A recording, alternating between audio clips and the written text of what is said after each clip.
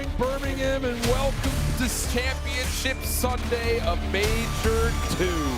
And we're not just going to crown one champion today at the main stage. We're going to crown two because why the hell not? We haven't been here in a while, so why not go ahead and jump the challengers on main stage? I'm Chip. With me, I've got Study, and we're ready to go. We're feeling amped. You got yourself not one, but 1.5 coffees this morning. You're ready to bounce. I think there may be a couple of cheeky lads who have a cheeky pint or two already in hand. Already? Couple, These guys are lined up. There's my guys. They're ready to go. Boy, I'll tell you. We got a fun one here. We got ROK Esports Major 1 champions on the main stage again. Looking to go back to back. They're playing up against Project Notorious, though, who, just as a small teaser, are going to be winning this crowd over. I think. Yeah, without question, man. You got some hometown heroes in Benjamin Beans and Afro who have been outstanding so far throughout the weekend. These guys formerly started off the season on that Cloud9 lineup. Didn't really work out, but ever since they entered down in the Challengers pit, they have been dominant from start to finish. They get second in the most recent Elite. All right, a couple matches you let go versus the Bush, but you instantly bounce back. You win the cup. You go right to the tournament, and you're already in the grand finals. Yep. P7 are prepared for this moment. Indeed the case, and this is, as you kind of saw through the highlight package, a reprisal of what the winners finals were. Went to map 5. A lot of energy between both these two teams, and there was a lot of conflicting energy in the crowd as well. But as P7 Notorious would immediately drop down to play the lower final, you could just see the determination, especially on Beans' face. He's like, I'm not losing to these guys. Smoked out the Stallions 3-0 to get their chance at redemption here on the main stage today. Overall, though, you look across the upper bracket, really kind of smooth sailing for both these two teams up until they played each other. Small moment, though, you kind of go back to the winner semis. ROK and FC Stallions went 5. But this ROK Esports team is getting the job done at Search, man, I'll tell you. Oh, yeah, and I feel like that's been the story of ROK Esports all season long. Game 5, they are the most comfortable they can ever be, man, because they have players who are not afraid to make plays. When you think about what the Saudi guys have done all throughout their careers, it's been through Search and Destroy. So you've got Daham, you've got Kicks, Daham X, and Rixel.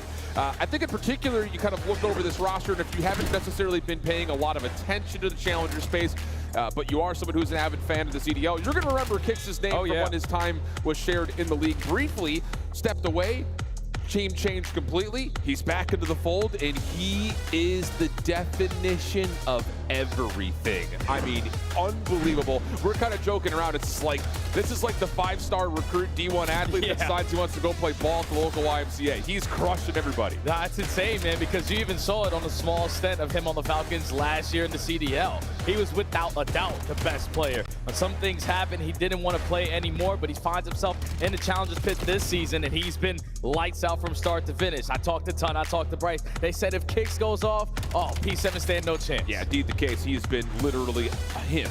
On the other side of things, though, for Daham and Domex, I will say Domex has been hitting some insane snipes, which is something you're going to need going up against P7 Notorious, and especially going up against Beans, who, when we first got snipers back, when we're talking about like seeing early clips from like Embassy, Search and Destroy, Beans was everything. Yeah. I mean, he's just got that extra little bit of pizzazz. So being able to go into a Search and Destroy and be able to really go 1-for-1 with Beans is absolutely key. It just, for me, comes down to a best of 7. You're obviously have a chance to play more Search and Destroys, but what is the Respawn going to be playing up against a very strong Respawn team in Project Notorious? I think it can go blow for blow, especially on the hardpoint games. We saw it yesterday in that winners finals. The overload was a smoke show. So that's one thing that you definitely got to put focus on if you are ROK, because P7 were on point. We obviously told you to line up Afro and Beans, the hometown heroes, alongside Dom and Con, and a very experienced player with Eric Boom in the mix. I feel like Boom had his CDL stint 2 years ago on that Miami lineup and really hasn't worked his way back on in, but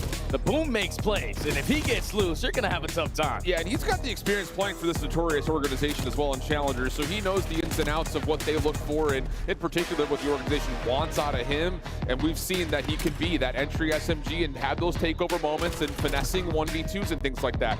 Interesting little side note here, this is actually the first Challengers Grand Finals that we've had in fully international representation, and there's not a single player from the United States on the grand stage.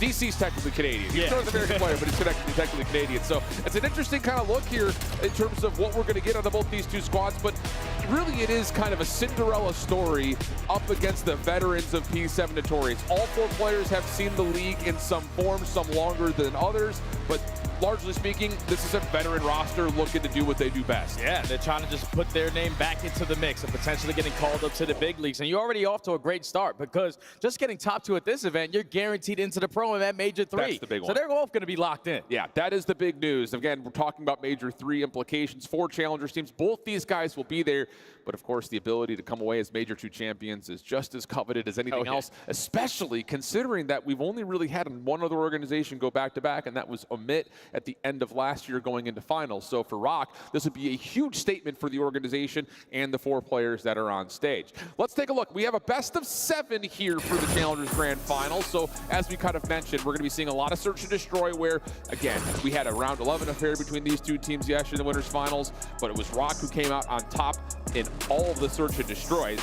And taking a look kind of over the map set overall here, Jay, it's an interesting one to get things started. A lot of pressure on the ARs early. Yeah, I think the maps are a little bit all over the place. We're actually going to start off with that Blackguard hardpoint, which was, in the winners finals, a 2-point difference. It came down to the most little mistakes, little opportunities that P7 were able to capitalize on it to close it out at the very end. The map number 2 is going to be the Raid Search and Destroy, where it goes all the way to around 11. But the overloads were the difference for P7 in the grand finals of the Elite, and they have to be the difference here in this grand finals here at Major 2. It's all about tempo, momentum early, for sure. That's always been the case, I think, especially considering the fact that we're on a grand stage here comparatively to playing inside the pit. Now, to be fair, the Challenger setup, if you haven't seen the pictures or watched the videos, it's been awesome. There have been a multitude of featured stations, and in particular, these guys did play on what the Bravo stream was for the CDL. So again, a little bit of elevation, but not the same lights, bells, whistles that we're going to be getting today. The crowd obviously going to be just as pumped as they were, and I know that, like, watching Bryson Tun last night, if you were watching the broadcast from home, you may not have been able to hear the crowd in location, but I'll tell you, watching from the front part of the stage, crowd was loud for the winners finals as well as for the losers finals. So they're used to a little bit of that energy, just gonna be a little bit different in this big space. Yeah, it's just something about, you know, UK events. The fans are lights out. Maybe a little bit because of the alcohol, maybe a couple brewskis, get these guys turned to a different level, but it's been an outstanding weekend so far, and I can't wait for Championship Sunday to be underway because this matchup is going to be insane. It's going to set the day off right. I mean, legitimately, based on what we've seen from this ROC team at Major 1, being able to take down Bush. But dominant, too. Dude, yeah, that was the big key about it. But then being able to follow it up with a solid online stage, they make it to the Elite Finals, come up short, but still looked reputable to be, at least plainly speaking about it, and then to be able to survive a Map 5 versus Stallions, to get through a Map 5 versus this Project Notorious team, it really does. It just, like, it feels like a Cinderella story coming to life here, because how often were we thinking back to the Falcons team from last year and being like, is this for real? It's for real, dog. It's for real. But hey, we're for real. We're ready to get things going. We're heading down to the main stage for Frankie to bring our teams out for our Challengers Grand Finals. Thank you so much, guys. Good morning, Birmingham. Are you ready for some challenges? How many of you were watching last night over in the challenges area?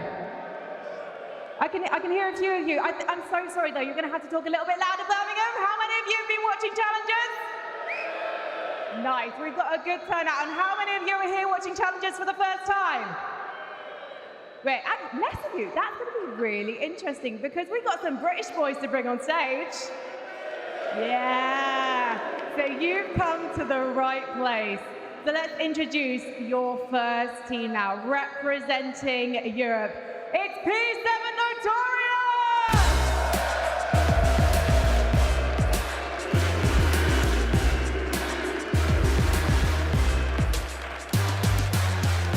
We've got Diamond Khan, Eric Boone, and representing the United Kingdom, we've got Afro, and we've got Boone! All right, boys, take your places, because this challenge is not going to be easy.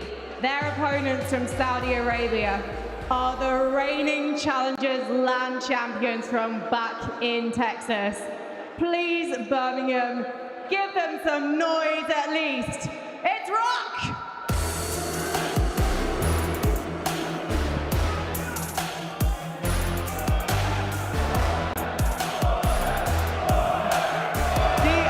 These boys are not afraid of a challenge. We've got the Halex, Red Zone, Kicks,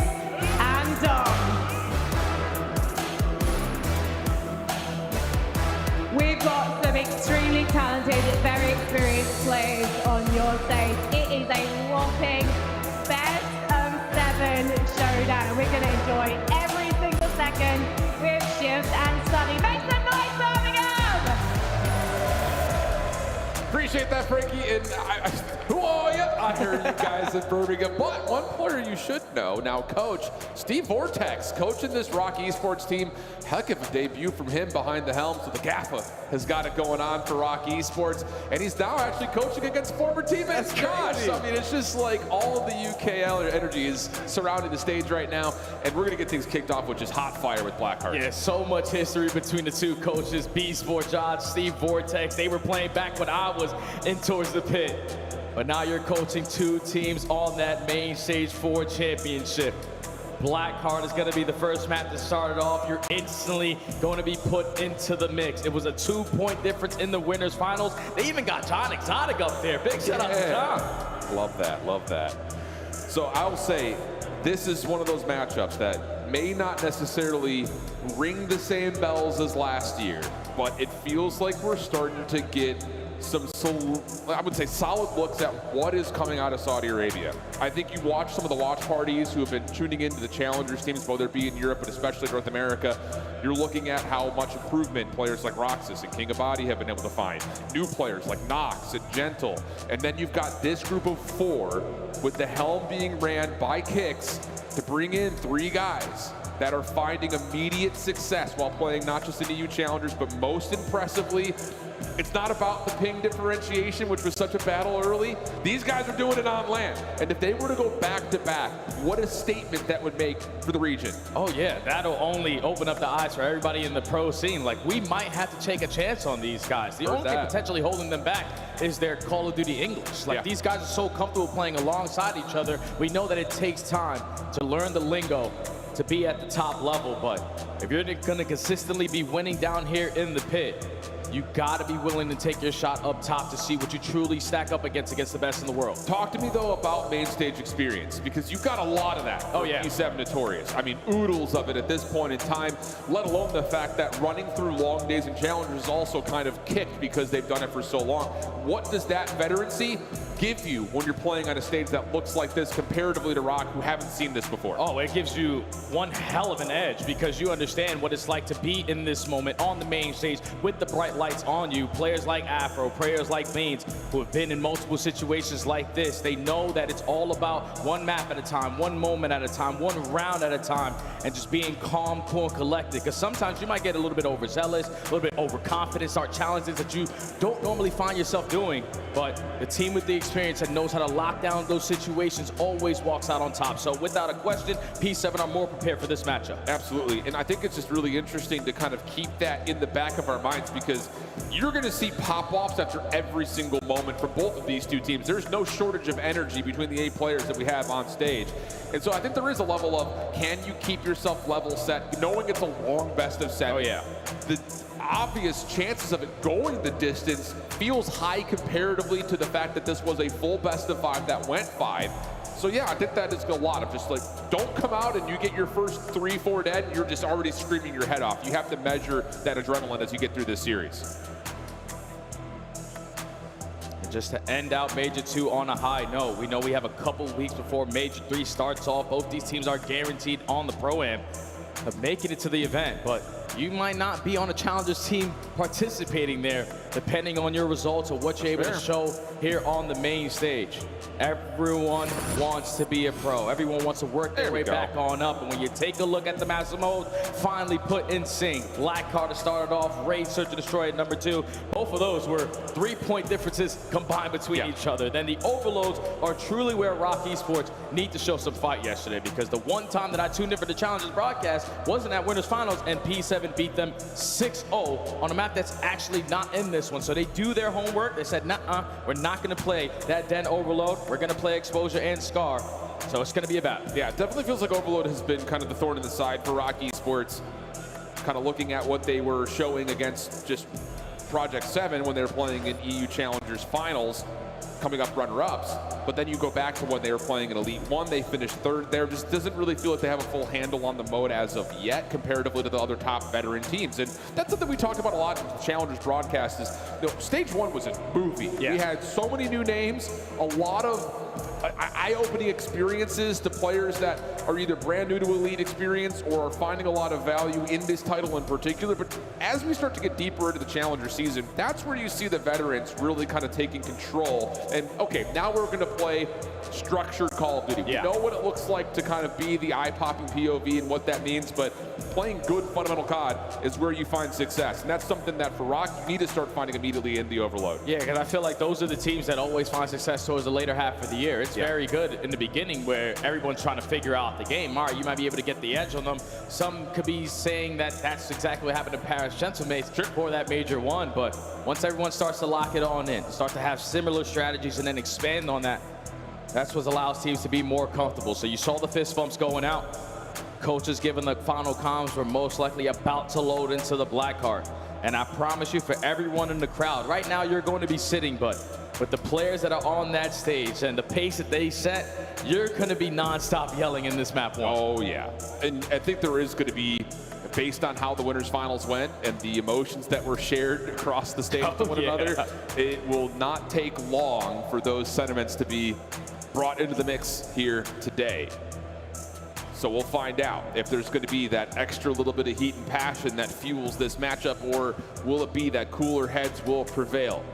Feels like it's only a matter of time. No more yapping, Birmingham. Let's get locked in. If you've got a pint, I want to see the bottom of that thing up to the sky right now. Let's get this energy going the right way. Blackheart Hardpoint, ready to get us kicked off fast and furiously with Rock Esports and Project Notorious, a rematch of the winners finals that had nothing but drama and nearly fisticuffs at certain levels. It was a 2-point game in that winners finals. You're desperately looking to make one slight change if you're either one of these teams to either make it easier to close it out. But Rock Esports, every time I think about their hardpoint game, it's usually through the ARs, but a Blackheart, everyone with the SMG's got to be mixed. And how about Kick starts us off with 3? So are we going to get a back-to-back repeat champion, or will the duo of the UK come out and find the extra favor for Project 7 Notorious? Let's get it on here with Rock kicking things off solidly. P7 on the P2 side of the map, trying to work their way over, and how about Dom able to find himself too, and that shuts down the secondary push for P7. Yeah, they're locking this down. They're not willing to flip those spawns instantly over towards the P2, but you keep on slaying your way on out. Those spawns are automatically going to flip. P7 not the start that you wanted to have. You're going to go for a 2-2 split here. 2 players for the wall run. Apple finds the opening kill. Bean tries to keep him alive, but at least for now, you're getting some kind of time off of P1. Yeah, and you're able to actually get a nice little moment here where you could potentially influence one of the spawns to be out, and that is indeed the case. So every battle a big one here from the front side of the second hard point. Eric on 3 in a row. DC finds his way into the hard point. Looking for a trade onto Rixold, who's kind of slipped the net here a little bit. Finds himself onto 3 in a row. Very healthy on top of that. And Rock Esports just kind of sneak their way over, re-break the hill, and they're in control. Yeah, I thought that was a mistake right there from Rock Esports by giving up those instant P2 spawns, but on your first attempt right back into the front door, you make it count because Rixold finds 3. Now all of P7 trying to work their way through that P4 area at windows, but you keep on getting cut down. You do have pressure though because you're winning gunfights through the front, so it's all on Kicks. Yeah, Kicks has his head in a swivel, able to find 1 pistol shot onto 1. Goodness gracious, are you joking? 4 in a row. Wins a flat-out battle against DC, who had an AR with the pistol, and he may not be done yet. Good read on the beans. That's 5 in a row. Almost good for 6, but the cleanup is there from Dom, and Rock Esports flawless on the second hill. Yeah, it's a big play out of Kicks. That second pistol kill allows your teammates to instantly spawn on the backside of P4 and then overwhelm the P7 player in towards the P2 HP. So a nice, comfortable 40-point lead. Trying to work off the rotation because P7 are fully set up. They're dropping like flies. You're not in the setup that you want to be in. You're very tight on the back end. Bought the front relatively open here. Eric Boom under some pressure, and that is just a flat-out 4-man break from the front with no real read from P7 Notorious. Coming out a little flat right now. an opportunity for Rock Esports to really just take control of this game early. Yeah, and Afro was the guy that I watched all throughout this weekend, consistently putting up high engagements in the respawns, but a 4-9, making 5-9 start. You need this guy to start to turn up, especially on a map like Blackheart, but still 25 seconds remaining for Rock Esports at the P3. They're blowing this game wide open. You need to cut your losses of your P7 and have a response at P4. You've got a 22-11 stat line between Kicks and Dom. That doesn't even include Rixel, who's in position to lock down the scrap time. He's one of those players that kind of reminds us of like a Metals on Miami. He's playing well. This Rock Esports team's hard to beat. And now you're up by 70. P7 banking on a great hold at the P4 Money Hill. Eric Boom gives you a double to start it off. But if you're a Rock with the leader's advantage, you know you can start to take your time on some of these routes. Dom X is going to fly on through side steps, only finds one, but your teammates are not going to be into play, so P7 hold for now. DC, good shutdown, at least on no one, but Dom able to find an opening to get Rock Esports on that long route around the back. Right into the hard point, shut down as Afro's able to find the elimination, and that will push off that Rock Esports hit and give P7 their first good moment of the map. Beautiful response here from P7 so far. 30 seconds uncontested, and you still got 30 left to go. All of Rock Esports kind of work around the back, and this can either really work out for you or be really bad, because now you apply the pressure, you're potentially going to give up some streaks. And you also have players like DC taking space on the opposite side of the map, so Rock Esports have 3 players over towards P2. P7 have an opportunity to change P4 to P5. Yeah, big moment to get P7 cooking a little bit here. Eric's going to carry a 5 spree into this break attempt around the back. Afro, first engagement is good. Beans another. There will be a transition moment here, though, as Rock Esports able to find a couple of kills. Is it enough for them to lock down the spawns, though? DC, last one left alive, and as Rock try to get their feet underneath them at P5, we'll take a listen in with the Saudi Arabians here on P5.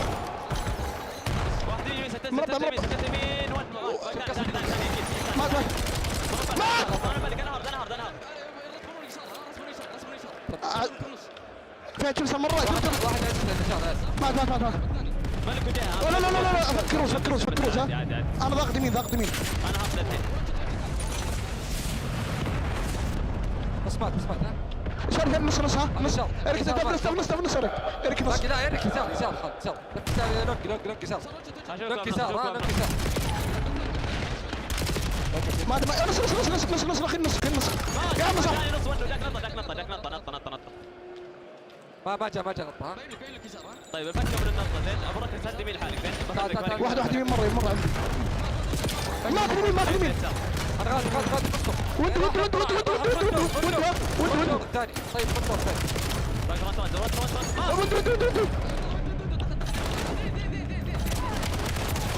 الثاني ويكاد واحد ايوه عندك واحد يمين واحد تبلوته ها واحد يقدر ينط عادي ها قربني بلعب دبل انت انا واحد يكتم جاني لاك دبل انت مات عندي واحد مات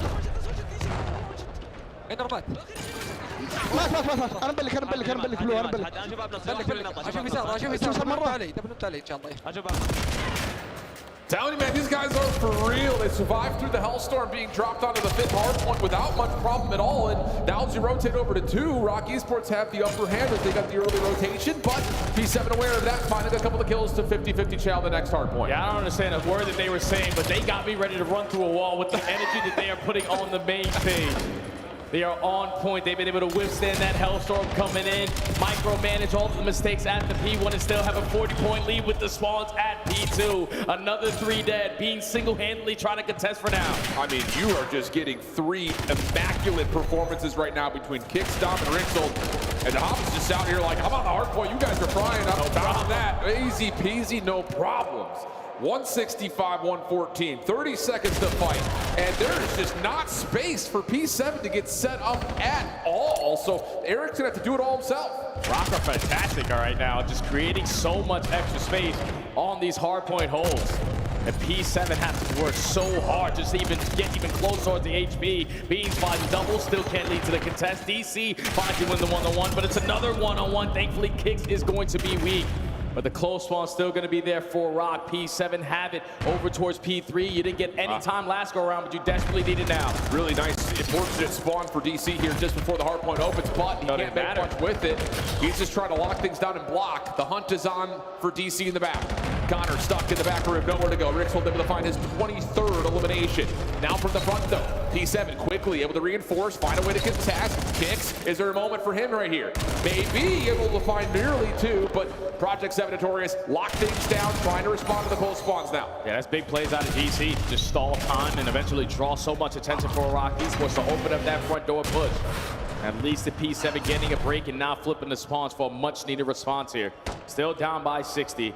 Tom gonna give it one more chance at potentially a contest. He finds the opening fight, can't get the trade on the beans, but you still got the leader's advantage. We're still gonna contest for the final 15. Even though the spawns flip, we're still up by 60. Yeah, you have to have this hill right now if you're P7 Notorious. Kicks the first one to challenge. Big shots onto Afro. Now we're jumping up the wall. Dom's able to find his one.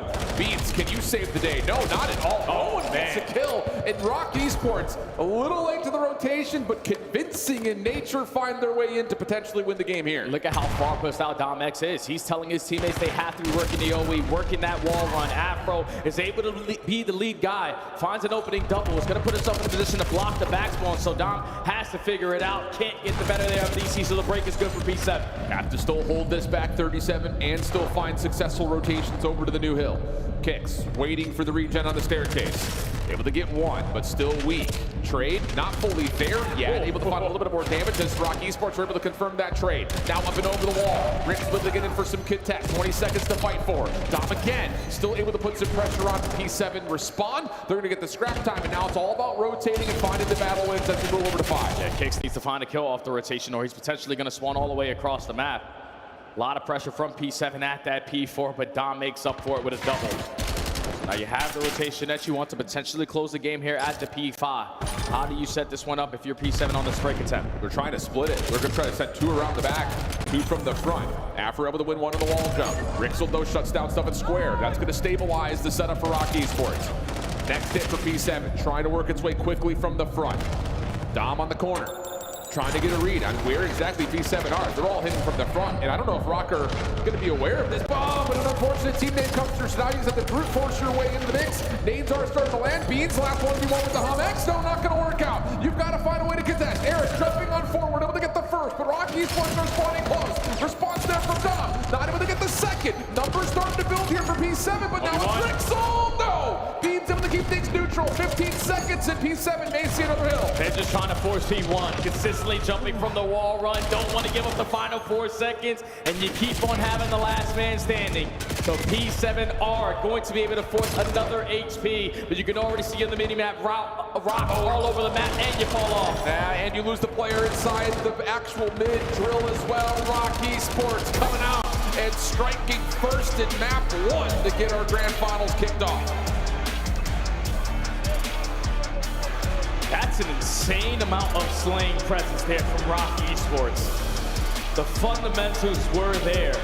And you're expecting P7 when they're early off the rotation to be locking down these setups, but your setups on the first attempt for ROC are instantly getting broken in. We're dying off the rotation, we're flipping at the wrong time, and that's when ROC were able to capitalize on so many big time holds for initial time on some of these money hills.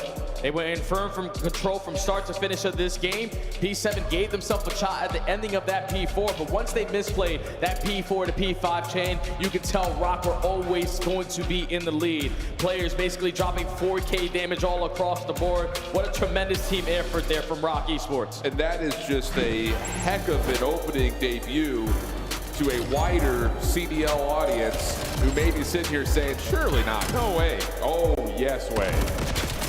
And I think it's just, for us, and I'm sure, Bryce and Ton kind of walking back over this, it's refreshing to not just see this team do what they've been doing online in a lot of regard in the Elite, but to come out, obviously win Major 1, but then get onto this type of stage, and you're wondering who is going to show up. And I think all eyes would initially point to Kicks, but for a player like Rixel to come through, who, not to point a finger, but if there's a weakness, it usually relies in what he gives you in the respawns.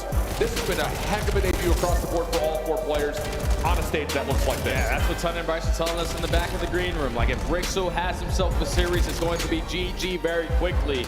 And with the SMG presence he was setting alongside Dom, they were creating so much space and forcing P7 to be uncomfortable, while Kicks and Dom X just locking down the hard point time. So feeling fantastic after the map number 1. It was a 2-point difference in that winners finals. You make those adjustments and you walk away with a way more dominant victory there. And now Rage Search to Destroy, where P7 in my mind desperately need this map. I think so. I mean, you're also, if you're P7 Notorious, you're looking at the overloads as you have an advantage there as well. At least just based on what we've seen from both teams throughout either it be in the elite stage, especially for P7 Notorious, who, again, they came out of their group flawless. It looked insane. Dropped out of the winners bracket early, surprisingly. Had to make a long lower bracket run in North America to get back to the grand finals. Made a bit of a show of it, but that's just a long run. And we had never seen that before. A team that goes from losers bracket round 1 all the way back to the grand finals. But it is one of those things that you look at a best of 7, you don't want to start down 0-2. Yeah. Because then you're starting to build towards if we can actually catch momentum on overload, and you start to second guess and you get in your head. Yeah, but the good thing is, the experience, this is where that's going to play a part. You know that, like you said, it's a best of 7. It's not going to be done until someone gets 4. So falling short on the map number 1, we're in as hot as we wanted to be. Not prepared for the Blackheart aggressiveness, but Rage Search and Destroy, everything is going to slow down. We see it so many times, especially in that elite grand final versus Bush. P7 love to take a lot of risks. Like, you see the way that Afro likes to play. He loves to take so much space alongside Eric Boom. When they have success, the game is super easy for them, but they're either getting blooded or getting the first blood. It needs to be going your way instead of the opposite. And it's not even just off of the aggression that could be happening from the sub battle. Like we were talking about in the frame up, snipe versus snipe. Expect to see that possibly play a major impact as well, because for Beans, you know what you're going to get. But if you are not familiar with what Dom-X has brought to the table, he had popped off yesterday and had a couple of snipes in the winners finals. I was just like, dude, what are we talking about? Looked absolutely insane. So it does feel like, to a certain regard, you know, you can kind of see it during the walkout. Beans is like on the stage, like getting all these cheers from the crowd. It's just like, whoa, this feels a little different. But you got to be able to produce that energy. And so far, it's been all controlled by what ROK Esports has done. Got to show out in front of the hometown team. What a hometown crowd if you are Beans and Afro. A slow start to the series, but you can instantly bounce back with an S&D victory here. Beans' sniper needs to be felt. You know what he does on the map. He's not afraid to put himself in very aggressive angles to take those first couple of shots because of the confidence that is within him whenever he's walking around with the snipe. And when he's playing like that, it only opens up lanes for Afro and Eric Boom. So Beans, X Factor, no doubt. Dom-X on the other side needs to shut him down. I hear that. So we'll see what we get here for the Rage Search and Destroy. A repeat from when these two teams had played. It was tight. Round 11. Yep. Last I checked, it doesn't get much closer than that. But what a story, man. I mean, while we have the time. Never mind, we don't have the time. No more time. Instantly into the map, pal. Sitting here waiting for that little lock-in. And we're good to go. So who's able to control the narrative from the get-go here? Because off the rip, on the Blackheart hardpoint, it was all ROK Esports. They do that again, I think you start to feel a little bit of panic on the P7 Notorious side. Just don't allow them to take the map away from you. Force you to be uncomfortable and basically play ISO ball on one side of the map. Got to be able to spread, play for your information. Don't allow these SMGs to break you down, but into round 1 we go. P7 on the attack. Having to feel out just to see what ROK are going to throw at them. Afro just a little shoulder. Was able to at least respond and read that there was a snipe that came through mid-zig wall. Eric checking over towards pillars. And instead is able to find Kicks, who's pushed up a little bit too far. So first blood confirmed. P7 Notorious now playing with their numbers, but Rixel, the quick response through Tiki, has things at a bit of a pause. And whoa, hey there. Dom able to run right through, find another follow-up kill, and now it's numbers to ROK. Don't have the information that the bomb is going to be down, though, so Afro and Beans trying to clutch on up here. Every single player from ROK is scouting for some information. Dom-X cannot commit on this gunfight. Well, they're trying to isolate him, though. This is a nice over-the-top nade. Doesn't land. Doesn't look like it. Afro is still playing over towards the front side at Kitchen. Up and over, Beans sees the shoulder. There's the chow from Afro. They get the isolation that they want, but now time's becoming an issue here with 20 seconds in the 2v2. Got to recover the bomb and get it down. Time is still ticking. You're going to use the smoke grenade to retrieve the OBJ, but Rixel is able to find his second on the round. Now it's a 1v2 for Afro. He is in a position to get the bomb down and get out. Rock will be aware that, nope, not at B. Afro sets himself up towards Laundry. And for Rock Esports, you would assume that there would be an opportunity to double up and just try to brute force him out, especially considering that Afro has the sub. 15 seconds already gone, and they still have yet to spot him. This is taking a lot of time. Now here comes the commitment for the retake. Rixel playing on top of the bomb. Dom trying to guard. He's cleared Laundry. Afro, there's the read, gets the first. Hopping off from the defuse is Rixel. That shoulder's all Afro needs. He's gonna punch up the 1v2 just based on the clock. A little nervy for Rock Esports, punished by Afro. Yeah, Afro, big time plays, man. 1v2 clutch. You know your team needed a moment to potentially stand on, to give you some momentum in this series, and a 1v2 clutch starts it off right. Rock Esports put themselves in the early man advantage. It came down to 20 seconds with the bomb down on your side of the map, but somehow you turn it into a 2v2, able to get out of dodge, and then waste so much time there on that retake. And that's only due to the fact that they were playing against Afro. This guy's an SMG player. He likes to hit routes, and he can potentially catch us off guard, but you take so much time and didn't clear out towards Laundry, and it works out there for Afro for round one. Rixel will still hold the 3 spree, though, after round 1 for Rock Esports. Domex just kind of watching a pixel peek over towards the outside portion of Laundry. Kick still holding into Rocks at mid. Afro and Eric, that's that duo that you're looking for. Shot for Domex, sent in towards Kitchen. That has Notorious scrambling and getting out of the way. They do have mid-map control. You potentially get this bomb down over towards A, but you have given up that presence at that B site. P7 have taken water steps and kicks. You better choose the right time to stand up. Yeah. Oh, he's able to find DC. Meanwhile, that double hit through stairs is now making its way all the way around towards Garage. And Rixel is in a decent spot, but just overwhelmed from the burst play that comes through. Bomb plant behind this though, 3v3, Dom in some trouble. Beans decides to bail and join his teammates through mid. 15 seconds already gone. Kicks gets a lot of information. They're all attacking through mid pillars. He's able to find one, 2v2. Beans was close towards the bomb, but not going to commit for the defuse. Smoke will dissipate. Beans able to find a rifle, turn that into 1. Dom able to shut down the first, looking for the 1v2. Up and over, back into Laundry. Oh, but Eric's right there to meet him. Good read there for P7 Notorious. Another 1v1 clutch comes through, and that's going to be a 2-0 edge.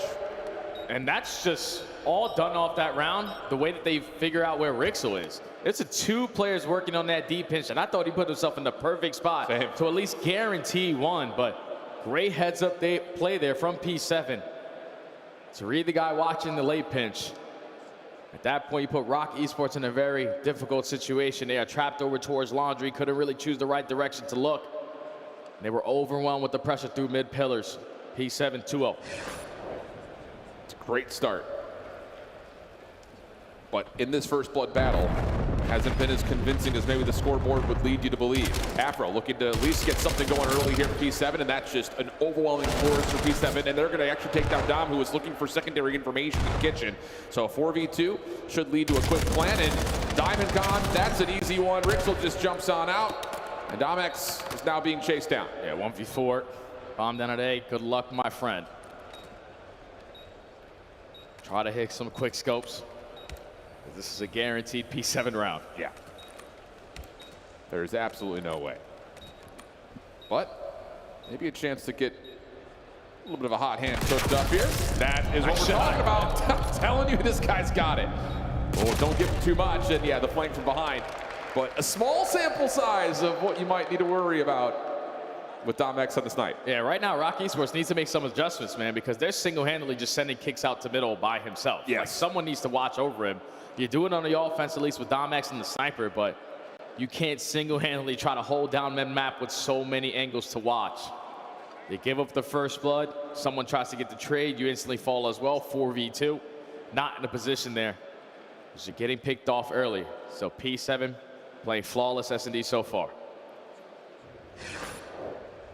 That was by far their cleanest round, though. Yeah. So, does feel like for Rock Esports, time to make an adjustment. Trophy system down, looking for some aggression. Domex looking for that opening peek through kitchen. And it's just a little bit of a push through as, yeah, you've got a read here for P7 Notorious. They've got 3 defenders in place towards B. Dom's still going to commit for the plant. Eric cannot fully see him, but can you get him on the exit? Beans catches 1 deep. Dom has no exit. And a 4v2 early has Rixel sweating, but he's able to find the first. Smoke down though, so you can't see it from low bedroom. Someone eventually has to peek the bomb because P7 have the numbers. You could potentially be thinking about the objective, but they're actually playing it perfect. Bro trying to push forward, taking some damage. Pistol out, Rixel to find himself a second, but Beans able to find the counter snipe. Now it's just down to can Domex play off the clock. 1v2 situation. Beans able to find at least an angle, but not able to connect. It's DC top bedroom to finish things off, and it's P7 Notorious still flawless 4-0 up. It's just so easy when you're gathering information 5-10 seconds into the round. Rock Esports, they try to take mid-map away with the sniper watching over to get towards water steps, to get over towards the B site. But as soon as he gives up the angle, Eric Boom crosses towards money. Now Beans finds that opening kill. Eric Boom in a position to get the bomb planter. You're put into a 4v2 immediately as soon as that goes down. So in a man down to get all 4 players when they know you're going to be over towards bedroom, P7 just need to calculate their pushes. And they trade out effectively, and they're now up 4-0. Yeah, Rock Esports is going to need something besides the kicks push into middle to give them some versatility, because right now it has been pretty one-dimensional. Yeah. And that pivot point, if it's not there, it does feel like it's just 4-man hits, at least based on that last example. Kicks once again, though, playing in towards mid, not playing as far forward, but Beans, I believe, did just see Dom pushing through onto the A site, and that's enough for P7 Notorious to say, let's try to feel up the other parts of the map first before we commit to gunfights. Let's just back up and wait potentially for them to run right into us, because Kicks, again, taking so much space single-handedly by himself. Throws a shoulder there for your Afro, you gather more information. So now you know there's pressure up mid, there's pressure towards ring, we gotta go B. Go B, yep. And they're going to be very worried about That's a Dolphin playing topside towards Tiki. Rixel, of course, sees Afro splashing into the pool. Oh, but a nice shoulder from Eric. Doesn't get punished, though, as Rixel! Oh my goodness, almost in line 2. But the trade is out, and now the flank is on. Being watched by Beans, no scope this time, just the AR, and he gets beat by Dom. So now a chance for Rock to get on the board 3v2. 30 seconds left to go. Both players from P7 looking for one-on-one gunfights, but a great re-pinch there from DC. You spot it if you are Kicks. Now all you want to do is play your life. I guess he doesn't see him, 2v2. You know that someone else is still playing deep. Afro, it's a big gunfight on the Dom. Just down to Domex. Playing over towards cutout and repositioning. 13 seconds on the clock. Pressure on if they can get the plan off, but DC catches him at mid. The 2v3 comes through for P7 Notorious. So many clutches. Rock Esports, you gotta be alongside each other in these man-up advantages, because there's no way 2 players from P7 force one-on-one gunfights across the map. You're throwing away a bunch of these rounds. You started off this game in a 3v2 loss, and now you're losing this one to be down 5-0. Yeah. Getting outclassed right now by P7 and S&D. A 1v2, a 1v1, a 2v3. P7 just doing the dirty work in the mid-round. And what a statement in response this would be for P7 Notorious.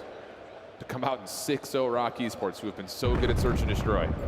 And they just cannot find anything at all. Double push on the way. Talked about it. Eric Boom and Afro working together, but Domex shuts that down. First blood comes by way of the scope, and Rock Esports in the 4v3. On the 4v3, you already have presence on the backside of Laundry. Let's not waste any time on getting this objective down. Make them come to us. So Rixel's just gonna put it down at A. Domex finds another one with the snipe on the flank. 4v2. This should be a lockup round. Should be. Chance to watch some more magic out of Domex's snipe. Pistol, that will work. Finds DC. Now has a rifle to play with. Knows that he's got Afro nearby, but no ace confirmed here. Rock Esports still on the board, though. Yeah, you finally get one on the board there. Domex with the first blow to Eric Boom, being the aggressor through mid-zig. Head on a swivel. You know that pinch is open. You line up that shot onto Beans, and then 4v2, you get the bomb down. An easy post-plant victory there for Rock to finally get on the board. Starting to communicate between each other. Mid-round adjustments starting to come on in, and I think the biggest one on their defense is let's just take mid together as a unit, not send Kicks by himself. Need something else besides that, at least. Something else. And honestly, if you were going to play that same kind of aggression, you're not really giving Domex a chance to get first blood by way of snipe, so why not just try to rely onto that? Stun comes through, Kicks pushes forward. Some spray happens through Zig, but that's about it. Kicks is resilient, I'll tell you that much. Persistent. Guys roaring with confidence. Mid-map is his. He's not willing to give it up for free. Hitting a couple wall bangs with the M15 just to put them at bay. And that's been 30 seconds gone, and Bean's taking space over at Laundry. The play's going to be at A. A little contact defense back here, but What the hell? Yeah, you got to win that one, or at least get some and Bean's able to find 2. And now all of a sudden, Rock Esports find themselves scrambling. You know that Kicks is playing at mid, so your flank has to be hard scoped and watched by DC, and everyone else at Laundry's feeling safe. This is looking like a lockup. Yeah, this should be a 6-1 victory for P7. 2 players prepare for the engagement on the backside of Laundry. Both players from Rock and a rally for their chance here. Stun comes through though, does connect. Afro up and over, no problem. Plus the turnover to Kicks, who was able to find 2, but nothing more. P7 victorious. A little slow at the gate on Blackheart. No pause here though on the raid surge. Take care of business, we're tied at 1. So many clutches, so many icy moments throughout this game. And it was Afro to start it off, and then everyone else giving their 25%. Rock Esports just didn't really have a good team aspect there on the raid search to destroy. I need to see more team pushes and better situations where we have the man up, but we're just playing 2 spread. P7 with the experience understood what your setup was looking like by the positionings that you were in the gunfights they found themselves in. So they just picked you apart, worked around the map, and just manipulated the game the way that they wanted to. A tied series very quickly. That felt like a search and destroy that was won last night. Yeah. You know, as you're sitting in the hotel room watching back the 11 rounds that you played, what was causing us issues if you're P7 Notorious? Seems like you kind of figured it out there. Stay away from Dominic's snipe. Don't give him a chance. Know that you're going to get isolation onto Kicks. That worked out nicely. So, even with the opening first bloods that Rock Esports were enjoying, not in the closeout rounds, thanks to the mid-rounding calls from P7 Notorious, has them, like mentioned, tied up in a 1-1 count. You start to look now over towards the exposure overload, and that has been the weak point based on the kind of the sample size that we've gotten out of Rock Esports. They got blown out in the net overload. They vetoed that one out. That's your winner's bracket advantage, but you still need to show us something on the overload, no matter what the map is, compared to what we saw yesterday. Oh, well, it definitely should, right? Because yesterday it got smoked. Yesterday it was also a 6-5 raid search to destroy. Today it's got to be a different overload. They had to have been doing some homework on the back end. We'll find out. We're going to head over to our first break here, this best of 7 Challengers Grand Finals here at Birmingham for Major 2. A lot on the line. Both teams will be at the Pro-Am for Major 3, but a chance for Rock Esports to go back-to-back would be special. We'll be back with the Exposure Overload right after this. COD Champs tickets are on sale now. Come see the best teams lock in for this season's grand finale in fabulous Las Vegas. All 4-day passes come with early venue access. Head to FazeVegas.com or scan the QR code to get your tickets now. Look like the pros to play like the pros. The CDL team skins are available now. Scan the QR code or check out the in-game store now. Scuf, official controller of the CDL.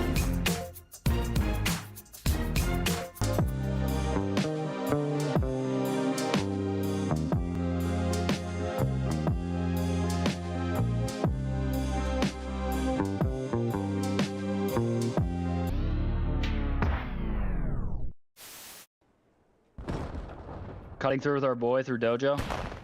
What a rotate. What a rotate. Oh my god. Take notes, everybody. Behind.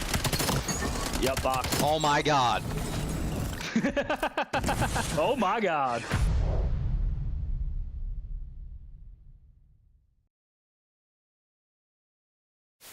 Shot time. One shot. You went front time. Time. Front one shot. What? Oh. That looked like horse manure. 2 on time. Real's 9 and 21. Oh my god. We're getting a top 5 play early today. Massive moment. Oh my god. Close to their own, but This is over. This is over. Oh! He's destroying the Holy he's still going. boy in the blender. He's still going. 2, 3. Is anyone gonna shoot him? This is over. Oh,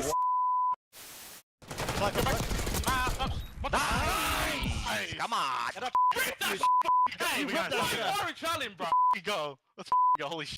Oh, he's got clutch up there.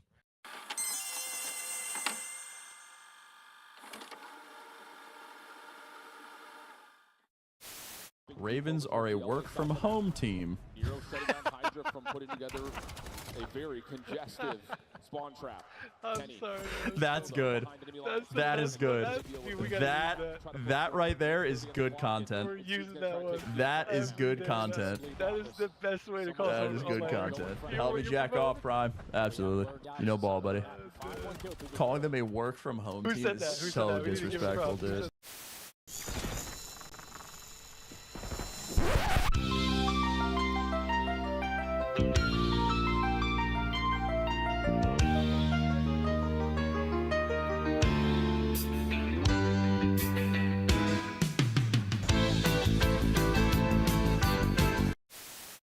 Here come the thieves. They cannot allow this to slip now.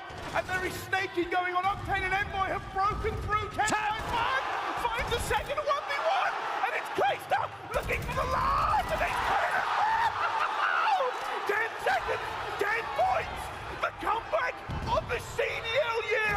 Can they do it? The thieves are moving. But they are moving into the kill feed. And Legion have just made the greatest comeback in Hardpoint you will ever see.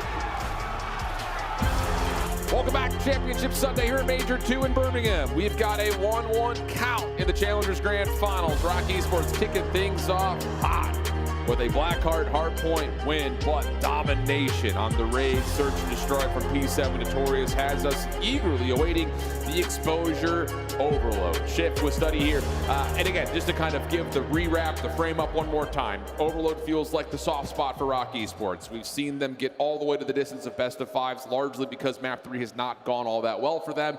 They get rid of the den. That was part of the winners finals between these two teams yesterday, but we need to see improvements, no matter what the map is, at a best of 7. Oh yeah, but they need to just show instantly their slaying prowess that they had in map number 1. That is going to be the biggest difference maker in Overload, because we just casted P7 Notorious in the grand finals of the Elite, and they lost both versus a team who were not successful in Overload at all. So without a doubt, if you're P7 looking to take this Overload, I'm looking at the SMGs to really get going. Eric Boom and Afro, they didn't have the best Blackheart HP, but they had a great response there on the Search and Destroy. When your SMGs are able to be those lead blockers, to be those guys finding those opening kills, creating those lanes for the EMP carrier to eventually lead to a score, that's when the game is truly gonna feel like what you want it to be. So Afro, Eric Boom, gotta be those guys to just get lost and make plays. Yeah, I like that call in terms of who you spotlight. On the other side here, again, we've seen the ability for Kicks to just flat out take over, man. He's just been unguardable.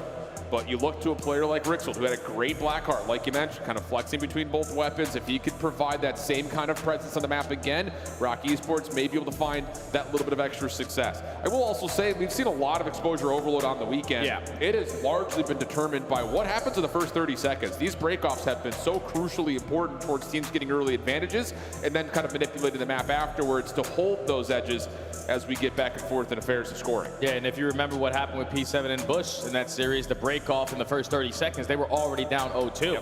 So you cannot have that. You need to slay your way around the middle of the map. And if you're losing those early gunfights, value your life to be that guy that only needs one kill to stop the push.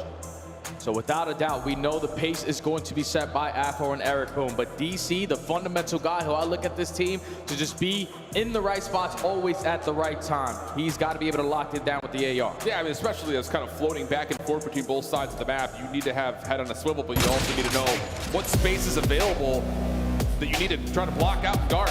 Okay. It's all about macro gameplay, it feels like, in a lot of ways here for this exposure overload.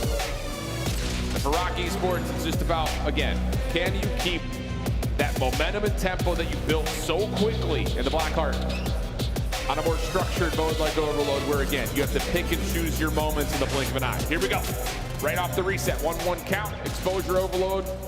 Who's got the edge early? And also, who's going to have the better teamwork here? Rixel already finding an opening frag over the top, but a lot of the presence from P7 through low dirt. You go 2-2 splits to the battle for mid-map. Traded out though, Domex able to find one. DC, this is what we're talking about. Can he fill that gap? Able to find the first clean lead, but doesn't find the double. Afro keeps mid-map contested. Nice shots over the top as Afro finds 2. And now it's just down to finding one more before possibly just grabbing and going, and almost able to connect onto its top ring was Afro, but that gets shut down and we'll stay in this battle for mid. Yeah, with P7 at least for now. Feeling a lot more comfortable around that mid-map pressure because you still have presence over towards ring, and you're also finding kills in sync. The 2v2 battle, DC trying to create that lane. Potentially an opening score. Great shots there onto Dom-Ex, and now you have Beans on the opposite side looking for one-on-one gunfight. If he's able to win it, you can pull the EMP on that way, but the gunfight is taking so damn long. Beans eventually finds it, but 2 players fall. I mean, this has all been 1v1s all over the map. There's one at mid, there's one up top, one down low. It just feels like everyone's looking for one lane to push, and no one's able to create the space, maybe until Afro could possibly find 2. Hold on a second here, though. Kick's trying to grab and find a prop to score, but here's the spawn to Rock all the way down towards A. Beans blocking, trying to look for something on return. Eric stunned for a moment, but was able to get through the threshold and find the opening score. Yeah, Beans has been there for so long at that point. He was just waiting for his teammates to find somewhat success around that mid-map area because he is hard blocking, forcing all of Rock to spawn at A. So P7 get on the board first, and now already into the gunfights to potentially get score number 2. Afro finds 2 in a row, trying to locate number 3, but Beans cleans him up. So you have the EMP in your possession, got to finesse a little bit. Afro knows that there was another player nearby, but DC's able to find Dom. But Beans showing a rotation to A, but needs help from his team. They're trying to rewrap back over through mid, and now a chance to set themselves up for a potential other B score. Afro on 3 in a row. The first one blocking. Pistol shots able to get some damage in, but Dom-Ex is low, not low enough though. He's able to shut down the B carrier, and Rock will hold. Oh, they traded there. It's got to suck if you are Beans, but stop there for Rock Esports at the goal line. Now puts them on the attack. DC gives the information. So many players crossing through mid-tank, and he wins a one-on-one gunfight. Now all you need your teammates is to participate in some of these engagements. Afro gives you kill number 2. One player from Kicks is all the way out of the play. You just got to go forward. But Beans looking for the trade, able to get 1. Problem is, Rock Esports did spawn up towards B, so the defense once again able to hold. A little bit of a sloppy moment there for P7 Notorious. Had the ability to set themselves up, but rushed the F here just a touch. And we're going to go to the 2-minute mark here in the first half. Rock Esports not elected to grab the EMP though, so he'll reset back over to tank. Yeah, and they have 2 players around that mid-map area. You need gunfights to go your way. DC wins another big one-on-one. Now the only one here is going to be Kicks, but 1 gunfight is all you need to slow down the push. If you get 1 extra, even better. But now on the opposite side, players coming off the respawn. Beans, your lead blocker over towards A. This is looking like a gap. Yeah, Dom-Ex falling at mid is critical. Beans able to find one more up top of the platform. Big shot. Going to get 2, and that's going to lead to a second score for P7 Notorious. And they've got the bottom side of the map locked down for the next spawn point. This could be a quick exchange for a possible relay. They got them trapped, man. Already 2 dead in the feed. You got 1 player in Dom-Ex just trying to keep it alive from top window, but now you're the only player from Rock Esports trying to hold down mid-map. Thankfully, he gives you 1 at the right time. 1 minute and 20 left to go on the Gamecock, but P7, they are finding the kills when they need to, and you already have Eric Boom taking a lot of space to ring. Needs to find the information on the player top ring, and that's it. Now knows that Rixel is up top. EMP rotating around the pivot man of Eric Boom. Able to catch 1 with a nade out, but just gets a little bit caught right there. And then Dom-Ex able to shut down the EMP carrier. DC trying to get it done himself, but too many members to deal with, leaving Beans just to try to play a little bit of cleanup. Finds the first. Knows he's got a second one nearby, and lots of damage out, but Dom-Ex able to find the win, and Rock Esports can reset. And this is where you need to push up towards B. You already found 2 kills, but we're playing it super patient, and no one retrieves the EMP. So now you're on the wrong side of the map. We got to work all the way towards dirt. 40 seconds remaining. Eric Boom trying to work on a pinch route. You know that all of Rock have to be over towards the lower side, and you're hoping your teammates install time for you to get into play. They try to, and that doesn't lead to anything. Rock finally get 1 on the board. Yeah, finally. I mean, again, it just looked like it was getting a little bit too cute for a moment there for Rock Esports, but they punished. EMP gonna go back over to mid. Rock Esports have a full hold on the middle of the map. Dom-Ex just gonna grab and see if he can try to run this thing, and he very well may be able to if a kill comes through, but instead it's Eric Boom from behind that stops the play. 8 seconds. Rixel thinking about it, but he is caught between a rock and a hard place. It's going to be P7 Notorious able to collect the EMP before it resets for a chance at overtime here in the first half. Lead blocker already falls though at this 8 point, so now you're looking at Beans to hit the route over towards that B side, or you're just going to commit over towards A. 1 player's got a pistol, 1's got a Dravnik. Afro needs to try to clutch on up, but you fly on with the wall bounce, and you get the stop at the goal line. P7, without a doubt, on that opening half, we're controlling a lot more of the map. A couple missed opportunities there, only give them a 1-score lead, but Rock, on the one attempt that they finally got the EMP past that 50-yard line, they get the score. You just can't consistently be in your spawn trying to win an overload. Yeah, absolutely the case. And it just felt like as soon as they started to lose control over mid, again, panic started to set in a little bit. You're forced a lot of 1v1 gold. Really, it wasn't even 1v1s, it was like 1v2 gunfights.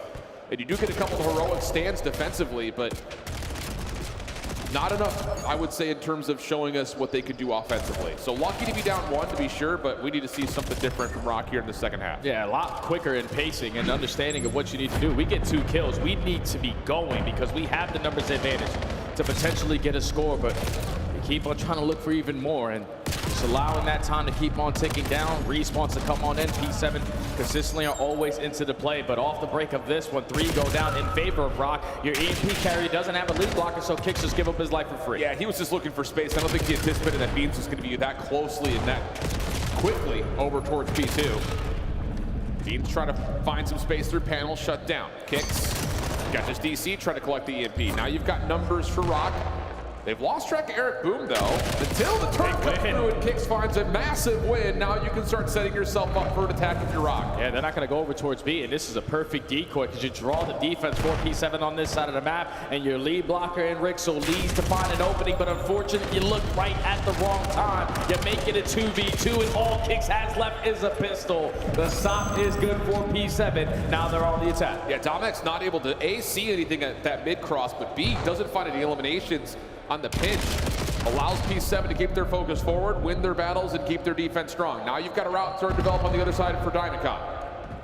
Rock Esports try to chase him. It looks like Kicks is aware of this potential play, but he's just sneaking in the smallest bush you've ever seen, and now DC, the lead blocker, looking for kills, not quite able to. Being stunned up, naded, nowhere to go after the last one left, gets himself to 5 in a row. The pistol whip not gonna work, and Rock can recontrol. You see the time of possession is heavily favored in favor of P7, but doesn't even matter when you're only down by 1. You just need one opportunity if you are Rock, and EMP in your possession, but you are in your spawn, so you gotta make calculated plays here. Eric Boom already taking a lot of space through low window. He's trying to find an opening, but Rock's bottom.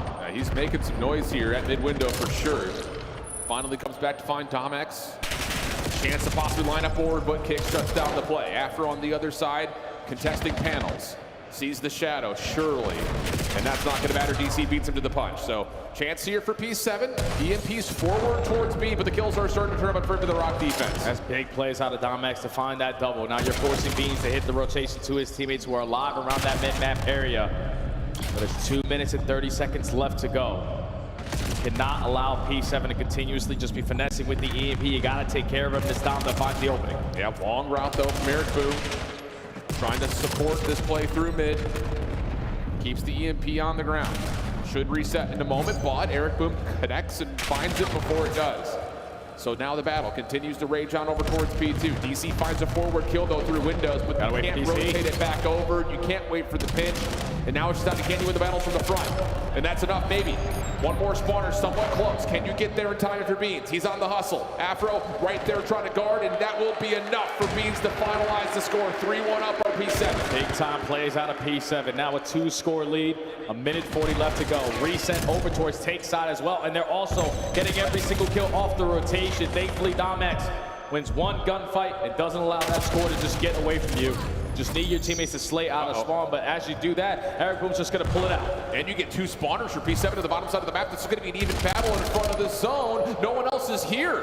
Rock Esports are on the rotation on the long route. The kills come through, and P7's gonna get a freebie. And you still get the EMP down here, so the route from Kicks is essentially moot. Not much you can do from it. Eric is still causing problems here in the A zone. They are just controlling the game, the pace of how this is going to be played, and just putting Rock Esports in so many uncomfortable situations. They get 3 dead over towards Tank. You're not expecting the last guy to just retrieve the EMP, but the comms are coming in. We're getting low notice cards. No need to waste any time on those fights. Let's wrap it back for potentially another score. Oh, man. So up by 3. Rock have literally 20 seconds to get one on the board, or this map's done. Yeah. Feels like it's pretty much all but over at this point in time. Rock Esports just could not put together more than 2 offensive looks.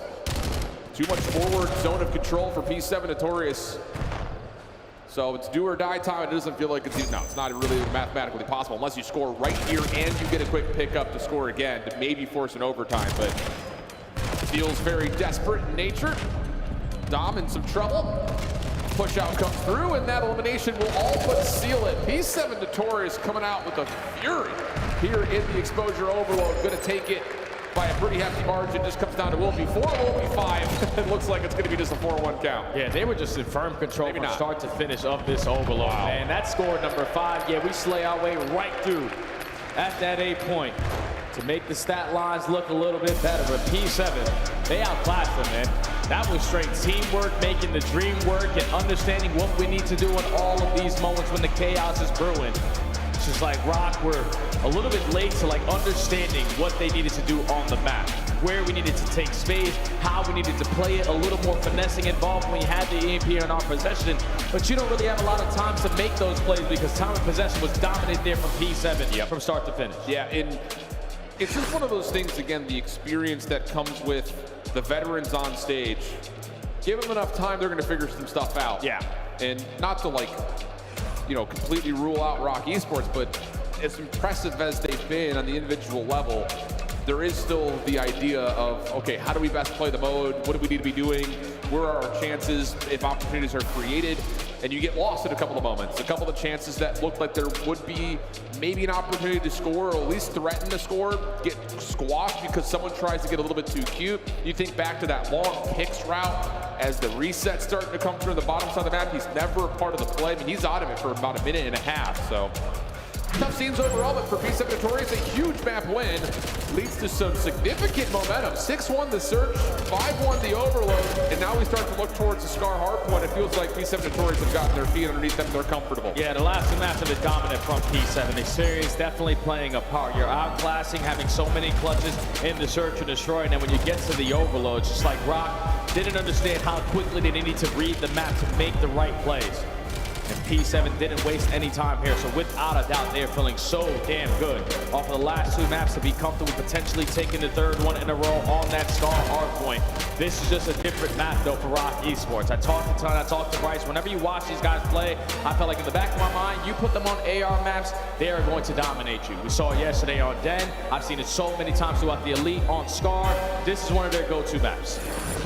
So the frame up now comes down to not necessarily do or die for Rock Esports. The Colossus search would be an interesting one, to be sure.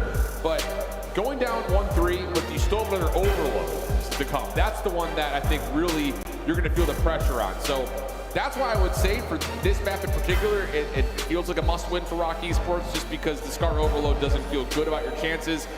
So win this one, you have to come out, win the Colossus Search, then hope you do it in 7. Seems like kind of the idea. Oh, that's what these guys have been doing all season long. Now they go to a game 5, they basically don't lose it. They'd love to see series go all the way the distance, but in order to get there, you got to win some of the maps in the middle, and this one is desperately needed for them because, like you said, you still got an overload you got to think about, and it's not like P7 have yet to waken up. They have dominated these last 2 maps, man. You need to start right here, right now, getting yourself back into it. And getting onto a more 4AR setup type of map. Exactly, again, I keep the focus back over to Rixel again, just kind of on the weaker side of things. But if you want to speak more positive storyline, this is where Kix could be the spark plug for this team. He has been unbelievable. The moments that we saw last year at the beginning of the year with that Falcons roster has shown up in a major way. He has been kicking people around in challengers, whether it be in the elites in EU, but I think in particular, you go back and if you were to watch any of the footage from Major 1, he is just everything, man. He's got a special POV. And we got a slight glimpse of him last year in the CDL. He was, without a doubt, the best one that passed the eye test on that Falcons original lineup. And now he's sitting here on Rock Esports still putting on a show.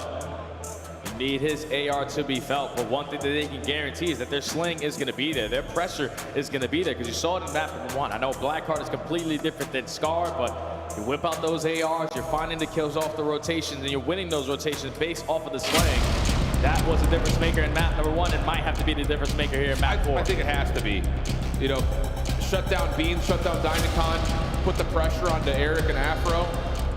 That would be a big key. I think especially on rotation in particular, if you can assert those long lines of sight immediately, force the SMGs to have to hit cheeky routes, maybe find less COD timing, that's your only real avenue. So yeah, I think it does have to start, I think maybe not necessarily in the breakoff, but especially towards the timing at P2. Rock Esports have to control that early rotation and set the tone and force P7 to have to maybe abandon some of their preferred timings to battle up against the ARs that Rock Esports bring to the table. Because you saw it in map number 1 when P7 are put in a position where they go for it dead and they're trying to lead to a break. That first rock gets shut down and they're just bombarding through the front door.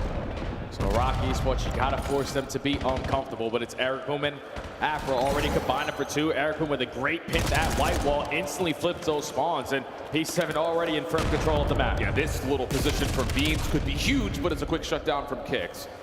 You get put that spawn trap. Oh, careful. Afro able to find one in response, but stunned up, can't find the better of Rixel. DC now inside the hard point. Not able to finesse, leaving Beans off the respawn in mid-shops by himself. That's a good response from Rock Esports. Fantastic plays from Rock Esports, more specifically out of Rixel, who just works his way around that white wall area, flips the spawns over towards blue, and now you have a chance potentially to take the lead going in towards P2, but 3 kills in sync for P7 off the rotation. They're going to be crystal clear at the next setup. A little bit of a question mark, though, for P7 Notorious on where Rock Esports have spawned. You can see everyone just kind of watching everything, and in that moment, a bit of a snowball starts to occur here as Rixel is able to find himself a couple. Kicks through mid-map, keeping the focus split. P7 won the rotation, but they haven't gotten into time. Exactly, Jay. And now you've got Rock Esports with the numbers. Quick spawns from P7 will allow them to contest, but a missed moment for sure for P7 Notorious. Without question, man, and it all comes back to just the comms of not knowing where those spawns are going to come on in. You had Afro pushed out towards blue side. You had another player blocking back green, so you had no indication on where the pressure was going to be coming from. And that allows Rock Esports to not give up any time right here at the P2 and now take a nice little lead with till 20 seconds to go. Yeah, look at Kicks already up forward, trying to guard the rotation for P7's next break attempt. 15 seconds on the clock. You need to win some gunfights here if you're P7 Notorious, and Afro gives you 2. Timing for rotation, likely the next thing on the way here. The Rock Esports are fully committing for the time, including the route from Kicks. So now it's just down to what Dom can find on the rotation as P7 will get to the plane heady first. Eric in a position to win the first gunfight, and that's going to be big for P7 Notorious with the setup around 3. And they also have the blue spawns as well. So now if you are Rock, someone has to hit one of these long routes, and it's going to be none other than Kicks, who does get picked off by Afro. So now this is a lockdown setup. You need stuns and nades to lead to an opening here at the P3 because there's no trophy systems in play. Well, patience from the front here from Rock. Wow, Kicks is taking the Giga route, brother. 30 seconds on the hill, and he's looking for P4 spawns right now. Big win from Domex in the middle of the map. Now the full pinch from Kicks can come into play. Able to find the first. And this puts everyone into panic mode for P7 Notorious. Last one left is Eric Boom, but that long route for Kicks only gives you 1 kill.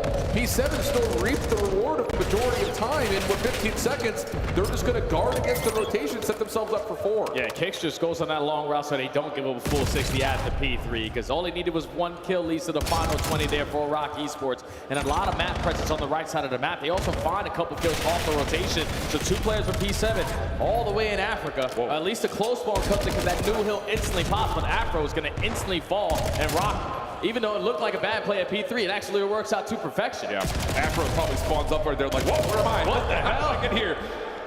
Rock Esports solid in the first 20 on the 4th hard point.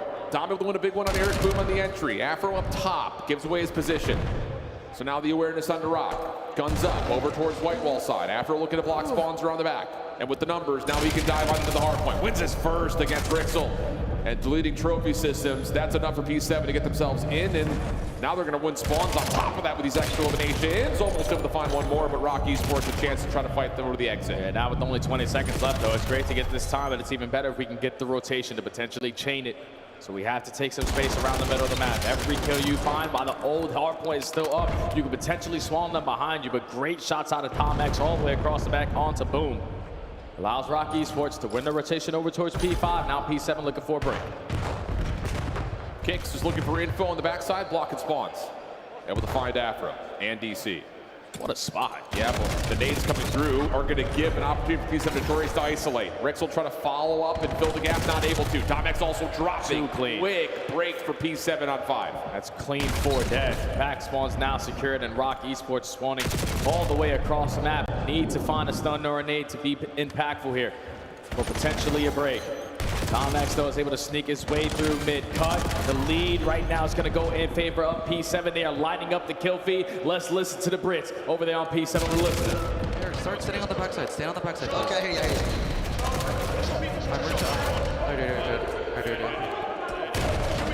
Right out. at a time. Nice. I think we can. I think we can. Play the left. Play the left. Let's go. Watch out left. Two. They spawn wing. One spawn wing. There's two going here right now. Nice. I'm gonna get. In shot. First shot. Nice. I need a gate. He's in time. Okay, good. Nice. There's a time. Nice. I'll get time. One more time. I want you to try. I'm telling you left side. I want you to wait. I want you to wait. I'm flanking. They're gonna spawn. I have all my top blue. I have my top blue, Joe. Ready? I have my top blue. Yeah. Top blue. I have my top blue, Joe. You have my shot?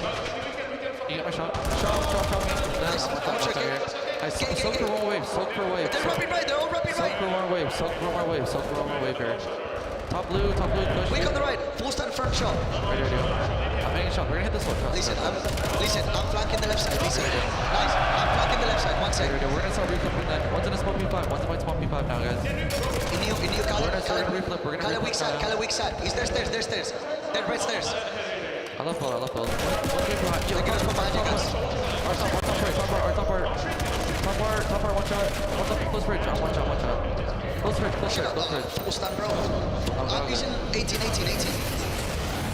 Nice. Shot's open. I'm wrapping left. Shot pitching bridge. Then. 8 time. Let's get through. I'm gonna pinch you. He's holding the pinch, bro. All go in front. They're all going front. All front of me. Roll. All four front, bro. Close left from the chain. Right here, top. Our top. Top left. Nice. All that. Yo. I'm gonna go left side. I'm gonna hit this. They're gonna hit this, bro. I'll hit you on the left side. From blue, one shot. One's going shot. I'm going left side. I'll hold B. Bridge. Big up bridge. You want one shot, one dead. One more P. Starting to get a little out of hand right now. P7 Notorious essentially sending the medicine that Rocky Sports gave them in map 1 right back to sender. 28-12 for Afro, 20-13 for DC, and Beans Roar as he's also popping off multi-kill after multi-kill. Man, this second half of the game has been complete shift in how all of the first half went. P7 dominate P1, have a Hellstone to bail him out of a bad setup at the P2, and even though you're late off the rotation towards P3, you're still up by 60, and you have Rouse, big hit. DC gonna be the guy through top green. Give me kill number 2. Tries to line up number 3, but not enough bullets in the M15. Still a break there for P7 for a good chunk of time. Yeah, and more importantly, you set yourself up for win condition on the 4th hard point. So it's just about making sure you don't get wiped here on this push attempt by Rock Esports. Fortunate team kill for DC, but the spawns are still in for P7 Notorious. And with 8 seconds remaining, that's all you need. The spawns for new. 150-214. Do or die time for Rock Esports. They need to find this wave of kills to go their way. At least effective on the trade, already showing presence on the backside of Tank, but this is a guy you haven't been able to trade a majority of this map. Afro holding down the OE. Give me kill number 2. He is on one right now, out. Win condition established. Beams from the... Okay. The UK 2-0 getting it done here in Birmingham. 231-51. And this is what we were hearing about Rock Esports. As soon as the game gets out of hand, they get scattered, they get staggered, and that is leading to a killing field in favor of P7. Only 5 more seconds needed for P7. Back spawns are locked down. Afro's taking over. It's GG. It's GG. It had been for a while. Rock Esports continue to just flood on in like lemons. And shout out my boy Tunny. We're sitting in the green room. What's the scouting report when Rock find themselves down? They lose their heads. They start to get really panicky. And that was the case immediately following that second set of rotations. Just like when you put a team in an uncomfortable situation, you usually find yourself in scrims making up for that. But on the main stage, if your first rule isn't working on those long routes for early break attempts, you're now head bashing that front of the hard point. And that's never gonna be good because there's no way with blue spawns on the second half of the game, you should get full 60 at the P1. We were just so scattered around the map, trying to run right up through white wall, getting pre-aimed by ARs on the side of P7. Okay, we trying to take Delhi. Afro's locking it down with an SMG or an AR. You couldn't find any space on the map because P7 was slaying you to bits. 26 non-traded, almost 3,700 damage there out of Afro. That's the guy that I saw all weekend long, and I'm happy he finally showed. Yeah, man, absolutely. And it's to that point, you know, just to kind of speak to Afro a little bit more, we saw that all last year in Challengers as well. Unfortunate situations kind of starting into the beginning of this year, but kind of thinking back over that Scar Hardpoint, I kind of want to say that like this whole map changes in that one moment where P3 gets away from you in the first set of hills. Kix takes that super long route to just create something. And yeah, that may work for that particular moment, but when you start to find yourself still down 60 points, 70 points, that's where the Rock team had been vulnerable, where they just get a little bit too jittery and it's just, I gotta go, I gotta make a play happen, and you're getting caught playing into a 2v4, 1v2, and you just don't create any opportunities at all after that point. And that's where the experience is playing a part for P7, because you hear DC, he's so calm, cool, and collected, just coordinated for his teammates like the quarterback where the press is coming in. But man, it's clean and cut for the last 3 maps for P7. They've been dominant. Absolutely dominant. We'll go to a break. When we come back though, map 5, search and destroy. Can Rock Esports get their heads together here in this small pause to try to make a series out of this one, still knowing that there's another overload potentially to come?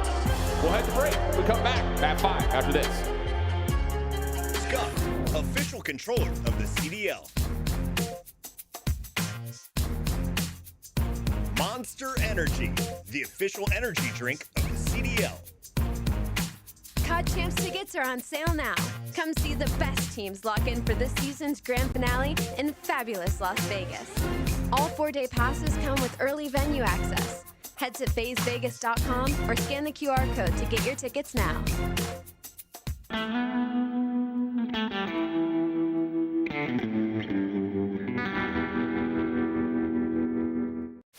Can you walk us through what kind of y'all's situation? Yeah, what's the setup you got going? Apartment? So we have a kind of like a penthouse apartment and a whole bunch of setups in here. Do you guys all live together in this penthouse? Who's cooking? Who's whipping up the meals after a win? So Brian gets the penthouse. We're all staying at a different apartment. Okay. Still pretty nice, not quite a penthouse, but you know, we spend every day here. It's Brian Saints living in a penthouse? Call of Duty can make dreams come true, children. You heard it here first. All right. White truck. One enemy left. Okay, Boozer, sniper. Oh, you got this. Watch this. He has no idea. He's gonna. This is such a good play. I'm going cross-eyed. Look. You see him. I'm so much better. You can't teach that. You can't teach, guys. That's what you call 200 IQ right there. That's what you call 200 IQ. Only a veteran would make that play. Only a veteran, baby. Good play. Can't win it on the point. Scrap and the boys get it done. Back on the f***ing desk, play. Back on the f***ing desk. You're f***ing dog kid. How did? Oh no, I'm dead. No way. You buy self-revive? Nope. Honestly, it works out. I'm starving.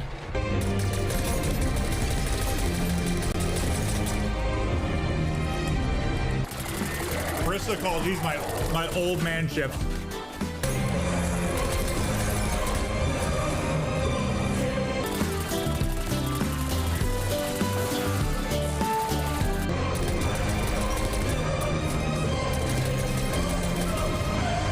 Go out and Joe, I eat a bunch of tacos.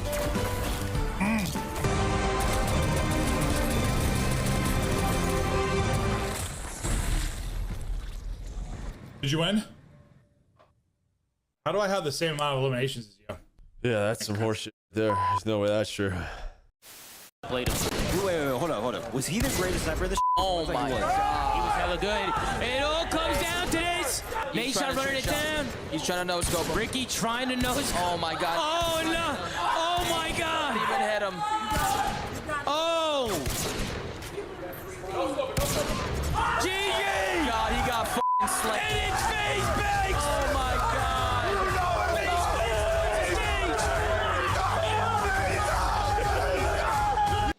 Welcome back to Major 2, Challengers Grand Finals, and Project 7 Notorious are in a bit of a runaway after the last 3 maps have convincingly gone their way. the energy that has fueled this Rock Esports team seems to be leaving the arena quickly. Search and Destroy to try to tell us what happens next, but these two teams aren't just fighting for today. You're going to see them at Major 3. They've already earned their position as 2 of the 4 Challengers teams that will be at the Pro-Am. And you can get there with the flash sale still going on. 15% off by scanning the QR code and using the code CDL15. That's for a 3-day GA pass. And if it's anything like what's been here, you're not going to want to miss it. Definitely don't want to miss it, man. Atlanta is going to be a great time. Sort of a feel of what 2010 to 2012 was like with that old school feel, amateurs versus the pros, man. It's going to be nonstop action. I mean, we saw at EWC, man. Challengers teams were beating up some CDL squads. Mamba and Craze all of a sudden end up in the league after that. You would go that direction. You would go that direction. Honest take early. How many CDL teams get beat by Challengers teams at Major 3? I would say 3. Yep. Yeah? I'd say 3. Yeah. I'm saying 3 too, especially as this Project Notorious team keeps playing like this. Mercy me, they're looking clean. Rock Esports, though, like we talked about, they are no slouches, and they're no strangers to fighting back. I mean, persistence just seems to be the name of the game for a lot of the players and teams that have come through the Saudi Arabian circuit.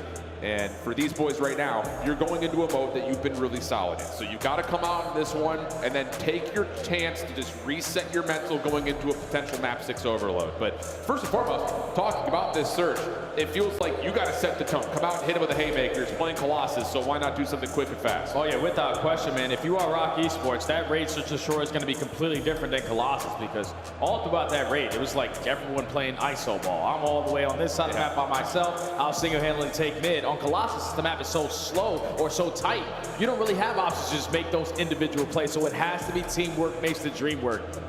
You have to apply the pressure. Don't allow P7 to set the tone, because with Afro just having that performance he did, you can already tell he's fluid in his communication. He's feeling it. He's going to understand what openings he can get away with.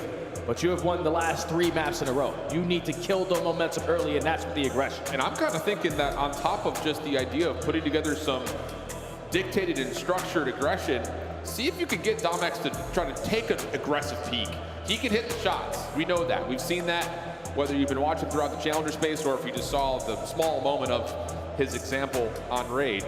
He's no stranger to doing the same things that like a Super would do or like a Beans would do. So why not try to force that battle and change up the dynamic? Let's get ready to go. Colossus, Search and Destroy. P7 Notorious looking to keep that crown on their head here for the first time in Challengers, whereas for Rock Esports, it's about trying to go back-to-back and just extending this series.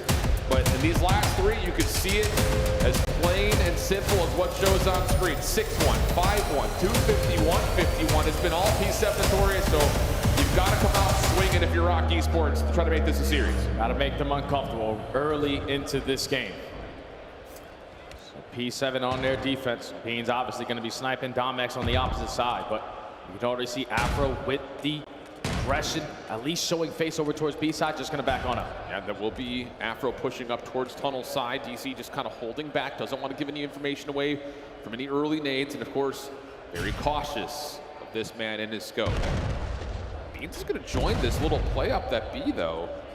So if you're P7 Notorious, yeah, you can try to bully them out at mid, but Eric Boom will fall. First blood good for Rock, looking for more. Afro following, not able to find the first trade. Does he want to try to force a second? No, Domex will shut them down. Beans to the pistol, able to get one, but no ammunition for anything more, and Rock will get the first. Even with P7 taking so much map control away, when that first engagement goes down, goes in favor of Rock.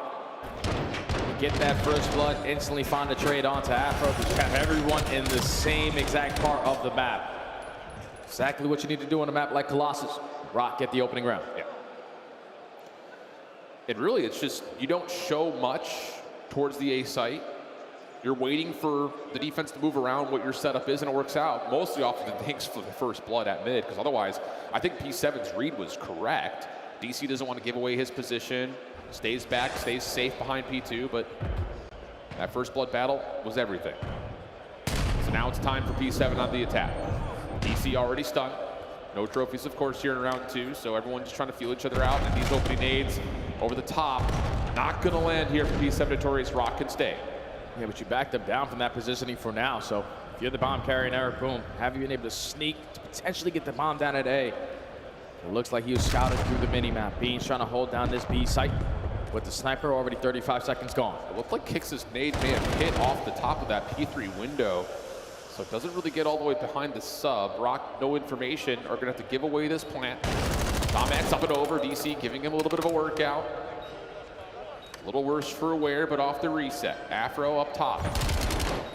Now it's down to can you defend this post plant, because Domex is already going to find the first. Timing here through mid is not ideal. Eric will really get the response, but trying to keep his life. Sneaks away, but who's going to watch the bomb? Bean's in trouble unpunished. Eric for the 1v3 would have to get back over to defend against the defuse. He sees one, he's trying to find the diffuser, he's able to get it. Now down to the 1v2, 12 seconds. All he's got to do is kill the clock. Rock Esports taking their time. Here's the push-up. Shots are out. Oh, the headshot!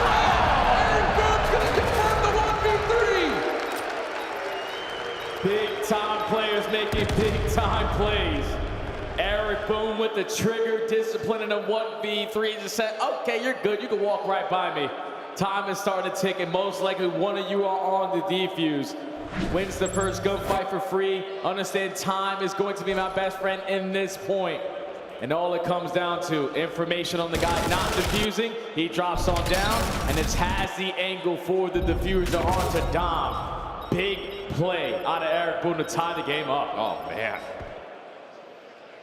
Kix is sitting there like, what just happened? Lack of understanding, though, for Rock on that post plant, knowing where that bomb was positioned. So 1-1 the count. Domex looking for an early angle. Beans other side. Hopping, but can't find much. And that's a little shoulder from Afro, which should have confirmed that, yep, Domex is over here on the B side of the map. And he gives the info to Beans.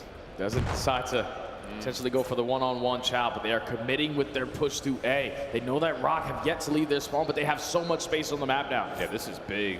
Huge early commitment for P7 Notorious. Oh, a little bit long, look the wrong way. Beans makes up for it with 2 on the response, though.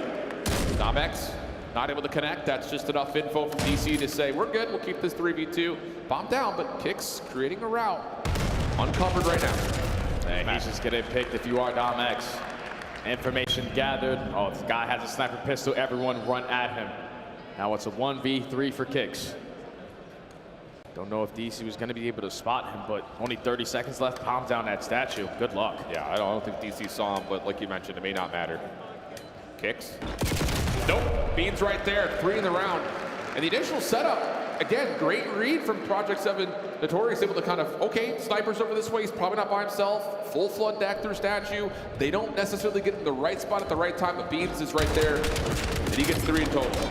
And that's just the teamwork making the dream work, man. The communication on point for P7. Afro, big time plays, even though he doesn't find a kill on the round, just throwing a shoulder, gaining the info. Domex has a sniper. You saw Beans trying to hit the jump spot, but once he sees him in that position, all right, I'm gonna switch back to the M15. Let's instantly take the A site, because we have the guns to be prepared for the engagements. Big plays again from P7. 1 round lead, back on offense. How about this? Early aggressive nades coming out from P7 over towards the B side of the map. Couple do tag, but those extra shots, once again, revealing that there are defensive members present and forward. Has this re-wrap back over to A. And this is just aggression on both sides of the map here for Rock Esports. They're getting punished for it. Beans, Eric, first 2 kills come through, and the plant's gonna come in behind it. Instant 4v2, bomb going down, and you somewhat have information that Rixel is gonna be towards bottom tunnel, but he's able to get one and almost get out of dodge, and that's quickly going to be the round. P7, once they gather information of what your setup is looking like, they're not wasting any time on taking that space away and capitalizing on the moment. They did it on that Rage Search to Destroy. It was a dominant victory, 6-1. They're looking like they're going to do the same thing here with these rounds. Yeah, dude, the mental warfare right now for P7 Notorious is just not allowing Rock Esports to breathe. And with the current scoreline where it is, if you're Rock Esports, you need to hit back hard in this round. Otherwise, we may be talking about a championship here for P7 Notorious, because they are looking on their heels at the moment. 3 rounds in a row for P7. Beans on 5 in a row. Could potentially earn himself a Hellstorm that can guarantee you at least 1 round. Back on defense they go. Domex committed with the sniper in hand to try to be the guy to potentially lead to the first blood, but trophy systems down. You know that they're camping on the backside of P2, which is looking for the time to get bombed down. That's unbelievable. Again, you get the read. Where's Domex? Let's hit him with some nades. Dom trying to follow up, though. We'll find 2. Rixel holds back P7 Notorious, and now it's Kix on the flank. DC's been scouted, 1v1 forced, and that's more like a great counter dance for P7 Notorious, but good response, good help behind the play for Rock Esports to punish. Yeah, they don't leave Dom-X stranded over towards Thatcher side. So even when he instantly gets naded, you read the pressure, you have presence through top mid and bottom tunnel. And Dom-X is able to walk away with a couple. Kicks closes out the round with great movement on the late pitch, so able to stop the bleeding. Down 3-2. But it's just these defensive rounds. You have to play off of what P7 are giving you. They are playing off of what you're throwing at them. Yeah, let's just slow it down a little bit if you are Rock Esports. I agree. I mean, that round right there for Rock Esports was, okay, we're getting pushed around, let's push back a little bit. Can you hit back on your own terms, not just play reactionary? Be a heck of a time to do it right here, right now. They are going to hold back, but what a shot! Unreal. I mean, DC's barely showing anything. Dom-X still able to connect to Afro, lucky to be alive after taking 2 nades to the chest. And P7 are going to try to rewrap this thing, maybe try to force action at B. Kicks has been seen, but he's got enough space to get a little bit further away and keep him at arm's length. Yeah, no need to force any engagements when you still have the man up. Wait for P7 to think about the objective play. Trophy going down, smoke grenade at A, but they're not going to be thinking about the plant. They're trying to go through with the gunny 3v3. That's enough to create some space behind this. Beans able to watch the rotation through mid. And wow, we're still looking for kills here. Not playing for the plant at all. Sniper. You know he's got a sniper out there. It's going to force the battle. What a response from Afro and P7 Notorious in a 3v4. They keep on playing on their own terms. Al, you're thinking if you're Rock Esports, we get the first blood. All right, smoke grenade down. They're probably going to be thinking about the objective. And you only have 2 players on the backside of P2 trying to lock it down, but the smoke grenade helps the SMG players. You hit the high wall bounces. You're able to make the 3v3, but this is an insane shot from Dom-X. It still doesn't lead to a round win. That was such a disrespectful round for P7 Notorious. That is us saying we're just better than these guys. 3v4, don't care. Dom-X hitting super jump snipes, don't care. 4-2 the count. Rock Esports still feel like they need to hit back. Can they find some aggression to try to get an early plant at A? Eric Boom going to support DC this time. Haven't really seen this setup early for P7 as of yet. Beans the sole man over towards B. And Afro just looking for info top to P1. No need to do anything if you are P7. The only way you lose this round is if they get the bomb down. 30 seconds wiped away. No one watching towards top mid, so Dom-X uses his frag to at least keep that space safe. But the longer you wait, the more space P7 are going to take away from you. Now Beans is showing presence towards bottom tunnel. And he's got an M15. So you can just play an angle here. Rixold getting tagged once again. Dom up top. Kicks actually able to find the 1v1 into Beans over the top of the B side of the map. Dom keeping presence at top P1. You need to plant behind this, and Rixold's finally going to come in. I think DC gives the information to Eric Boom, so he's slowly going to crawl his way on up. Cannot find the kill on the exit and is forced to now back on down. Dom takes care of Afro. Dom-X takes care of DC, and it's all 4 up, all 4 down. Rock Esports get this 3rd round on the map. That's essentially just a big first blood from Kicks onto Beans in the first place. Forces P7 Notorious, who are looking to try to keep Rock away from mid. To have to play through P2 doesn't really work out for them at all. And Kicks again.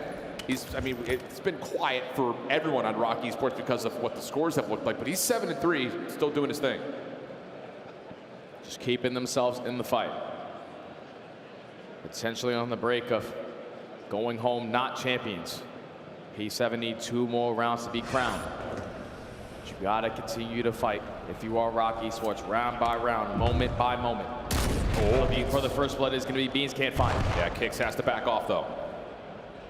Dom-X, typically sniping is over towards P2. DC's nade comes up maybe a little bit short from finding any information. P7 Notorious are going to get up top towards P1. They're going to try to get Afro in that position, and then Eric's going to go for the plant, you would think. And Afro just looking for the timing through bottom tunnel. Beans does give a comm that Kicks potentially was trying to work the late pinch. Those guys have been in a one-on-one battle on the OE all game. Beans this round is committed with the snipe in hand. Yeah, that's all they need to know, that they're going to go towards B here and see if they can force the defense to rotate through DiamondCon. Plan on the way. This is wide open, but DC's in some trouble, and he's not going to get out of there. So now Beans, he's the next one up. Again, he's sniping through mid-tunnel. He would have to hit a shot to him around the back. Also sniping. And Rock, They need to make a decision here. Are we going to try to flush them out of the back, or are we going to go through tunnel? They're caught. They're losing a lot of time on this. We're not using our numbers, Al. Finally, Domex is able to find one with the snipe towards the backside. So 4v2, 25 seconds. We got to get a move on it. Rixel's able to locate Eric Boom, and Dom on the pinch gets the final kill. Another very clean round, even though it didn't look like it was about to be. Because numbers advantage, you got to always put yourself in a position to have that advantage. You take your sweet time. Thankfully, it still works out. All tied up now. Yeah, I mean, you just get a little worried that you're going to take 2 different 2v1s, and all it takes is 1 shot out of Beans to kill time and 1 kill out of Eric Boom to kill time. But they get the kills they need, so it looks a little odd, but still a flawless round nonetheless. We find ourselves in a tight search and destroy, but it just still feels like narratively that P7 Notorious are still playing out of their playbook, forcing Rock to have to respond. If you're putting yourself in the early numbers advantage, even with time ticking down, you're going to walk away victorious. Everyone 2 streaks on the side of Rock. Domex is still hitting shot after shot. First one on Eric Boom. That's big. Stops the aggression for P7 Notorious. Domex trying to see if he can find info onto DC, who will not give him a chance. So how do you set this up for P7 Notorious? Right now, you just need to play contact and respond. You don't need to do anything crazy. And if you're Rock, you just need to gather some information and continue to use your numbers to bail you out. Time is starting to tick. 2 players from P7 scouting over towards that A site. I'm pretty sure I heard a sniper go off from Bean, so Smoke Grenade is going to get invested, and that's just a decoy.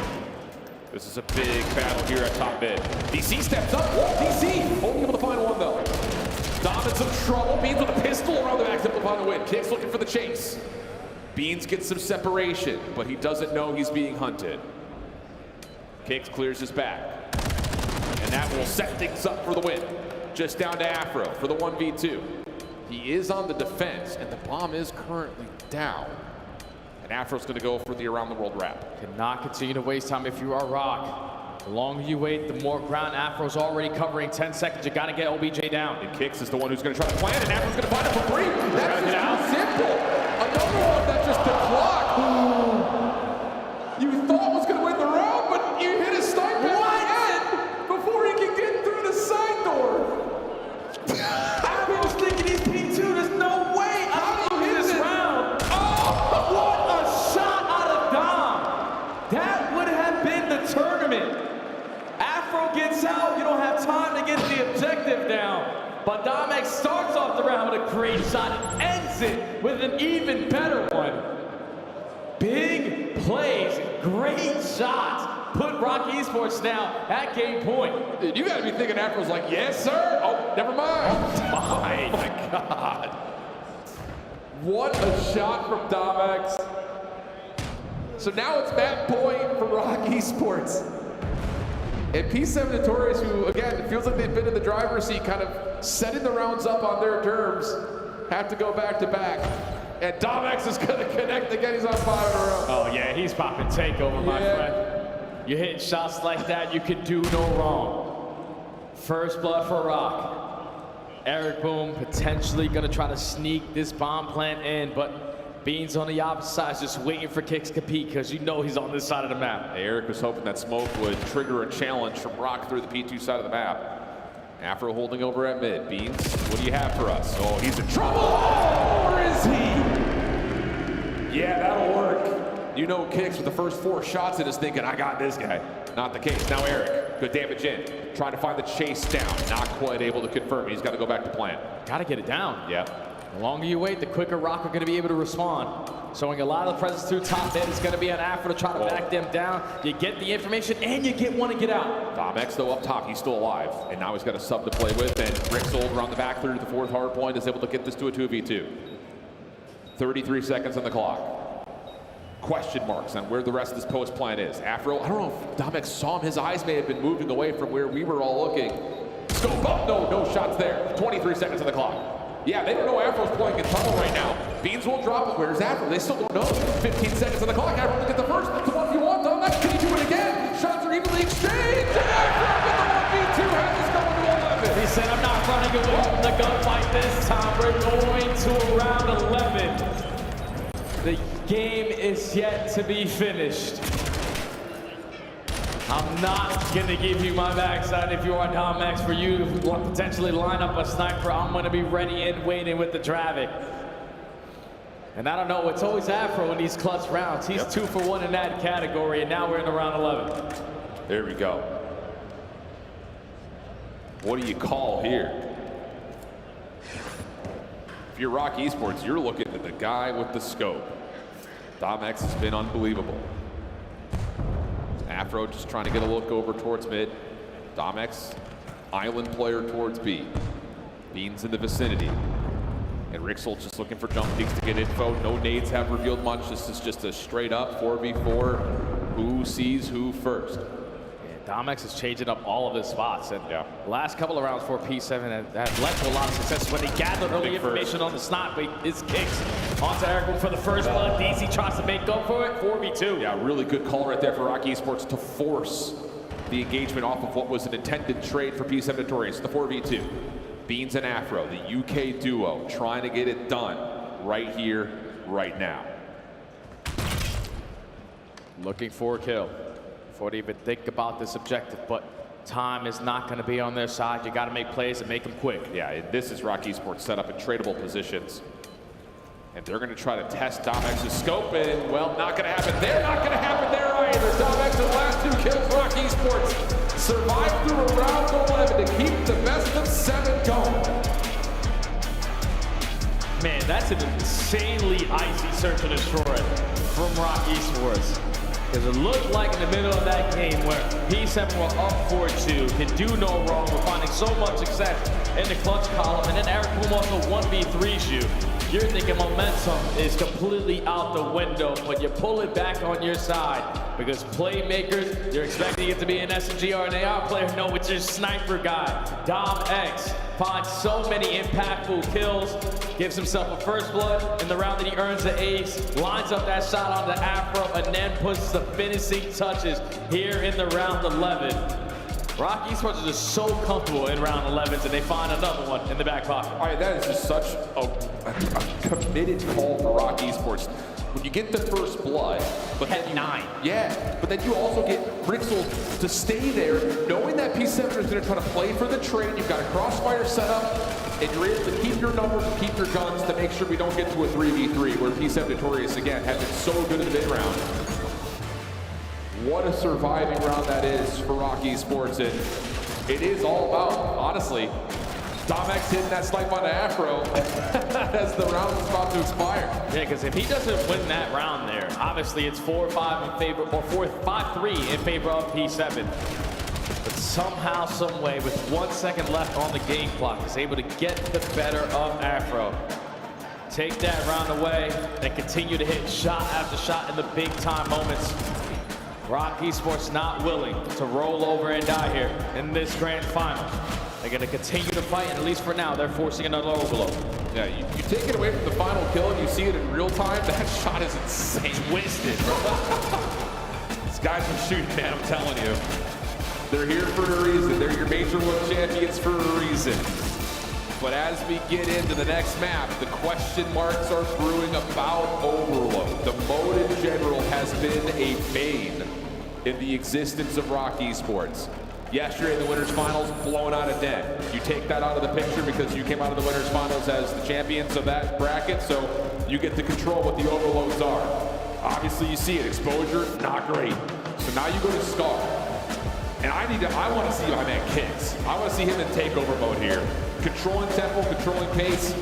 That has to be who you look to if you're Rock Esports trying to get to 7. Yeah, I feel like without a doubt, like Kicks is going to be that consistent AR presence that you desperately need on a map like Scar. But what I saw in that first Overload is that the teamwork wasn't really there. The fundamental plays in the Overload came back to bite you. You would understand, every single time on maps like Exposure or maps like Scar, you consistently have to wrap back to that EMP spawn. But the last guy that comes off the spawn has to be in position to watch the pinch, because if you give that pinch up, that's when you see those lead blockers taking so much space away, and that's what led to so many easy Cats 4 P7. You're coming off the respawn, look at your minimap and see what's open. You have to fill gaps correctly if you want to try to force game 7 here if you're Rock. We saw that on Den yesterday. We saw it obviously on Exposure. Just, I'm up, where do I go, where do I go? We just got to get caught making the wrong plays. We're not reinforcing in the right spots, and you can't make those mistakes mistakes on Scar. Maybe a little bit easier to do on Scar, though, compared to the other two. In a way, just based on where the locations of the EMP spawn at, like, they force you through choke points, but still,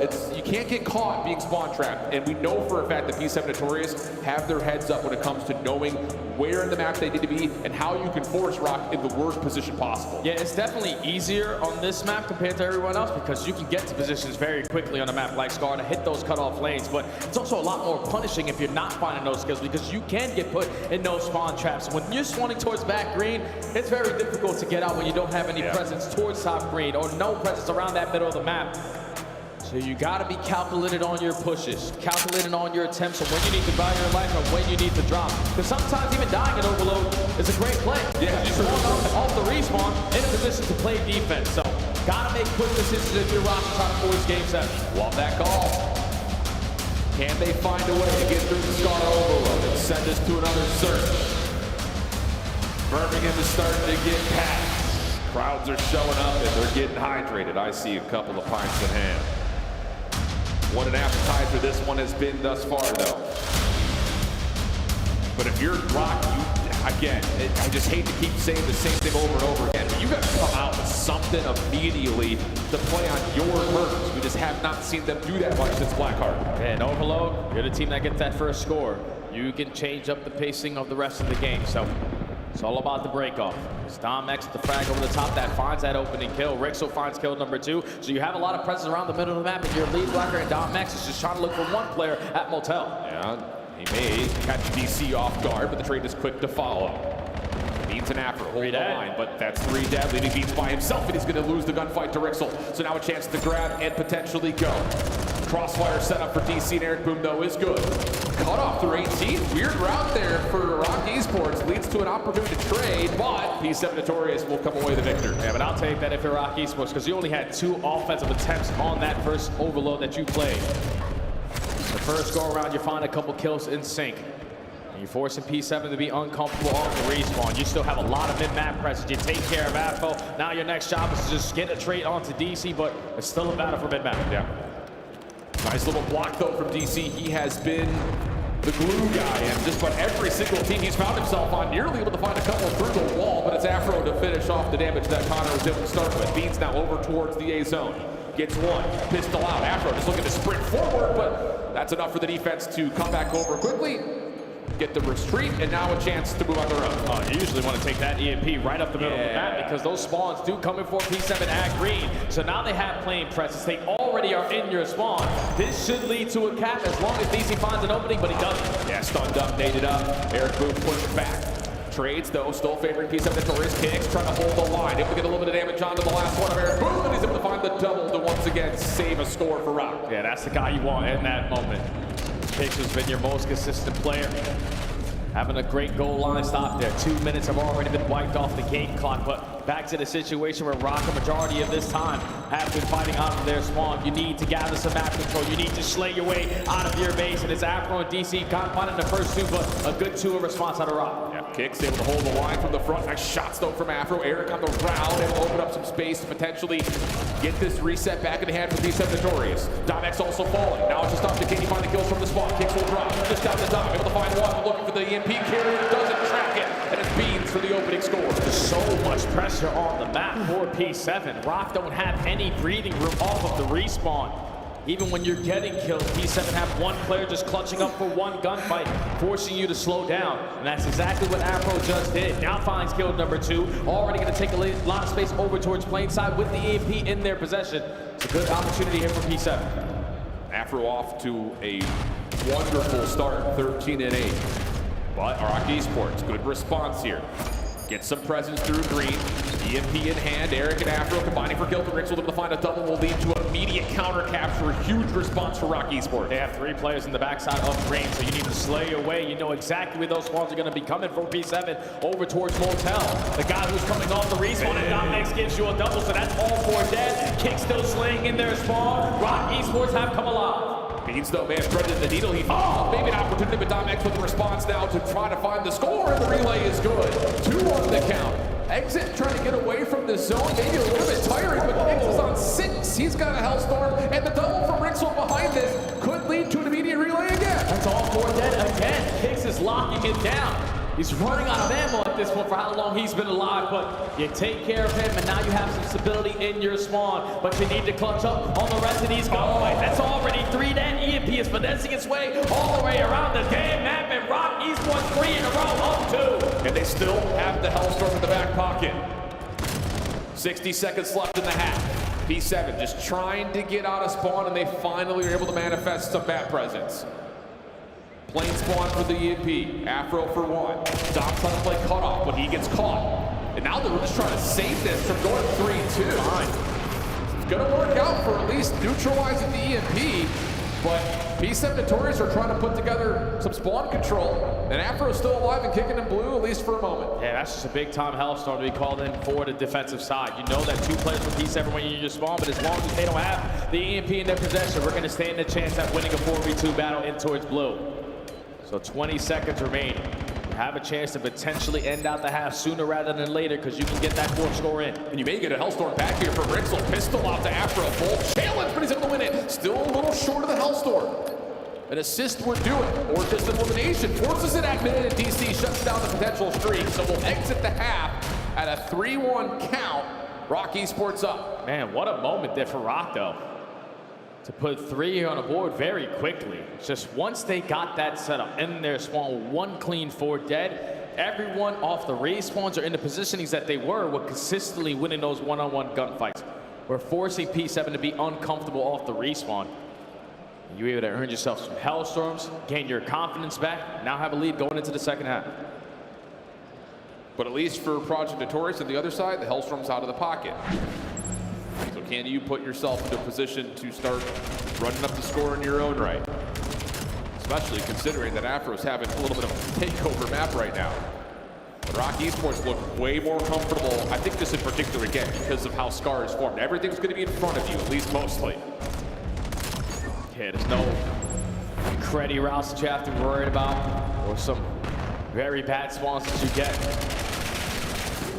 It's easy to just walk out there and gun your way out of situations. And you also have Beans and Eric Boom not really having the best start here.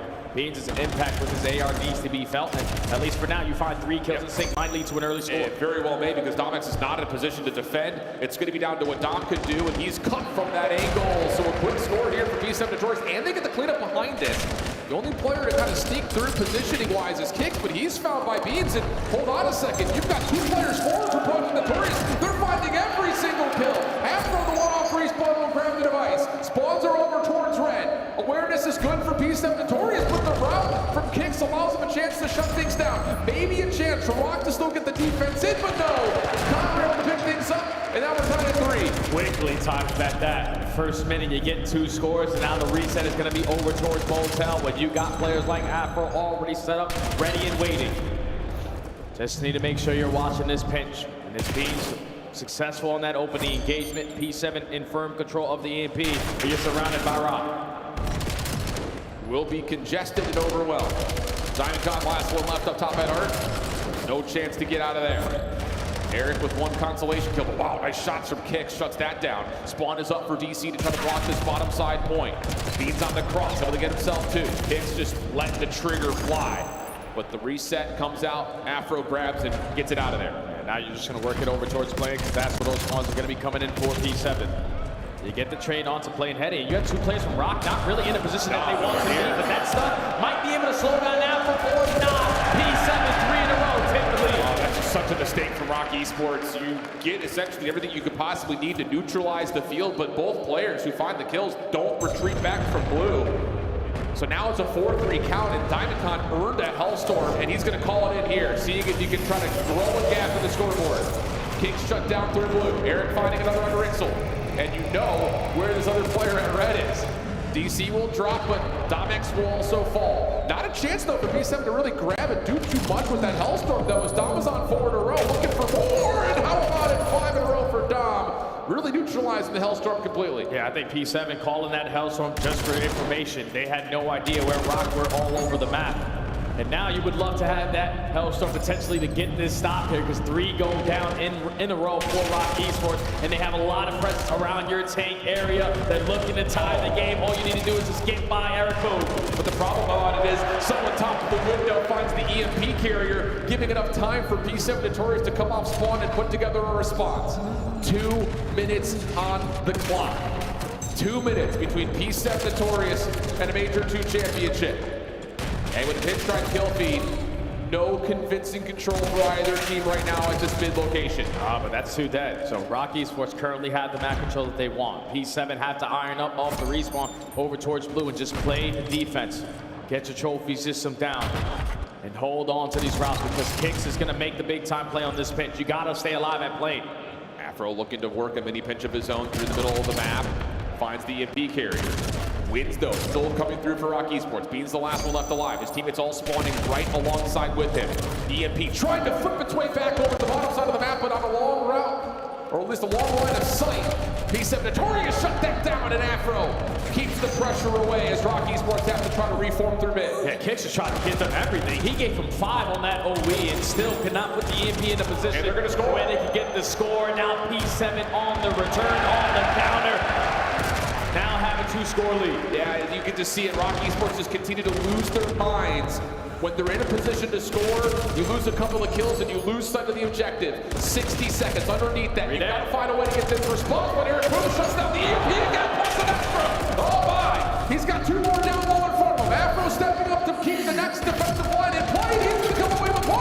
Afro for the double. That's 35 seconds. P7 Notorious can feel it. And they only have 15 seconds to score. This is going to be P7 Notorious' championship, and they already have EMP in their possession. Rock are not in the play. They're finding kills, but you need to get it done now. You got to just run this one forward if you're not. DC, not needed. It's Eric Rowe to find the kill. P7 Notorious comes short on the elite in North America. These boys coming to this event, looking to go back to back, but it will not happen here. P7 Notorious with the hometown crowd. Your Major 2 championship.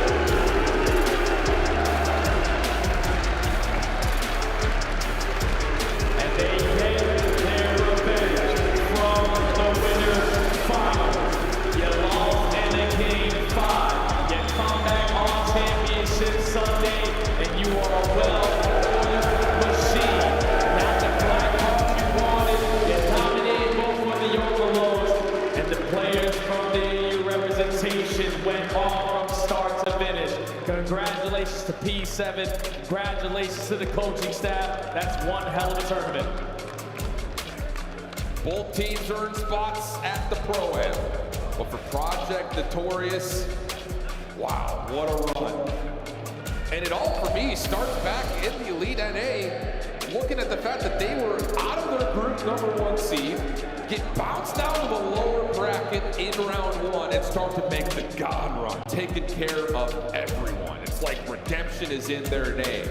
Come up short against Bush in the championship series, but here, a quick bounce back after the lower finals, a 3-0 for being sent down there by Rock Esports. This whole series starts off with Rock controlling the tempo with that Blackheart, but again, no shortage of energy on the Project Notorious side. They get it done, and Jay, we got some homeboys coming away with the championship. Oh yeah, that's fun, man, because if you think about Beans' Afro starts to this year, like on Cloud 9, couldn't really find a lot of success, go down to the Patches Pit, and now look like one of the best duos out there. Heard that. Potentially get picked up, man, so congratulations again to P7. That chip was yours. That's huge, absolutely massive. Both teams, as mentioned though, 2 of the 4 that will be at the Pro-Am, but all the focus staying with Project Notorious, your Major 2 champion, stopping what would have been one of only a few moments where an organization goes back-to-back on land. Rock Esports just a touch short from being able to do what it did at the end of last year. And that's just, again, one of those things, man, where the veterancy seems to have paid off nicely, but we've got Frankie Ward down on the main stage with our Major 2 Challengers champions, Project Notorious. Thank you so much. Yes, please, guys, give up the P7 Notorious. Hearing the UK proud Beans. Last time we saw you on a CDL stage, you were playing for Cloud9. Now you've got your boys here with you. What does this mean to win? I mean, it's unbelievable. The crowd's unbelievable. It's a surreal feeling, honestly, unreal. Did you imagine that you would be back in the CDL stage so soon? Oh, I mean, all four of us should be in the CDL right now. I mean, we're all unbelievable. The way we play is unbelievable. Some people in the CDL are shit. We need to be there. It is a little bit of a comeback because you did lose the winners' final versus Rock yesterday. How sweet is this revenge? Yeah, it feels good. Obviously, they were good, just not good enough. And yeah, we were on it today. I said to the boys yesterday, there is no world we're losing tomorrow. No world. So what happened when you lost the first map? We were just warming up, honestly. It's one of them. We weren't really warm. They caught us lacking a little bit, but yeah, we cleaned up. You weren't warm on the second loss either? Or? What's that? You weren't warm on the second map you lost either? Yeah. I mean, our search has been a bit dodgy overall, but when it comes to finals, those guys shit themselves, and we win. Well, here's the thing. You're going to Atlanta to play in the Pro-Am against some of your ex-enemies. They're going to become your enemies again. You'll be proving yourselves against them. You can't have mistakes there. Do you think there are teams specifically you know you can already take down? I mean, there's a lot of CDL teams that I think we could deal with pretty easily. We're unbelievable as a team, and I'm excited to play against them. Yeah, we're excited to see it. I'm just going to come around, actually, because also, we've got, oh, thank you very much. I forget we get 2 microphones in CDL, no expense spared. Afro, what's this crowd been like to play in front of?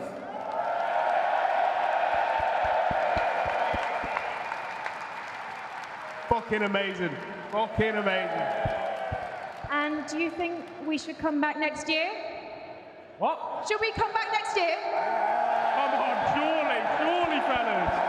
Get the pints in. Get them in. I imagine you'll be doing the same. Absolutely. Unbelievable. The pints will be flowing tonight. Let's have a good Sunday, lads. Now, we've got a match coming up. First match of the CDL today is going to be Koi Sports versus LA Thieves. Who are you predicting to win that one? LA2. LA? Are you forgetting about our boy Inside? Huh? Are you forgetting about our boy Jamie on Koi? I mean, yeah, but I can't say Koi. They dropped me in it, so I can't say Koi, but we'll say LAT. Come on, Scrap, do something. That's fair enough. I totally get your beans. If any teams, though, from CDL came sniffing for you guys, yeah, I was going to say I was going to come between you and make you some offers. But if any of those teams came and said, you know what, we're looking to refresh, we want some players ahead of Atlanta, could any of you be tempted to break up the band? I mean, anything can happen, but we love our team. We're unbelievable. We're not going to join some shit team and ruin our careers. So if a good offer comes along, I'm sure someone will take it. But unless it's a good team, I think we're going to take it. All right then, boys. I want you guys to just celebrate together one last time. Please, Birmingham, give it up one more time for your Birmingham Challengers champions, the P7 Notorious! Now, this isn't the only grand final we're going to have on the CDL stage here at DreamHack Birmingham today, because we have got so much to bring you here on Championship Sunday, including a grand final. Birmingham, are you ready? There's going to be more CDL action after this break.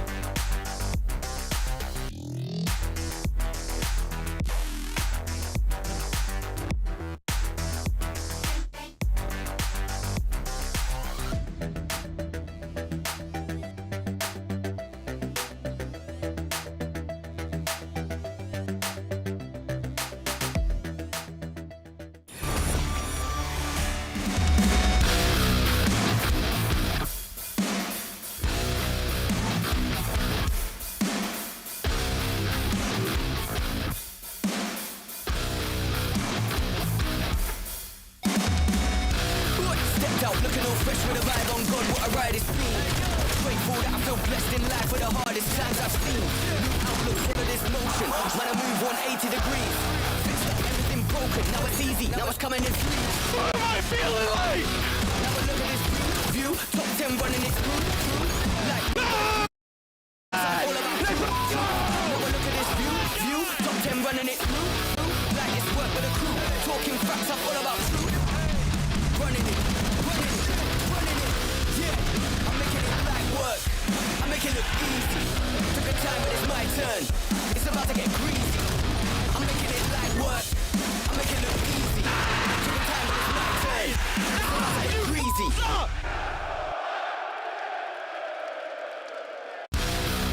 Labyrinth into the maze, I go for the wildest sound. Get stored on side, turn this around as I watch it almost burn to the ground. Now I'm gonna play this loud. Now I speak out for the crowd. Grin and I bear with the fact that everything I had got lost and found. Running in the west and running in the east. Left to the right, man, killing it with ease. Holding driveway, bigger than a dream. I feel it in my heart and coming with it deep. Come for the head of this beast. Knocking in right, just cut it off clean. SK said, what you mean? Now it's RECIP to the E. Top plans, it's like work. New goals, it's like work. Big moves, it's my turn. It's like. Nice! Come on, man! These kids can't kill me.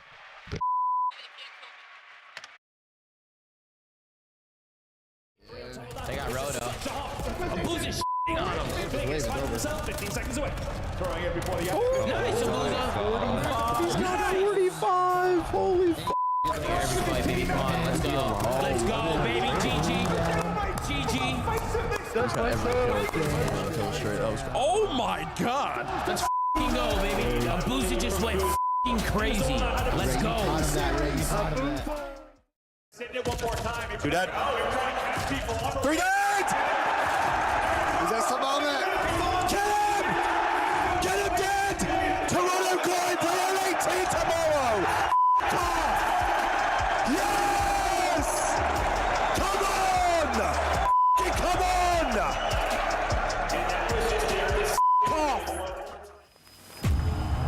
Major 2 is here. 10 teams have made it to Birmingham. Only one team will take home the Major 2 trophy. The pressure is on. Brennan Exton are firing. Crip, how does he get perfect game of search and destroy? Miami get another one on the board, and Falcons can't breathe off the respawn. Yeah, 23, 24, 25, and 26 for Traits, 9 in a row. 2v1. Lux is going for it. Lux! Oh my good God! Neptune is final. Take it over in a massive moment. He's able to hold it. Joe deceives. A quad feed for the young man. He's got the read, and he's able to do it easy. Ice is up with a clutch. He's in. He's pushed him off the... Oh! It's an unbelievable play. We're back in Birmingham, baby. Welcome to Day 3. It is Championship Sunday, live from DreamHack. Major 2 kicks on with one of the best crowds we have ever seen in Call of Duty. They have been loud, they've been on their feet, and they've been cheering on their favorite players from around the world. But it is the local like insights that have been the surprise of the week, and it's great to see that Afro and Beam just break the challenger's crown. The question is, though, who will walk away with the Major 2 trophy now that the Gentlemen, our Major 1 champs, are out of the mix?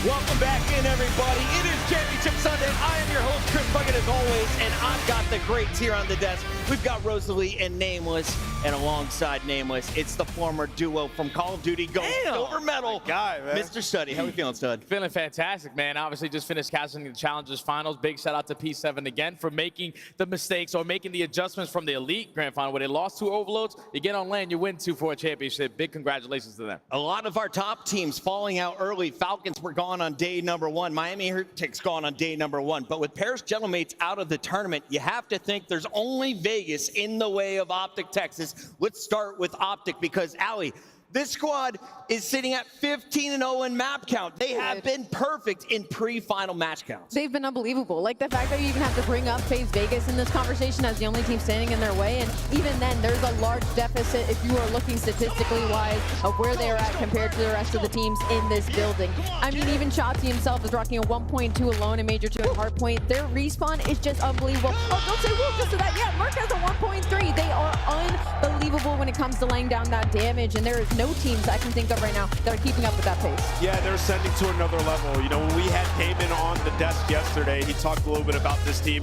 and how they compare to the Dynasty, saying that, you know, they're their own beast. These guys are getting extremely comfortable within the chaos. It's something that they've talked about. The full, calm, collected communication is something that has benefited them greatly. Every time we go to a listen, it's just calm in the chaos, and I believe that's why they thrive there. And the thing that's crazy about Optic is, like, they didn't start off the tournament, even though it was a 3-0 on some dominant form. Like, it went a lot of close matches versus Toronto. But then you wake up the next day versus G2, and all those little mistakes, you instantly fix them, and you absolutely world-star G2 in that series. So Optic are just getting better as the tournament goes on. And now on Championship Sunday, they're in Final Four.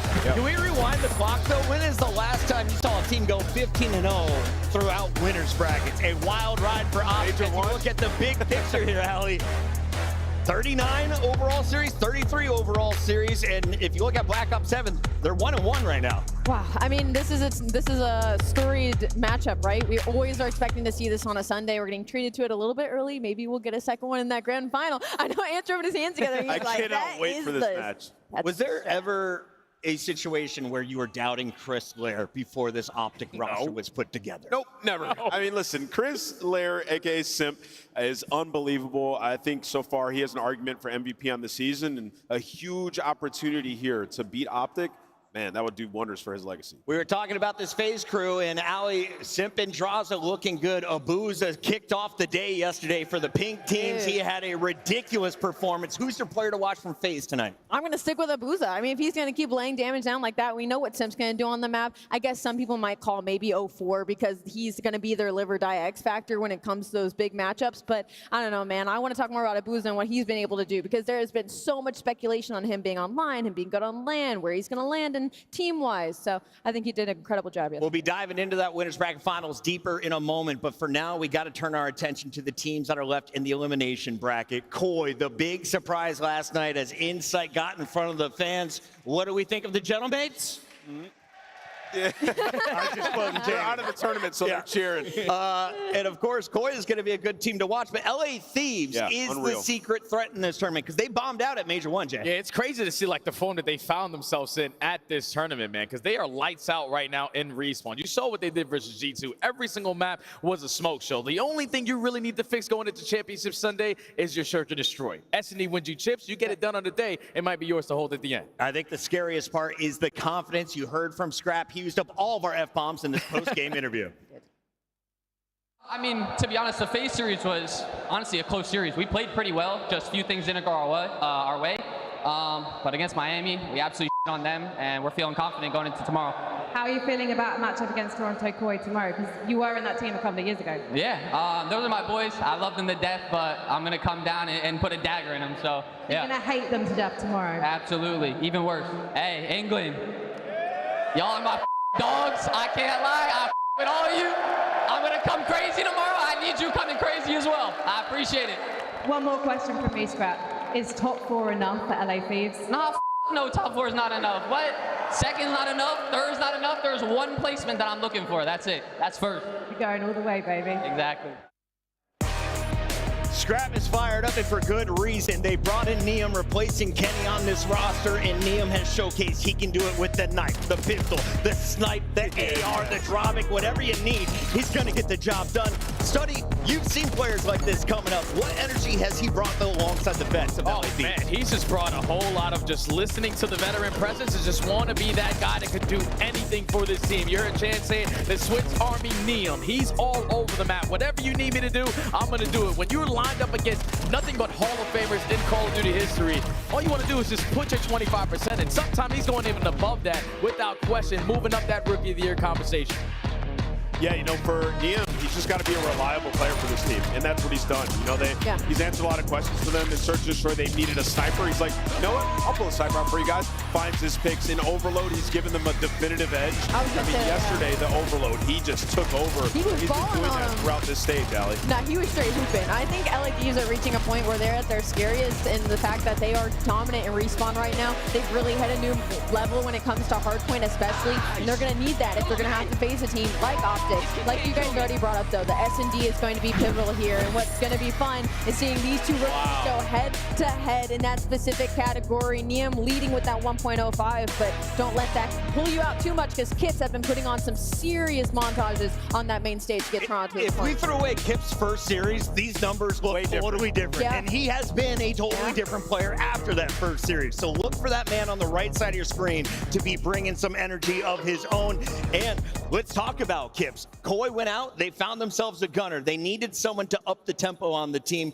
He's done that on Den. Has he done it on other maps as well? Absolutely. I mean, the kid can do it all. We're talking about Swiss Army knife. He might be that as well for Toronto. I mean, he's got like a 1.10 in Search and Destroy. In Respawn, he's top 2 damage rating on the season. Like, the guy lays down damage, finds his kills in Search and Destroy, and he's also a reliable player, and they've gotten so much better since adding him to the roster. Insight's play has gotten better over the last couple of weeks, and, you know, they're finally starting to find their team chemistry. The one question, though, is the S&D still. The same thing that Jay posed about LA Thieves, we have those same questions about Toronto Koi. If they can figure that out today, they might find themselves making a run here in Birmingham. I just feel like they definitely had a different showing from what we saw from Toronto online, because everyone is participating at this tournament. We're thinking like Kips, no doubt, throughout Major 2 qualifiers was their best player. You get to land, Insight's giving you moments, but CleanX has been outstanding ever since that first series. So everyone just needs to provide their 25. You stand a good chance. I gotta say, the Scump Watch Party is vibing right now. Their former huntsmen going across the battlefield, and then you get to see your team in the winners bracket finals. We have an incredible day for you here, Championship Sunday at Major 2. Let's take a look at the bracket one more time. Optic, a clean 3-0 over Koi. Then they sent G2 down to that losers bracket, but it was LA Thieves who sent G2 home.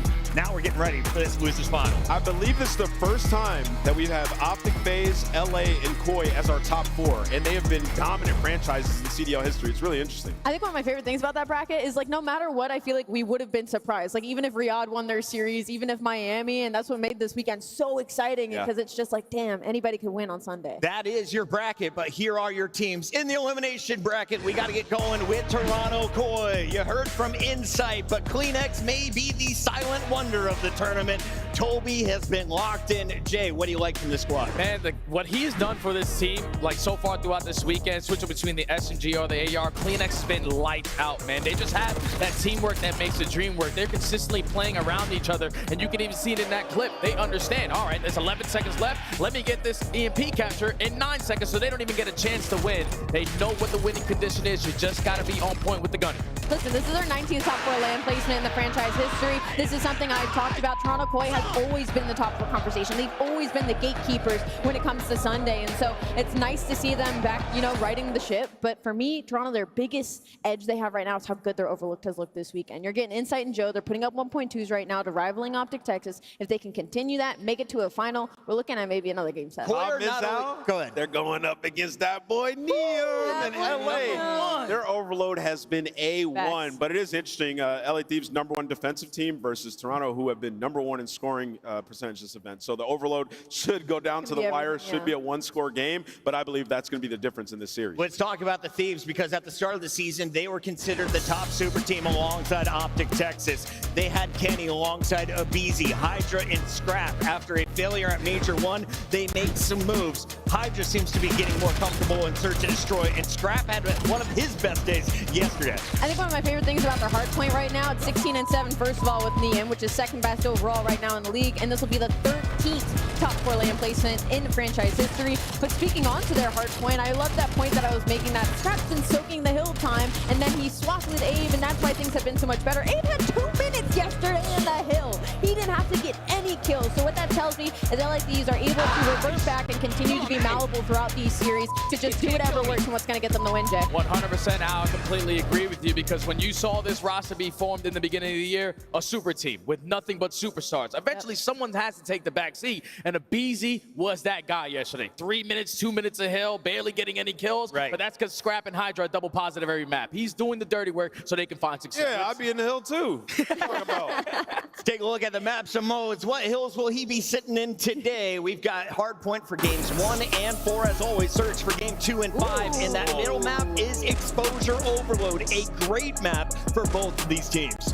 This is a beautiful layout, to be honest. Like, looking at this, I'm shocked to see Blackheart through. We haven't seen much on the side of LA or Koi, and I'm sure you have some point to make for that. But I just want to say this is a beautiful map set looking across the board. I think we're getting a lot of different You let Den through against Koi. I feel like you learned this lesson 4 weeks ago in the qualifier. So it's not been as strong for Koi recently, 2 and 3 on it. So they've been, susceptible to a loss. And the Search Destroys actually favor LA in this one. And that Blackheart, LA have just seen how dominant Koi have been on Scar. They said, get that up out of here. Let's get the Blackheart, despite only playing it 1 time. Do you agree? Teams should no longer fear Koi on Den? No, absolutely not, because this weekend they have been getting thrown around on it. They're consistently having one player at least struggle, and you have yet to find a win here this weekend. And Thieves, on the other hand, played G2 yesterday, beat the hell out of them. So without a doubt, they're confident on Den. Well, with that point, that was the only argument against picking LA Thieves, and I will therefore choose my LA Thieves now with a positive win rate. We're going to make it 59.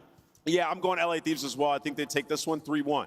Allie? I am also going with LA Thieves. I'm also going to go with 3-1. Oh, no. Jay? It's not happening, guys. I'm not going to do it. I'm 100% going to go Toronto Koi here. They're going to ice up in a game 5. All right. Shift was right last time for Koi. Does his duo have it this time? It's time to find out as we send it to the stage with Frankie Ward. Thank you very much, Puckett. Birmingham, how are we doing?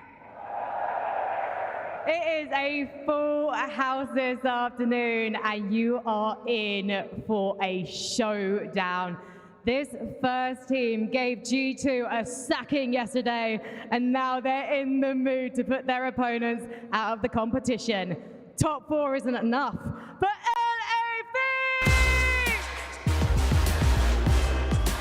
They finally find themselves on a championship Sunday, ready to make this run. Scrap was fired up yesterday after their big win. And now they have a date with the Toronto Koi, a team that has been performing this weekend as well. Who will go further in this bracket? We'll find that answer soon enough. You see the man. Let's clap here, you Birmingham. He stood with Hydra, aBeZy, and Neo.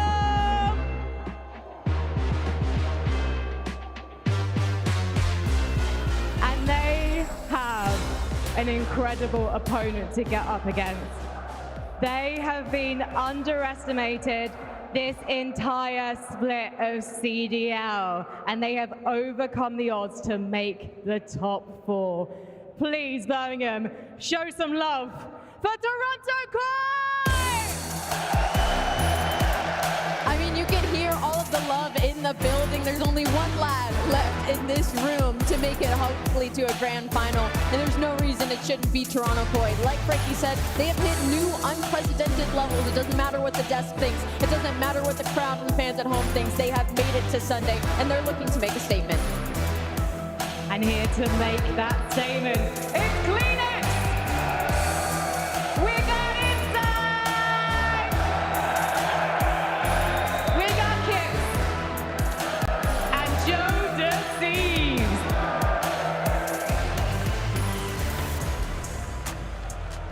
I'm heartbroken to say that one of these teams is not going to play on this stage again after this match.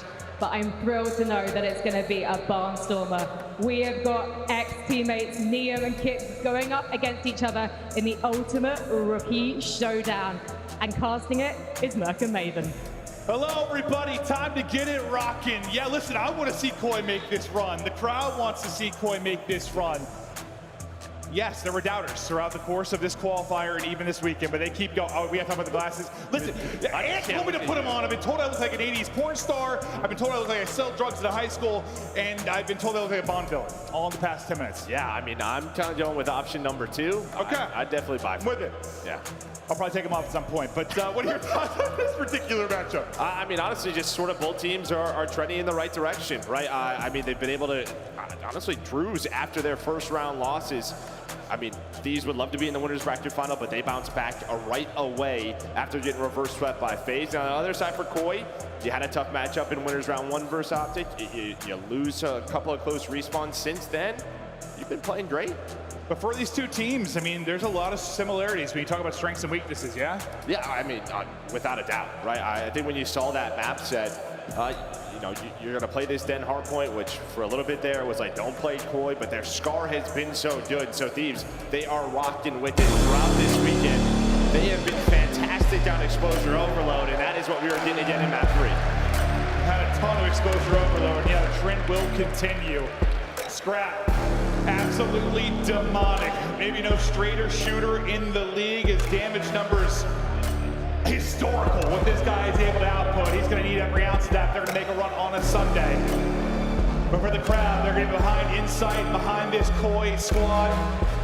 Nobody saw them on a Sunday, but here they are from the play-in to top 4, looking to make a deeper run as the crowd will roar behind them. They'll start off on Dan, which was their home. Once Kips came into it, it's Championship Sunday. It's an elimination match. It all kicks off now. Well, great start there for the LA Thieves. They're going to find 3 dead. They have the P2 side of the map. They're going to be hanging out. Neum going to get aggressive right away. He's going to find another to put 2 on the board. The key guy's going to be that number 1. Going on that long route, that's Joe Deceives. But Scrap spots him. He's just going to wait, say, hey, pick him up off a spawn. Or maybe he doesn't spot him. But now, timings, gunfights going down. But while this is going on, LA Thieves taking the time, but you needed that break if you were Koi. I was about to say Ultra. I'm going to say that plenty of times, trust me. But the patience there pays off for Joe Deceives. Kind of a nutty gunfight up against Scrap, but they'll get them spawns for a moment. Spawning behind actually will be Scrap. Back in the deep pocket, so there's an instant force here for LAT. 3 flying forward. How do the trades go down? Looks like numbers and spawns will hold for Koi. The back is open. I was worried maybe about a spawn coming in, but it looks like they're going to be all good for now. Able to stack it up inside the point. Thankfully for Koi, a team kill does come in on the Thieves side. Now Joe Deceives, the hammer up front for this squad, tries to get to work. Yeah, we talk about scrapping. Well, slow start for him yet. Still trying to find that first kill. But you give up 30 seconds at the P1. Joe Deceives wins that gunfight. You win the rotation to P2, and now you are cashing in as Kips. He's going to find the headshot on the Hydra. There was one spawn in the back, and while Neum's going to win that. So you see, all the arrows are here now for LAT. Kind of okay, you got 20 seconds remaining. Can you win it from the front? No. If Koi, I'm saying, if you win it from the front, this will be perfect. Help maybe rotation for next, but now it is problematic. It's a split in for Koi. Early ahead for 3 will be Thieves. Spawns kind of all over the place. We'll see how this pans out. Well, I thought they would have expected Insight to be back there, but Insight is the key here. You have to wait for him, and his teammates die. He's finally going to get involved, but he's all alone, and that is unbelievable. I thought that was going to go so wrong for LA Thieves not picking that up. Scrap does stay on the map. Well, the late break with about 25 seconds left at 2 ends up being huge, and now you're turning this into nice early time. And here come the early picks, all the early picks for Koi. Neum, good job just getting out of dodge for now and then grouping up your teammates because you lost everybody. You had no chance to make the play there. But great effort back in by Koi. We'll see if Thieves can do the same as they're trying to get through. No opening in sight so far. Now, what a break there from Koi. No trophies down yet this early in the map. So maybe trying to find an aid, or you're waiting for Hydra and Scrap to give you 20 seconds. You would love to flip the spawns if you can, if you are LADs, but Kips isn't going to allow that to happen. He will slow down the momentum. 12 seconds left now. Koi, you know, transfer over to P4. Koi now. Can you answer a nice stretch there from Thieves? First person going to drop. You'd love Insight to get one. Not going to happen. You have one hitting it out through roof side, the rest trying to group up through lobby. Lobby side Koi so far have dealt with. The roof side player is a BZ, and they're all going to spawn on him, so that's where all the pressure is going to be. Everyone's kind of holding back lobby, making sure you keep spawns, thinking maybe the reinforcements are going to come from there, but everybody spawns out roof. They're going to play from the front, and that's going to be a break for Thieves. Yeah, that's the tough part with this before at times. I mean, when you have no info, right, is someone going through Dojo, is someone going through top server room, when you have no information pushed out, you have to watch all the lanes, and LA Thieves, they make it pay. They just flood the front, Scrap's able to find a double, a great break from them. Yeah, this is like a hard point where some even if you have a spread setup, like you can just like turn your head to help in another lane. That's not the case here for, no, not at all. It's like a 20-yard trek to really get into a gunfight with the opposite side push. So spawn roof side pays off. They bully their way in. Thieves now approaching a 50-point advantage. It's Championship Sunday. We're about to get rowdy. Let's hear the comms from Thieves. Yo, Kleenex I'm taking another left route. I'm taking another left route. Yo, Kleenex is mid-cut. Let's go top blue here. I'm gonna jump out. You ready? 3, 2. I'm jumping out. I'll see the blue back. I'll see. Jump the ball. Keep left. Alright, listen. Let's get Teddy. I'm taking a right route. Yeah, I'm taking a right route. You guys go left. Nice. That's all right, man. I'm playing it. Last guy pitch. All right. One shot. Nice. Try to push up if you can. I'm Try to push up if you can. I only have mid-cut. I need him mid-cut. Under mid-cut. He's one shot. Under mid-cut. Nice. Yeah, we're spawning here. Yo, this takes. Yo, Two accounts showing new. Yo, in couch. Back garage, Jamie. He's that chop. He's in P2. He did chop. Let me chop me back garage. Nice, that's one goal. Yo, Jamie and new. We Jamie and new. We Jamie and new. He's that challenge. Nice. One more here. I don't see him. He's outer. Outer couches. Outer. Nice. Stay alive.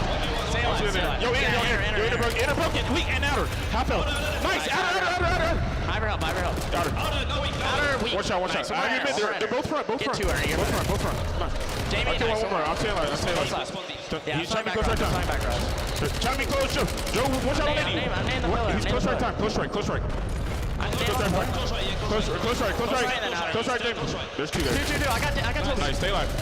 Nice, two more. Stay alive here. Wait for Paco here. I got naded. I spawned out, guys. They spawned out. Jamie, shit on. Yo, enter, clean like that. Yep. I'm black. They're all in the back. Back garage, one shot at a time. Good comms from Nemus, letting me know he spawns out, heads turn, and now they try to hold it from the front, drop down the back. Niem is able to get 2 after that as well. Solid listed in, you can hear the energy is there. Maybe some main stage jitters, just Sunday jitters getting into it. I think it is pure adrenaline right I guess that's what I'm looking for, adrenaline. Yeah, listen, Hydra, Scrap, they are fired up, but to me, Niem is the star. Not only finding multi-kills, but his comms are perfect. That is what I want for a teammate. He is just cool, calm, collected, and they are cooking. See if they can turn this into more of a lead. It's a BC's trying to push out one side. It's a mid-spawn for Koi. And they're going to spread this out. Send 2 through Dojo, 1 through mid, and 1's going to go on the full wrap. Full wrap has been dropped. Dojo so far being dealt with. Nobody picking up mid. Well, I said Dojo was being dealt with until Joe Deceives got 2. That last player in inside, well, BZ's going to stop shooting. So inside still a presence here. Finally, that'll be traded out, but going to be a little bit sloppy now. Yeah, I think this game is potentially a blowout. If you get a cleaner hold at any of these P3s, if you are LA Thieves, when Koi have done enough to break on through, break up some of this time, and they're going to have another chance at this P4. Well, that was the conversation with them yesterday in their match. Kleenex making a ton of plays at a P3. They had so many P3 breaks here that led to a win. Doing it again, even if not a full-on break, just making sure, not clean time for Thieves. Now another P4 up. Last time, Koi, they dealt with the lobby side push really well. Then when the roof side spawn was in for Thieves, they were able to bully the rain into the front and break. You do a better job this time if you are Koi. So far, dealing with it. Well, we'll see. Okay, I lied to you. Hydra's going to get 2. It's going to be through roof side again. Their 2-man setup, simply not enough. Maybe Kip can turn this into something, though. Yeah, you still have the close spawn. They were trying to find a BZ, so you had pretty much a 3-on-2 towards the front, or a 2-on-2, and Hydra won that while everybody else was looking for Abe. But almost to a tied game. A much better P4 hold here for Koi. You had the close spawns. You're turning it into time. Insight continues to put up insane numbers in the UK. 26 in 16, 90 seconds. My man is doing it all. I don't know the number of tweets I've seen talking about dropping this guy over the years, but he is shut. He's had some dangers, but he hasn't here. But he's shutting people up right now, absolutely putting on, and Kip's gonna get done with sub in hand. Tie game, 166 into the third set of rotations. Away we go, but these guys are battling. And yeah, it just comes down to probably with Thieves. When can they get that full hold? When can they stop Koi from maybe getting a break? Same conversation kind of being said on the other side. Yeah, P4, well, that was the hold that he wanted in transition. And this guy, not somebody's name we've really said a lot, right? The stars, Jodeci, Scrap, very quiet throughout this map, but it's everybody else stepping up. Klinex is on a 5, Chips is on a 5, and what a swing. You have gotten like 10 points the last couple of hills if you are Thieves. And this is what they couldn't do before Kips joined. If Jodeci's had an off match, they got slammed in a hard point. Now, not the case. Inside lighting it up. Klinex back to a sub and putting in work. And you got to imagine Jodeci at some point going to start to soften up this back line. As we know how talented he can be, as now he finds a double. New hard point going to pop, and this is going to be an insane stretch from Koi. They're real close from taking this map 1. I think they need to take this map 1. This is their pick. It's crucial in the best of 5. I mean, they are just all on fire since that P4. LA Thieves are getting shut down. You need to find something and something soon. 30 more seconds needed for Koi to take map 1. What the hell was that on a Neum? Great finesse, but it may not matter. At the end, it will. They'll get in. The BC will be off, but there's still a good 35 seconds here, and honestly, you just needed some kind of time if you were Thieves. That was an ugly, ugly stretch. You have a Hellstorm in the back pocket of Klinex. We'll see if that comes in on the rotation to third. They only need 25 more points. Can't win it here, but they can get damn close. You've got to fight for this if you're Thieves. You got to win rotation as well. Not quite required perfection, but it's going to need to be close. But what a double there from Jodeci. Let's focus now on rotation. Kips there first. And I was going to say, when is the Hellstorm going to come in? And well, BC, that is the second time he has fallen off the map. And his last couple alive, they're on the hill. You have to go now. Klinex is at all. His teammates are on new. 7 more seconds. You don't connect with anything. Well, Hydra makes you pay. Yeah, BC quite literally throwing his body off the map, and it seems that the team, a couple stepping it up, and they get some kills, and then they get shut down. That hold should do it. 5 more for the dub. It's a din, it's a win. Take that one.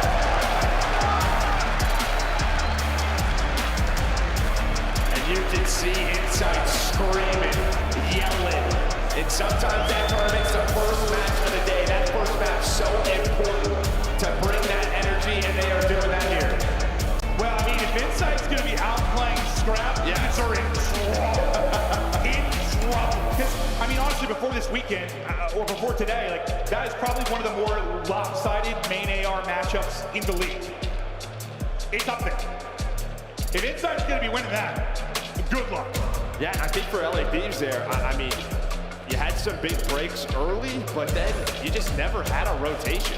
Once they got broken at that second P3, game was done. You didn't have spawns for P4. They flipped you right away at P1. You then had to break there again at the P2. The game just got out of hand. A big part of that, the slaying everybody in negative on the side of LA Thieves. It's the opposite. Scrap's still most damage than Love. Yeah, he's still shooting. Not surprised, or not shocked to see that, but Insight plus 11 right there in the damage department with Scrap.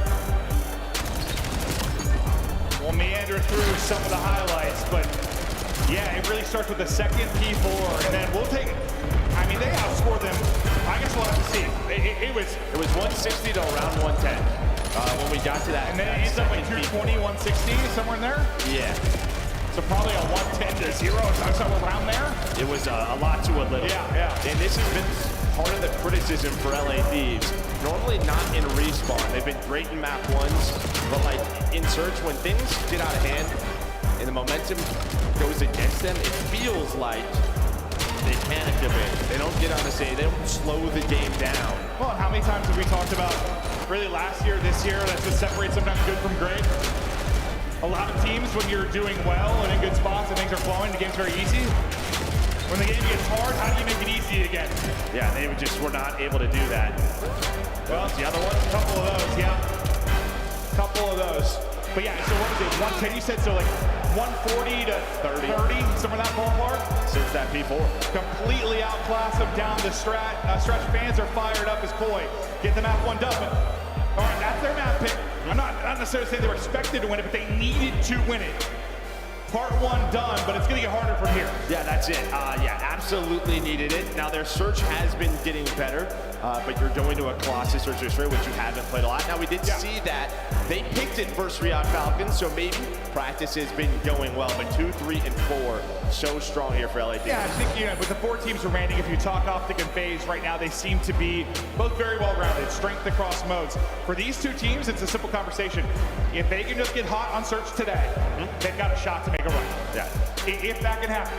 Yeah, well, search has been hot for LADs, particularly Scrap and Hydra. They are #1 and #2 in opening dual win percentage at this tournament, so playing with a lot of confidence, finding those opening picks. But when we talk about Colossus, a lot of times it's at Sniper, so we'll see who's going to have it for both of these teams.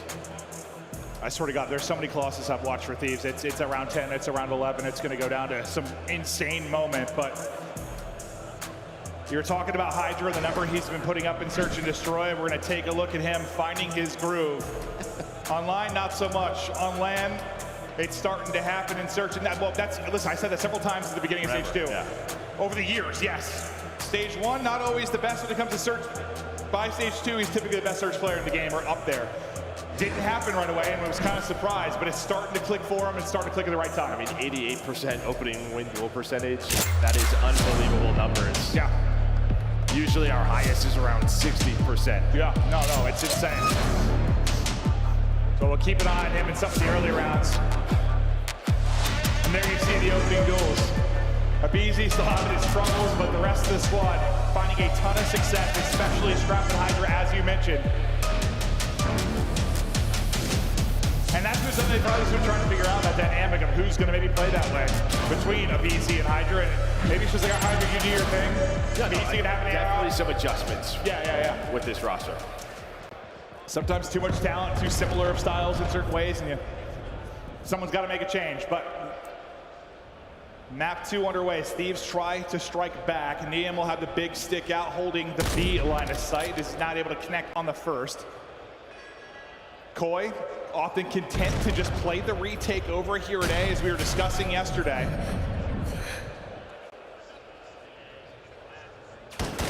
I just tucked away, now he wants to go. He's trying to catch 1 or 2, able to get 1. aBeZy following it up, it's a little bit staggered. Beautiful shot though onto the back line. Now can he stay up or at least get back to his teammates? But the problem is going to be losing Niam. You've got Scrap and aBeZy, Jodeci's and Kips, 2v2, and we're heads are about to collide. 1v1. aBeZy, Jodeci, and Joe puts it down for the round 1 win. Yeah, well, aBeZy not having that sub hurts him right there. Loves the M15 in this title, and maybe a situation where you don't want him to have in a slow map 1. Well, not a slow map 1, but just a very average map 1 for Jodeci's, but 3 in that round. And slow by his standards, I guess 24 and 22 is slow by his standards. You get into a 3 versus 2, and then we sort of talk about maybe just going 1 step too quick there for Niam. He's got the pistol in his hand, maybe just wants to go, but they do not follow him up. Well, that's what we saw from them yesterday on this map. Just, it was like either too quick or too slow or disjointed, like just never felt like they were all on the same page. And you heard Scrap talk about it in the interview. We'll be continuing to look to get that dialed in, but it is Koi on the board first, and the hot hand from map 1 was Insight. Trying to turn those monster map 1 numbers into some flicks, but not able to hit on the first. Oh, and Scrap will just put him in a grave. Yeah, he's like, you have the sniper, I'm gonna keep my AR. aBeZy's gonna follow that up with a second, so maybe nothing, and Scrap is just gonna continue to take statue control away from Koi. Gets another one in the round. Well, clean there from LA Thieves. Yeah, no, I think he likes that lane. Like, I know a couple headies you're gonna peek, and I'm not gonna miss a bullet. Well, and it's also why we said, like, yeah, it's great. He's great with the sniper, but probably the best AR in the game, or one of them. Yeah, but his AR kills should have this. About as fast as a sniper. Yeah, he should have this in his hand.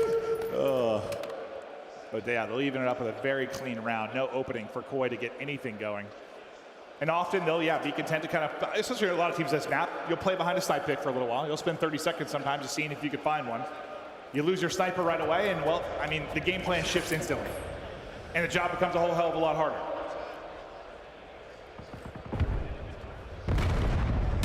We'll see if Koi are still kind of, looks like they're going to be content to play kind of the mid and B heavy and A retake type of defense.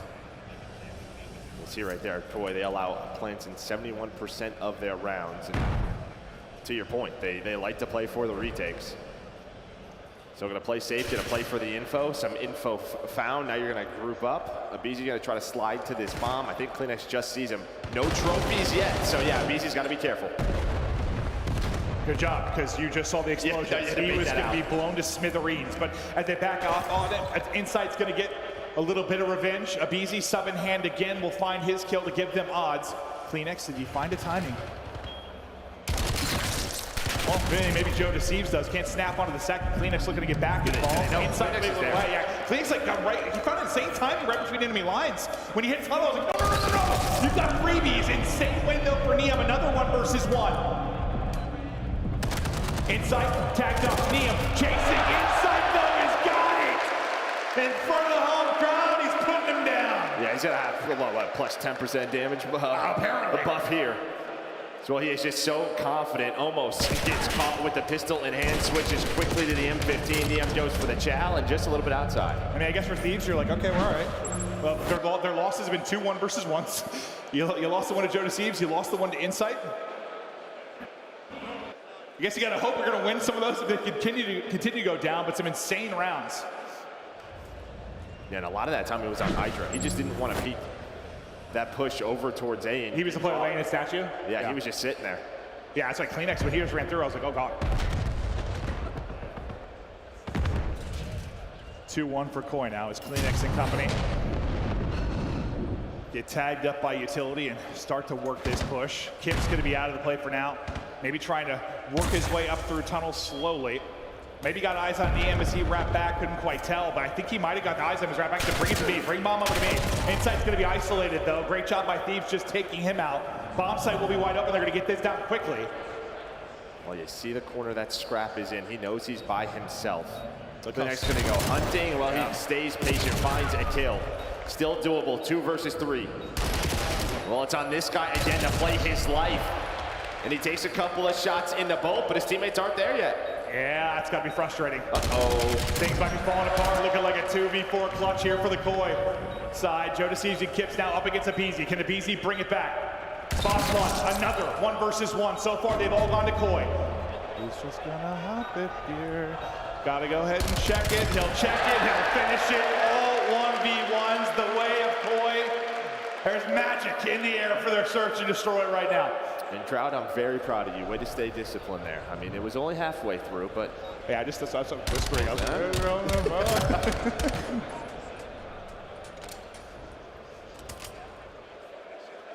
But these are the sorts of rounds that we've seen from Thieves.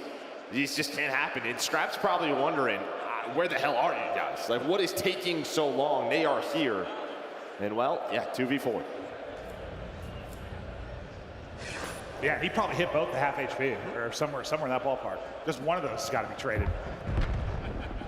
The map's starting to slip away from Thieves. Honestly, it's been all 1v1s and then that dominant round where I don't think Thieves lost a player. So they just need to end these without getting out of 1v1s and they're fine, Joe. That's that simple. Or win one. Yeah, or that, yeah. Well, Neum thought he had one. He did not. Instead, he's triple chowed. And CleanX will get the blood. Plant will go in for Thieves. Scrap trying to run away.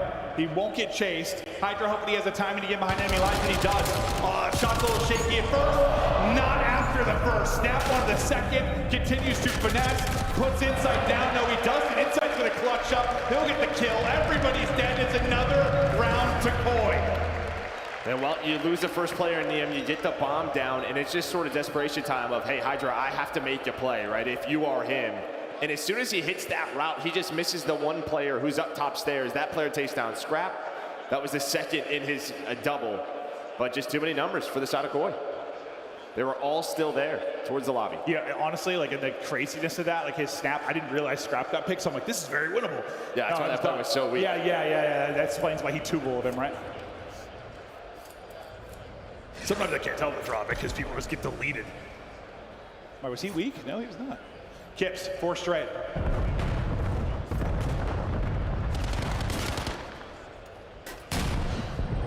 Looking for info here to top middle for now, but CleanX on his belly and getting up towards statue.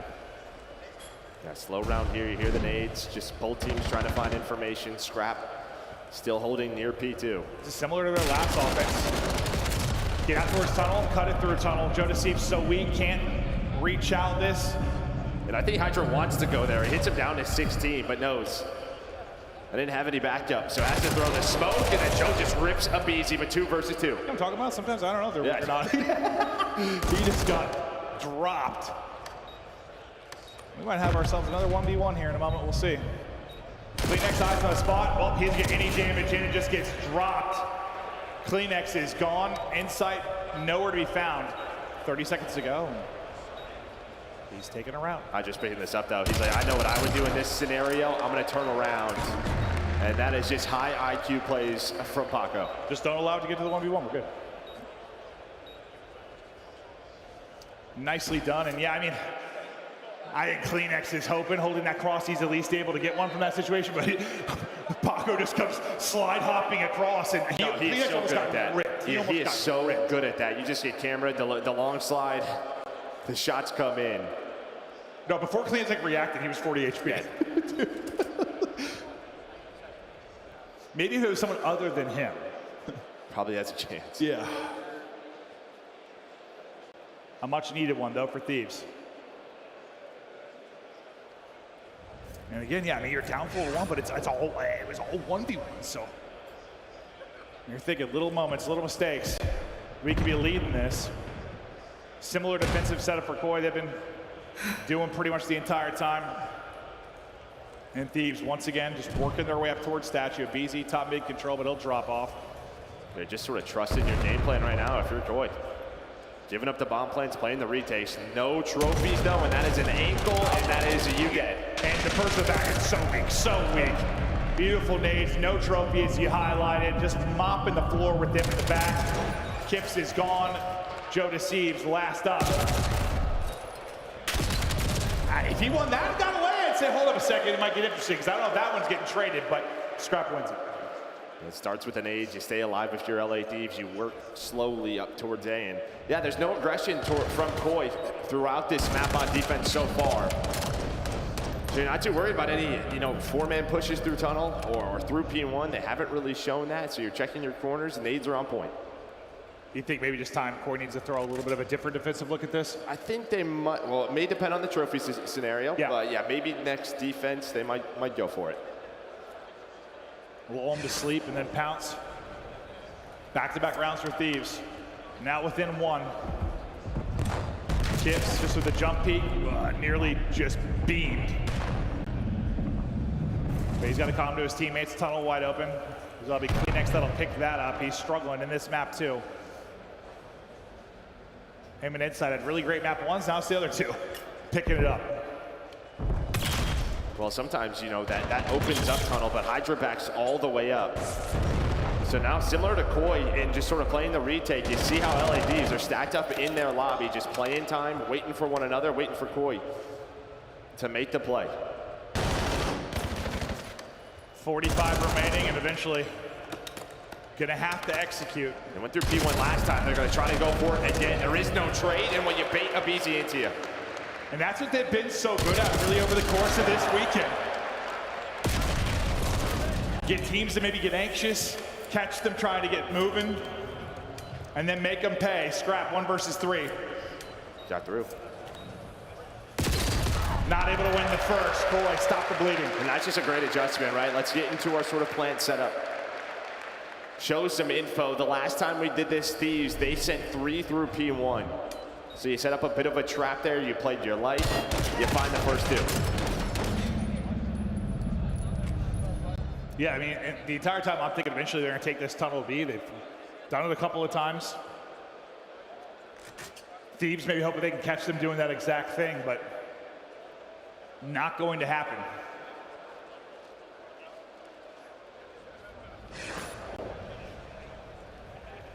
A round away from a 2-0 edge in this best of 5. Again, this is an elimination match. Winner moves into a loser's final. Loser, adios. Kleenex, not having a great one, but he's had a great one over these last 2 rounds. 3 straight, there's a blood. Hydra gonna be in trouble, needs 1, gets that, but Someone's going to have to pop 2 if they're going to bring this back. It's all on Scrap and Neum now. Well, that's good info. He sees them cross back, so speaking about popping 2, it's not clean. Fixie has 1, Fixie has 2, but Jamie Inside says adios. 2 lead for Boyle. They're getting it done.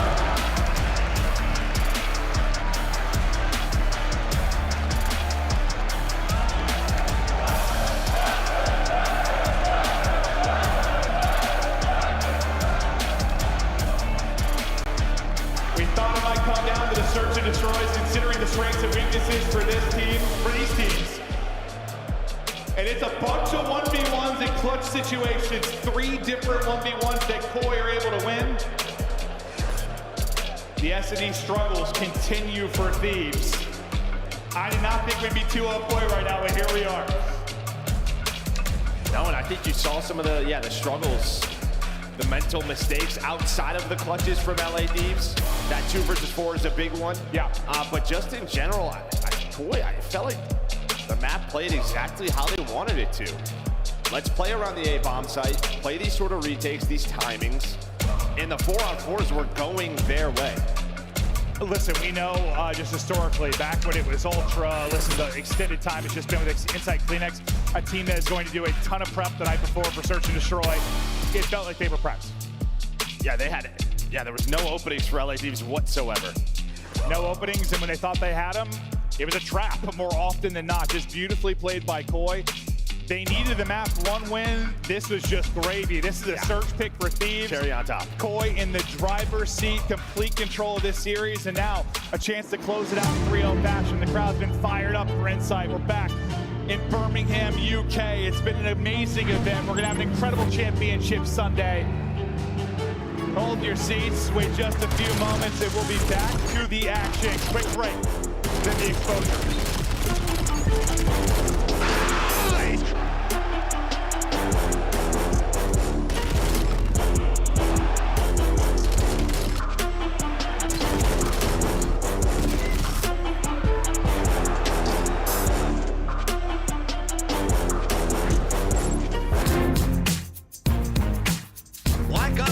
Returns to the Esports World Cup in Riyadh this summer. Scan the QR code to be notified when tickets go live later this month. Start the season strong with the 2026 Call of Duty League Pack. Grab yourself the CDL operator by scanning the QR code on screen or check it out in the Call of Duty store in-game now. Scuff, official controller of the CDL.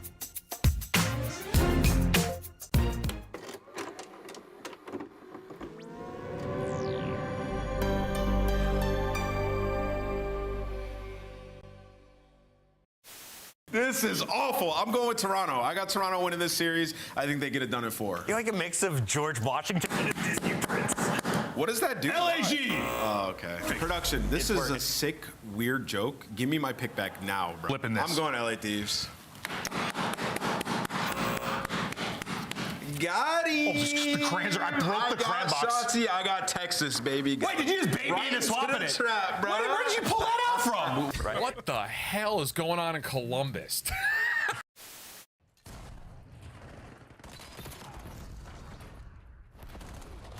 Sur 2. Encore, il est mort. Yes. Statue, ça spawn statue.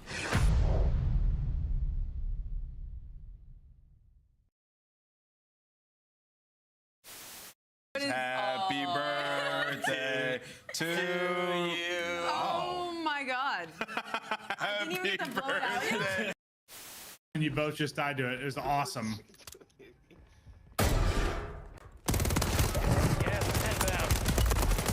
Oh no, Mamma Mia! Oh my God! Mamma Mia! Oh my God. Oh no! Wow. You are him. Oh no. How about you both? Yeah, perfect. Yeah, locked in, clocked in, working all day. Tunnel vision like a water slide, but I ain't here to play. Locked in, clocked in, working all night. Bring the midnight oil till the sun's up high. Yeah, you know the vibes when I ring the bell. Is somebody gonna buy it? Is somebody gotta sell?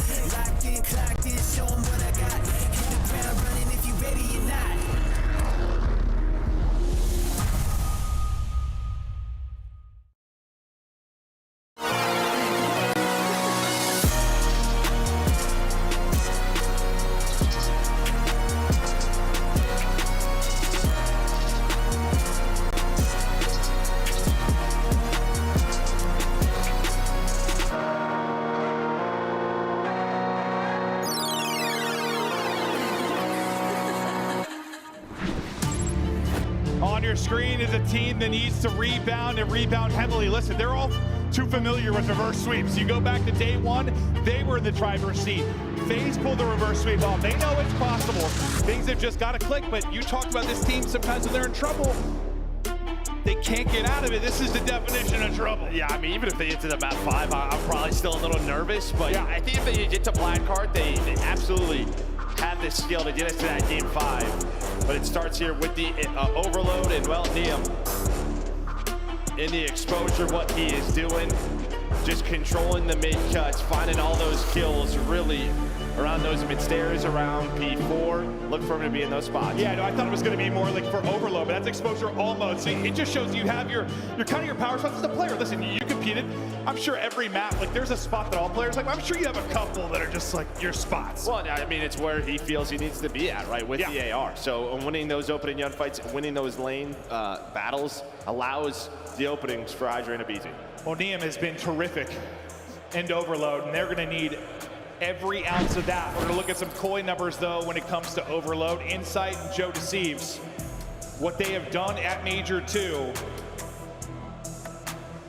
Listen, Joe Deceives has kind of been getting to work his normal day at the office. Insight's leveled up. He got promoted coming in this weekend. No, he's got the home crowd buff, no doubt about it. The magic is on his side. And while they have been putting up some big numbers. He's like, how do I get this crowd every time I play? in overload. But on the other side, it's been all about the defense for LA Thieves. They have been spectacular. Defending the zones, but scoring off the charts here for Koi. That's a double whammy, too. I mean, they're rooting for Koi, also the French player on Thieves. Like. Yeah. So far, so good. Better than good for Koi. Absolute command of the series. Now into the exposure overload.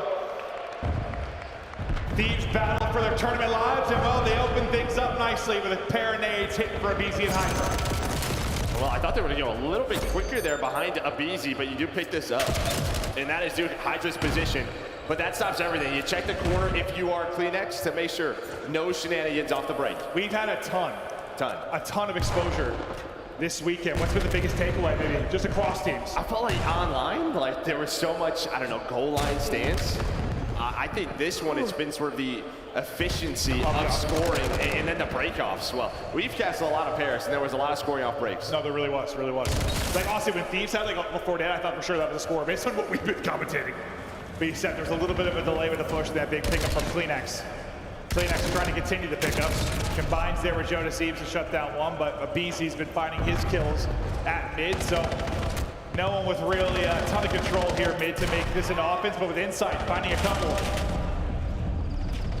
It gives them a shot here to turn. Oh, well, nope, that's a massive one from Niam. You saw the heat map where he likes to find his kills, getting to work, and that one was brilliant. Two, simply spectacular. Everything Koi were thinking gets shut down. And well, that's just because EMP dies top spiral, right? Scrap's able to take it up there. You had 2 kills, 3 players pushed up, and you're hoping the last guy can find it. But the final 2 from LA Thieves, they pinch through low dirt. Niam, he slowed things down, but it's still that way. It's like, yeah, you have this map control if you are Koi, but you don't have the device, and now that thing flips on its head. The overload has been completely different for this team once we've gotten this Major 2 lane. You saw Kips and CleanX leading for all scores. Well, if they run this back, they're already here. They're going to beat them. How do the battles go down? It goes down well for Koi. Could have gotten ugly with some insane play from the Thieves side, just in dangerous position potentially, but they're trying to push this out again. They're losing one as soon as the push starts. They haven't been able to turn it into anything past really the 50-yard line. Now pressure, Joe Deceives to get something done, not able to do it. All Thieves winning the fight so far. Now let's take a look at Thieves' offense. Can they get it going? Another win. A great need from Insight, though, to maybe delay this. Hydra tries to get through, damage in, but can't find anything. If he finds success, that's probably a score. That's what I was thinking, Yeah, he just could not find a clean kill, and then he gets pushed up. And well, yeah, it's been this 50-yard line battle. This has been the exact opposite of what we've casted over. Yeah, no, it has. But Thieves will turn around, and maybe it starts right here. It looks like the final player is going to die. It's going to be all 4 dead. Here's a good chance here for Thieves. They need to get something going. They need to get something going early. Where are they going? Finessing it back and forth, trying to keep the Koi defense guessing. Niam walks onto a nade, and well, good luck with that one, brother. Not gonna be able to get through. Koi shut it down. And I think that they wanted to really take their time, but because Hydra got so far pushed up and found that first kill, they wanted to go to A really quick, but you never really move the Koi players around. They weren't as spread as they wanted them to, and now you have a chance here as Insight hits the pistol shots on a scrap. And you can just go. He maybe had a chance to just go, but now BZ in the back line. Gonna be holding it down. Two are gonna be flanking through mid. Koi don't realize where they have to go, and they have to go fast. They're looking for a BZ, they take too much time. The flank is going to develop, and Joe Deceives. I was gonna say simply took the other, but Joe Deceives does it by himself! Are you kidding me? Got a little bit of help from inside onto the last, but what a double there for Joe Deceives. Yeah, I mean, Neil was there, right, but he just backs up. He thinks his teammates will trade that 2 versus 1. Does not happen. So Joe Deceives puts the score on the board. Sometimes trust is a great thing. Sometimes though it is betrayed. And is right. Joe Deceives is snapping. Absolutely feasting. Waiting for it and then hitting it. Everybody drops, but the score is through.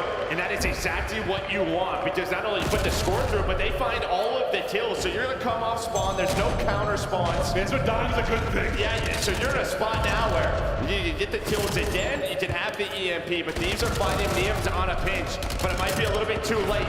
Hydra's gonna take you down, it's all down to Niam. That player's weak, it's a 1 versus 1, and you always have had one more guy. Now, I was just gonna say the same thing, there's always just one more body for Koi. One more chance with it. Kleenex leading the way. Damage in, but not able to finish the kill. 2 trying to hit their mid-touch, 2 coming through on the defensive side for Thieves. Kleenex trying to finesse, EMP still in hand, OT about to hit. But you're gonna have to absolutely back it up and rethink this. Wait for your teammates to come off spawn. And they're spawning very far from you. All the way out towards like a P5, but look out forward, you've got Kleenex there, Kips has got 2, they're finding those kills that matter, and suddenly it's wide open. Kleenex has got the cross, then the nade's hit, not gonna happen! And it's an overtime score for Koi, up 3-0, and they can taste the 3-0 in the series. Yeah, I think they're just not thinking those players are gonna spawn that close to the P5, but I thought he had to go that way. They just don't get into their spots, and Koi players able to find the kills, and what a route from Insight. Oh my God. What a wild half, and it is just a stalemate for the first 3 minutes. A couple of chances, but not great ones.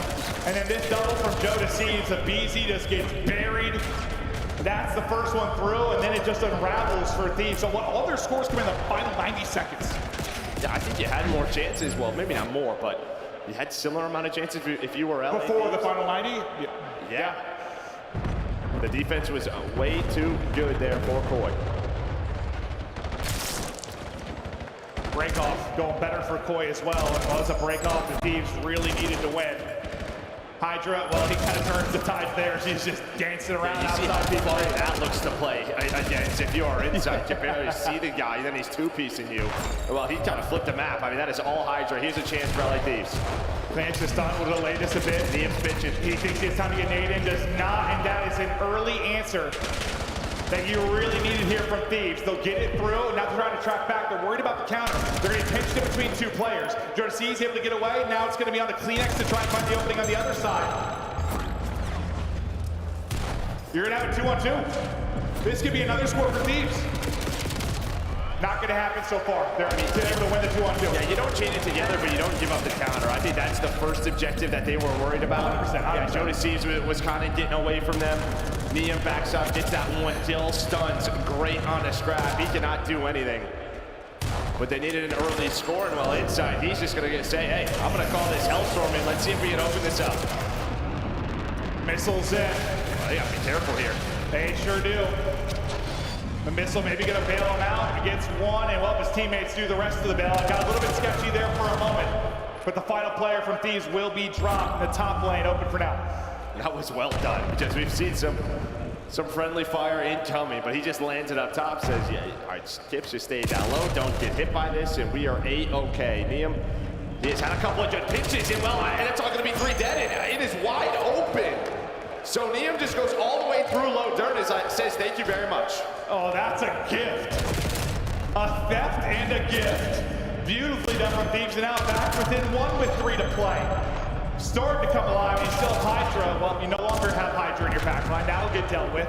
New EMP has popped. The one-on-one mid-map goes to Scrap. Yeah, BC just needs help, so he's trying to buy time. Hoping Scrap can get here, he does, but Kips is the difference maker as he finds that double. Yeah, he gets 2 right as Scrap gets there. Nice shot from Neum. But he'll get dropped. And where you thought maybe you could play a little bit of keep away, if you're up 3-0 and get to like the 2-minute mark, not going to be the option anymore. This thing's gotten too tight. It's been all about Thieves' possession so far. 2 dead for Koi. I don't know if Kleenex is there though. He got pushed up into a great corner. He was able to find that. Turns it into a triple. You had Hydra pushed up, but he's the last one. And now Kleenex is by time 5 in a row. Stunned. The magician going off with 6 in a row. I don't know if he ever got back to full HP over that entire sequence. But he's killing everything. Now go to see it. Can't slip it through. You still got Lonnie's here. There's a massive goal with 2 to play. Kleenex, though, what a sequence, one of the better moments you're going to see this weekend. I mean, he just turns the map by himself. They had no idea that he was there. Thieves found the kills. He's hoping to get 1. Even better, he got 3. Then opens it up towards that A zone. Thieves out. It is desperation time. 90 to go, and desperation is certainly the right word for it. Kleenex again, just barely staying alive. 2 HP in the drain, but he'll be able to back up and reinforce the defense. Really, this is all about nice shots. Okay, well, that's why Abizi's got the M15, but Neum has been so good on these pitches. He's doing it again. Here we go. It has been all about Neum on the flank, and as you said, here we go. I think it's topside spawn on top of that. Yeah, we're right back to top 10, so you have a chance here if you get these kills, if you're Thieves, to tie this game up. Scrap the last one there, you're hoping it goes cleaner. Maybe Hydra can scoop this, but it's going to be staggered for now. But you still have the pressure here. Can Hydra get a couple more for you? Not going to happen. And Kleenex, the patience again, the chance to make the play. Hello, enemy locked, and that's going to be 2. Beautifully done by Kleenex again. They want to go. They just want to fly this thing through dirt. Stuns are going to that back this one through. Game over. They're going to back it up though. They're just going to park the bus. And they don't realize where the spawns are. You know, we see them on spawn by the blood. We're thinking you can just get forward. But as Neum gets stabby, he looks to get in. Thankfully for Koi, they're able to hold the line for now. They've won a couple of monster gunfights. 10 seconds to go. Up the 3-0. No time to do it. This one is done. Koi 3-0. Thieves will seal it.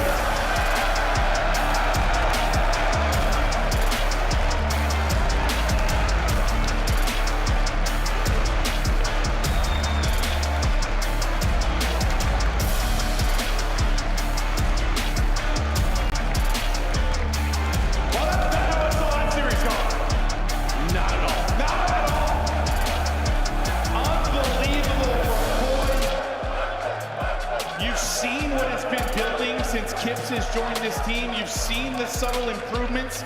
It still felt like they were a step away, but it feels like this weekend they've taken that step. And well, they get their dead hard point, they close. Yep. I think the biggest difference maker throughout this weekend, their search has gotten better, especially their Colossus.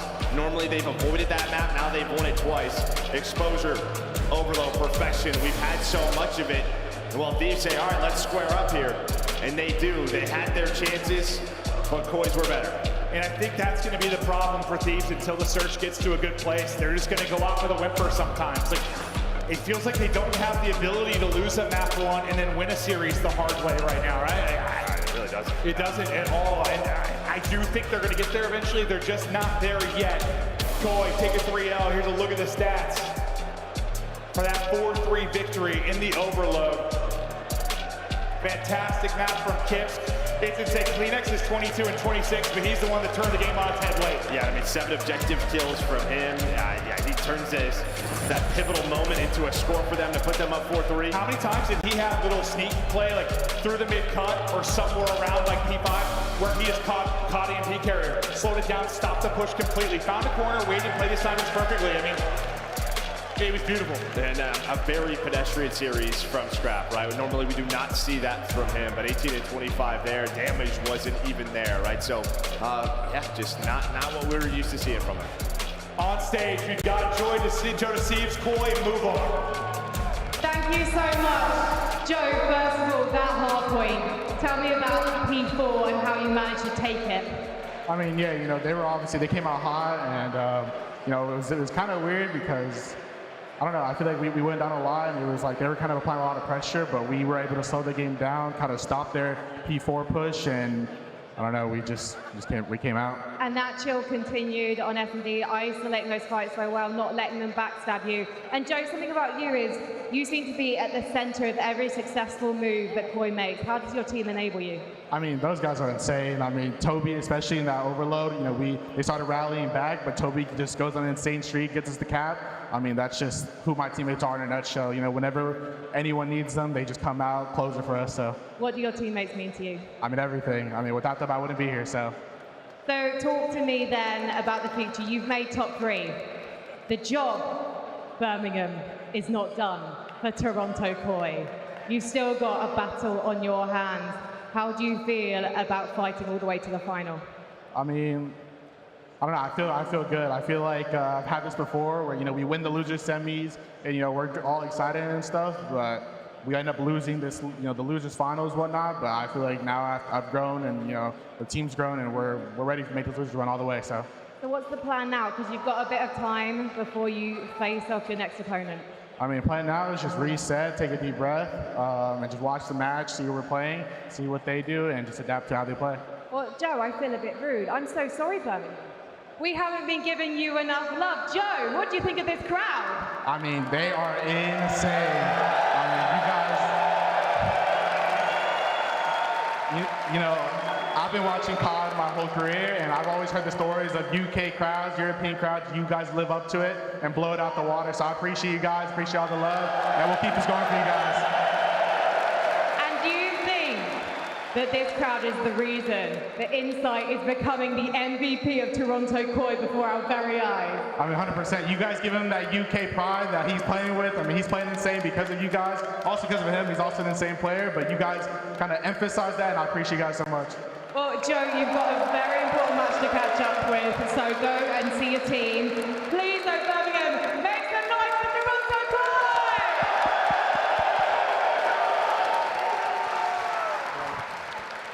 Incredible stuff from Joe Deceives, and it is amazing to see how this UK crowd has adopted Toronto as their local squad. Insight, the only UK legend in the CDL. He is putting on a performance just when everyone thought he was at the end of his career. He's at least got 2 more majors after this one. I know, and he was the reason why they were able to keep in that fight on that dead hard point, single-handedly bailing them out of so many situations. And you heard Joe Deceives on the stage. All they needed was those adjustments on that P4. You chain it to the P1, everyone is streaking. Hellstorms are being earned. Koi just started off not on the best foot, but ended on such a high note. It's not just the Brit, though. Let's take a look at all the highlights here as both teams were chiming in with some high plays. Nameless, what did you see from Thieves? Why were they off to a slow start?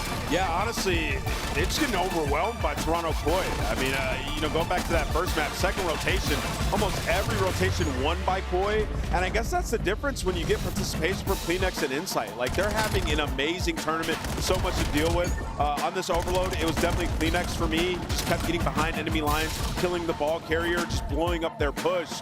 But yeah, Toronto Koi, I have to eat crow on this one. I did not think they could figure out their issues coming into this tournament. This is a completely different team than we saw in the qualifying stage. Completely echoing that what you just said, and I think the call out on CleanX and Insight is huge because Toronto is historically a team that was known for their teamwork, and so now being able to see them put that damage up, you see the teamwork actually come to fruition, which maybe you weren't able to see in previous matches. I mean, it feels like Koi's hitting flow state right now. After that second set of rotations, like you said, that P4, it was like hell or high water. You could not stop those guys. The Koi jerseys are out here in Birmingham. The fans behind Insight, the local legends. But it's Kip, the rookie, who has been a pop-off story of this tournament for me. And alongside him is Joe Deceives, a player who got sent down to Challengers when he was on LA Thieves. Now got brought back up. He has been a star on Koi. A lot of people asking, is Joe going to go to a different squad? Adam Mouse says no. He ain't leaving Toronto for good reason. Here is Joe and Kip, the SMG duo in our Scum play of the game. What do you see from this duo? I mean, just incredible stuff. We got to see them gel together and really play off each other incredibly well, and that's what makes it so special about these two young guys. They're always good for two when they're on one, right? When their foot's on the gas. And my favorite story about Joe is many majors ago, I remember him saying, I really want to win a chip for Inside. I really want to win one for this team. And you can see it in his gameplay and the work that he puts in every single year. Even before this, he was a little bit dragging them. When they did have success in S&D, it was Joe finding the first blood. When they have success in Hardpoint, it is Joe flying out and finding the kills you need him to find. So he has absolutely been a star for this Toronto team. I like that call out. Nameless, as we wrap up this series, we got to give a big shout out to Koi. We were all wrong here on the analyst desk. Not me. Except for this guy. Chip and Study both having faith in Toronto. Do you have it moving forward? Joe says they struggle getting over that next match. The only thing that scares me for them moving forward is the two teams left in the tournament. And you found a lot of success on Colossus Search to Destroy. I think FaZe ain't gonna give you that, so you got to figure something out very quickly if you're Koi. Take a look at that bracket to remind you where we are at. We started with 10. We said goodbye to 7. We are down to your final 3 teams, Optic, FaZe, and Toronto Koi. I don't think anyone's bracket is right in the pick'ems, Allie. No, I don't think so. I don't think many people could have predicted this, especially with the parity the league has already been in. And even now with these final 3 teams and the way that Koi has played on that main stage, I truly could not pick one out of them. Final thoughts here before we wrap this one up. Nameless, are Thieves in a dangerous position? Are you okay with top 4 after bombing out top 6, Major 1? I mean, you even got to ask me. You just asked Scrap. You heard him say in the interview yesterday, like the only placing that he's going for is first.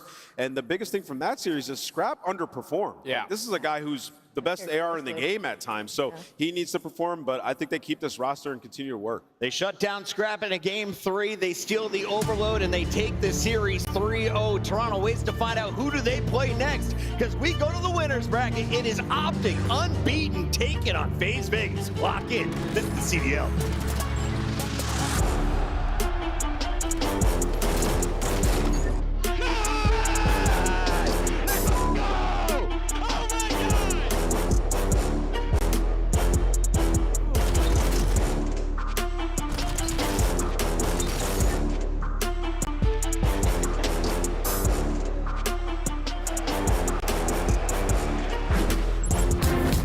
Major 3 is going to be a classic. 4 challenger teams are taking on the 12 pro teams, bringing non-stop action to the ATL. Get your tickets before they sell out at DreamHack.com/Atlanta.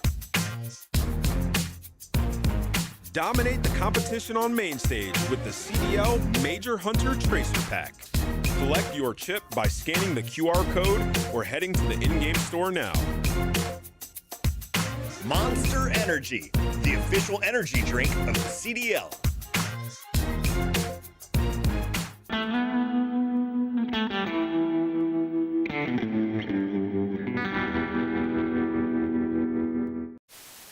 Big GG. The guild took the hard point. Oh, those roll for bears. Aw. Got the hard point. Hard point contested. Oh my god. Oh my goodness. Oh no. Hello? Are we good? Hello? Show me the play again. Watch it again. You play that. It's in red. It's in red. It's red everywhere. It's red everywhere. Oh my god. We're running. We're just running at him. Wait, so they were here facing, we were here in G2? Good grenade. Oh, he just ice skated on him. Yo, that was a skateboard move right there.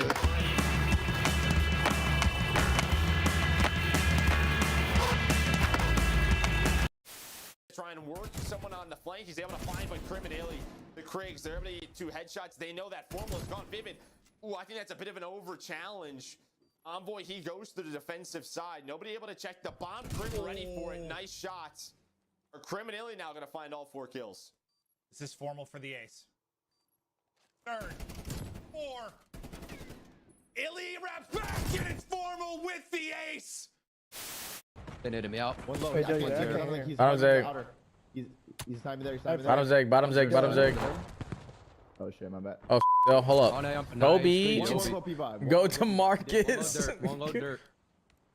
Yeah, Low dirt. I just trolled the bomb. He's far right. Backing up. Yeah, he backed up. Bombs out because I'm pushing B card right now. Oh! Last one push our dirt.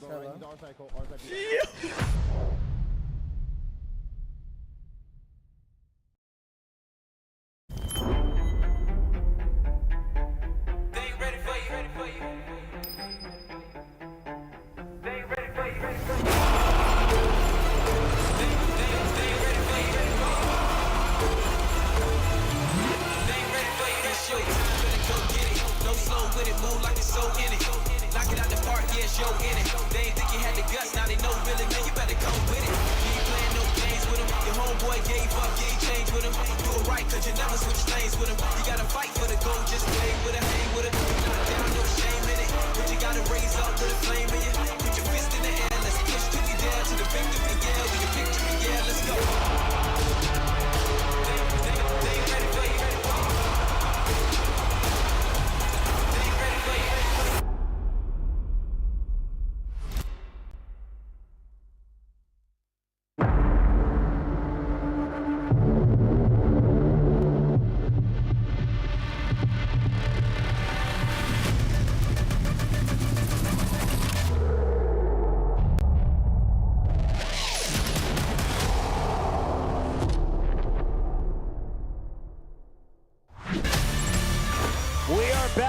In the UK, it is Major 2 for the Black Ops 7 season, and we are down to our final 3 teams. 2 squads are unbeaten, but before we get to that, let's take a look back, all the way back to our last time we were here in Birmingham.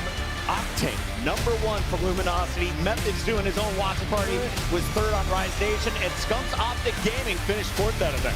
Yeah, it was an awesome event, you know, coming over across the pond. Unfortunately, it was my last event, so, you know, watching these guys fry. But yeah, I mean, Birmingham's always great. And there is a look at the struggle bus. Nameless finishing top 20 alongside Eggs. Eggs booted go from the team after that. This picture we're using here. And look at Study at the very bottom of the barrel. Yeah. Top 28 with complexity. We retired that year. It was a tough one, but hey, listen.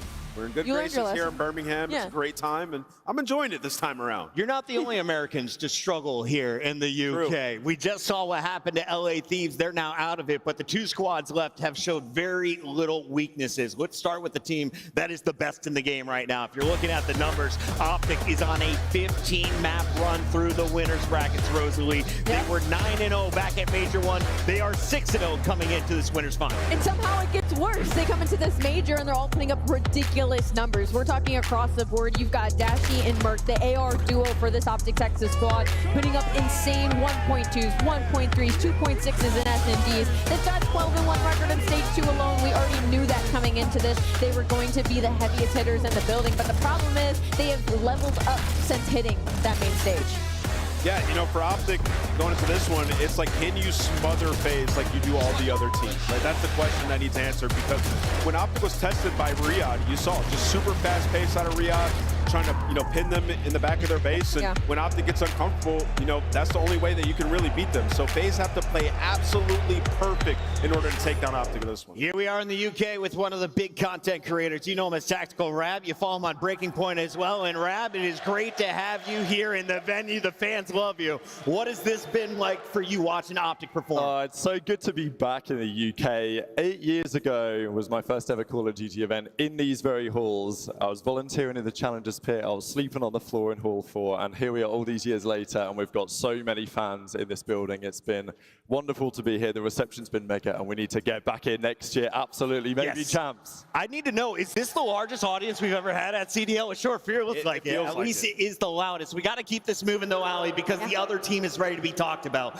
They're wearing pink, sometimes black. Do you think it's the black and white jerseys for Vegas FaZe tonight? Absolutely, it's stripped out. Remember, we got a full 360 out of Simp and Chris Slayer. Honestly, I'm disappointed with the crowd because it felt like we had a little bit of some FaZe fans in the building, and they didn't do the Chris Slayer chant just yet. So I'm hoping for it still. Should they have another match? You gotta go start it, Allie. You gotta go out there. That part, you're so right. But I mean, FaZe's story is kind of similar to Optic right now, at least as far as the main stage goes. They've hit a new level. The AR duo in this, Draza and Abusa, have been playing incredibly well, and specifically Simp and 04 in Search and Destroy has been pivotal, and that's going to be scary for a team like Optic Texas. Yeah, Draza and Simp in this tournament are top 2 in respawn. Simp is averaging 30 kills per 10 in hardpoint. He has actually been unbelievable on the map, and the biggest turnaround for them, though, is on a 5-win streak in Overload. Overload. That is their win condition. When they're winning Overloads, they're winning series. But they're going up against the best Overload team in the game. As fun as statistics are, I want to dig into the drama with Rab. Is there any bad blood on this stage between these players? Because they've been on a number of rosters facing off now for the first time.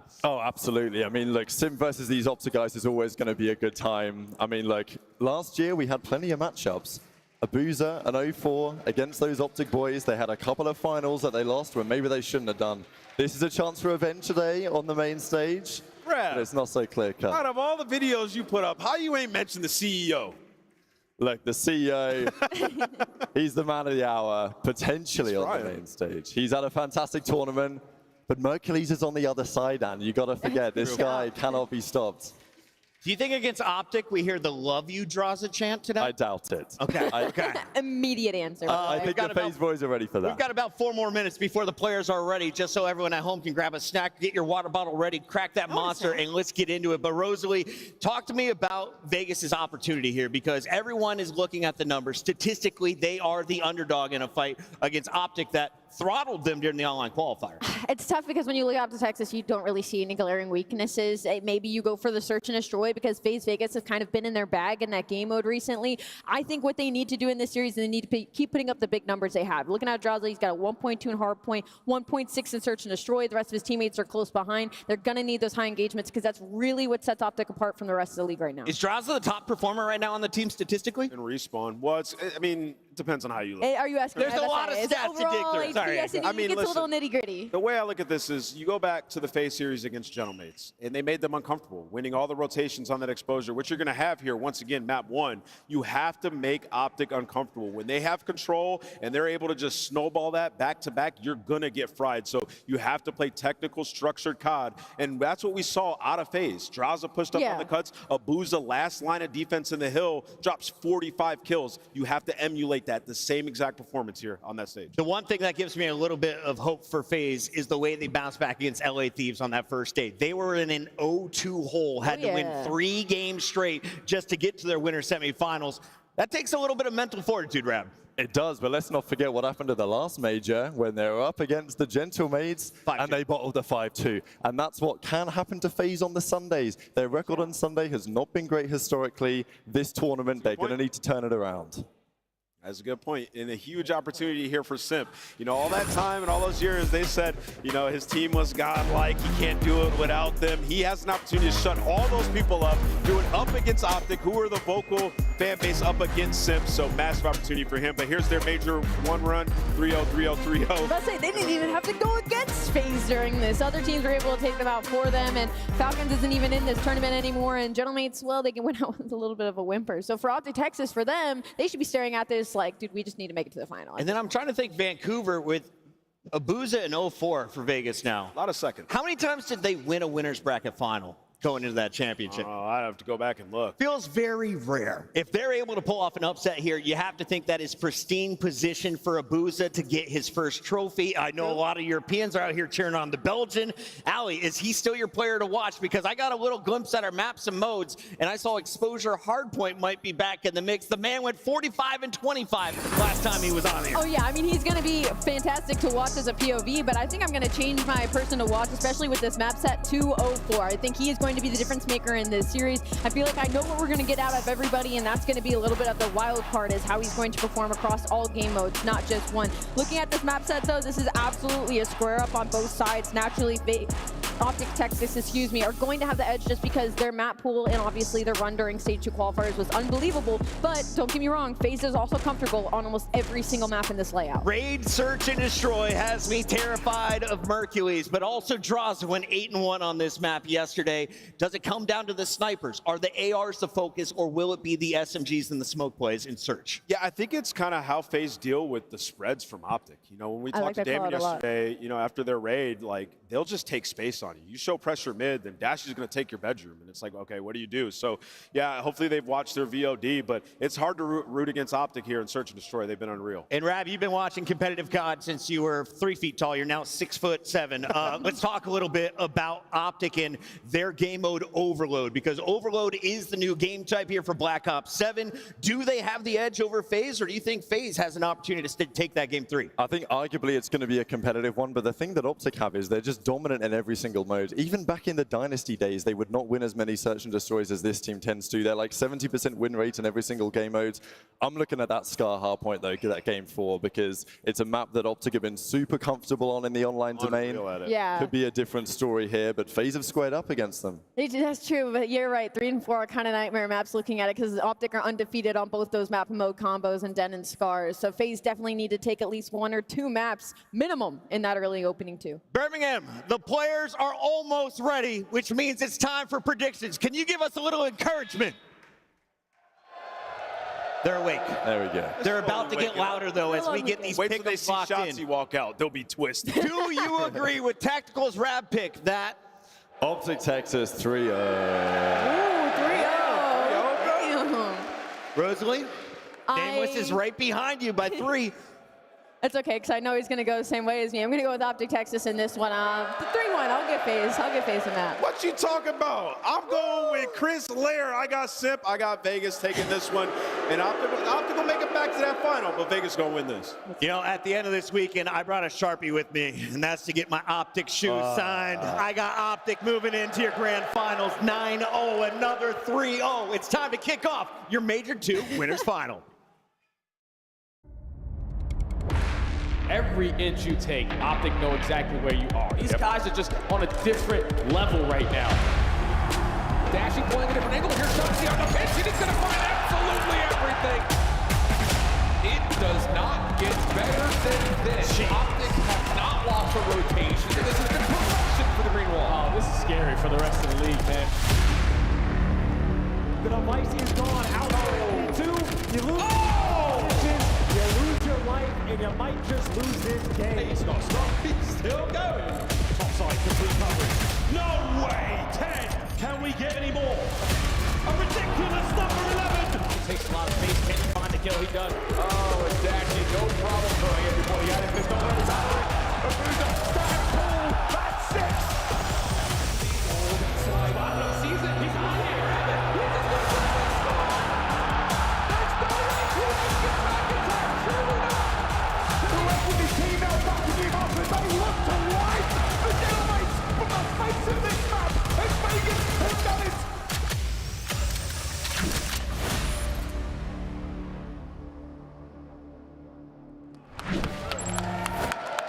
The front runners know that this competition is theirs to lose. Are they going to get tripped up on the way to the final?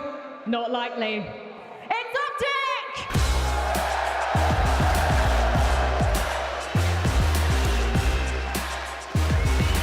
You know, usually when a team performs this well, not only during a split, but even at a major, it feels like it is impending doom that somebody is going to step up to the challenge, that somebody is going to stop them.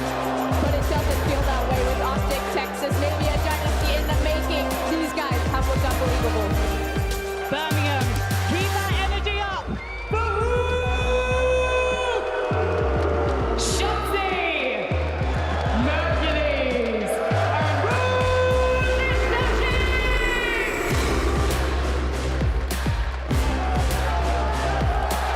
And we could very well be looking at a rehearsal for our grand final here today, because their opponents are nearly flawless, aggressive but flexible, and here to kill. It's FaZe Vegas! Oh, the crowd is already against them, but listen, Sip is used to that. They beat the Thieves in a reverse sweep, then they cut through the Gentleman's like butter. Look at them walking out on that stage. You see the ear-to-ear grit. They have a huge opportunity here to take down the Green Wall and punch their ticket to the grand final. Let's get it going, Frankie. It's the bulldozer from Belgium. Abuza! Drazza! Omar! And Sam! Watch out, Optic.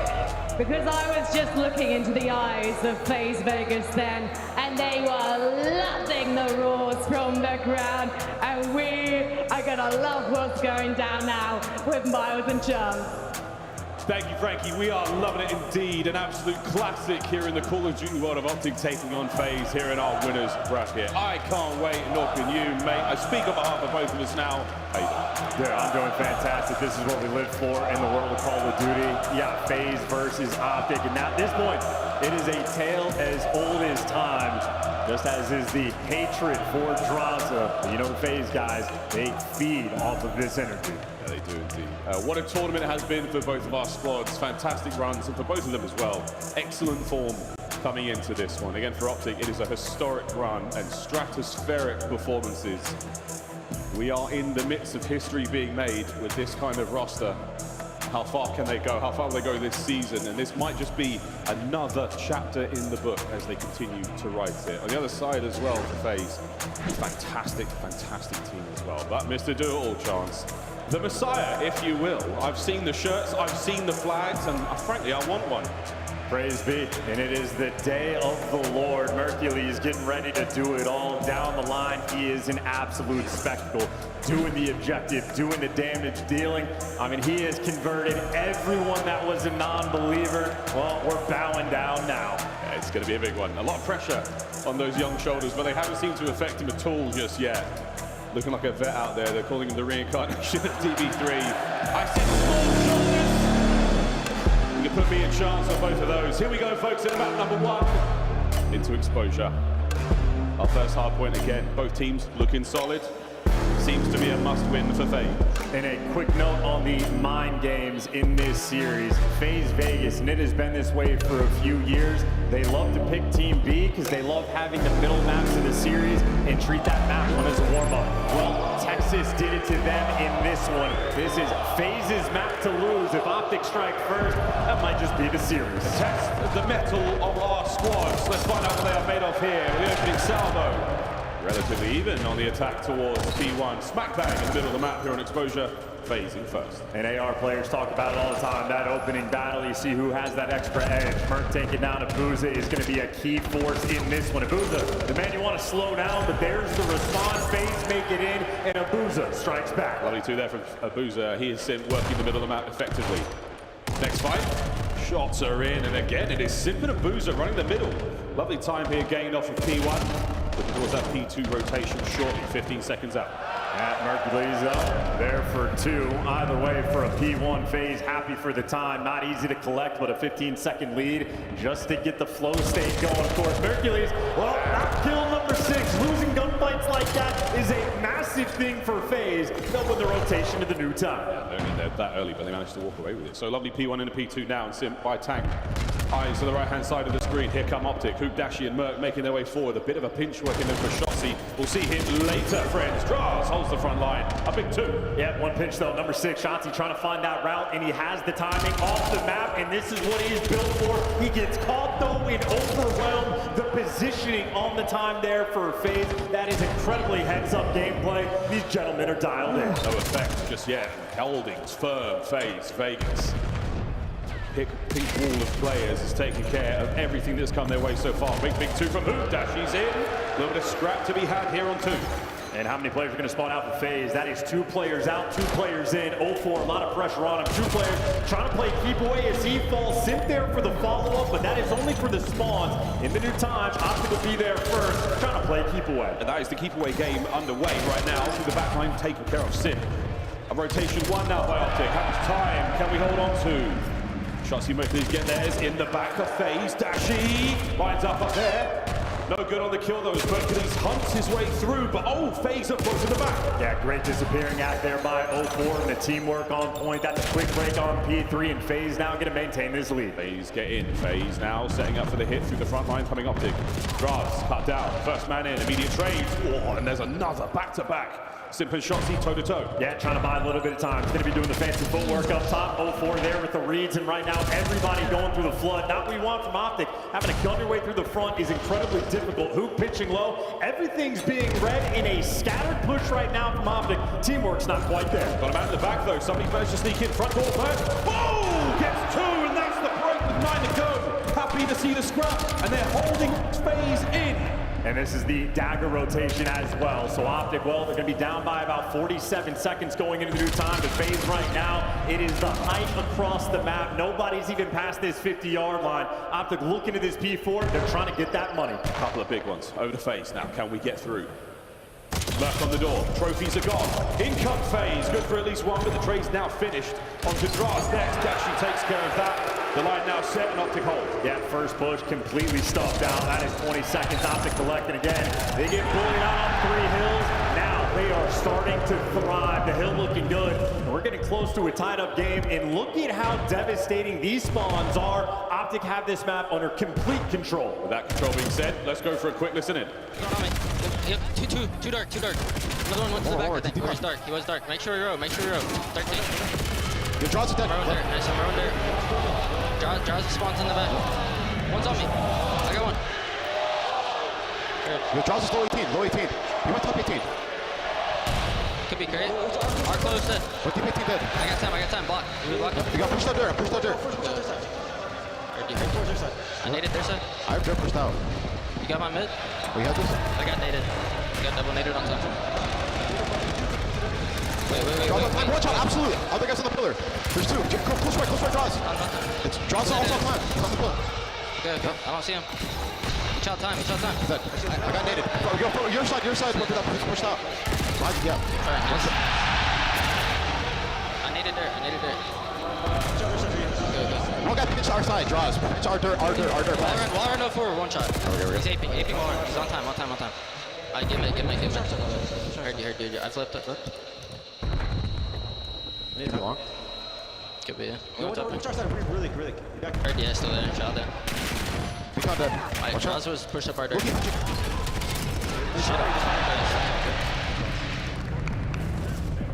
Classic listening from Optic there. A lot of hoot, a lot of deads. Great calls. Yeah, you also have him calling out spawns before the players pop up on the map. Hoop right now is locked in. It has been so for years. Right, fantastic first set for both of our squads. Very, very even.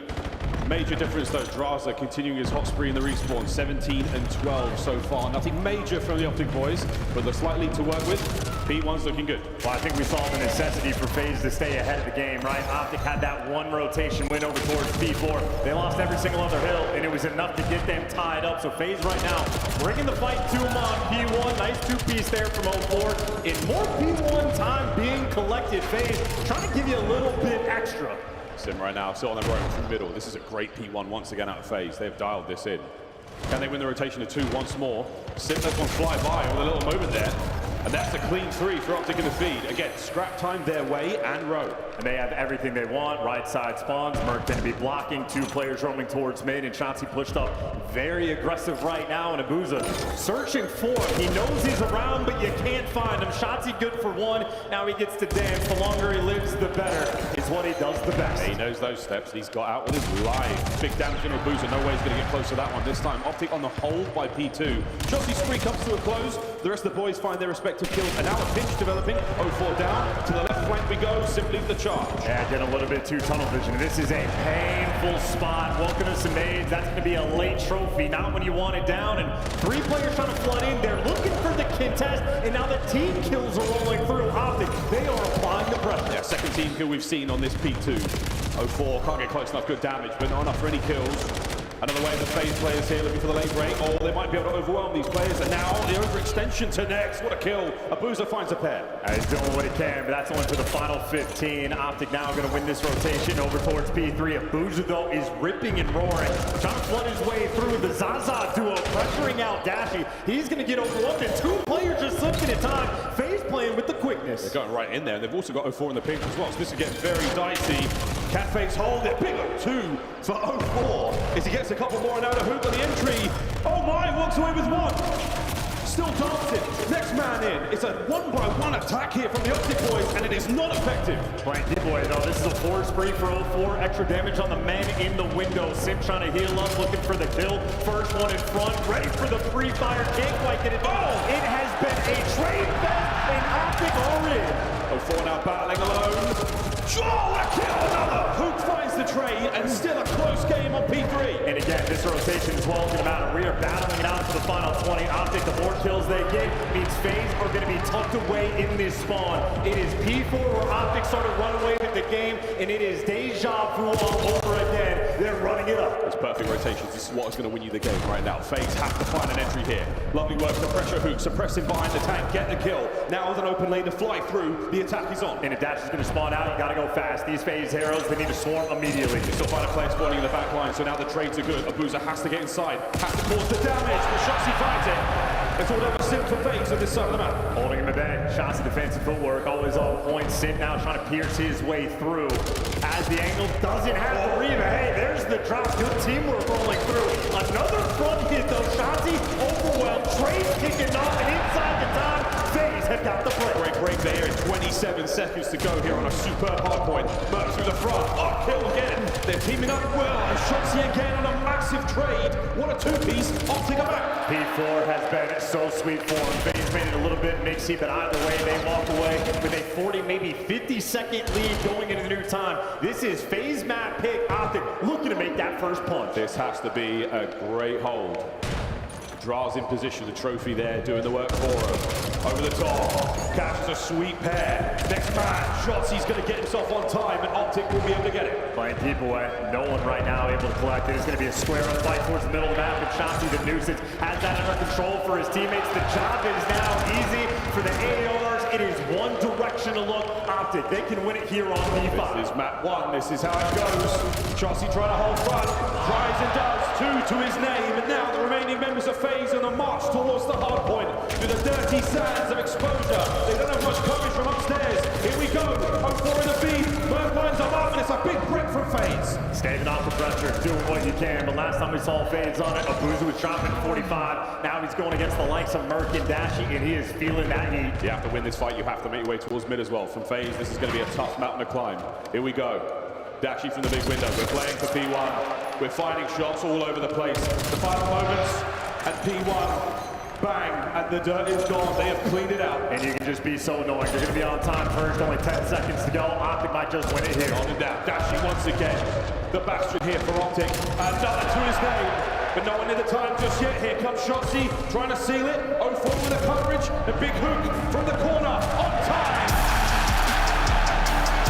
Exactly where you need it.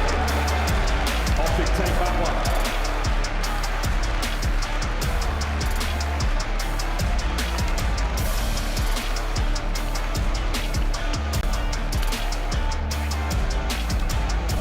And the reason FaZe, time and time again, pick the team B is that way they have the meat of the series. Optic take it from them. They've already won this first map. They're going to feel incredibly comfortable now in this series. Search and destroy in a moment, but yeah, back to that exposure. Strong start from FaZe, neck and neck. It was going to be a photo finish.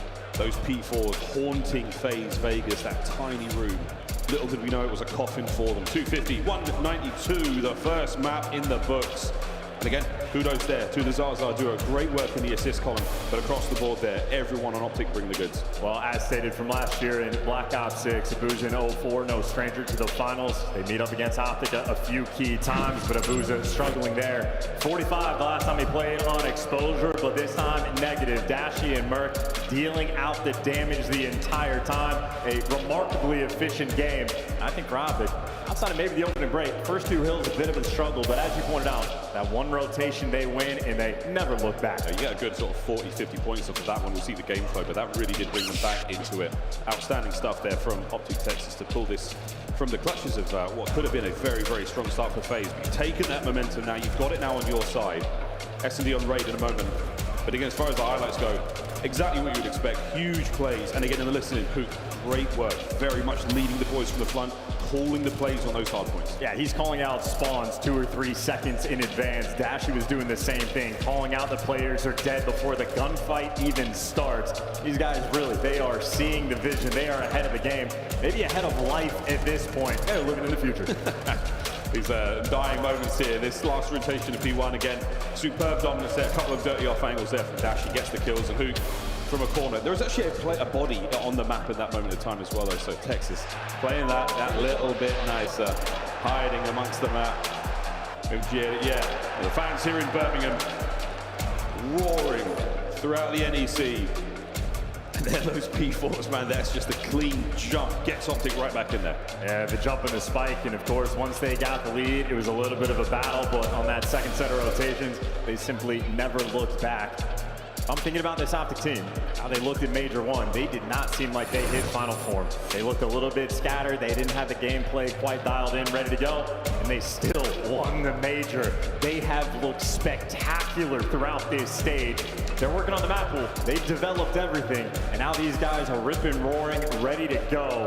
And Raid will be map number 2. Optic, happy to see it. It's their S&D map. Absolutely. And again, not a whole lot of weaknesses, not a whole lot of blunders so far in the tournament. FaZe obviously find themselves down a little bit to the Thieves. Miraculous reverse comeback that gets them this far. Going into Search and Destroy again, we show a lot of love there to the FaZe boys. A very, very strong team in the mode. We've seen non-stop goods. Abuza again, snipers. I love it. I get to call it out all the time, but really has been an exceptional player. On the other side of the board, though, he's going to go toe-to-toe down the lens with Dashy. It'll be a wonderful fight to watch those players throughout the map. And you know, Dashy's willing to square up as well. He's been doing some fancy stuff throughout the year. Maybe the most aggressive sniper we have, especially his willingness to hound players down with the pistol. They can develop all the strats they want. JP looking through the notes there just to talk over strats before we get going. But this is the type of series you are prepared for long in advance. They've been ready for FaZe for weeks. And this is your damage difference per round. So this is more output that you get compared to what you receive. Optic, that means 3 players are feasting.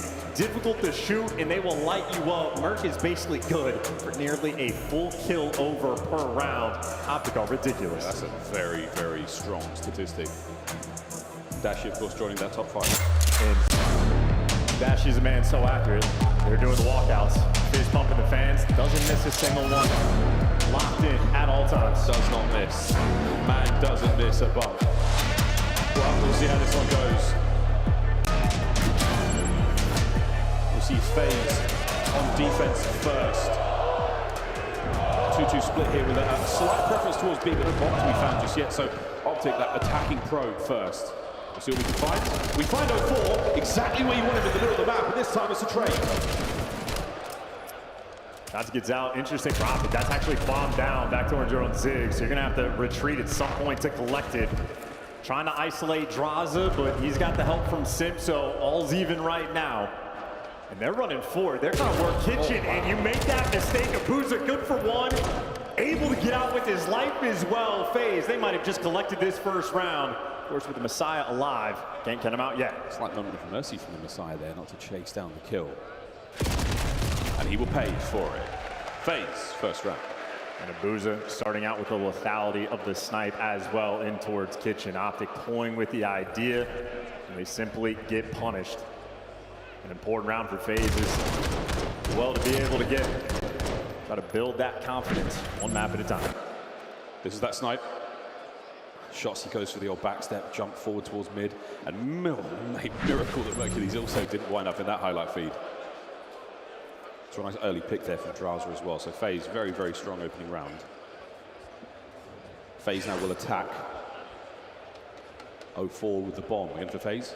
Options for the bomb carriers. Well, straight toward B, and nobody's home. Faster you get this bomb down, the better. Who? Only man nearby. Enough to be a distraction. Either way, though, 04, straight to the bomb, straight for the plant. FaZe, this is exactly what you want in Simp. The island player. That's the man for FaZe that gets to calculate. It's a rapid response here from Optic now trying to retake the bomb site. Unfortunate hit there from 04 will be stunned up. He's trapped inside the ball. Wonderful work. Shotzzy, it's no trophy system, but his nade's gone thanks to that other frag. 30 seconds to go. And here comes the fight. Through the smoke we go. Mercules gets himself into a nice corner. Able to get the first. Now sending it forward under the coverage of Dashy and Shotzzy, and it's a perfect retake. It's down to Simp now by stairs. And he's got as well. A man on the bomb. And what an effective retake from Optic. That is devastating as well. The type of impact that is going to affect the rest of the game for FaZe's offensive decision-making. They get the bomb down as quick as you want. You have the intel on Hoop. The nades connect on Shotzzy over towards those full steps. Everything for FaZe going right, and they get eviscerated. The teamwork from Optic, a spectacle. That close smoke as well eliminates the players underneath bottom bed and takes care of the guy on the back pool side. So now Optic, they retake all that space by the bomb. The Tiki player gets individual handle. And after that, sleeping with the fishes. Yeah, first kill to last kill at light speed as well. And now Optic, this is going to be a quick hit over towards A. Nades though back them down. Maybe not Shotzzy into the clutches though. Utility backs off his teammates, and already it's going to be Hook and Dashy in 2v4. Draz gets into on one. No need for it. Sim's going to be good for, and now they know that it's Dashy alone. They know exactly where it might be. And what a battle! What a Jaeger! What a two-piece! And a worthy effort. You'll find that man in Valhalla after that one. The FaZe take the lead. And that is the energy from FaZe that they're going to need. Make sure if that's the call, if we're challenged, you don't want to give them a lurks clip. You got to make sure that everybody is there straight away. We're going to make up for it. No forward for the final kill. FaZe playing very aggressive. One of the final pistols in Call of Duty history. Yeah. It's so spooky. Well, he gets rid of those 10 rounds very quickly. Actually, anybody at home, if you could work out what Dashy's sort of like rate of fire is with that thing, that'd be a very cool stat. Big Bruce not able to find it, but what a spectacle. Nice lead here from FaZe. 0-4. A great round, a wicked attack there. Opening nade, Salvo, they're going to connect to Mercules. Once again, it is back-to-back rounds where everyone just gets involved. Yeah, 0-4, by the way, one of the most first-blooded players we have in the league. Tries to make a solo play, gets picked immediately. Who's on the slow pinch shoot? He's going to go wide by ball, so he won't be seen just yet. We've got to get in a position here. Good bit of coverage over the top. They're very much trying to take this bomb site. Abuza gets it going. The flank done. Dashy now through pull steps. Connection. A 2v2. Got that pistol, find it now under the effects of the concussion, no need. Here comes the hit from Optic, and Dashy's going to get very much involved in this. And M15 in the back pocket. Sim makes it a 2v1. He's going to have to go fast. And Sim and Drazah working together. Clearing the space, but the timing is not going his way. They are hunting him down, indeed. There it is. What a snap from Dashy. The knife at the ready for the next man, but no good. And the instincts were there. The FaZe, once again, a little bit of space, a little bit of separation. No pieces to be found. And swapping away from Dashy is psychotic. You know that man, so capable of the clutch. Either way, though, the teamwork for FaZe always going to be there. Grouped up together, and that is a 3v4 clutch they're able to pull off. That is a massive pickup by Drazah on Shotzzy when he was working the pitch. The minimap, gorgeous there from Optic, but maybe a little bit too aggressive. FaZe also showing they're leaning towards that B side on the attack as well. That first round did not quell them. This is the round where, you know, maybe you go A. I'll say Optic will be, but again, 2-2 split here from FaZe on the defense. Might be a 3. Oh, brilliant work. Booster's nade connects. And just enough information there. No problem with the bomb being dropped, though. Hook still keeps that moving. Wrong side of Laundry. There's the brilliant firing squad. Onto the side we now go. Hook's there, trades on point, and the last man sends it forward. And Drazah now the 1v2. Well, he works and lives for these moments. Bomb not planted yet. They're waiting for the intel to get there first. Well, they know where he is now. Dashy guns him immediately.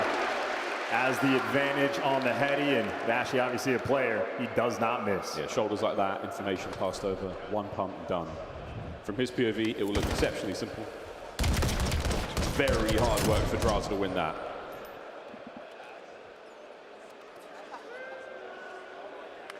Play call now from both sides. Our ARs spitting bars before we get into the next. In each of these teams as well, getting picked early in the round and still clutching the 3v4, just overwhelming ring.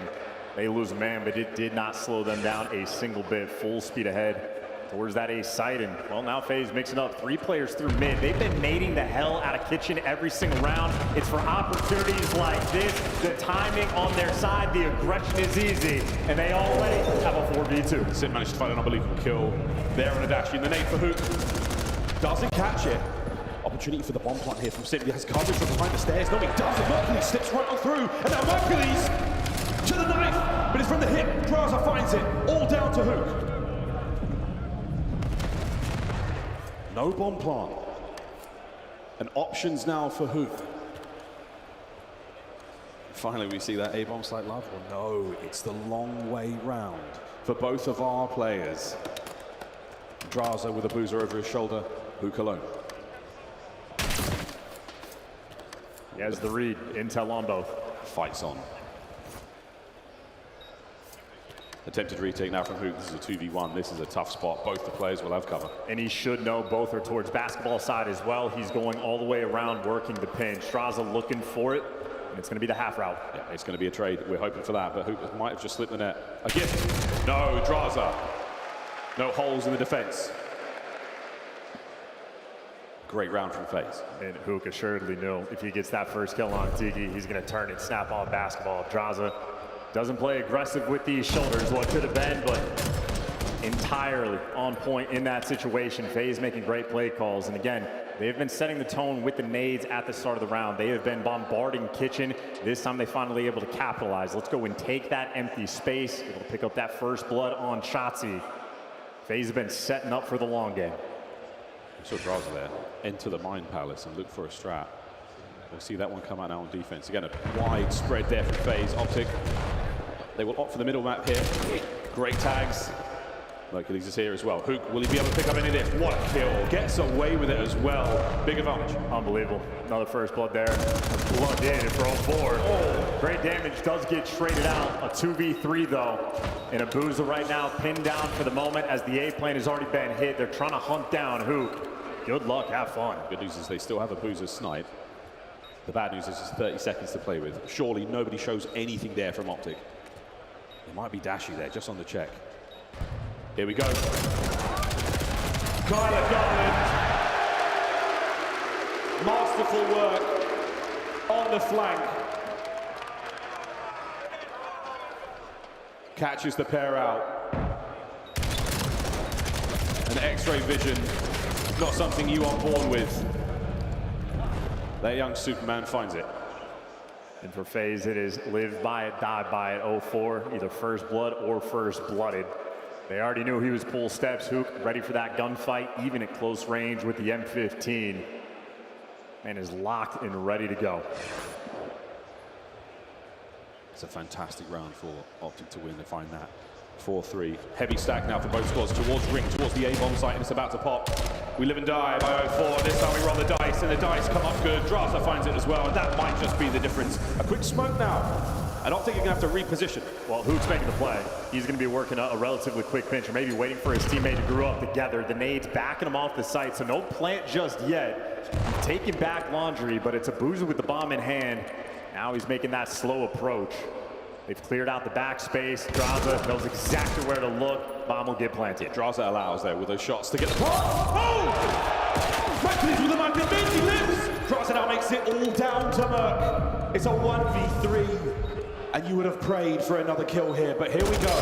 Let the man get to work. And work he does all the way down and out. Map point FaZe. And you see the idea from FaZe as well. Risky to go towards that van and move over towards ring until you get the trophy systems out. Well, they had the protection there, able to swarm. No one's taking damage before you make it to the other side of the map. And they're just guns up, ready to go. I think it's the teamwork working with 04 for these bloods as well. That's where FaZe are showing the goods. Yeah, you see the sort of mad mid-map plays with charges in. But with the coverage of the boys around him, it seems a lot more effective. Individual plays don't get you that far at this level. 5-3. Optic with a fast hit towards B. Shotzzy will be the carrier this time round, and he's sending it. The slip slide might be a fast plant. It is. There's the stretch. No hezzy. And FaZe have not reacted on the minimap at all. It's going to be a bit of a slow retake here, but they don't have a lot of time to work with.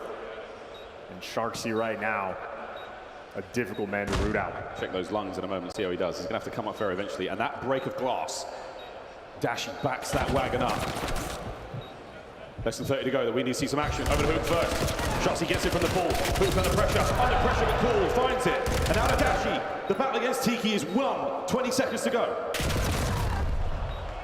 Onto the bomb site. FaZe find themselves in a big kill. Down to Hercules. For 1v1. The time not on their side. Simp will not be able to make the defuse. 5-4. And that is Simp, a kill or a plant away from a Hellstorm. So Optic happy for the round. Lovely aggression from Shotzzy. 0 time wasted to get that plant, and time was the ultimate factor. That being said, now there's many things Optic have to be concerned about. Simp the focal point in this round. Well, it might be a team effort. There are certain characters, certain pieces of this board that start to take on the importance, the responsibility. That mantle is theirs. The bomb in the hands of 04. It might not be a first blood this time around, but he's looking for the plant. And use your AR players to dominate the middle of the map. 04 safe for this plant. The bomb will in fact go down. It should. We're trying to hold that ground. The Optic not receding at all. There's the plant. Now on the retake towards Ring, and it looks like we are going to get something happening here. Will FaZe read this? Will FaZe make the move? You gotta go to Simp. Will FaZe get inside this position? Indeed they do. They stop the defuse as well. 3v2. That was a tricky try. He was so close to it. Hoogan dashing out, trying to recover. 04 with the lovely tags there, allows the Boozer to pick it up. The last man is gone, and FaZe not to be fooled, and Mercules came a pixel away from another round. But the COD gods give it, and the COD gods take it away, and there they give us a map 4. Also one of the first time in years a player hits a ninja defuse, gets that close, and the crowd doesn't give it away. I wonder why. We may never know. What we do know is Overload's coming up in a moment. We'll have a quick look at that replay. This was how close it came. And Mercules truly, that is about as close as possible. An unbelievable kill there from Simp. Hook doing the very best he can, but again, Call of Duty is a game of pixels and milliseconds. Right there, proof. And keep in mind, Mercules has already shown throughout this year he is willing to hop the bomb in those moments. He's done it on exposure. He'll try it against FaZe, but a team that certainly does their homework and is well prepared. Well, it could have been to send us to a round 11, but now we just get to talk about how efficient Vegas was. Simp, 13 kills on the main stage. He loves and lives for these exact moments. Obviously, a lot of credit to Abuza as well. Not high impact in the kills, but the 3 first bloods, big impact. Yeah, those snipes again, absolutely wonderful stuff. And Simp, big time player, big time plays. Well, that does see us get a map 4 at the very least. Some of us are licking our lips. But before we get to that, of course, it is Den. Before we hand out a couple of scars towards the end of this series. Will we have to go the distance again? In any other world, this very much could be the Grand Finals, and still, it may yet, depending on how the rest of the day goes. We go now to the desk to break down the first 2. Excellent start to this winners bracket finals as we are knotted up 1-1. We had to bring in the biggest Chris Clare fan on the planet. He goes by the name of Maven.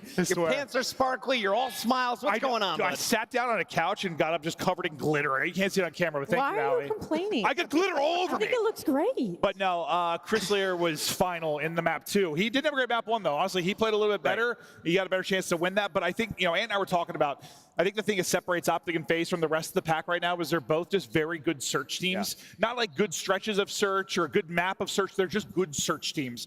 Biggest difference between them and the rest of the pack. And as we take a look at some of these highlights, who do you think chose for Raid to be in the first half of this series? Or were they really just deciding what was going to be played in the final search and destroy? Allie, we see the numbers coming from both sides. Go ahead, Andy. Yeah, so Optic pick Raid, and you think about it so far, each team has won the opposing team's map pick, so it's all even spread here. And I just want to talk a little bit about FaZe and how awesome they are on offense. They have 5 bomb plants, 4 offensive wins, and the way that they approach versus Optic, like are thunderous on their retakes, and you saw it.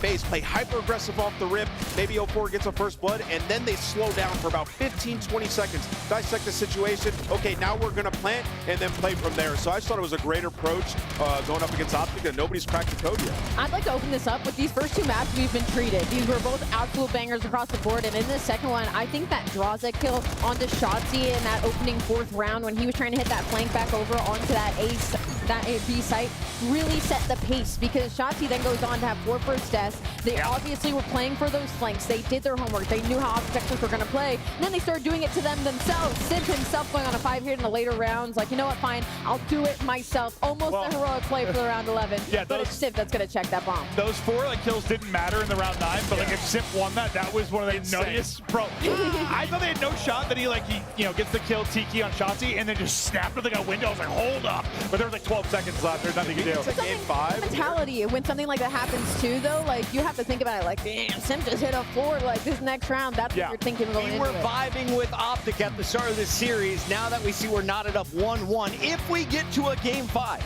is Vegas the better search and destroy team? Because that was Optic's pick on Raid. I will say, if Optic don't adjust their defensive retakes when we get to that game 5, it's going to be tough for them just based on what we just watched. Like, FaZe have done their homework. Like, their offensive rounds were stout. So we'll see. We'll see. Ali, the next game is a respawn, and we open this thing up with a hard point. Let's take a look at Optic's dominance through the early stages here, and I want to know who has the hot hand early for Optic Texas. Well, on side Optic Texas, I honestly was Merc. You see it on your screen. He goes on a 3 spree. This is where FaZe Vegas kind of ran away with it for a little bit. All the opening gunfights were going their way. Simp and Draza were absolutely taking over the middle side of the map. And then you get in that second set of rotations, and it's like Optic Texas started to wake up. It was like their hands were cold, and they were a little stiff, and they started to loosen up. And FaZe Vegas just couldn't really put themselves back into it. It was crazy. I thought the win condition for FaZe this series was Draza. I think he's the single most important impact player in this particular series. He had a solid map 1. It was actually the other 3 that really couldn't get it going. If Draza continues to play like this and respawns, they're going to have a chance. I think Optic are still a better hardpoint team, a better overload team. Yeah. But if they've got a shot, I still think it's Draza that's the difference. Yeah, I mean, really, I don't think it's any individual player. I mean, I guess you could say Abuza, but he was just uncomfortable because P3 to P4, both times, this hill, they got pinned in the back and had to rotate across the map, and they never could get spawns. Optic too good on the P4. And to me, that was the separation. I mean, it was like a kind of a close game. Well, it comes down to both those hills. On that P3, there were like 3 different times we watched it. You were calling it out. We're in the green room. Yeah. FaZe needed a double. They needed a double. 1, 2, and the guy, like one SMG players that go forward, Simp would get one inside, and then Chow that window fight can never kill the second. They do that map goes differently. It does. 100%. Crazy first hard point. We saw exposure once in this series. As we take a look at the maps and modes one more time, Ali, do you have a change in your prediction? Do we see this one going to a game 5? We could go to a game 5. I'm just leaning so hard on the respawn for Optic Texas right now, especially the way that they came back in that first exposure hardpoint, and that wasn't even their map pick, and now they're heading into a Den overload that they are undefeated on. Now, I will say, for FaZe's side of this is also their strongest overload map, so this is definitely a little bit of a head-to-head, but I've got to lean for Hook on the side of Optic Texas in this one. They've been unreal in that game mode. This is the look at the numbers just between these two teams this tournament. 33 and 37, not a bad start for the 2 stars. Not at all. Both these guys playing well. Really, everybody in the lobby playing good so far, and you know, it just becomes a bit different for Optic when you know, like, we're not guaranteed the search in this series, right? So you have to win these next 2 maps to feel comfortable. It's time to find out, is Optic moving on to another grand finals, or will FaZe beat them there? We send it back to the casters. We'll have to find out together, won't we, Birmingham? Very, very excited to get into a game of Overload. And yeah, this one again, FaZe looking good, Optic looking great. Yeah, it's going to be a fun time as well. Both these teams on Den Overload do an incredibly good job of controlling the rock. Both sides as well. They're able to make the plays. Their communication is always on point. This might be one of the highest level overloads we have seen all year. I can't wait. I bet you can't either, Birmingham. The NECU have been fantastic all weekend long. We thank you again. And for the folks watching at home, we hope you're having a nice time as well. It's a little different. Out here, pretty rowdy. We've thoroughly enjoyed ourselves in Birmingham, and I hope we come back. Optic Texas, FaZe Vegas, start at 1-1, going now into our half. And Overload. We've been no stranger to any magical moments in this game mode since it joined us here in Black Ops 7. Let's see if this Den has anyone in store for us.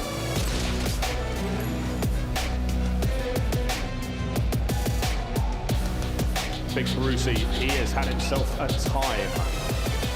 A 1.36. In the few series they've played. All right, here we go, folks. Into Den. We'll see those opening salvos and that attack towards the first EMP. Oh, we're really spreading the map too for FaZe. They have left the middle of the map completely open, so Shotzzy has taken all of that real estate. In the meantime, it's the pinch plays from FaZe. Both Simp and 04 torn with the idea to take care of one, but the next man in line weren't prepared for that. Big Pippin. What a shot. And he takes care of Dash as well, but good too there. Battle continues, and Hook proves to be one of the meanest M15 players up close. And now the B goal looking a little bit nicer there. Optic on the press forward, a quick pick up, and here we go. We're making a run for it. It's Mercules, he's on his way. Shotzzy takes care of the reinforcements. He's crossed the threshold. There's a 1-0 lead. And now you're set up for the new one as well. I mean, it's a bottom side spawn. You have to play keep away if you can, but right now you're trying to take care of all the players in your spawn. Shotzzy, game of hide and seek. He's still alive for FaZe. No one is there on the defensive end. Picked apart, the rally cap is in, and Optic will go up 2-0. There's so much space on the map, they managed to get themselves across. Optic have scarcely left FaZe's half so far. Lovely work out of Shotzzy again. No kill, but now over to Dash, he has to hold FaZe back. Slow and steady approach here from FaZe. They know they've got time to spare. Rally's very, very doable at this level. Well, Optic officially, they're in control of the pace of the game, and they're in control of the device as well. They're swinging all the way back, but they got options. In the driver's seat, they can do whatever they want. Hook right now, the front man, able to get to work. FaZe respond, and here we go. Hook trying to be that front man. Call the defenders. All three have made it to the corner, and Nade over the top from Mercury. Shotzzy looking to get in there. 0-4, the last man to deal with, and Merc is good for 3. His second already. They're throwing haymakers. We are only 2 minutes into this half, and Optic separation. FaZe have been taking every single gunfight out of their spawn. By the time they make it to couches, the Optic players, they're creeping it up in different corners. Staggering statistic, no possession whatsoever. Defensive hold, but you've still got the numbers. An opportunity for either goal. Which way do you want to go, lads? Burke over the top. 0-4 finds it. And Shotzzy, what a wicked play to stay this safe. He still has the moment. A pickup.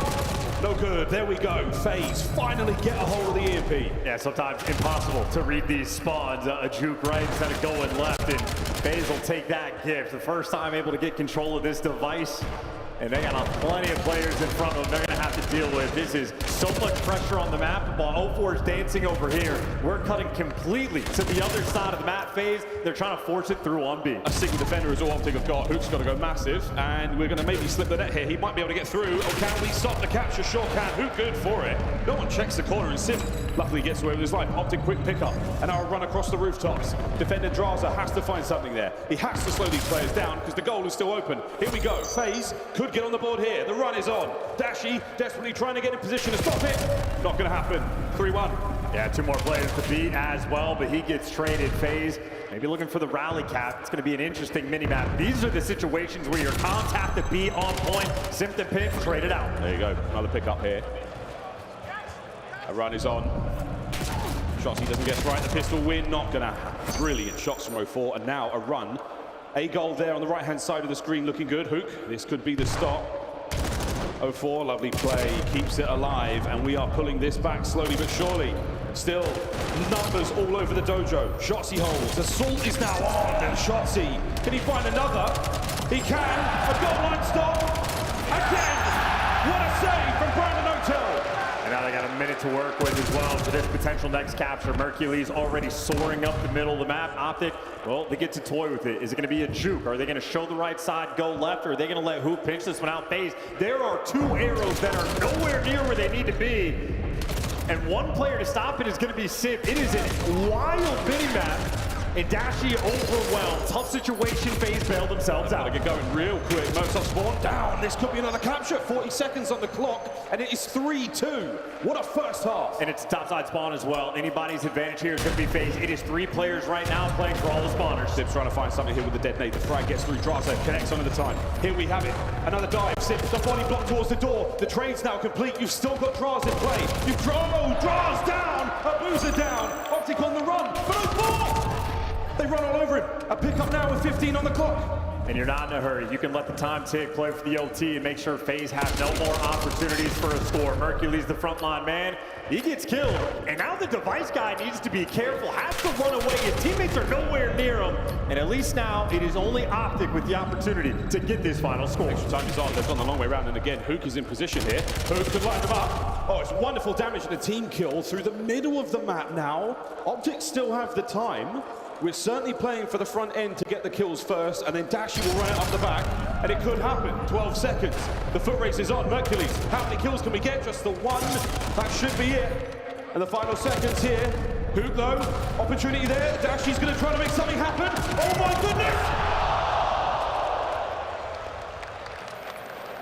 goodness! Slight moment of hesitation, but a lead nonetheless. Yeah, that opening onslaught for Optic, absolutely on point, menacing for that rally capture at 2 scores in a matter of a minute and 10 seconds. And just a nightmare of a mini-map where FaZe were taking 90% of their gunfights, a half a second off spawn. There was no room to breathe, but they bought themselves some opportunities, managed to get this bring back in. And maybe some great defensive work for Shotzzy here in this moment. Great follow-up from Dashy. Could have been a little bit worse, but I think for the way things started, FaZe are very happy to only be down 1. Absolutely, that opening spawn trap with Optic was bullet. Bruce, look at this timing. Again, if he pauses, there's an option, well, if he doesn't pause, rather, there was a slight chance. Time stone out that he could have maybe got that one done. Regardless, look at the possession there from Optic. What an unbelievable first half. We'll see what happens now in the second. Off rip, solid work from them. Still a bit of a kill box there in P1. Well, no device control though. Sending Mercules on the pinch phase. No reads on the minimap for the moment. Well, Sim takes care of it. 3 in the feed. Well, now you hit the go button. Number 204 already in position. He's trying to get it going. Lovely stuff out shots. He keeps the dance on, and now he keeps the attacking team on the guess. He's managed to slip through. The stun is going to be on the connection. The comms will be there. The nades at the top are good. Shotzi, there's the stop. A goal line save. Nobody home. Cleaned out the device man as well. Great work there from Optic. We're going top side, at least for the front. Shotzi playing with the gunfights down low. And you are in no hurry in overload when you have the lead. Right now, Optic, everyone grouped together. Playing for that rally, want that top side capture, but FaZe are here on the defense. Classic dirty corner and a two-piece from Sim. That is the leverage you needed to get out of this situation. Oh, Shotzi though, keeps it alive. EMP still there, no reset. He's got it in hand. Back and forth he goes, good coverage. And that grab does stop the reset. Question is, you want to pick this up if you're FaZe or just play the keep away? Optic now grouping together. Be a last-ditch effort to roam nearby. All these arrows swarming. And the reset happens right before they get there in the middle of the map. FaZe with more control. Dashy wins the key gunfight. And Optic now, the device is theirs. They're going to make a dangerous run though across the middle of that lobby. Abusa's got to find something here. EMP does get dropped. Stationary for a second longer. Here comes the run. That is good coverage. Mercules has secured it. Hook puts it through. Number 4. That is wicked reposition. Now we're battling down low. Shotzi playing keep away. And, well, Hook will just be that next man in line. FaZe, though, with the presence, the numbers, the kills, and the feed, they got everything they want. Draws a frontline blocker. The Zaza duo trying to run this through. Big run. It's a fast one indeed. Abusa gets it through quickly and a nice kill, but you've got to go to the top side of the map. And Optic already set up for that rally. They are ready for the 5th to go through. Sim's got to go massive here. The chase is on, the shadow of Mercules in front of him. And a quick pickup. An awkward moment and lots of information passed over. Draza secures the goal. Next man in. What a 2. Massive up to Hook. No good. Abusa holds the line. Dashy finds the window. It's fine though. They should have the numbers. Dashy taken care of, and they pick up the device. Number 6 though, dude. Optic are always in your spawn. So much pressure. Trigger discipline on point. Waits to go for maybe the sneak pass. Who kills it? He is gone. Shotzi is built different. You may never see another one like that. What an unbelievable play. Is it enough to break the back of FaZe here? 2 minutes to play. In game, his IQ is off the charts, but now Dashy out of position. We're calling it the Hellstorm from spawn. People inside for the moment. Got to win the gunfights with the device. Sim and 04 doing what they can, and they got the help, but it's a team kill and not good enough. They took a big swing and they whiffed, and they're getting knocked off their feet. And now topside once again, and already the run is on. The defenders are now in position. Dashy, one more bullet would have done it. FaZe, they should be able to respond to this. Shotzi on the play. Here comes Merc on the close by. Catches out 04. Not enough to send the EMP in just yet. A swing, a miss, an open goal. Mercules! Is it enough? What a save! But Dashy will get it through for the 6th. Optic out here calling game. 3-score victory right now. FaZe, they're going to have to get rally capture after rally capture. There's no time to push up for the kills. They got to get the device and go, but they're rolling a little too far past it. I don't know if they have time for this. Bottom side defense as well. There's a brick wall thus far. Dra's next man up. How many can he walk away with here? One's good, 2 would be unbelievable. Waiting for the boys to now get in position.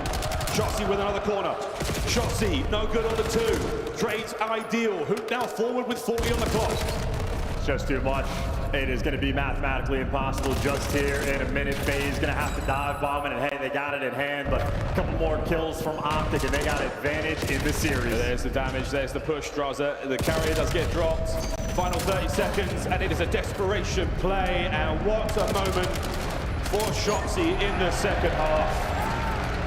That, a true MVP caliber moment, unbelievable work, and Optic on a final run here. And this one is just for the scoreline. This one might just be for the fans. 6-3, the final score. as Overload comes to a close. Optic will take the lead in the series.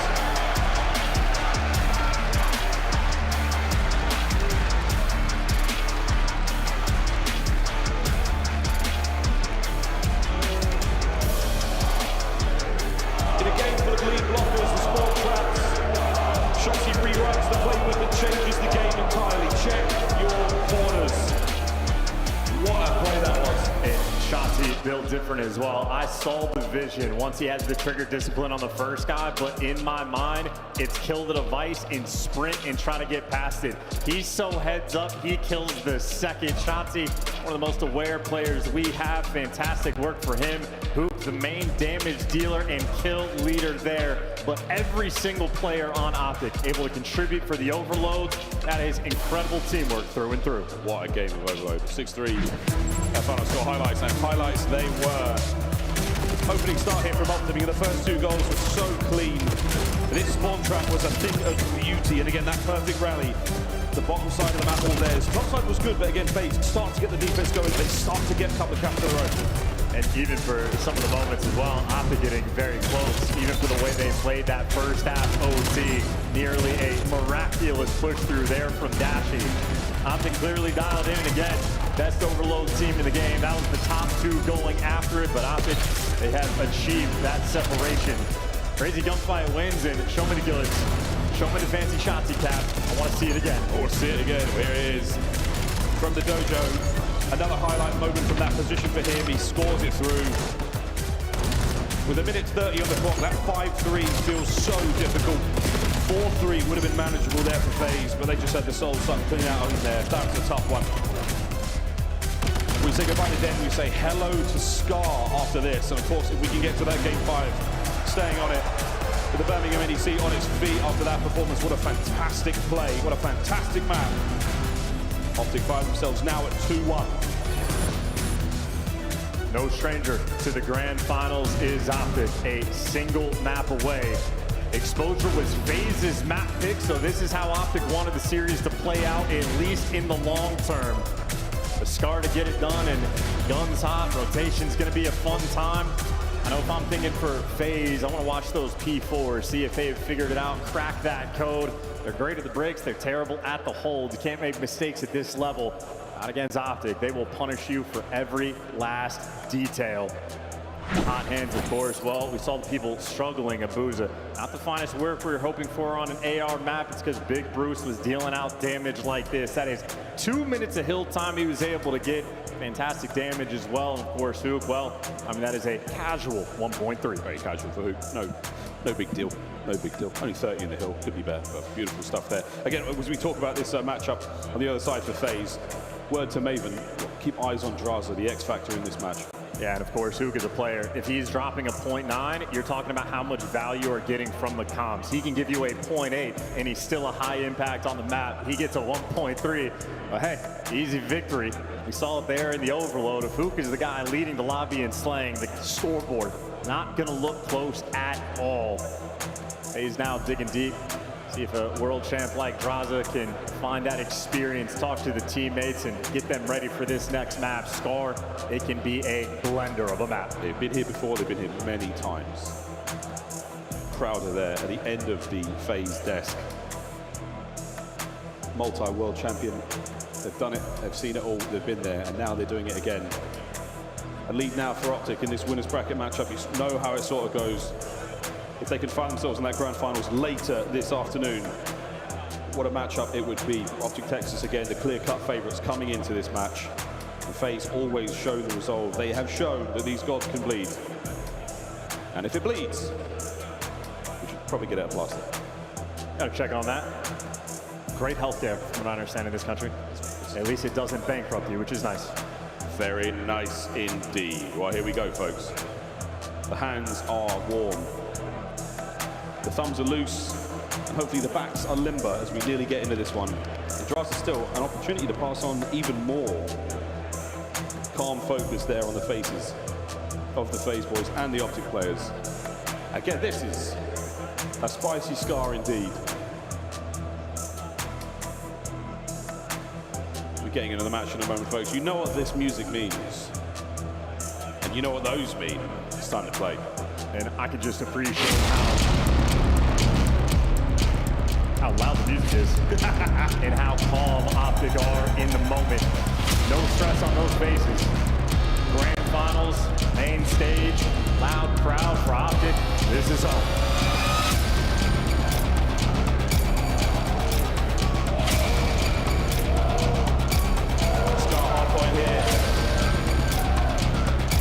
Sunday in Birmingham.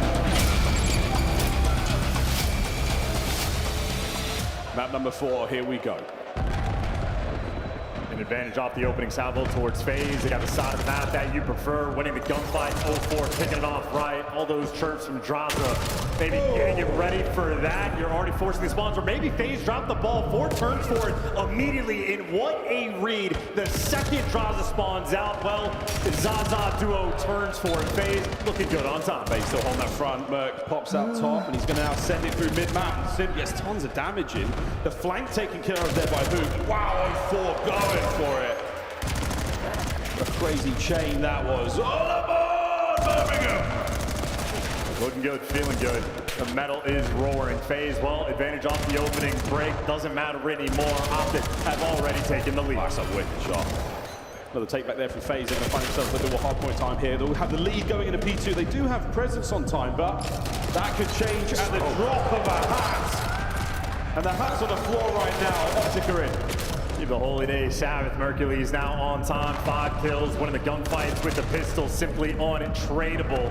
Now FaZe trying to reposition. No pitches just yet, but you catch Versace, but you get welcomed by Nate. A 1v1 for time, and Drazah at least opens it up, trying to keep the pressure, but there is no moment to rest. This is a P2 that is war. No breathing, no stopping, no hesitation here.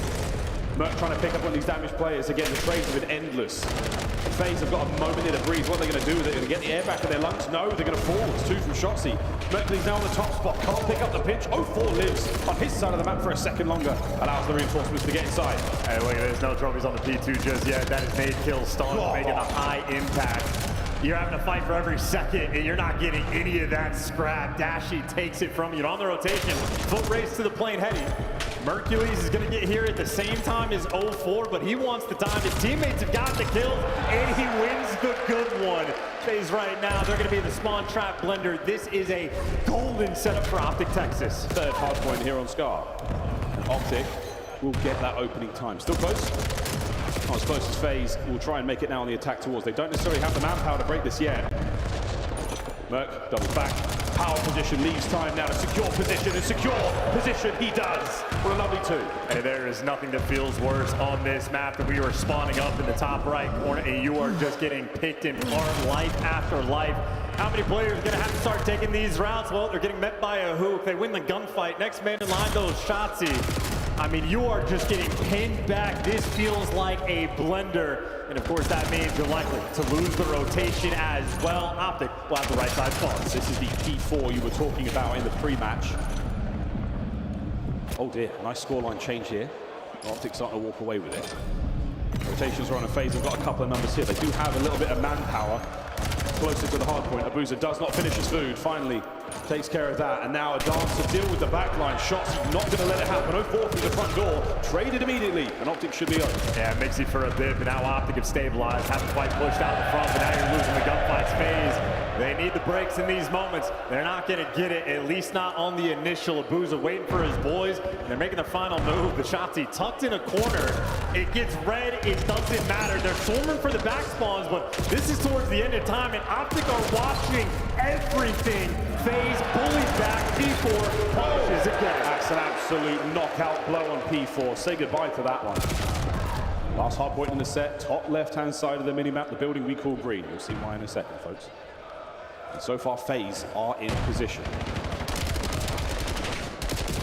Shotzzy can't open the back. Optic will vacate time, and unfortunately, Abuza does spawn there, so a funny minimap for now. Well, number 6 spawns in the back. Shotzzy has to die. 0-4 looking for the kill. Doesn't have the drop on him just yet. Everybody's weak. Everybody's one-shot. Shotzzy wins the gunfight, and he's buying so much time for his teammates. Easy cleanup kills for Hoop. Finishes the job, and they get the time. Optic handling the map to a T. That's a disgusting play. a few seconds purchased, and look at the scoreline. Optic still holding. Dashi, no cover, no problem. Gets one. Traded out immediately, and FaZe will be in. But again, a spawn in the back from Hook for now. With 25 seconds to go, you don't quite want to start flipping it yet. How will you contend with this attack? Mercury's upstairs. Can't find his first. Dashi does get a couple, including him, and that is going to be a clean break. I mean, hey, first set of rotations, Optic couldn't be happier with that. It is going to be an 80-point lead on the reset. This is speed up. All 4 players positive. Optic feeling good. Fantastic. Second set now upon us. Here we go. What, 54 to 132. This is a do or die for FaZe. They don't want to drop to the lower bracket. And Shotzzy still on a lovely run alongside Hook here. Pressure towards the rear of Blue gone, and now for time. Pop that midfield, go on a pinch. Other 3 teammates, white wall.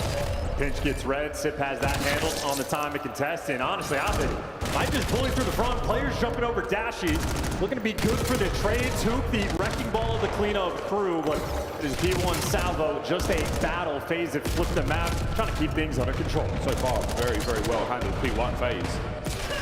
We're still holding. And Optic really, as soon as they get damage into that one player, they freaking send it. And Hoop finds a couple there in the feed. Is third, looking for the next man through the glass. All dead, FaZe.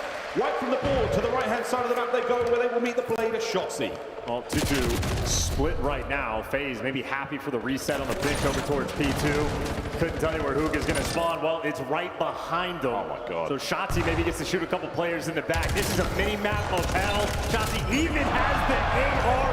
Optic on complete form. This is their runaway game. Runaway moment, and now maybe the death throes of FaZe Vegas. Let's go for a listen in and hear them survive. Midor,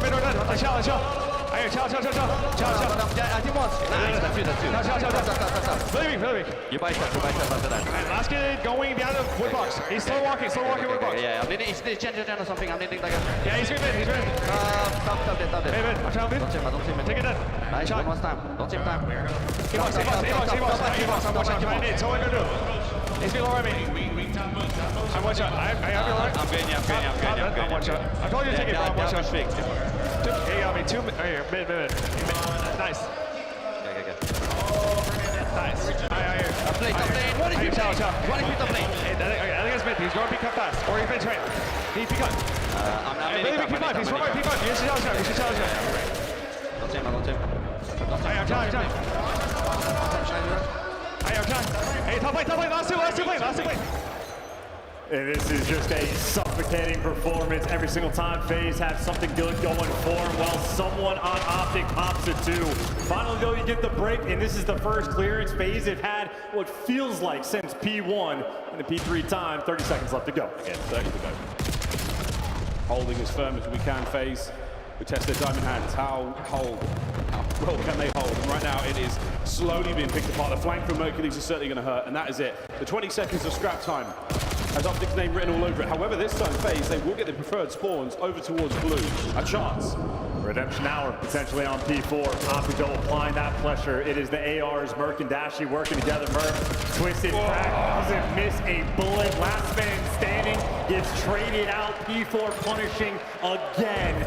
Except for the back spawn, there's only 1 player in the back. Well, now make it 2, but who cares? Optic's in the top. Yeah, they're on time, and they managed to stun that player out, so they know at least 1 is there. Do not account for Draza. He was the original man on spawn, and he has to make a play now. In we go, and he's been red. He's been dealt with. Sim, he's next.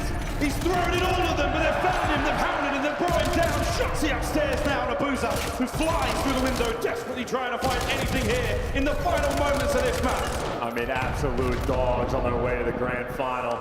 This is Bully Ball Hoop, another monster performance as well.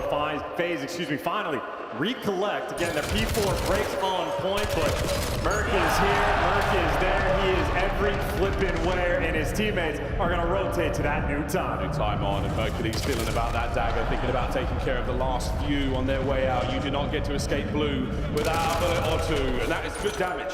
You're still going to have Hoop there to pick up those players towards Pinch, and on the rotation again. We might be looking at it. All aboard, ladies and gentlemen. Hook, he's running a train. Another kill. The man through middle might be red. Sim will get it. The last few players on time, and Optic are holding. Oh, they're going to do it. 2:40, 10 more seconds to go. FaZe point to the front. It's the kill line. Optic dominance before the final. That is game. That is Optic to the grand final.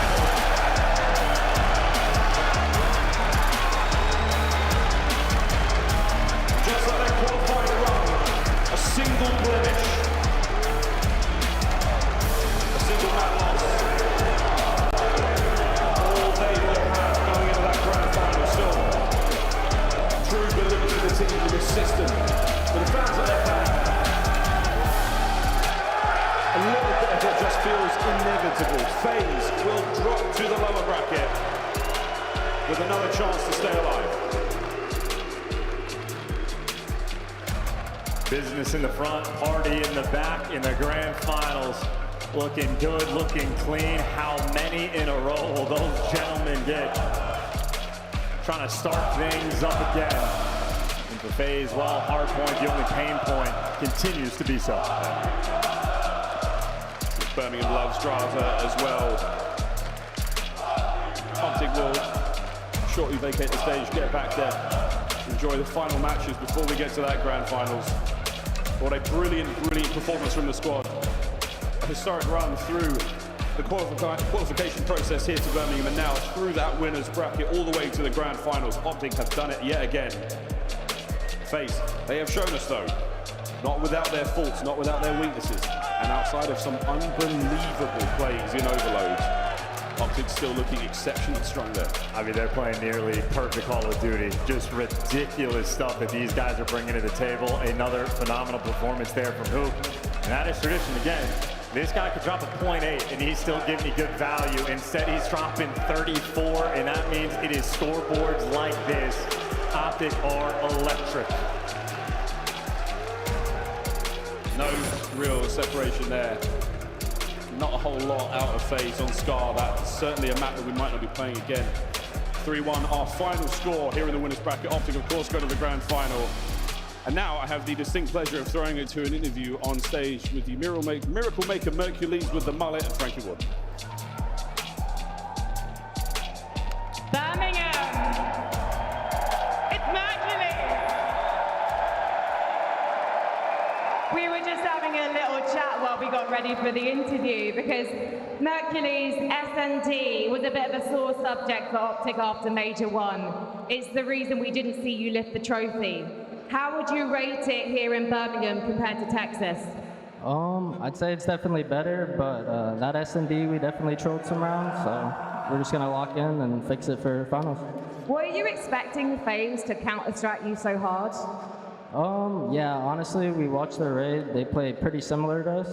A lot of the same strats, so we knew it was gonna be a tough map. What was the conversation you had after S&D? How did you reset? We just knew we were going back to respawn. You know, Overload's our best game mode, so as long as we won the swing mode, and then Scar's our best hardpoint, so yeah. How on earth do Optic get away with all of those spawn traps? Honestly, I think all four of us are just in their face 24/7, and it makes it really hard for them to do anything. And playing with a 2000 IQ player like Shotzzy for over a year now, what have you learned? I've learned a lot. Everyone on this team's amazing. I'm playing with 3 of the GOATs. Makes my job easy. Birmingham, is Mercules one of the GOATs?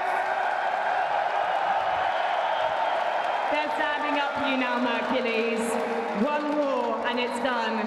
What would it mean to lift the trophy in front of this crowd here in the UK? It would mean everything. Our first major this year, so we're gonna do it. Any words for the fans? Yo, keep it loud. You guys are doing great. Thank you. And so are you, Mercules. Birmingham, give it up for Optic!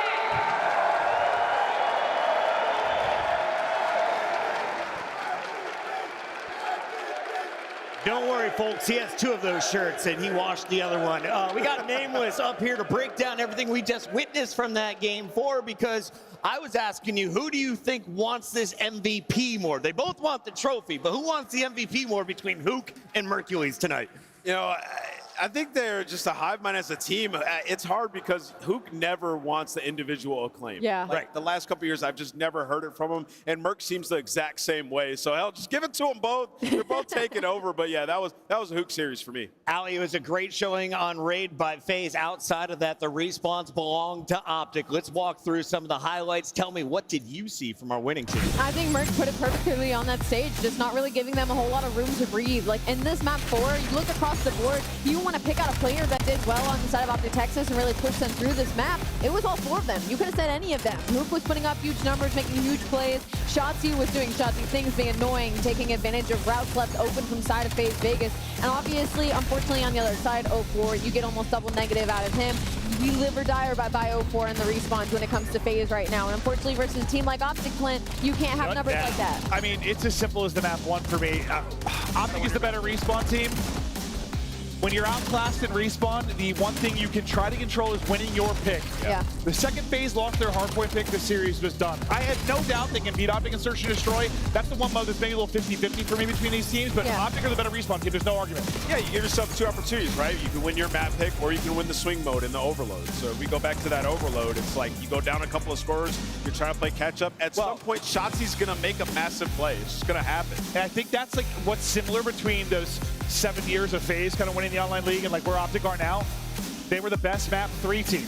Yeah. Map 3 is so big. You combine that with Solid Search and Destroy. Like there's really no fault right now in this Optic team, and it's beautiful. They're in the exact same place they were right. last time, though, Ali, and they got upset in a grand final. Optic, are they showing any weaknesses, though, through 4 games? They struggled in the search. Anything that you saw in Overload or Hardpoint that one of these competitors could take advantage of in the next fight? No, it would literally take, I feel like, a player having a bad map for somebody to really capitalize on them.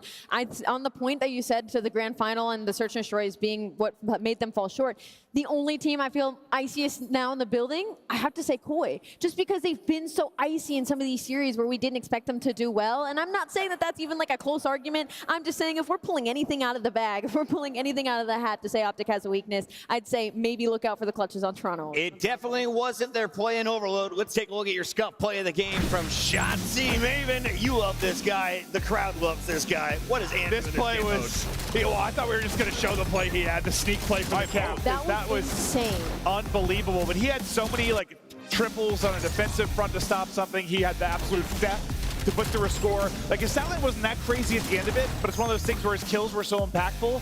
That's always how it is for him. His kills are impactful. Multiple triples is going to set your team up for success, Name. Yeah, and this is like the game-sealing play. Like he starts the game off putting them in a spawn trap, and then here that was the dagger. He knows like there's pressure on FaZe, right? So what am I going to do? Let me just camp this corner. They're going to make a mistake. Finds the 2 and just daggers them from there. It's so hard to play catch-up against a team like Optic.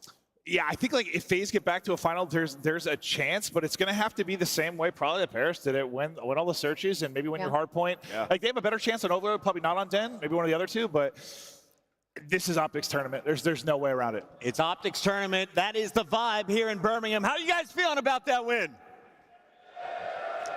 Half the crowd is using the restroom finally. While they do, take a look at this bracket.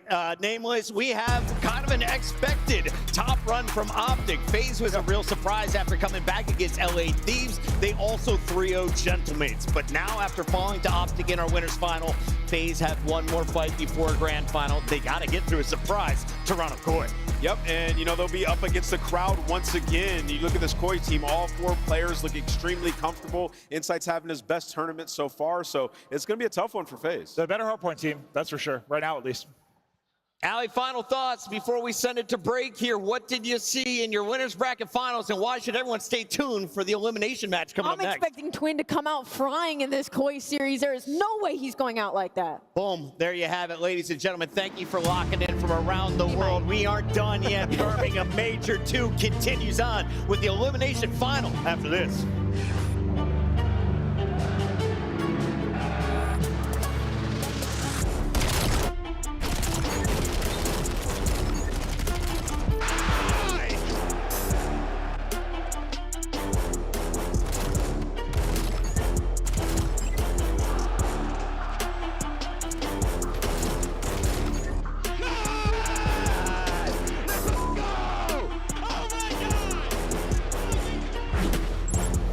COD Champs tickets are on sale now.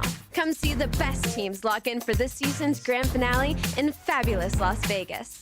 All 4-day passes come with early venue access. Head to FazeVegas.com or scan the QR code to get your tickets now. Look like the pros to play like the pros. The CDL team skins are available now. Scan the QR code or check out the in-game store now. Scuff, official controller of the CDL.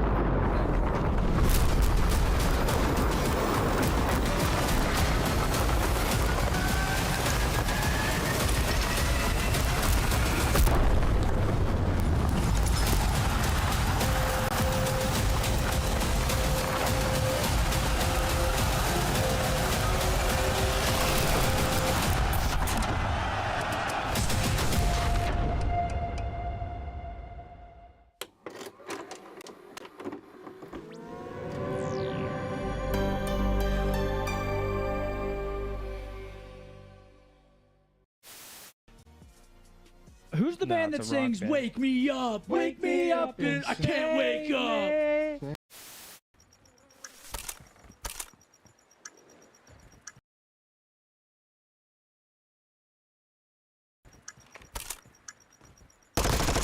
He just pushed you out, push you up. To your right, to your right. Oh my god. He jumped right in front of you, my boy. That was unlucky. He literally jumped in front of you. And Sam. Bro. Trying to attack me mid. At their hill. Mid. Draws on mid, guys. Oh my god. Mid. Him. It's your boy Shotzi, man, with the ace. Little ace, man. 4-3 in game 5. Oh no! 4v2. Well, I mean, what the f is going on? What the f? Yeah, pathetic, bro. Yo, Caesar Sky is bueno. Bueno's putting his balls on the table, bro. Slammed them. Caesar Sky is bueno. Bueno's putting his f***ing balls on the table, bro.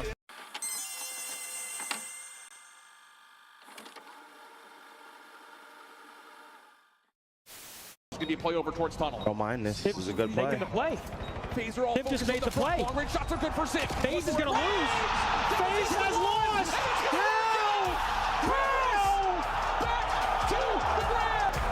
Brother, that was That is unacceptable. Brother. That one is bad. Wow. That is as bad as it gets. It does not get worse. You were up 5-2. Neptune 1v3s and then 1v2s.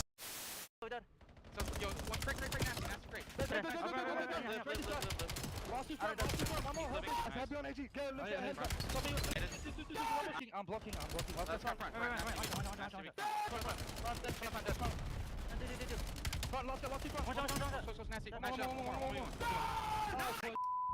Holy That's the one. Alhamdulillah! Alhamdulillah! Ya Umri! Alhamdulillah!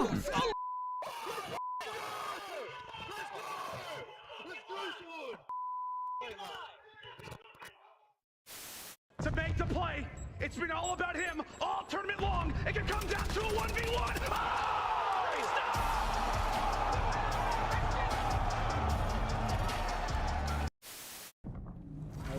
Upstairs, It's on him. On me. Upstairs, checking me. Dead. Right upstairs. Enemy That one goes right now. Short stairs, dead. Two back right me. Lobby as well. Oh my god, I'm on a mission right now. Lobby again dead. Holy f, I'm blacking. In a good way. One spot back right still. Some spot out. Couches, bro. How many D back? Oh my god. They're spawning out there. Dope ball.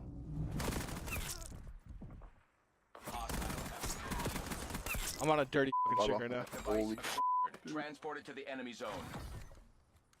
Overload device. Still playing for me for some reason?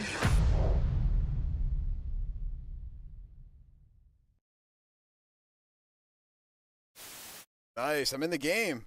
Yo, CDL 2024. Yo, this is fire. This is fire. Oh. This fire, yo, Pete. Hold up. CDL champ and the shit. Come on, huh? That clean, bruh. This kind of clean. Damn. Yo, that's aura, bro. Come on, now.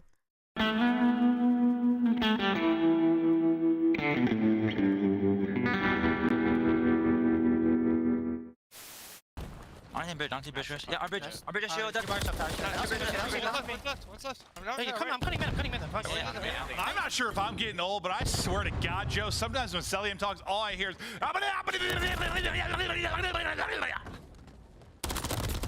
Yeah. All right. Well, I look at it, it's guaranteed. Well, actually, talk about things that are easy to do. If you're having the knife holding, that's unstoppable. And they all just run up. Bro, I'm getting wall banged at the most random shit ever. Hardpoint locked down. Oh, these guys are bots.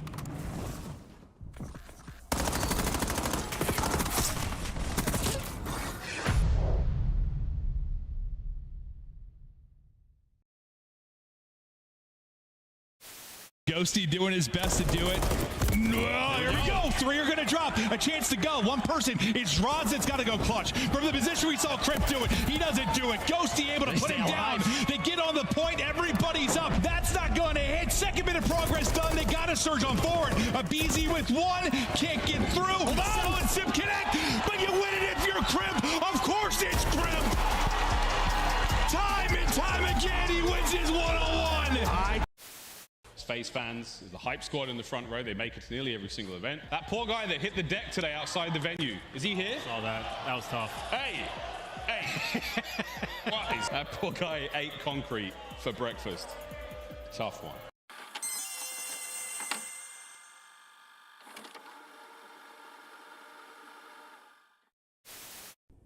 Still backside. One. I'm not seeing. Stuck. In the corner. Absolutely. Coming. Holy shit. Let's go, boys. What the fuck on? I'll take that. Defuse. Look at the route that Shotzzy's taking, shutting down the entire. Oh my gosh, yeah, look at Ant on the minimap. Depending Guys, on what an the timing absolute butt of this cheeks. looks like. Mac gonna go for the waiting for the elevator. He's patient. We've got 3 different floors worth of areas to explore your Shotzzy, and now the time starts to tick against Optics defense. And I don't know if Sib got a sound cue that potentially someone's coming in the elevator. I guess not. Here he comes. Shotzzy on the pinch. He gets it. Someone's playing towards top window, and unfortunately, Sib, you just were not ready. We gotta find him. You gotta get smokes if you're a little weak. He's running outside. He's running outside. You're right. Let's go, baby! Come on! Come on! Let's go! Let's go! Let's go!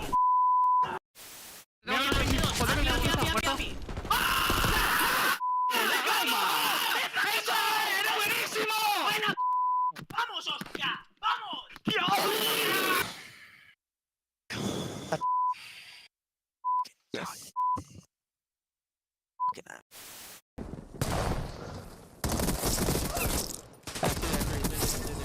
Got me. We have the overload device.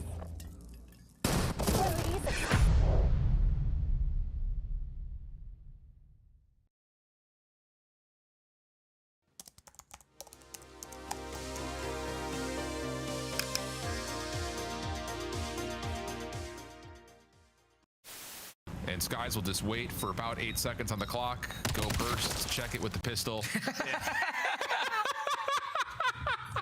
Yo, watch Okus in a freaking turbine. You said, bro, all you can do is try to stick this defuse, but hit him with some kind of movement. Let's bait that he tries to go for the sniper shot, but just too fast. Leads to Sky still finding a headshot. They just put Okus on tumble dry.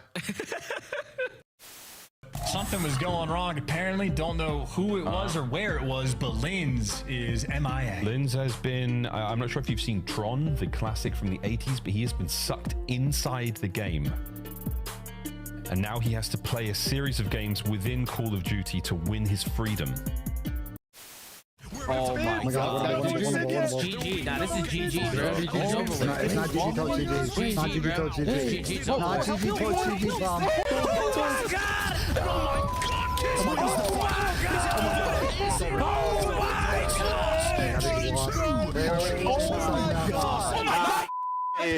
Caesar! Holy Caesar! Holy let's go. Holy shit. I just jinxed the Falcons. You just jinxed it, Tom. I just jinxed the Falcons. I just jinxed them. Yeah,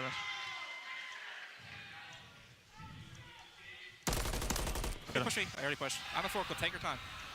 Probably won't happen in this situation.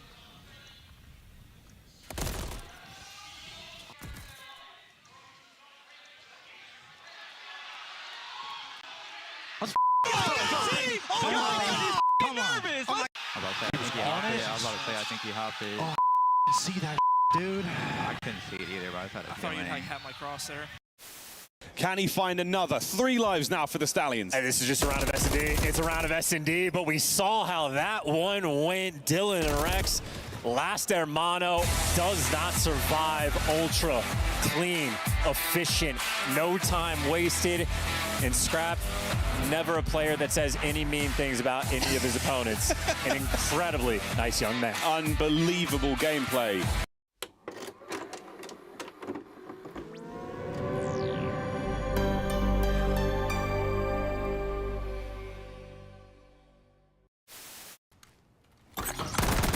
Nice pick. Vickle's like close as on you somewhere. He's on mid door. Vickle's gonna be close. Yep. Alright. Oh my god. Come on. Good game. You like that. That Dante takeover.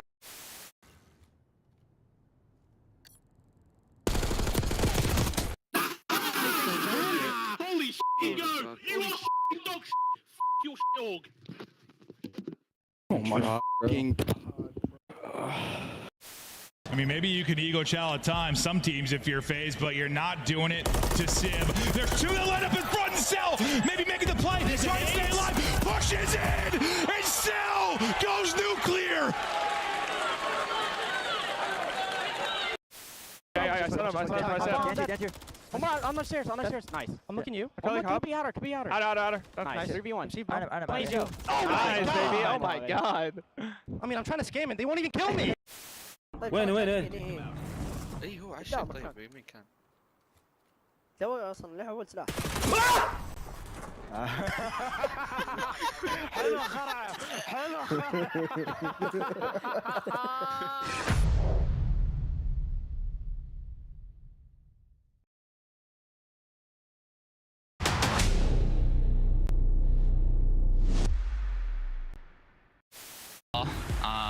You know, we knew we were going to come in and handle business. You know, they're a pretty team. I don't know what all the hype is about around this match. I mean, look at the scores. I did. Obviously having a big performance there over at that Train Hill. This guy is looking to finally really pick it up. He's had a few slower maps, but I guess he's finally caught his bearings. Now 16-9 and forcing the issue on the flank. He's inside of their face, as that's going to be 5 in a row. How about 6? It's 6 for Capsidal. He is woken up and erupting right now on the Sunliners, making 8 in a row. Stay on Spires. Play 2 once. Play your life, dude. He's in. He just ran away. Just run. Fuck no, baby. Come on. Come on now. Come on now. Come on now. Yo, this guy was f***ing so much right? Champs is solidified. Now it's about getting that championship. We know how that momentum can get you the ring. And look at that trophy. What's that? The best in Call of Duty history right there. We did pretty good in Black Ops 2. I think that thing is better. Let's take a look though at the catch that. That's the problem. You gave them all the time in the world, and now Ultra have set themselves up perfectly for the barbershop hardpoint. the apartments, the alleyways, all the nooks and crannies are now full of Canadians. And you have a BZ at 9 and 22, and this is only a 20-point game. You're looking at big plays in the final moments, but Envoy takes down 2. Envoy the front line.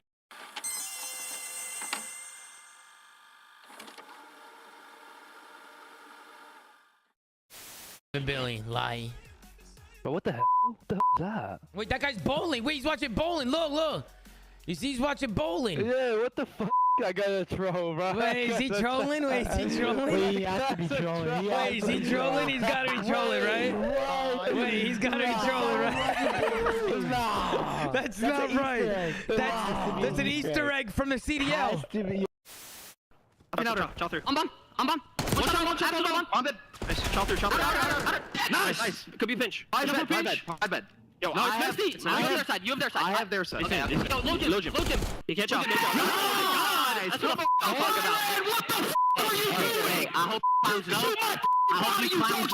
You will never be in a finals ever again, you bum. Ken Sparrow. Last guy red, he's low. Stay low. I'm 245. I'm sorry. What do you want to say to the fans out there that's been supporting you guys? Fuck Optic, fuck the green wall. Vamos! And that's gonna do it for me and Vico here on the stage.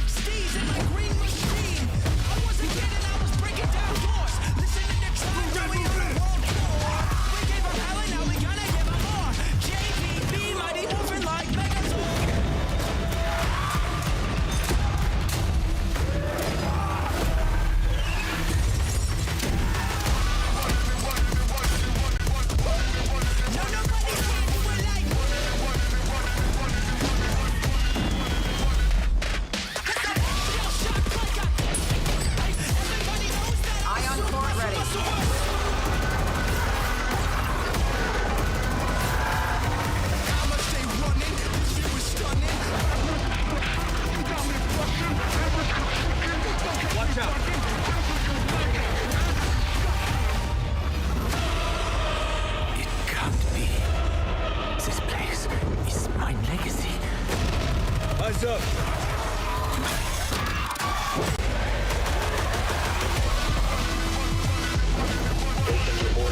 Ready for launch. Ignition sequence starts. 10, 9, 8, 7, 6, 5, 4, 3,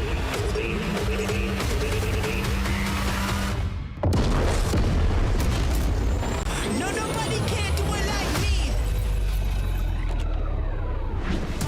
You ever want to use a grappling hook straight into a crossbow? Now you can. Season 3 is on its way to CDL, and here at the Call of Duty League, we are celebrating some of the new maps, but as everyone is getting excited for the next major, we might see some new game modes at this major. Name was, I saw maps like Plaza, Gridlock mentioned. Do you hope to see either of those in the mix for the next set? Yeah, I sure hope so. You know, everybody back at the Call of Duty League trying to figure out what maps to add. I hope we have a change up in meta going into this next split. But yeah, we got a lot of new maps coming. Gridlock and OG, Plaza and OG map as well from Black Ops 2. So yeah, it should be exciting. Allie, let's take a look at these maps because Plaza goes all the way back to Black Ops 2, 2012. But we've got some new ones as well, and it's going to be fun to get a new set of games in our rank play. As soon as we went through this fly-through, I just started feeling the nostalgia get into it. Black Ops 2 was one of my first games. I used to grind hardcore pubs, and this would just be so fun. I know we all know these maps. We all love these maps, and also some new ones coming in. They look sick. There's a torpedo room. I would love to call that out. Imagine dropping like Kremp and Exton on this map. Oh my god. Oh my goodness. And Chance, I know you're the demon when it comes to matchmaking. What are you most excited to fire off on? Maybe a Gridlock. That's one of those maps that I am very just interested to see how it plays out, what they're going to do with the wall bounces, how it's going to play out for S&D. And of course, it's Overload now. Not Control. Maybe that map can bring the goods. Yeah, Gridlock is, you know, one of my favorite maps that we've ever had. It was in BO4, and it was a fun time. And then now jumping over. This was this one Abyss. This is Plaza. Oh, this is Plaza. Yeah, this Plaza. is where Scrubs plays. This map had the best. This had the best rush routes imaginable. And of course, we got some 20v20s coming your way as well, guys. Hop into matchmaking and enjoy the dockyard. Whole interior is going to be a party of bullets, and of course, we got the boat channel coming. Big shout out to everyone behind the scenes who got us this footage early. We get a chance to check it all out on April 2nd, and so do you with the free content update. I got some audio issues, but we're powering through it. Nameless, Rosalie, Chance, we are gearing up for our elimination battle. That is just on the other side of the break. Before we go to that break, though, what has you excited about this next wave? Season 3 is hitting us right at the start of April. Yeah, you just saw it. The maps for sure. I mean, we're due for a change, so we'll be grinding these maps, hopefully adding some to ranked and figuring out what will work best with the CDL. And of course, Rosalie, we are going to see Major 3 hosted at another DreamHack. If anyone hasn't been to a DreamHack, I feel like this weekend is a great example of why you need to get your tickets right now. Please do scan the QR code to use code CDL15 for 15% off of your 3-day GA. You don't want to miss a DreamHack. If you love COD, if you love video games in general, there's people cosplaying, there's other activations, there's merch booths. All of my family is coming to Atlanta as well, so you can come meet the Parkers if you're curious. So it's going to be a really fun event. Atlanta's going to be turned. Papa Cat's coming? Papa Cat is coming. We're going to have a monster ready for him to mix some things in. This is going to be a blast. It has been a fun time already in the UK. Chance, do you think more cider or IPAs are getting drank right now? They better be. I know we got an Englishman on the main stage getting ready to have a blast of a time. He has genuinely been getting the crowd buff. This is going to be a series to watch. This is the last call. Get in line and get your seat, because when we come back, it'll be Koi versus Vegas. Who moves on to play Optic in the grand final here at Major 2?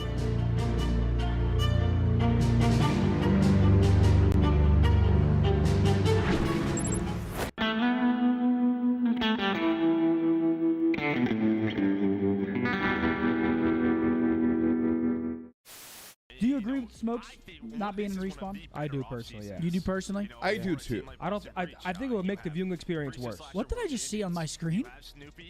Who was that guy? Did you see that? No. Who the fuck was that guy? I don't know. Welcome what to happened on the Citizens screen? over there I on missed YouTube. There was some random guy, like, see how they have the quad box? Like, there was some random guy just like in the all 4 boxes, and he looked like he was going crazy. Yeah. Yeah. All right, hey chat, watch this. All right, we gotta just go play the game. Let's take a look at this bad. Here with you. One shot. You wish up YouTube you need.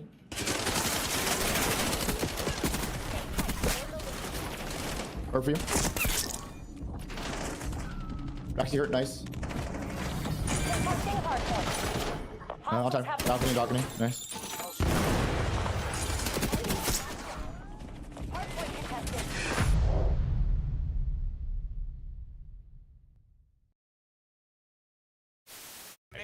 I got hit.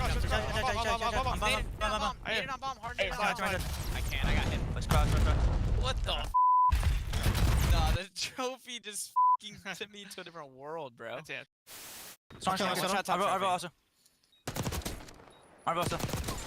You're better. You're f***ing better, bro. I went to like Vault Door, I think. I've seen this, bro. Oh my god. He's in Vault. You're so much better. Bomb. Oh my god! Holy shit. Let's go, you're the same. I'll just real quick. Holy yo! And, Yobi!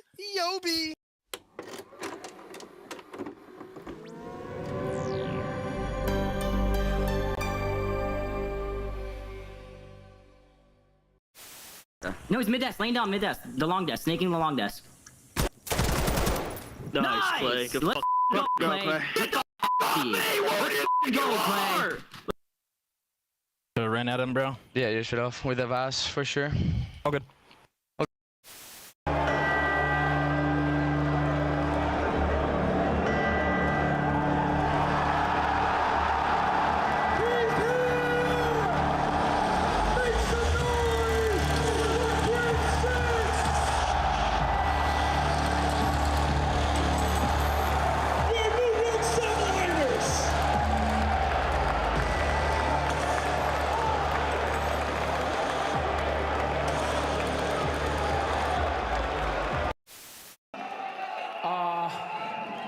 Don't sterilize Hydra, please.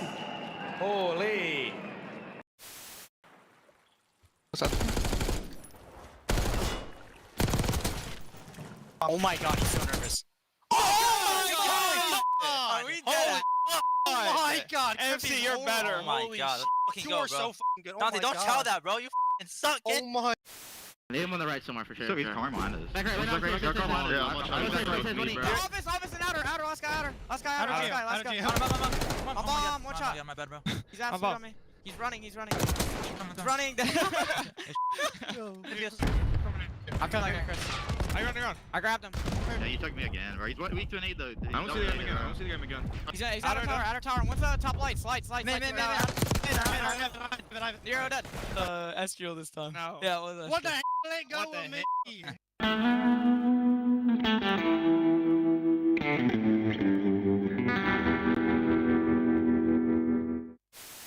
That will be the game. Just get into P2. Get the final second. 250 to 110. Are you kidding? And you got the Bulldog already out his chair. You know when he's in that mode, he usually gets it done with the SMG, but his AR was simply uncontested. The second major of the 2026 season continues live in Birmingham. Welcome back as we are down to the final 3 teams. We're about to make it 2. We started with the 10 best squads from around the world. We flew them out here to the UK, and after 3 days of action, we have seen everything poured out on that stage. But we wonder, who has enough in the tank to give it one more round and to face off against Optic in the grand final to play for that trophy. Welcome in, everybody. We have Chance joining Rosalie and Nameless. And I want to start with you, Chance. We all expected Optic to make the run through the winner's bracket. Yep. Koi, though, has to be the surprise of this tournament. And for FaZe Vegas, you're looking to avoid a repeat of Major 1, where you were in this position and let another team make it to the grand final. Very much so. And for FaZe, that is going to be a very tough road ahead as well, because Toronto Koi really seem to be catching fire. Let's take a look here at our squads and introduce you to the rosters. Nameless, we've got some stellar talent on both sides of the ball. Who do you like wearing pink tonight? Yeah, Sip. I mean, the answer is going to remain the same. You know, for these guys, it just got out of hand in that overload. That was your opportunity. Yeah. Once we got to that scar, it was pretty much GG's. But don't get it twisted. Still a lot of great things about FaZe. I thought the approach in the search and destroy, especially offensively, like, that was unbelievable. They're going to have to do that once again up against Toronto, who have struggled defensively in S&D throughout, you know, this entire year and somewhat into last year as well. So for them, I think they have the edge there. The respawn, the hard point definitely favors Toronto in this. And the S&Ds are incredible from FaZe Vegas right now. Drought has a 1.5 this weekend. Synth right behind them with a 1.4. And not only that, their opening duel win rates is above 10% of the rest of the league, sitting at about 75. So they're doing the heavy work there, but the problem obviously is in that respawn. They got to win at least one of them. And when it comes to the hard points, in their last 10, they've all been within like 50 points until that Scar hard point versus Optic Texas, where they got a little bit blitzed. But Scar's not in this series, so if you're FaZe Vegas, you got 3 opportunities to still respawn. Vegas are the favorites in this fight, but they can't look past their opponent. Toronto Koi has been the dark horse of the tournament, and just when everyone was calling for Insight to retire, he is having one of his best events. Alongside Kips, the rookie, Joe Deceives, the leader in the slaying category, and Kleenex, Mr. Do-It-All, who has been Mr. Consistent this weekend, Chance. Yeah, they've been ferocious as well. This is the most confidence I have seen Insight play with in such a long time. Balled out in the series today, the 1.2 KD throw-up. Electric energy he had, and like for the rookies, this is a tough environment for a guy like Kips. He's been solid on land, and especially today, the fire that these guys have been catching, it's incredible to see. And I haven't even really seen him slip either, right? Like, I feel like in every series, Kips has been fairly consistent now, putting up the good numbers, so that's going to be huge in a match versus a team like FaZe Vegas. And Toronto, it's a similar story almost in the side of Optic Texas. Their strengths are going to be in the respawns. Where they're going to struggle versus FaZe Vegas is going to be the search and destroy. And the biggest thing, their defense. They're allowing way too many plans for a really poor retake on the side of Toronto Koi, so maybe get a little bit more aggressive in these early rounds. But as we look at the map layout, honestly, I personally hate this for Toronto Koi. I feel like it puts them in a spot where they have to win that den hard point. They are awful exposure, search and destroy, and then you're banking on the 2 respawns after that. It's not going to be easy. Yeah, I'm giving Koi exposure on overload. I have learned that so far, Nameless. But outside of that one map, what do you like for Koi? Well, I was just going to point that out, that they've only played exposure overload 5 straight matches. maps. For them, obviously, they're very comfortable on the dens. They played a ton of it, especially the Game 5 den. They haven't got to play it in a while because people just get rid of it. So, yeah, if you're Toronto, you're feeling good about 1-3-5. Final minute before the players walk out on stage, so let's lock in our Scuff Pick'ems. Chance, you've been on fire. Continue. If you asked me yesterday, I wouldn't have hesitated. I would have picked FaZe. Today, though, I'm picking Toronto. You're going Toronto Koi? Yes. 3-1, 3-2, 3-0. Game 5. Game 5, Toronto Koi. Chris Lair gets his bounce back here. I want Jamie to make it to the final, but I'd also love to just have him on the desk for a grand final. Yeah, I'm going to go with Vegas FaZe. I think they take this, but yeah, Game 5 as well. There's a lot of booing out here, Allie. You better not say Vegas. I'm fighting demons with this AC sitting right here. I'm trying to look at my notepad. Listen, the maps made me hesitate just a little bit. I'm sticking with Toronto Koi, though. I'm loving the upset. I think they pull it to a grand final. Allie's making the crowd happy. Will Insight and the rest of Koi get them on their feet? It is time to find out, ladies and gentlemen. This is your elimination final to find out who moves on to champs. Birmingham, are you ready for some more Call of Duty? Because this is going to be a banger. They may just have suffered a defeat, but that was just a warm-up. It's FaZe Vegas! Look, this is a spot that none of these players are shy of. They've been here before, and their search and destroy is looking untouchable right now. You only got to steal one of those respawns, and we're looking at multiple rings on this roster. Abuza has hit new levels this weekend at 04. We know what his ceiling looks like. Every single one of these members of Vegas FaZe are going to need to bring their A game in this series. Please, Birmingham, let them hear you. It's Abuza, Drazza, 04 and Sim.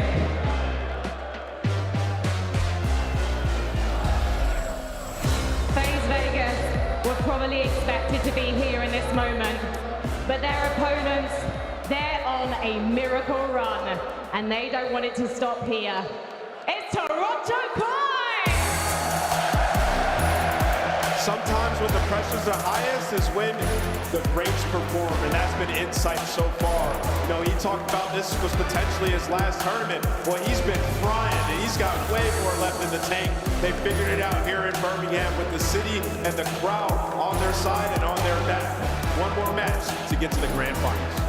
Please welcome Kix, Joe Deceives, Kleenex, and he's on fire, Birmingham!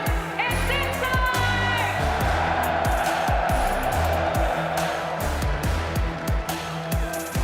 One more chance to make the finals to both of these teams. Birmingham, give it your all if we head to Shift and Study. Come on, The lower finals that we may not have expected coming into this tournament, especially with the form that Toronto had been in leading up through the qualifiers, and especially the giant stumble they had versus Optic, but the bounce back has been incredible. They're feasting off the energy, and now it's time to try to get this Cinderella run all the way to midnight. You're getting hot at the right time. Ever since that devastating loss versus Optic Texas, you are 9-1 in map count, taking down all these teams who was sitting around that middle pack alongside you. You're creating some separation. And it's just a big shout out without a question to Jamie Insight. You heard the test on him, potentially his last tournament. Without a doubt, he's my MVP so far for Koi. Without question. I mean, and also just the ability for the rookie and Kips to get battered by that Optic match and then step up when they needed him most to come through in a couple of clutch situations. On the other side for FaZe, kind of like Frankie at the desk had mentioned, no strangers to being in a position that looks like this. In Major 1, they were making a lengthy lower bracket run before they eventually got cut short. But this feels all about redemption for them and kind of proving to the COD community that they are not just kind of floating top 4. This is a top 2 team. They want to get back to that Grands, look for revenge immediately. Oh yeah, without question, man. You know that every single player on that stage, on both sides, want to get to the dance versus Optic. Both looking for that rematch phase. Obviously feeling it a little bit more recent. But the Den hardpoint is such a massive one for both teams, more specifically Koi, because FaZe do exactly what they've always done for the last couple of years, choose Team B. They are forfeiting their hardpoint pick for the map number 1, so Koi, you need to take that. Indeed the case. Well, for Sim, he has been unbelievable throughout this tournament to this point. Can he get FaZe into another El Clasico rematch for the Grand Finals? Birmingham, I think I know where your allegiance is live, but let me just check. Who's got FaZe in this one? Who's got Toronto? And how many of you are properly hydrated? Here we go, 10 hard point. Let's get it up. Everybody's a little bit turnt here in the UK. But into the map number 1 here on Den. FaZe starting off with a lot of success. Dominating mid-map pressure, but the flank high hits. The rookie gives you 3. The break is going to be good for Koi, because the guy gets it done with all 4. Yeah, an electric start here for Koi. Talking about the importance of this map.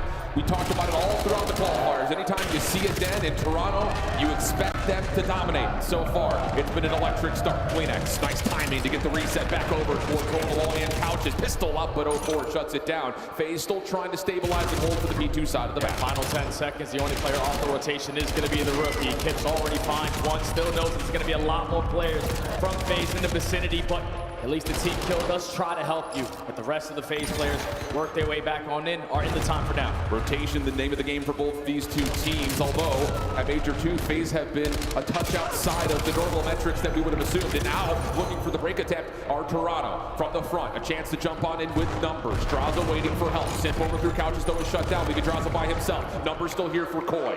FaZe taking a moment to pause. See if they get the spawns back up, and a couple of nades will land. Making life a little bit easier as FaZe will re-break. Yeah, just take your time. You know you have those back spawns. You're just looking for the opening kill. You find it with a frag out of a boozer, so you instantly put yourself in an advantageous position to fly on in to soak up the remaining of this time. But as you do that, you flip those spawns. Koi break in for the final 20, and all this is theirs. Yeah, it's just in the messy scrap time. Toronto have looked really solid, really across every single map.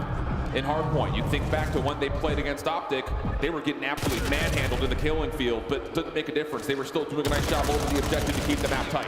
So up about several points early, over towards P3. Nice shots from inside, but can't quite finish this food onto Abuza, and FaZe will win rotation to 3. FaZe win rotation to 2, don't really get time, but now at 3, you need to make up for it. Down by 15 points, you already find success with the slaying over at the Dojo side, but it's the pitch from Joe Deceives, who is on 5 in a row, looking for kill number 6, while his teammates are just drawing the intentions on the opposite side. They don't win their fights. Joe gets taken down, and now it's all left up to Kips. Yeah, and the problem with this is FaZe were able to establish control over the Dojo side of the map, so with 33 seconds left in this hard point, FaZe looking good to reclaim the lead, and of course, give themselves a money hill spawning to their back. Abuza kicks things off as he shuts down Joe. Kips insight, trying to force this final break attempt with 20 seconds left on the hill. It's just Abuza who's left here by himself. FaZe really prioritizing to stop the overextension. That's a lot of time for Toronto. Yeah, they were just banking up. They wanted to guarantee Dojo side for that P4, but you forfeit that 20, and now you're losing gunfights off the rotation. Not an ideal situation you want to be in if you're FaZe, but at least for now, Simp makes up for it at that old time. You're going to turn it into a 2v3. You still have the chance here to hold it. A great help. They also know that Cross is playing along the back, and Joe will find both. Response back over the middle from 0-4 as Abuza's trying to hang on to the rooftops play. 0-4 gets the shutdown towards pillars, but Joe Deceive still spawns in, plus the double from Kips will get Toronto another chance to force the spawns into hardpoint control. FaZe coming in pieces, but they're finding kills. They're finding 1v1s. It's not convincing enough. Toronto now with the numbers. And now you have to take your time if you are Draza, because all of your teammates are spawning up right behind you, and Koi shut down that first wave. So you got to give it a good team push for your second attempt. 3 players through the front, 1 through bottom mid. First 2 kill go their way. This is guaranteed to break for FaZe. Yeah, Kip's not able to hold on, and there will be no spawners for Koi nearby. So the break of about 25 seconds, good for FaZe. We turn our attention back to the middle of the map and what will essentially be a dead tie game heading into our second set. 0-4 having a really good start here for FaZe, 12-9, getting a lot of the work done on rotation, which is what FaZe need. But they lose that gunfight through mid-cut. Now you got to work on the opposite side of the angles, and Kips already gets the read on the 08. So it's going to be Koi set up early at that P1. This is the hard part that they dominated versus Thieves, and now FaZe need to work their way in. 14-7 from Abuza, locking down Couches, has help from Simp.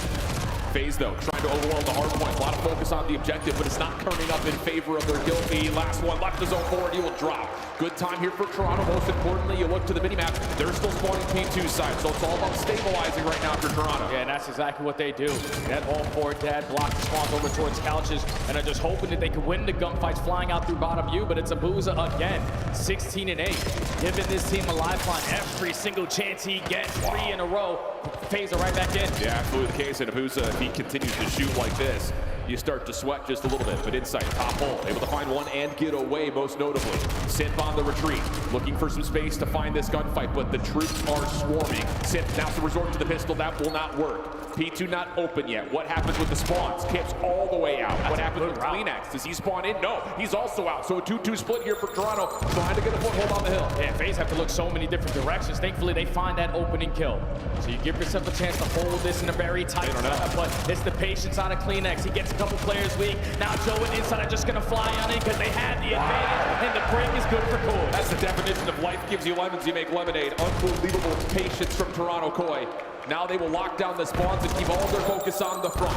Hit purely, coming through the rooftops, but 04 Semtex plus Sim finding a kill. Now has FaZe with numbers. 04 follows up with another. Kips can only get one. Spawns are still in for now with Toronto, but it's just down to can they actually get a structured hit to try to find the scrap time. That's way too easy there if you're FaZe, and it's all due to the Semtex is sticking a player right in the forehead, but no trophy systems in play, so you break through the front door. You're keeping yourself into the mix. You got a chance at taking the lead here because Drazah and Abuza light up the kill feed. You're forcing Koi off the rotation where they should put themselves in a position to have the numbers, but Sim's already here. Yeah, he's watching a nice angle on the Godhead. He stuns and nades, also slowing down Toronto.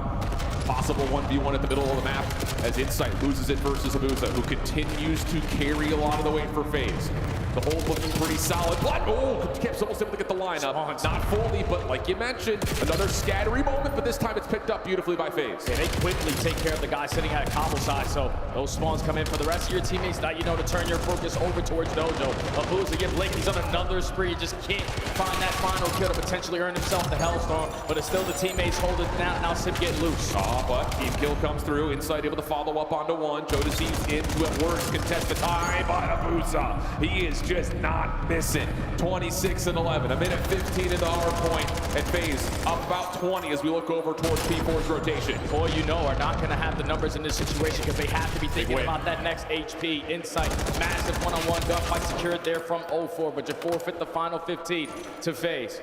They have a little bit more time to work this OE. It's going to be on Joe. How much can he get? Oh, they don't really know if Joe's playing close or not. That stun did not land from Sim. Abuza also stuck at the front side of Dojo, and all three members for FaZe trying to play on the rotation will be shut down. 04, last one left. Able to find one, plus also forces Kips off the map. So Toronto a little bit scattered, trying to get their setup in play, but the spawns are close. CleanX finds two from the front. Drazah around the back. Hasn't had a great map, but could put a lot of pressure to block spawns. Yeah, this is such a big play out of Drazah. It's just his teammates don't have any presence towards the front, so you're continuously trying to show face around the backside, but there's no pressure around the map because they're losing all these one-on-one gunfights. Last player was 04. You take care of him, and Koi take the lead plus some. There's still 25 seconds, and FaZe have forced to go through the front door. That's not what you want, especially with CleanX on 6. Not quite at the Hellstorm yet, but playing the outer rooftops. His timing could lead to a huge streak. Doesn't finish the first. Can he get one more? No, not quite. Hellstorm not earned off that. But still, Toronto hold the full time. They're going to be up about 30 points. And we're going to step aside to see how Toronto Koi are coming.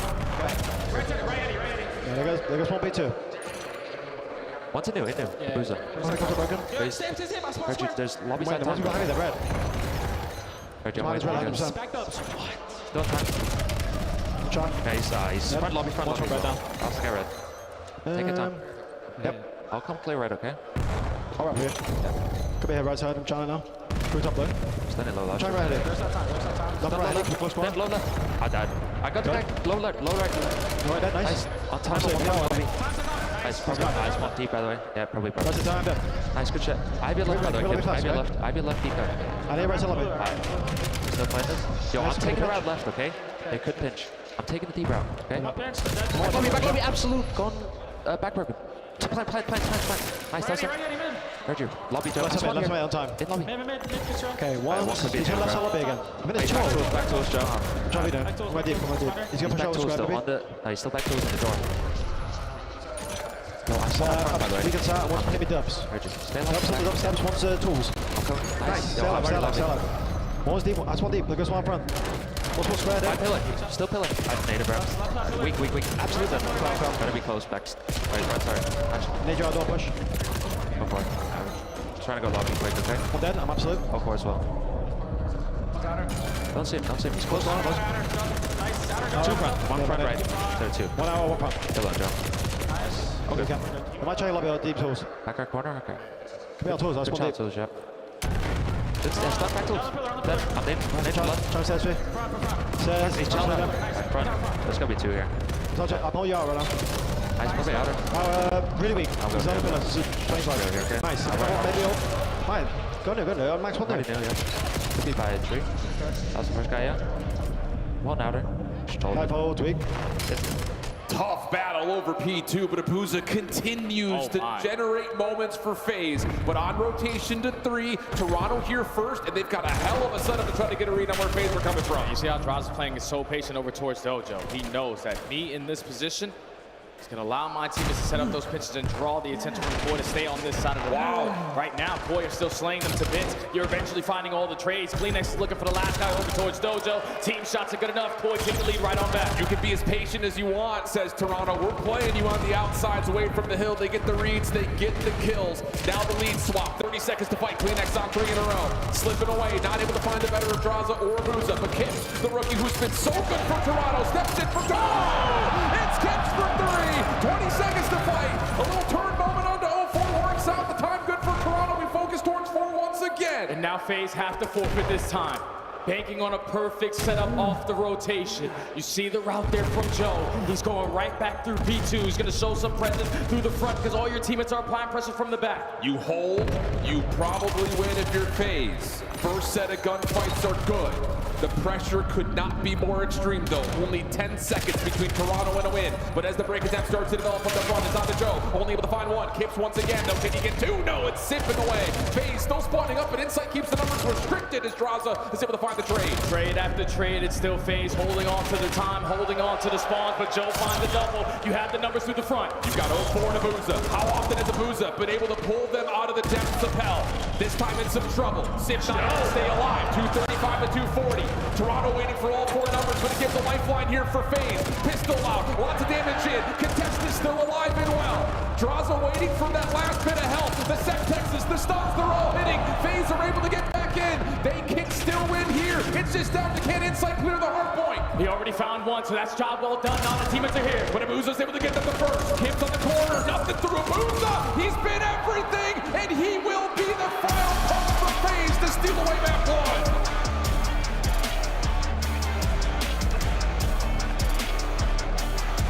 You were in control of that hard point from start all the way up to the second or third rotation at the P2. FaZe were able to manage so many different times throughout this game of shutting down players on the side of Void on streak potential. Because you think if they have a Hellstorm the way that they were holding down these final 20 seconds, they could lead to easy breaks or phenomenal holds on the back end so you can change some of these HPs. But FaZe kept going blow for blow, battling, switching between SMGs and AR, but it's Abuza with 5K damage, 42 and 23, 35 non-traded with also 2 minutes in the objective. He had a map like that this weekend. It was on exposure. But when that guy is in sync, when he is in flow state, oh man, he locks it down. Dude, it's just the same story that we saw so many times last year with Vancouver and a lot of times early in the season for FaZe. He just has the ability to say, nope, not so fast. And then, go figure, he also is the guy who calls game right at the end. Unbelievable stuff for FaZe, but it really does come down to this rotation. And for the first time, FaZe were able to get a big layer right in front of the hard point to get a read first. And I felt like Koi soaking up this final 10 seconds. You had opportunities to just take more space on the map, but when you do, we were just going 1 by 1 on that attempt. You know Vegas are going to be camping on the backside of Dragons. But when you give them that first wave for free, and then they know on the map that you have to be committing through that front door, all this is a trade fest after this. And the fact that FaZe get outnumbered in that final push there from Koi when Joe opens up with a double, all they're doing is trying to contest. Koi are waiting for the stuff that they to potentially give them more of an advantage there. But Vegas don't bow out. They lock in for that final hold and they get it done. And you almost wonder right here, do we try to maybe just get that last push up before FaZe can get the reset off of the players that are off front? But more importantly, Abuza's down to 45 HP. He stays alive. Is able to line up a couple, and then the final hit kind of replicates what we saw early. Just you have to do what you have to do, and that's hit whenever you possibly get there. Maybe you could have waited an extra split second, but in the high pressure moments, you're trying to make a play and FaZe punish. Yeah, it's just like right there, Core, you know, like we found that opening kill. We don't need to allow these players to stay alive in that corner because we're turning that over towards the tree side. We have to jump on them, but you give FaZe opportunities to continue to stall out the time. They closed it out at the very end. Yeah, look at the gaps too. I mean, the big spikes that you see in the graph are all coming by way of P2 or P4. So the Money Hill's providing a lot of cash, especially if you're FaZe there at the end. But a back and forth affair, and this was a map that, again, was largely going to be one that you look at if you're a Toronto fan saying, we would love to have it. Maybe not necessarily have to have it, because this upcoming map for Exposure Search hasn't really been a big rehearsed map for either of these two teams. So there are opportunities to kind of catch each other off guard, but it still feels like Toronto, anytime you see Den, you want to see them get to the finish line. No, in my opinion, I thought it was a must-win on that Den hard point, because the Search and Destroy coming up, I know neither team has played it in quite some time, and that's because the last time that they played it was versus each other. Yep. Koi got destroyed, 6-1 on that Exposure, got dominated in that first blood category. That can't be the case here, because you saw in the S&D versus Optic, Koi got ran over. You're giving up too much of the map. FaZe have a similar playstyle in their book, so you got to be prepared for that. Yeah, and I think just in particular what we kind of learned about FaZe in the last couple of instances of Search and Destroy, I'm not really necessarily looking at the first two or really even three stats. I'm looking at that post-plant win percentage. You know, I think especially watching them play Optic on the raid, they just came off that winners finals. They're having the same identity of, if we've got the opportunity to plant, we're going to plant. And we're going to try to use that clock to our advantage, even if it is a 4v4. 45 seconds to defend is much nicer than having to play 2.5 minutes in total. So kind of see how things unfold here with the Exposure. Both teams not really having the same amount of experience as others, and maybe there's something, but let's be honest, like when you talk about that 6-1 affair, that was way at the beginning of Major 2 qual. So I'm sure the identity will look very different from the last time these two teams played. Because if you are Koi and you are willing to give up all that map control on your defensive side, which is a struggle for them, they bank on just using no information and playing retakes as a 4v4 unit. You need to be able to spread map, get a read of what FaZe are going to throw at you, because they're all over with their play calls. Well, it looks like for FaZe on the opening offense, looking purely towards B off the breakoff with a lot of nades, littering both Joe Deceives and Kips, who will back off just a touch. Kips going to get a little bit of information, but also takes a lot of damage. That smoke is an interesting place for it. No 4 will wait for it to dissipate before potentially taking this battle, and he finds Kips for first blood. Fantastic shot there out of 04. Kips a little overzealous there on that pick. You know the action is going to be over at this B side, but now your team is man down. And 04 can essentially just play a little bit of a hop up here. Finds the second and third, looking for the full ace on the rewrap. Should have Joe in front of him, and it's all 4 for 04. Great plays out of 04, the playmaker here for FaZe. You set the tone early on with so much aggression over towards B. A lot of utility does get invested. You just put Toronto Koi in a position where they're forced to back on down. But the rookie cannot afford to get picked there. You know the play is coming at that B site. You would much rather have a 4v4 attempt than a 3v4, because FaZe know they have the advantage with an extra gun, an easy post-plant win. Yeah, I think Kips is just thinking, okay, smoke dissipates, I've got an AR, you know, at worst I can get a couple of shots and back off, but too clean from 04. So early aggression, early tempo works out for FaZe's opening attack. Toronto's turn. Rinse, wash, repeat, kind of the same idea, but look at the push up here from FaZe defensively, double stack in the Creddy corner, but Joe gets the read, clean extra one, the trade is out, and Toronto will have the numbers. Now you shouldn't waste any time here, but you are going up against Abuza and Draza. Trying to look for some information before we even think about the objective. 30 seconds already gone. And I love this, kill the noise, create some doubt here into the FaZe defense. All 3 members for Koi sticking together. FaZe, a little feel out towards B, but are now going to resort towards playing in mid. And ooh, Insight hasn't seen anything as of yet. But if Draza can get forward and catch someone off guard, this could completely foil the Koi setup, and he's able to find one. Such a big time play out of Draza. Bomb's going down at A, but it's a lot more that you have to focus on if you are Koi. You're able to get out towards low there, but they have all the info now. Oh yeah, and the pistol shots out of Abuza sets up Draza for the easy finisher. Kips, 1 versus 2 opportunity. Has the bomb down in front of him. Draza up top, seen. And I don't think Draza saw Kips, so now he's gonna try to ice that 1v1 pistols. No, pardon me, not that haste. That's Abuza has got the sniper pistol combo. So he gets the first, the 1v1. Checks over the bomb, nothing home, but Abuza just a little bit too far away. Takes the surprise and finds the win. Yeah, that's just a tough route that you have to hit, because you don't have the angle from window side to even think or even spot him on that defuse. But what a play out of Mr. Search and Destroy and Draza. He has so much reps in the off season, during the season, 2v2s, 3v3s. so comfortable in the game mode, just decided to say, screw it, I'm gonna run right up the middle of the map and try to make a play. And he's able to find 2 on the round to clutch up there for FaZe. 2-0 now.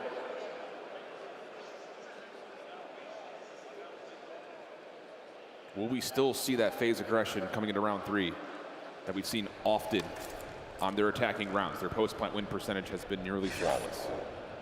So that's the idea. Get the bomb down quick. Give ourselves the best chance possible at a round win. Nades this time up and through mid. Looking to put some pressure onto the A window, but largely speaking, Toronto going to stay pretty much away from that with this double stack down low. So now they'll take their chance to peek on out, and this defense is fully centered around this A site. Yeah, now that comm is coming into Abuza. Hey, wrap your way back over towards low dirt. You get this bomb down today, we have all the map control that we want. But 0-4 throws a phenomenal shoulder there. Spots out Koi back, stacking up towards the backside of window, so you might want to be a little bit more patient on this plan. Smoke will come through, the hop at dirt will now unfold. Kips trying to be the first one out. Well, we've all been there. Aim assist is not quite able to find the outside portion of the smoke, but still Kips able to find first blood. Abuza still hanging. Finished off by Joe Deceives. Ignore your kill feed. It's not confusing at all. Follow-up from Simp is decent, though. Has to go 1 for 3 and not going to happen. Joe's got the last word in the first rounds on the board for Koi. Yeah, perfectly played there from Koi. The strike for the first blood. You had everyone in the vicinity prepared for an A plant. And even with Draza, like you said, my friend, holding the angle just in case you slide out through bottom window. The smoke grenade gives a little bit of assistance to the rookie for that opening gunfight. You trap the post laner, he can't get away. You just keep the numbers and the map control in favor of Toronto. And that's good for Toronto to be able to sit there and stop FaZe from getting away with what they want to with that 0-4 route. Also, I would say just generally, good awareness to know that we can't just all commit to staying on that long flank. They have to re-wrap back at some point. And the extra shots that never allow Abuza to leave the site work out nicely. Insight going to snipe this round towards bottom dirt. Going to get a chance possibly. Sees 0-4 on the cross. Anticipates a second member potentially, and that's enough for Kleenex to also realize he could be in some trouble. Cooks up a nade. It tags, but Flak Jacket will keep 0-4 safe. You know that 0-4 is trying to work on this late pinch, but how committed are you to continuously trying to hold them in that position? We're just going to take the opposite side of the map away because 30 seconds already down. Yeah. We're going to work over towards B. Yeah, take your guns, take your numbers. B plant on the way. Simp has backed off completely. And now it's down to how do you set up your post plant if you're Toronto. You have to be a little bit cautious of the potential flank. But for FaZe, they're stacking back up over towards platform. Every single player here from FaZe ready for that early push, and Koi have 3 guns ready and waiting. And you can see for Insight, he's going to eventually be in a spot to come help out on this outer lane. Joe over the top of the site, no problems there. And it's just bunkered down, throw a smoke, get it messy. Toronto, feast, flawless round. It's good plays out of Koi, man. Completely disregard 0-4's presence on that late pinch. Get the 4v4 post plant down, and you have 3 players still holding it around that B site. Smoke grenade through top plat takes anyone from FaZe out of that position to potentially get an angle, and Kips is able to find that first blood through the smoke. Fantastic plays again there from the rookie. Koi tie it up. Yeah, I love the delay holding that smoke for what it's worth too. Again, like you mentioned, talking about the fact you saw 2 players towards bottom dirt, so we don't need it for the execute. We needed to pause the retake. 2-2. Who's going to go up top? Smoke will block out the line of sight from top window at A, and that's enough for 0-4 to hit the dirt route, jump up, get the plant. Yeah, Koi not going to be in the position though to instantly get rid of that bomb planter. So 40 seconds, 4v4 retake. Let's see. This is what they usually do throughout the season. This is how they get it done on defense. Do they have 35 seconds of a 4v4 play have a chance here? It's all going to have to be through the top side of the map. And FaZe are not giving away any information whatsoever. Tough moment here for Kips. Able to find a little bit of damage. But 0-4, the first one to drop it. Team kill that comes through thanks to Insight shots. But Simp up top keeps that post plant safe for a moment. Joe, though, 4 in a row. Able to find the kill. Where is Abuza? No one has seen him yet. And now about it, Kips will find him. Plenty of time for the defuse. It's Joe on 4 in a row. Koi with 3 rounds in a row. And that's 2 post plants at that A site where FaZe are basically almost undefeated, but they can't find that opening kill when they need to. Koi take their sweet time working through low dirt. You get information, 2 players on that side of the map. Both players put to half health, and unfortunately for Draza, you get taken down as you take care of your teammate. So a 4v2, instant numbers advantage for Koi. So only a couple more spots we have to eliminate. Last guy alive is Abuza. Oh, he's probably low dirt. 3 in a row there for Koi. And now things need to change a little bit for FaZe when we eventually get back to the attacking half. Because like you said, the A hits, as much as they found success on the plant, they have not confused Toronto on their retakes. Insight taking the same snipe route. Sees nothing. A couple of consolatory nades tossed by Toronto over towards B, but again, because you haven't seen anyone at dirt, let's just take the bomb back over to mid. A couple of stuns and nades do get invested from FaZe. Potentially get a read that they're going to be aggressive over through Solar. So not going to contest B site anymore. Trying to work your way up the middle of the map. Jodeci's on 4 in a row. Goes for the slide, has info. You're trying to set up the double chow, but Dross is just going to get out. Yeah, smart play, and that will enable the long flank to potentially come through. 40 seconds on the clock. Toronto looking to commit for the plant. Insight head on a swivel with the scope up. Joe's plant will come through, nade will tag, but Joe stays alive, just cannot exit immediately. Insight is to find the trade onto 1, but the pinch is now fully in play. CleanX still gets 1, can't get away. Booz is right there for the trade. Joe has to kind of fight off 2 players at once. Shots coming out, but no, 4's got the final punch, and we'll stay tied as FaZe find the defuse 3-3. Yeah, it's just Koi takes so long on that play call there. You obviously get a read early on that there was aggression over through Solar side. But then the slow and steady race to get that objective down at A creates the opening on the OE for Sim. He's able to find 1 and catch the timing there on the Insight. And then Jodeci's left in a 1v2 on the low side of dirt. Just catch them off guard. Insight was your guy watching the pinch, and unfortunate bad timing for him allows 2 players to slip on by. Yeah, it's so tough when you have to pull your scope all the way up towards inner like that, because you've got to watch the P2 stairs, you've got to watch behind you, you got to help out a window. It's just everything comes down to timing. Trophy system down for FaZe, looking to get aggressive right to the middle of the map with some uncharacteristic tempo in this particular part of the map. Drazah gets first blood, Insight drops, and that puts a ton of pressure out of the defense in for FaZe. You've gotten P3 control, which is not what Toronto want to let you have. Yeah, now you wait for Koi to make the play for it. Probably think the play is going to be developing here at A as bomb is going down, but Quick Gibbs one. is able to find one onto Drazah. Wow. Koi finds another one, so 2 one-on-one gunfights make it another. The rookie makes it a 1v3. Unbelievable. They know where Drazah is. You just run at it. Unbelievable. This A site has some bad juju around it right now for FaZe. And initially, I mean, we didn't see any of it, but it felt like with FaZe getting in towards P3 like that, you could just set up someone top window, someone in the close corner. You're going to out-trade that double doors push, but that looked a little too easy. I wonder if Drazah just overcommits on that one-on-one gunfight through top window. Man up, bomb down at A. We had all the information of where Koi was showing presence. We're just losing gunfights at the wrong time. Kibbs finds the first, Jodeci's on the opposite through Zig, finds another one-on-one. And you sort of put FaZe in a panic mode, which they usually don't find themselves in. And that's 3 different looks, variations towards an A hit, and none of it's worked out. So, again, throw that in the back of your mind. When we eventually get to another FaZe offense, does that mean that they're going to feel like they have to go B? We'll find out. Insight once again initially starts with the scope, then switches off the M15 as he's seeing no one down towards bottom dirt. And I wonder if this will be the exact same thing we saw from Toronto their last offense, but now Insight's got an AR, so he can help out on both sides of the bomb. Said all I needed was a different gun. In that situation, I would have been a lot more committed on that pinch watch, but a couple shoulders get invested. Spot out 0-4 sitting on the bottom side of window. Bomb is already in the position that you need it to be. Abuza is going to be able to spot them on the cross, but you got to sneak up for the bomb plant. Yeah, Kip's able to get back out though, so no commitment here. Doesn't really punish Toronto too much. A couple of tags will push Abuza off that angle, and now here comes that pinch, but this time it's through PTH, and that's enough for Insight to get the read. Kip's right there for the help, 4v3, but 30 seconds, and honestly, FaZe can still defend this side, especially with 0-4 in this position. Joe, interesting, not quite able to commit to a gunfight. Now he's not committed to the bomb plant, and that's going to lead to Drazah on the long flank. Drazah needs to get there very, very quickly because your teammates are trying to stay alive for as long as he can. Drazah on the late pitch, locates CleanX, only 15 seconds left on the round. Koi gotta go B. And they're gonna get the plant off largely thanks to Kips pushing through P3.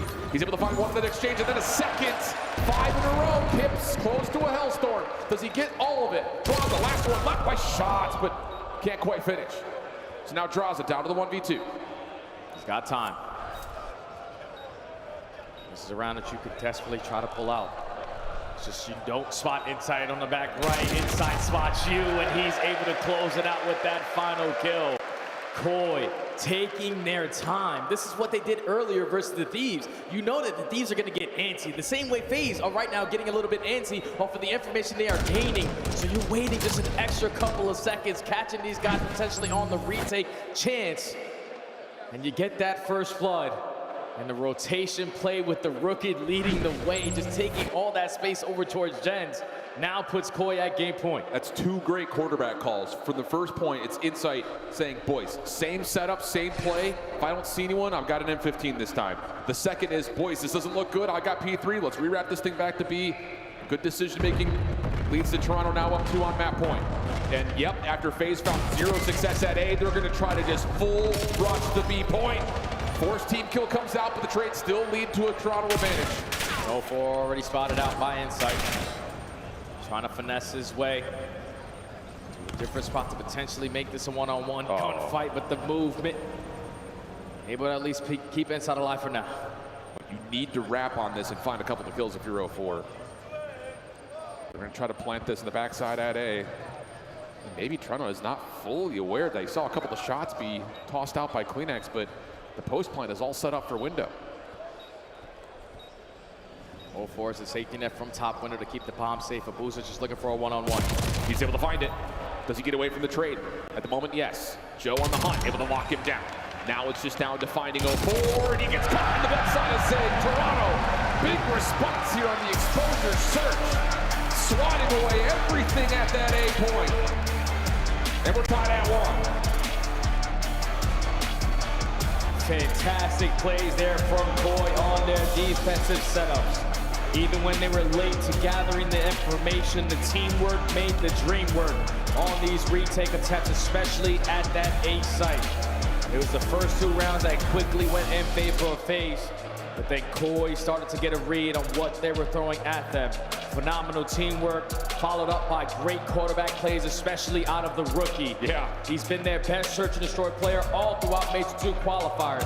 And he drops double digits there to get it done. Big bounce back map for Toronto Koi.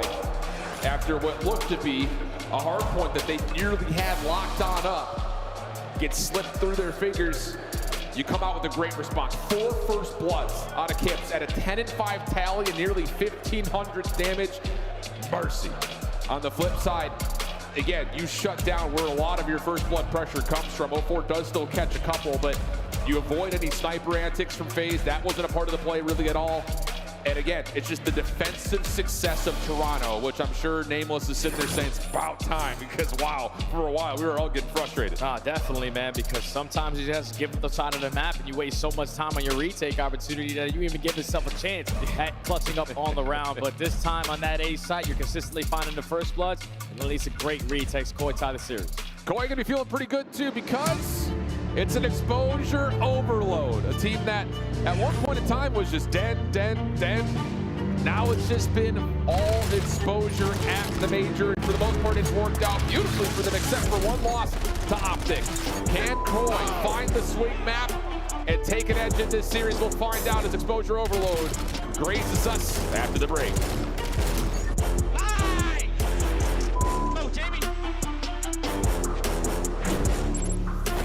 Scuf, official controller of the CDL.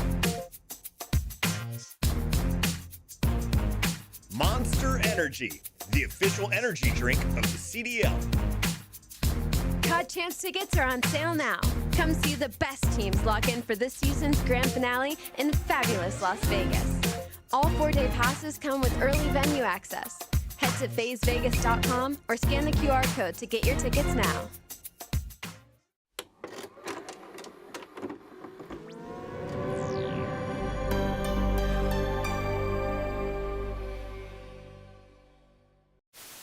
We're going to have some laughs during this match, Maiden. I'm going to openly just ask, who will be the worst player we see in the All-Star game today? The worst player from all of these teams? Oh, this is hard, man. It's the All-Stars. Oh, I got to think about this. It's going to be Octane. You think it's going to be Octane? Yeah. He was a beast yesterday. He was number 2 overall S&D KD. Yes, he has, but guess what? Octane's had one good event since like 2016. I'm going with Nameless just because he can probably hear me right now. he's going to choke big time. Hello everybody, welcome to this week's show. This weekend we saw the top Call of Duty teams compete at the U.S. Championship held at Full Sail University. In a surprising turn of events, Strictly Business, the 9 seed, came out of nowhere to dominate the bracket, defeating 9-time champions Complexity twice to secure the #1 seed at the Call of Duty World Championship. One week on me. One time. They're dead. One more behind me. Time. That's that time. He's left. Nice. Just take shit. Yeah, we'll run him. I told you we'll run him, bro. Hands wide open. 4-3. 1, 2. No! Oh no. It's real. Oh no. Oh my God! It's over. That's a G. Definitely no Rocket League. G2 just hooked them. Oh my God. GG, man. Wow, bro. Wow. Look at him like a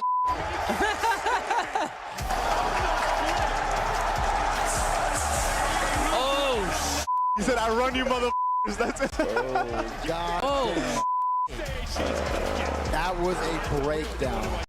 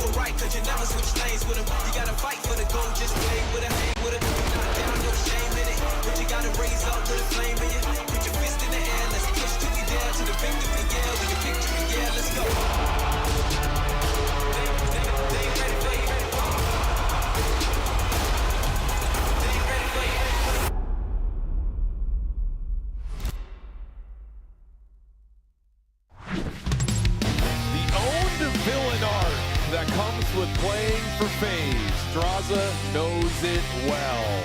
Catching jeers and other hand gestures on his way back to the stage.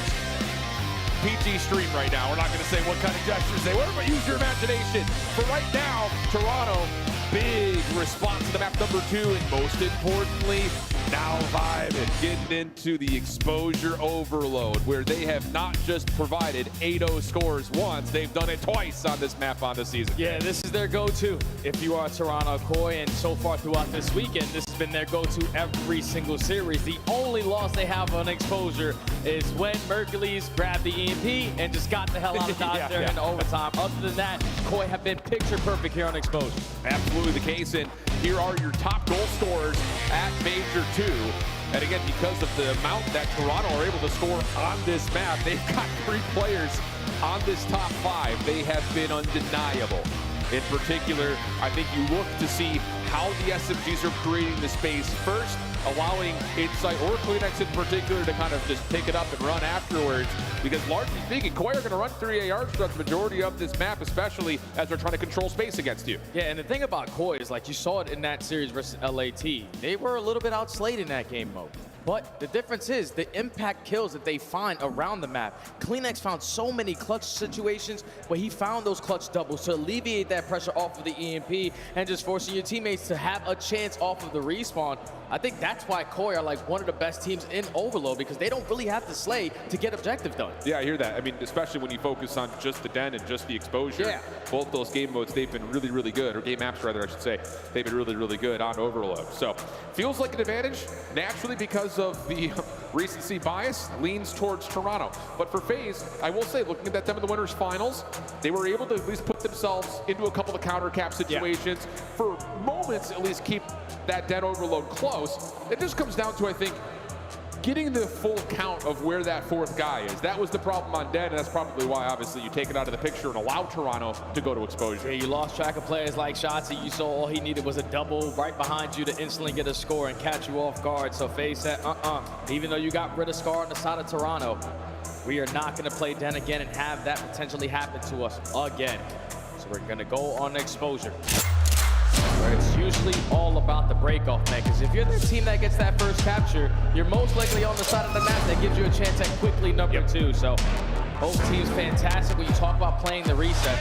The team who starts off on the right foot with that first score and changes the pacing of the game is going to stand a pretty good chance. And that's where a player like Insight, again, we've spent a lot of focus talking about his impact across the season, and for a lot of people who have been Toronto fans across the last couple of seasons, and you're wondering, when is Jamie going to show up again? He has been electric, though, for Koi, especially in this game mode. And that's a lot of the reason why Toronto find themselves in, at worst, the top 3 position. Can he provide here on the breakoff? Nice shots on to Abuza, who's happy to take the gunfight, but maybe he'll think about that differently as Insight finds the win. And there's an opportunity for more, but Sip gets the shutdown, and FaZe will control the EMP first. FaZe already have EMP control because they slayed their way through the middle of the map. 0-4 and Sip combined for 2 each.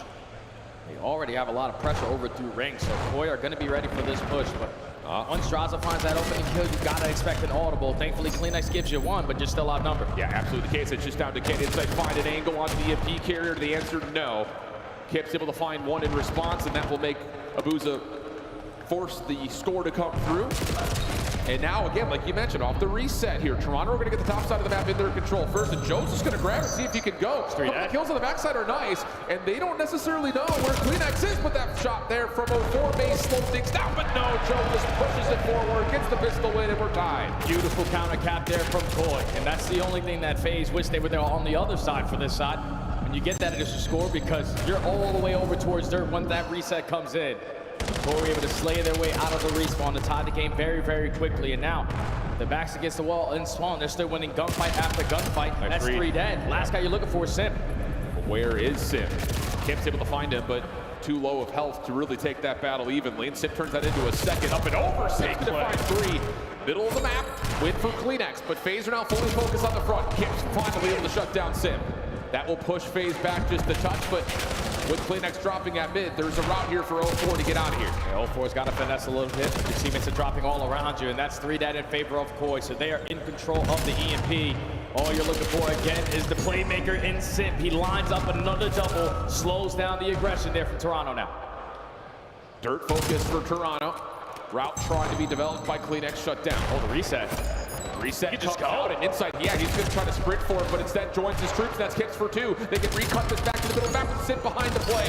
Drops the EMP carrier, and Abuza makes safe the play onto the A zone. Now a chance for FaZe to respond. It's every time. Sip just lighting up the kill feed. Double after double, already sitting at 10 and 6. And now you're hitting the audible. Sip dies all the way on the opposite side. We have 0-4 taking more space over towards B. So EMP on its way potentially for score number 2. You see time of possession is currently dominated by FaZe as they take a 1-score lead. Yeah, really nice route from 0-4, completely unnoticed by Toronto. 2-1 the count. EMP back to mid. 0-4 still slipping behind enemy lines. Toronto not able to track him down, and there's more space for him to work up here as Kemp will fall right over the top of the EMP. Now back over to the pistol as 0-4, pretty sure he's out of ammunition, but the drawback eventually will drop. Insight double has Toronto back into control. And he's on 4 in a row.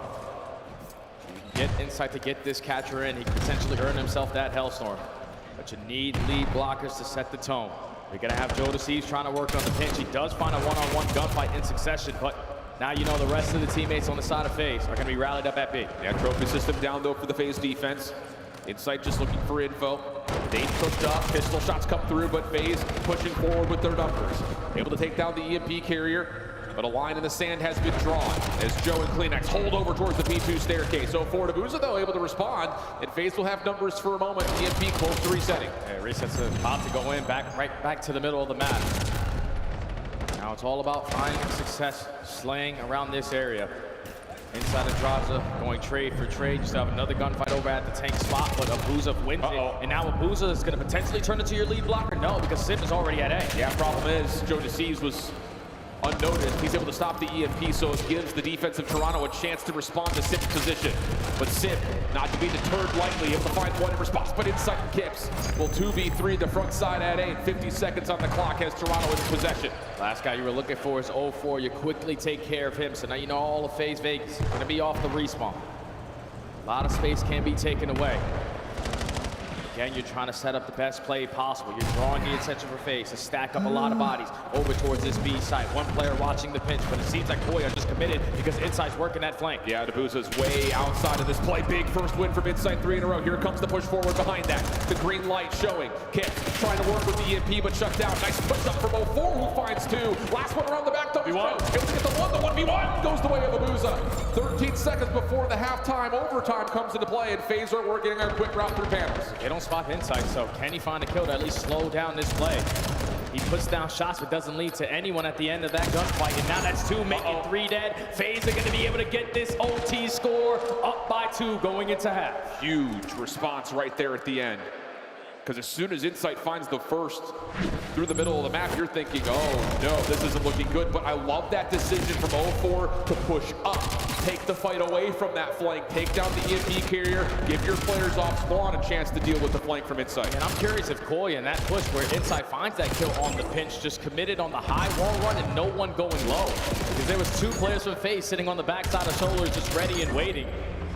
I don't know if Kips thought that was a free score in, but positionings from FaZe too strong on the defensive side. Get the OT score, you have a nice comfortable lead, up by 2 going into halftime. Now you're forcing Koi to play a whole lot quicker than they want to. Yeah, we just saw it on that highlight package. 04's decision to push up. You trust your teammate off spawn, will deal with your trade at worst. The second player off spawn deals with that pinch, touchdown Toronto, getting back to the ESP. But now we into the second half. Time of possession essentially dead tie. FaZe gonna change that though with a great break off, but Joe and Insight turn things around for Toronto. EMP on the ground. Yeah, we know where 04 is. We should instantly just be taking space away. Great shots there from Joe. They're gonna find 4 from low dirt. Now again, you're drawing the attention from FaZe off the respawn because EMP is showing FaZe on this side of the map, but it's Kips and it's CleanX already showing presence at B. Yeah, 04 in trouble. Can really only cook up a nade. He's got help from Abuza, but he's playing a very passive angle. Nice shots from 04, keeps Insight down. But Toronto not to be deterred, still forcing it forward. Kips the lead blocker, Insight right behind, no one else there to follow up, and Toronto will get the first score in the second half. Fantastic plays there from Koi. You shut down that mud push, you take the presence that you have over towards Solar. It's all off of Joe just going on a 5 spree and forcing FaZe to put a lot of focus on him at that 8 point, but now only down by 1, in a position to potentially chain it to tie the game on up. Wow. You need a couple more kills to go your way, and the rookie continues to shine. What an exit from Kips, and what a return as he finds a ton of damage. Softens up this defense for CleanX to try to clean things up, but the EMP is still back over towards Tank. And Toronto just gonna try to hold on to this ground right here. But as Abuza finds Insight, things will reset. We'll get a 50-50 battle right over the top of the EMP. Koi in the spot that they want to be. They're just looking for the kills to be started off in their kill feed. And it's Kips again, lines up a double. You have the man up advantage. You're just gonna commit forward right towards B. He gives you a 1 more extra, 3 in a row for the young gun. Draw's able to find 1 cleanly though. Insight pistol off, finding some damage, but no. Toronto not quite able to find the final kill that they need. 3 minutes on the clock. FaZe still up 1. 04 trying to push forward with the route of Abuza. Yeah, I'll say he's got an opportunity to possibly open things up, but has to return back to mid-map to clean things up. He's got to get back into the fight. So teammates are dropping over towards Solar, so just keep your teammates alive around ring, but it's Kips again on the pinch. Wins a one-on-one gunfight. Droz is able to get the trade, and for now, FaZe is just playing keep away. Wrap it here, wrap it there. I just want the EMP in my possession. And you got to be careful here, I think, if you're Toronto, because we've seen this FaZe team on this map park the bus when they've got a narrow edge. It's been a while since they've shown that. Moment though. Here we go. 3 dead. 1 more to find. And it's just down to Draza, a pop, hold down the trigger, you find the kills. We've got a tie game, 2:20 on the clock, and the EMP still spawns down towards dirt. Abuza finds the teammate before finding the trade, but it's just down to that final 1v1, which 04 will make sure FaZe can hold on to this part of the map. Koi have been mapped. So just put yourself in a corner. Guarantee a one-on-one gunfight, and it's Kips again answering the call every single time. Timing for Joe Deceives could not be more important. Shots nearby.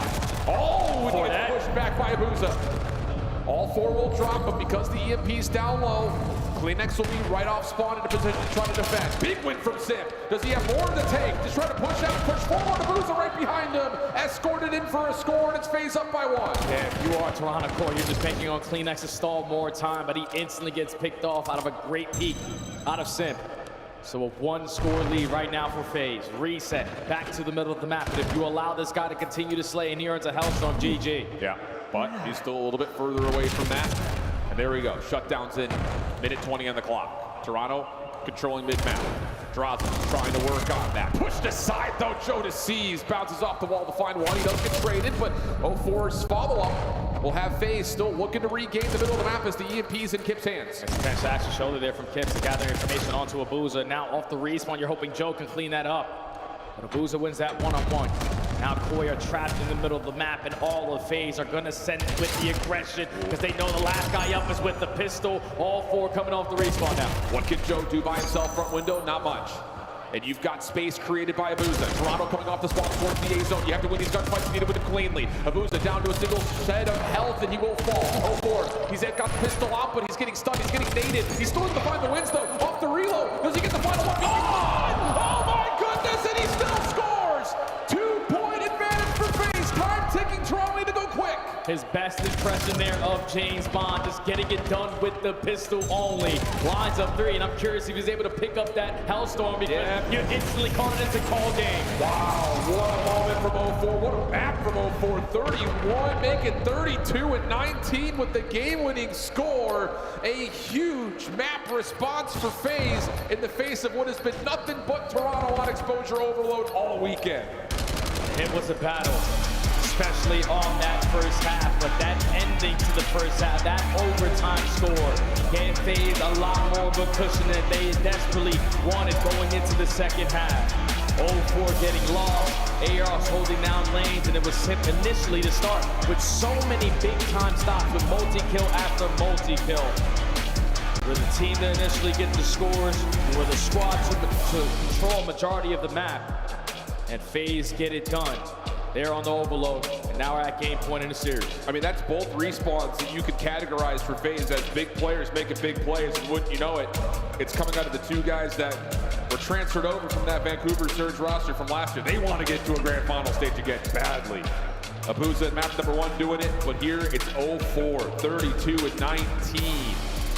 Not to be outdone, Sid goes 27-12 with 11 assists and tops the damage in the lobby, but still, it's just those individual moments that are created by a player like 0-4 are not to be forgotten. Yeah, you see the stats there for Toronto. Boy, everyone's sitting at negative besides Insight, but it was still a very close game. Just a couple small mistakes, a couple opportunities that FaZe were able to seize and make the most out of. The turning point, without a doubt, was getting that final score before the halftime. So now Koi backs against the wall. Need to take down FaZe on their map pick. This map 4. But reflecting back, again, it's Toronto off to the races. A really solid start, considering the fact that FaZe were able to sneak the opening goal, but the immediate counteraction, you thought, okay, Toronto back underneath them, ready to go. Same thing we've seen all weekend long. Get someone through, but it's just so many of these individual moments where it looked like Toronto were about to score. It's a mid-pitch that gets picked up by 0-4. It's a route that gets set up by Abuza to allow the rest of the team to come back into the play. And when you do that, you leave an opportunity for players like Sim to shine as well. I mean, it's just, when you get that kind of performance out of 0-4, who's often been kind of the, okay, are you going to show up, are you not? The rest of FaZe, yeah, it shows why this roster was built in the first place. There's something about 0-4 and his routes on a map like the exposure. He knows what he can get away with and how he can be impactful on the map, but single-handedly getting the job done here. 3 pistol kills, get the OBJ in. That calls game because he instantly spawns in with the Hellstorm. You don't have a chance at playing the reset there if you're on Koi. So big-time players, like you said, making big plays, and 0-4 had a very good moment where you desperately need it. You do it for the squad. The fact that he pistol whips 2 of the best SMGs historically in the CDL is insane. And then the shoulder as well, because you have teammates running up right behind you, but that shoulder with a little bit of health regen coming in, and the confidence, I'm gonna go for that chow and get the score. So now let's talk about the exposure hardpoint. For FaZe, it's a map that they have enjoyed seeing in the map pool. Yeah.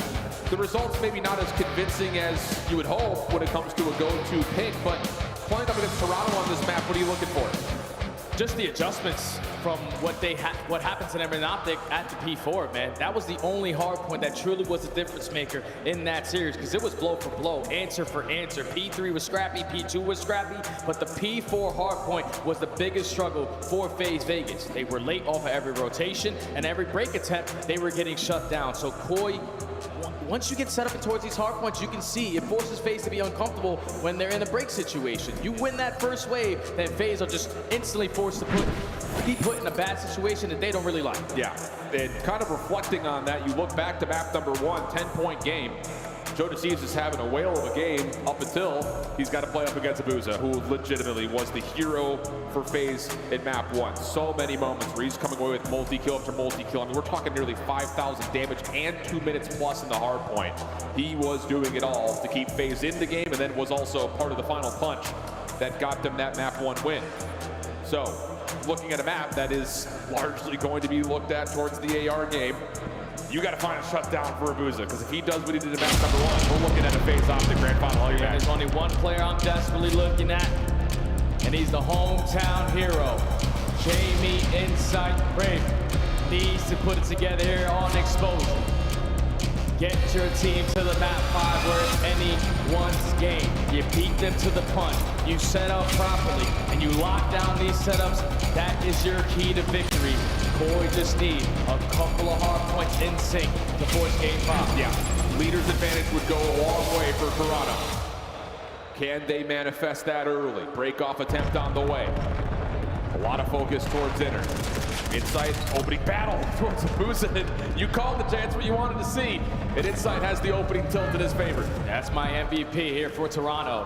When he has a big time game, at least a very successful win, a very easy win at that. But at least for now, Koi soaking up early P1 time. They just don't have any presence through low dirt, and it's Abuza off the respawn giving you 3. Yeah, that's huge, especially on that crossfire angle. Allows the SMGs to continue to just run rampant inside the interior of these turbines. 0-4 finding himself a couple now.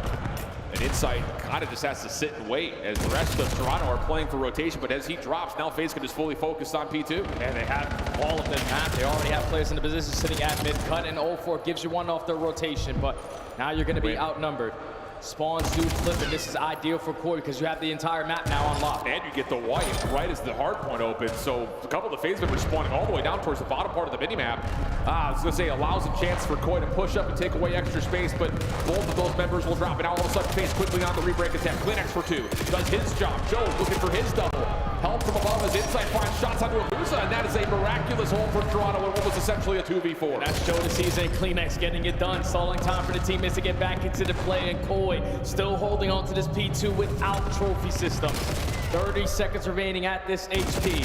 0-4 and Droza and Sip this time around combined for 3, and they're going to get the break, and this is where you force Koi to just back on up. You don't want to flip out. Well, Insight able to get 1 is helpful. 18 seconds left on the hard point. We'll have FaZe reclaiming the lead.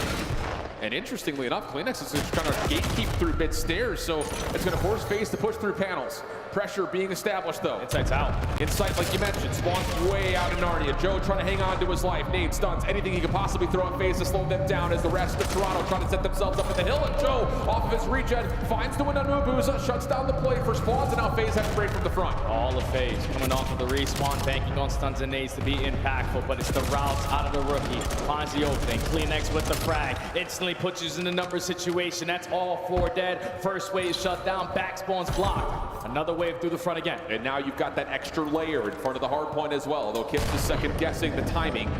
Looking towards the far back, 30 seconds to fight. Here comes 0-4 in his route. But the problem is Toronto's winning all the gunfights from the front, so you immediately go back in. 0-4 is about to get overwhelmed. He only finds a single kill. What a hold for Toronto. Fantastic plays there from Toronto. Klinex is streaking, and he's so damn close to earning himself a Hellstorm. He's gonna play it patient. Soak up the remaining ounce of this time. Potentially get closer and closer, just needs 1 kill. A word assist or anything at this point in time. Here comes the rotation to 4. FaZe sprinting to make sure they lock down the spawns. Has that streak been earned by Klinex on that scrap time? We'll find out in a moment. Not quite. Needs to win the 1v1, and now all of a sudden the Hellstorm has been earned. FaZe in control, but a huge resource added to the bank of Koi. Koi has so much pressure on the map. It's over towards shoulders, but Kleenex does not win that gunfight versus 0-4. Insight instantly filling the gap, trying to put himself in a position to block those backspawns while Fest is going in, and he wins a massive one-on-one gunfight. Now there's only 2 players for FaZe you gotta look for. Yeah, and Insight just dancing. The rest of Koi trying to establish control of the spawns, and they give the read on 0-4. Damage is out. He still stays alive for a little longer than you'd like, but the trade eventually comes through, and Insight continues to make sure the spawn stays safe for Koi. Inside the hard point, Abuza for 1, Sip the follow-up, and that's enough to at least allow FaZe some time from the front. Yeah, but Koi still has the spawn, so you're gonna give this one last ride, knowing that you have that Hellstorm in the back pocket. We could use this final 10. The stuns and nades, everything getting invested here for FaZe, knowing that they're still going to be on the backside of this HP, and they've been able to hold it down and keep Toronto at bay behind ring. And you can see FaZe are just like, you can't call them the Hellstorm if we're all still in P4, so we're just going to keep fighting you here. Finally, things start to move over towards the mid hard point. Hellstorm going to be called in. Keep an eye on 0-4. He's hunting. Not able to find anything as of yet. He'll get called out by the UAV element of the Hellstorm. Sip will fall by the Semtex of the missile as well. Kip's finding a follow-up. Draza also will drop. So the Hellstorm is successful unless Abuza can double down. He finds the burst, gets out of there for a moment, but Toronto will get the break. Yeah, fantastic use there of the Hellstorm. You take mid-map away, and now you're in towards the AP with a good chunk of time at that. 25 seconds remaining. Draza wins a massive one-on-one to try to open up a lane for his teammates to not fully commit through low dirt, but every ounce of seconds that you take is the longer that Koi are going to continue to run up this score. Yeah, I mean, so far, you look at just how this first rotation has gone, major edge towards how Toronto have played the map to this point. And Kleenex is furthering that point, 16-8. As Joe Deceives is just finessing the scrap time, not quite able to find the final shot of the Draza, but Kleenex is right there, willing and able. 134-91, back over to P1, and it's FaZe from the P3 side of that, trying to find some success over the hill. Yeah, you need to get Koi out, man. They have all the crossfire set up when you chain that ending of the P5 when you're in control towards the P1. You have to work on some of these routes. Draza and Sim combined for 2. Draza gives you 1 extra, so the break is good for FaZe, and they need some good time here. Yeah, it's not just that. You would also love the rotation, too. It feels like both. 18-9 for Kleenex. Traded, shut down. Insight down low, keeps the hard point neutral. Toronto keeping focus on the objective for now, but don't have the numbers nor the map control to really get much time.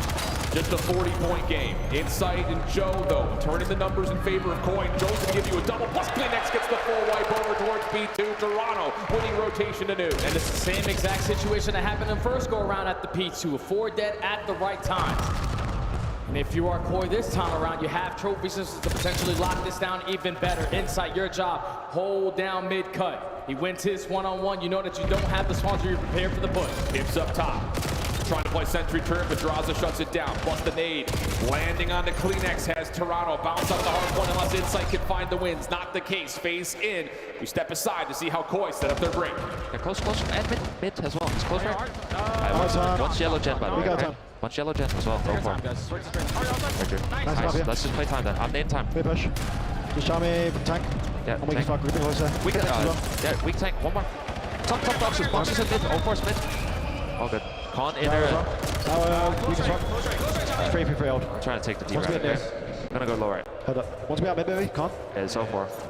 In a 3. I'll be scared. Don't see black one. Okay. I don't see anything else top house. Okay, I'm just waiting. Jumping long. He's up. Look up. Nice. I'm going new. He's gonna be new. He's gonna be new. Hit twice. What about yellow cup? Yellow cup. Top window dead. Good. So low house, man. Absolute low house. Low house and weak at time. Top. Nice. Look at spawn mid. Spawn mid. Last guy long. That's last guy. Yeah, I got time as well. I'm gonna help you. I just told low house. They could just run. Mid time. Window dead. One at time. Low house. Sip. Absolute top house. Left top house. I want shot, bro. That's good. Good luck. I want shot. Below. Nice. Good. Hold spawn mid again, boys. I'm on your right. I get back P1. Well, the end of P2 fell apart, but wow, that is a huge recovery moment for Toronto as the map was about to get out of control in favor of FaZe. Big recovery. Kleenex still holding down the front window. 3 for Kleenex, and it's a full 4-man wipe. Toronto have win condition established. Yeah, and it's still only 20 seconds remaining at this time, so you're going to be the aggressor. Start thinking about that rotation over towards new. FaZe are not going to have the numbers off the roto, but it's Abuza that gives you the first one. Koi are going to soak up all of that time at the ending of the P3. Give themselves a 60-point lead going over towards P4, and now FaZe are banking on a perfect setup. I feel like we've seen this story before. FaZe down about 50 points with a perfect setup around the fourth hill. Toronto trying to find multiple points of ingress. Abuza in trouble. Denied from the front, but 04 fills the gaps nicely. Can't find more than just the one, though. Just up to Sip. Damage out into one. Needs help. Spawning up is Draza to be able to assist. Looking for one more on the outside, and Draza's able to find two. Now from the front. 04 able to cut that off, and FaZe are holding through the first 30. First wave shut down. Second wave on the go, and at this time it's Koi right through the middle of the map. Kip gives you the opening double. You have the numbers to fight this. You just have to win the gunnies, and you cannot because you can't trade Draza. Repinch though on the way back over for Koi. Don't want to give up on this time. Pistol not gonna work out for Draza. Simp there to find his trade. Last one left is the Rook, and he will be shut down. And you got numbers now for FaZe, trying to stretch across the map to isolate onto CleanX. We're gonna eventually a tie game, but it's just down to what can Toronto do. Spawning out, trying to rotate late to 5, and Tip nearly cuts it all off. And now there's no Hellstorm in play for Toronto to get a quick break here at the P5. So you gotta do it strictly with the gunny. Already have pressure through top mid, but you're looking for the opening, and it's CleanX who strikes first. Mid-map control goes the way of Toronto, but Abuza saves out the play from the front. Insight has to wait. Late lead for FaZe. Toronto spawning on the left side of the map. FaZe prepared for this. Can they win back mid-map though? That's the big question for Toronto. They find the first on 04. Here comes the Swarm. Just down to can you get the players out of the hill cleanly. Abuza for one. Follow up from Draza. Trying to get it all done himself with 25 seconds left in the hill. He'll be put down at Toronto halftime. The break is good, and the spawns now flip because as soon as you hop into the objective, you see that Kip spawns over towards window. So now you need to reinforce back through top mid. Basically a tie game with a chance to take the lead because Koi are starting to fire on all cylinders. Insight on 5 in a row, Joe on 3 in a row, and they have mid-map to instantly chain it towards P1. How close is Insight to a Hellstorm? He found a lot of that on the objective. If he gets a Hellstorm here, that could be critical for Koi, just dancing around the time and potentially setting up win condition on 2. Doesn't look like he earned it. 225, 214. FaZe dancing around the middle of the map and finding a couple of kills that should lead to some time. Yeah, you gotta take your time if you are Koi in this break attempt because you're dropping like flies in individual spots. We need a good team push. FaZe are going to be able to take the lead, and both teams have a win condition still here at the P1, but it's a mixed fest. It's a battle. It's a war around the mid-map, and it's Draza coming out on top. The Zaza duo for 3, 230 to 225. CleanX not able to keep his life from the front. Now Toronto feeling the panic. You've got to get them out of the hill. You also have to win the rotation to do, and FaZe are winning every single gunfight. 242 to 225. Kill feed all in favor of FaZe. They want the rebuttal. They want the revenge. Toronto trying to hang with the whole crowd, but you've got to find a way to get past, get them out of the hill. 249, 250, clock just before the touch comes out. And El Clasico will join us once again for the Birmingham Grand Final. What a series here from FaZe in the hard points to always keep themselves in it, to never give up until that final score says 250. They were tested, especially at the ending of both HP's games, but just bank on their teamwork and their lockdown setups. It was Toronto Koi the first go around. When you got to that P5, you had the Hellstorm to bail you out. And you would have desperately loved if Insight would have picked that up to potentially call a game at the very end. But FaZe, just like they did in map number 1, bank off the rotation, bank on the setup, bank on the teamwork, and they get it done in 4. And now have a rematch versus Sop. What a pain point, though, for Toronto. 2 hard points that are well within your grip until you get to the late game. And that's where the experience and the veterancy that we've seen from all 4 players now through the last couple of years, in particular last year for Abuza and 04, is starting to show up on Sunday. 250, 225. And another map that you look over the course of the stats, and it's Abuza 28, 23, 23 non-traded, 4K damage, nearly a minute in the hill. When he wants to turn up, man, he does. It's just crazy how fast FaZe can make adjustments like that on exposure, because what was the hard point that cost them versus Optic? It was the P4. What's the hard point that wins this series versus Koi? It was the P4. The little mistakes quickly get adjusted. That's why these guys are always going to be championship ready. The crowd is letting Toronto Koi know that they put up one hell of a fight here with a top 3 finish. Yeah, for real. But it's FaZe getting the better of them today. That's just such a spark plug, though, for this Toronto roster. who just felt like they needed something. They needed a moment because it felt like the pieces were all there. Just wasn't fully clicking all the way at all moments in time, especially in tight series. So, you know, a lesson learned, but I think just inspiration gained here for Toronto and Birmingham, especially for Insight. Yeah, and that's fantastic to build up off of now going into Major 3. They're going to be ready for Major 3 whenever we get there. Without question.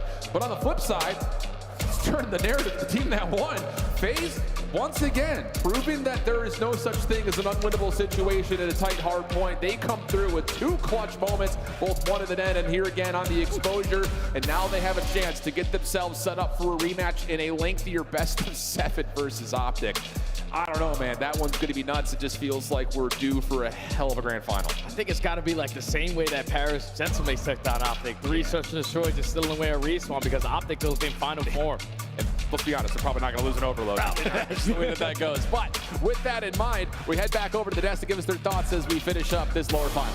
Chance is so mad right now. He's like, they choked it. They choked it again. What happened to your Koi squad? It's okay, real.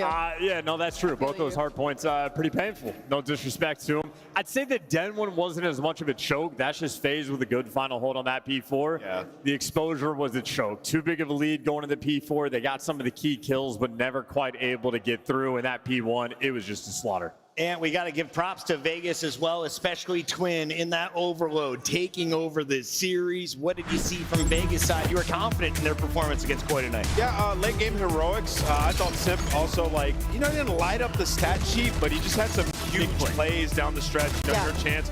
Talk about the P4. It was him finding 2 early on rotation in the overload. Took light in order to put them into the spawn trap. But yeah, Twin, I mean, statistically, most damage in the lobby in this series. Like, if he's playing like that, they're very difficult to beat Respawn. I mean, that's what we were talking about. It's kind of living and dying by 04, and if he's able to put up those numbers, and we saw it, the second that he starts going on a streak like that, you saw the pressure just fall off the rest of his team, and FaZe Vegas started flying.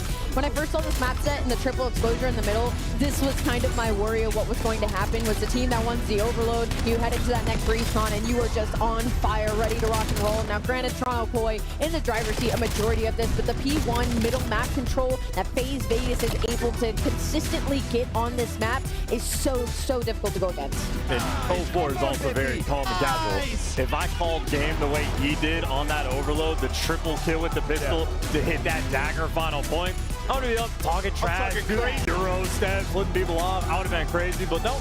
Kept it cool, kept it casual, rode the vibes into map 4, but yeah, 04 absolutely popping off. You just walk over with a Sharpie and start signing jerseys at that point? Like, you drop a card like, oh, I got you. I got you. Impressive stuff out of FaZe Vegas as expected, but the real story, if you are a Toronto fan, is that you have jumped up the standings with our overall season schedule. You can see 12 and 14 is their overall match count. This puts them into the top 8. They were outside of that. You need to be in the top 8 if you want to get the champs out. They needed those points. They said earlier on the weekend, that's also a big focus for them, was just trying to make it past that line, and they were able to do it. And not only that, I mean, I feel like they got a lot of momentum with their current squad, with kids now on the roster, with being on land. I think this is a squad we're going to see for the rest of the year. And of course, with the Falcons and Heretics balling out, we saw, bombing out, I should say, Heretics are just 5 points ahead of them, and Falcons have the tiebreaker loss. They're going to get weird Koi again. As of right now. It's already chaotic. I'm only halfway through the season, but we want you to join us all year long. And if you haven't already, hop on social media. We're on Twitter, we're on X, whatever you want to call it. And now we are on Discord. Join us, Call of Duty Black Ops 7 Discord. Simply scan that QR code. Enjoy the community today. Yeah, you know, I'm going to join in there. Can we share clips in there? Because if so, I'm spamming clips. Everybody join up, check out, what Call of Duty has to offer, and stay up to date. And of course, Chance wants to see you in Atlanta. Chance, how do they get 15% off of their 3-day general admission? A QR code, Chris. Very fancy technology. It's like a barcode, but different. Yeah. And your phones work great for it. But yeah, no, come on down. Atlanta's going to be a good time. DreamHacks are like, it's a little bit of oomph, a little something extra, more entertainment we have at these events. Listen, there's great food in Atlanta. It's a fun city to visit, and we're going at a good time. You know, late spring, early summer, it's going to be a great time, man. Come through. Birmingham, wash your hands, use that restroom break, because when we come back, we've got this match for you. Let's take a look at your bracket. Nameless, it is Optics making their way through the top. They only dropped one map the entire tournament so far. They're going up against FaZe Vegas, the rematch. Can FaZe draw more blood this time around in a best of 7? If you remember Optic, you know, they had the same exact tournament where they, at Major 1, where they went through, beat Channel Mates, and they were in the grand final, and then they lost in a game 7. So FaZe, in a you know, best of 7, feel good. 3 S&Ds, they could take all 3 of those. Allie, player to watch on the other side of this break. What team? Both? Abuza. Abuza is the correct answer. Pick Abuza is the correct answer. We'll be back with Abuza and FaZe Vegas taking on Optic Texas live from Birmingham in the UK.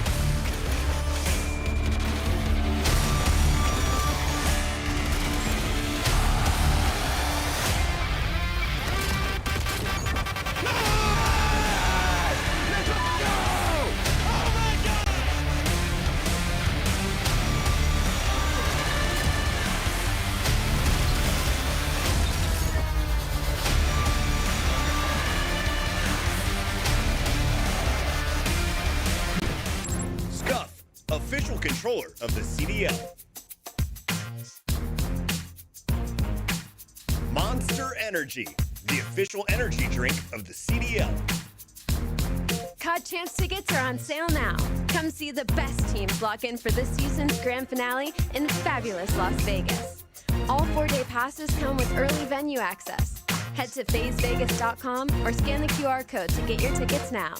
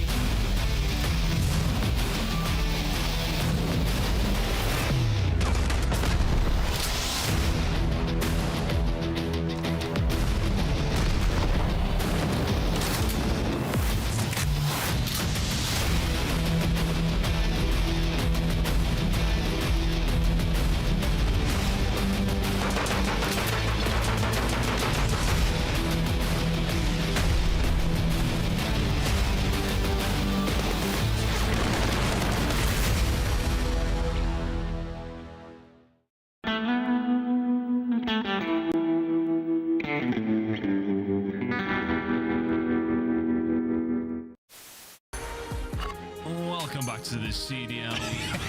Wow, what is going on? He's the master at fighting. This guy is just, that's unbelievable. Okay. I knew coming back to him. This is not what I was expecting. Oh my God. Both players are at a standstill right next to each other, and they spot each other. Sketch trying to get the nose. Yeah! What are you witnessing? You're a child! You're a child! You're a child!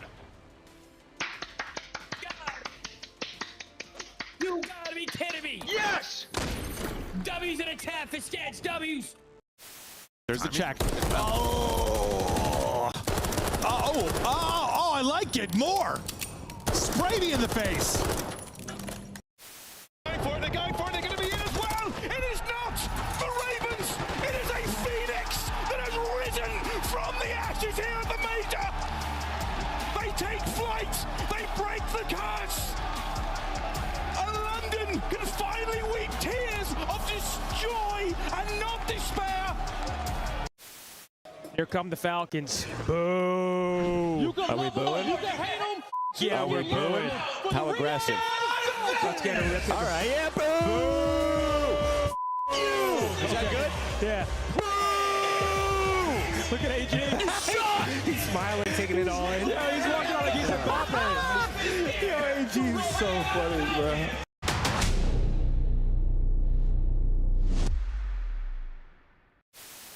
Charleston, go back, rewind it. What happened, bro? Right at it, huh? Man. Oh. What the f is going on? It has been a number of upsets in the opener in our winners bracket. After that, things started sorry, Puma. massive. The f is that? Making that little. No, if you would really call it. Find me this guy, bro. Hey, I need I'm pretty sure it was. I'm pretty sure it was Cowboy. No. I need somebody to find me this guy. Whoever this guy is, whoever's at the venue right now, you find me this guy. Yeah, Tom's got a 10K reward. Oh my God. Go, go, go, go, go, go, go, go, go, go, go, go, go, go, go. Oh my God. Oh my god, oh my god, oh my god. Oh my god! Oh my god! They're doing it! It's insanity! They got the ball though! Oh my god. It's around the best. Wait, we can score. We can score for free. Let's go! What just happened? Oh what just happened? Wait, what? Did BZ just do that? Dude. Overload's the greatest game out of Call of Duty history. Overload's the greatest game out of Call of Duty history. Man, Wixel, so just gonna have to slide up with ARs. Nice little deep shoulder coming through. Oh! Wow! No way! He gets the one through the drop, and then all. RCXD out. Yo, these RC cars, please. I don't care if you get a fucking RC car, you do not call it in, bro. Ignore the thing. Do not call that goddamn car in. Sitting back, it just doesn't feel good. They've been able to clean up one. Scrap. It's just waiting. No way. Oh my god. All right, well. Chat, don't clip that. Don't fucking clip that. That's too weak. Hold on. Wait. Get killed. Back out. There's two. We can refill your secret in a second. I got one more back door. I know your secret. Back door. Holy Eric. Last one. Nice, Eric. Good story, man. You can't kill me. What the frick? I have a secret.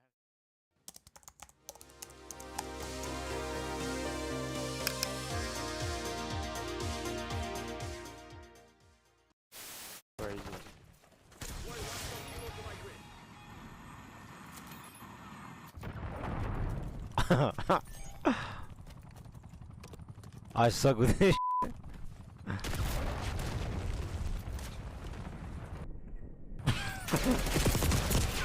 Bruh.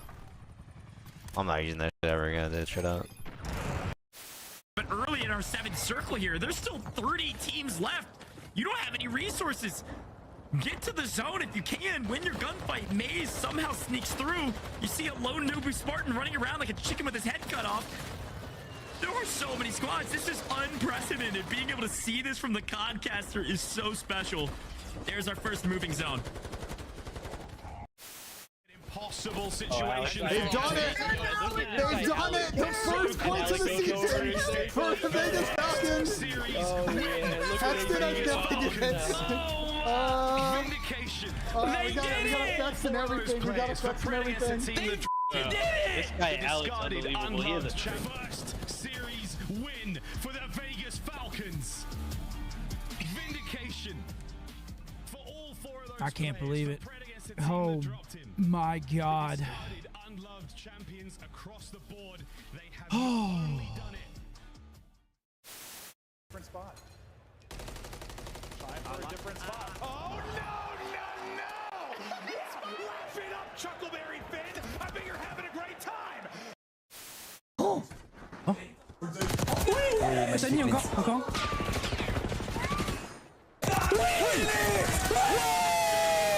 Le triple coude!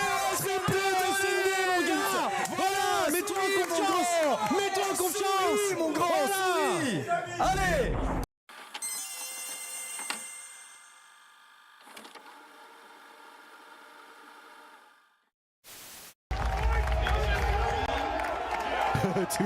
He's out of his mind. He's actually out of his mind.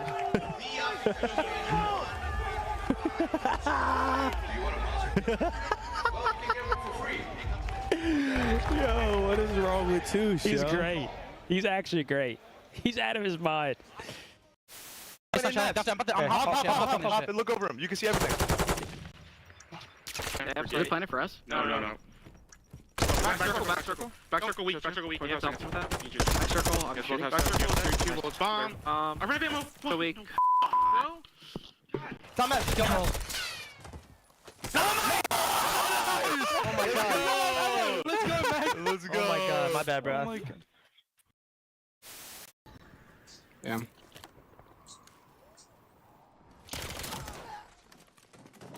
Hostiles are setting the device. You're our last chance. Think smart, move fast.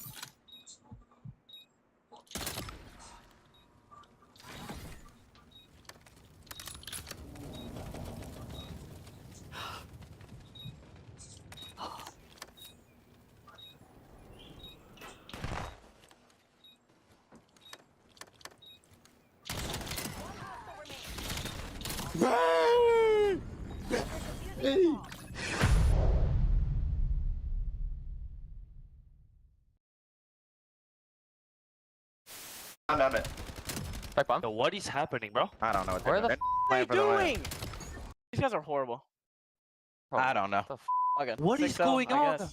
What the f is going on? Why are they not hopping the bomb?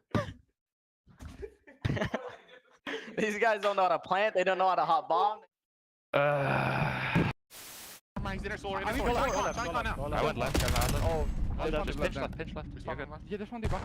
Wait, Renko, there's one more left. Nice, 3-2, Oh, last guy. I'll try. Yeah, Charlie, you're nice. Go. Go. For the game. Boom. Holy what exposure. 8-0. It's not going to be 8-0, right? We're not going to lose 8-0, are we? Look at the pitch! Look at the pitch! Look at the pitch! It's 8-0! I promise you it's 8-0! I promise you it's 8-0! It's a world record overload!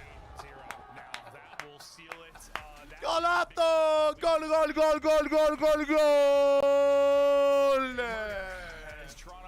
Have they played the game mode before?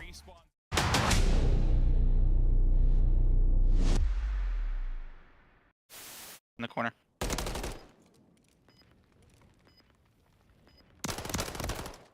Nice. Bro, I would have killed him. I just had ammo. This is ugly, bro. What are they doing on the map? What do you think of my shirt today? It is a choice. It's a choice. Listen, guys, I put this shirt on. I felt pretty sexy, to be honest. I looked in the mirror and thought, God damn. And then I got into the green room and everyone said, your shirt's too tight. You look like an idiot. I was it's just a little too small, but it works.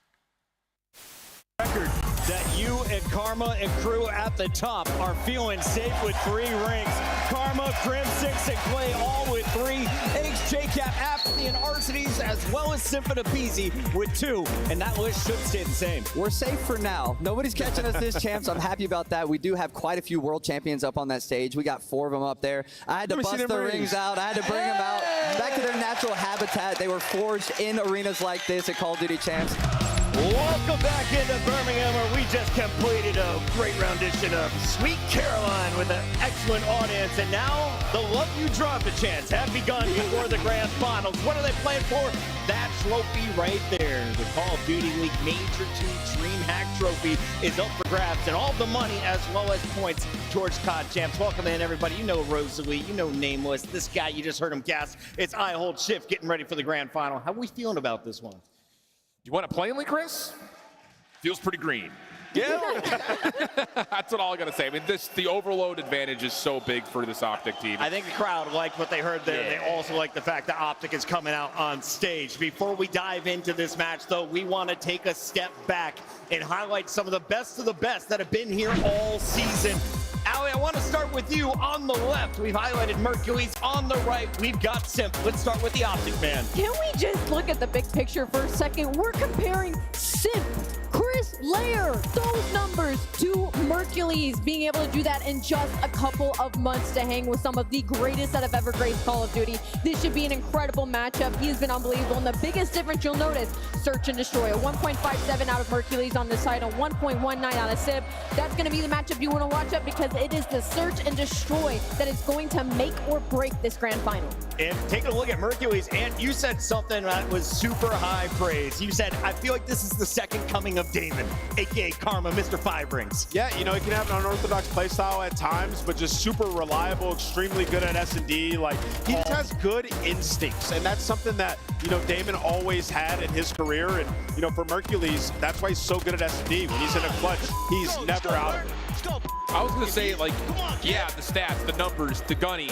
We've seen it over the course of the last year and change. We saw it a lot in the offseason events as well across a number of COD titles. But for me, it really is his ability to make split-second decisions that are so pivotal. The Overload versus Toronto, the grab and run. You even saw Kleenex hesitate for a moment. Mercules did not. So many search and destroy clutches where he knows I can just play off this defuse because they're not checking me. It's just the split-second decision has been so good from Merc. He's a youngster, just his second year. He wins Worlds in his rookie season, and now he is being compared to the greatest of all time. Let's talk a little bit about Simp, because this was my pick for mid-season MVP. Why isn't it on Mercules? Well, he has 3 incredible teammates who are equally carrying the load. Simp, though, I felt like has hard carried his team through some of these online qualifiers. If you're looking for a spark, it's just a reminder what he did in a 1v4 last year that turned everything around for FaZe. He can do that at any moment throughout a series shift. Yeah, and that's just the power that you get out of an individual. That's why you build a roster around him. I think it's just the cohesion that this FaZe team has been able to build since the beginning of the year, where 04 to Booz looked that they were kind of dragging behind him a little bit, and then all of a sudden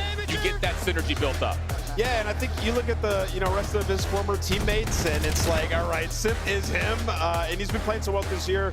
For me, for my midseason MVP, I have Simp as well in the SMG role. On the other side of it, as an AR, it would be Mercules, so it's only right we compare these two. And something that's so frustrating, though, I think from Sim's end of thing, is he is like always so consistent. He's Mr. Consistent. Back in the previous FaZe roster, it was Mr. Consistent getting top 2 every single event, and they've already done it for this event as well, but we need his teammates to be consistent as well alongside him if they want to pull out this win. Now, we had a bunch of rookies in the running at this tournament. 10 teams entered. We're down to 2, and neither of them are going to be featuring a youngster, but these are the top dogs that we are looking at after their performance here at Major 2. Neom, some ridiculous plays and Overload. Showed you his sniper and search and destroy.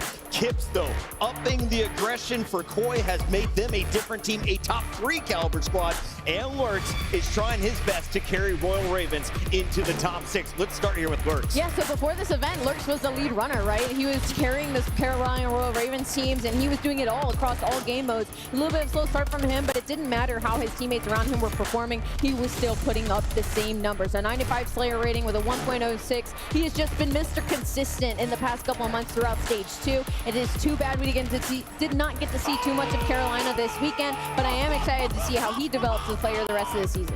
Yeah, if we're talking raw ability of those 3 players that we had on the list, Lurks tops it for me. I think he's absolutely unreal. And this guy, I mean, I'm bullish on him, right? Like, you watch him play, and it's like, he looks like one of the best players in the game. He's a great his POV is ridiculous, can pop multi-kills, probably needs a little more development, but you look at the other 2 guys on that, and they're more versatile players in terms of Kips and Neom. They can get it done in all 3 game modes. Let's start there with Kips then. Pick it up for me. Yeah. What have you seen from the Toronto Koi rookie coming up from the Huntsman? Yeah, so they asked me who my midseason rookie of the year would be, and I would actually go with Kips, and he showed me a lot here at this tournament. I mean, he started off slow, instantly bounced back. You're talking about a guy who's top 2 in damage rating on the season, a 1.11 in search and destroy. He's been unbelievable. In LAN S&D, 1.18. He turned this camp around. It was looking bleak over there in Toronto. He comes in and he's laying down the damage. Everybody starts to step it up. And I think, you know, for him, he can run a sub and an AR, and he's turned. Like, he can pick up multi-kills. How many times have you seen Kips popping a 2 or 3? Yeah, he's been, I mean, his rise is meteoric. Last year, you probably never even heard of his name. He barely even broke past top 8 once it was a Pup Cup. Saw 1 elite, qualified for 3, and finished top 12. Yeah. So the fact that he's able to jump in and spark plug 3 insane veterans is unbelievable. I was waiting to see would Kips be able to show up on LAN with the same performances that he's had online. We were a little shaky with the Optic series, but he's definitely cemented himself right for me as Rookie of the Year at this moment. When they sent home Paris Gentleman's, I think I agreed with you instantly. But then that meant that I was going to get a chance to see Neom versus Kips. And I want to show some love to the youngster filling in for Kenny's role on LA Thieves.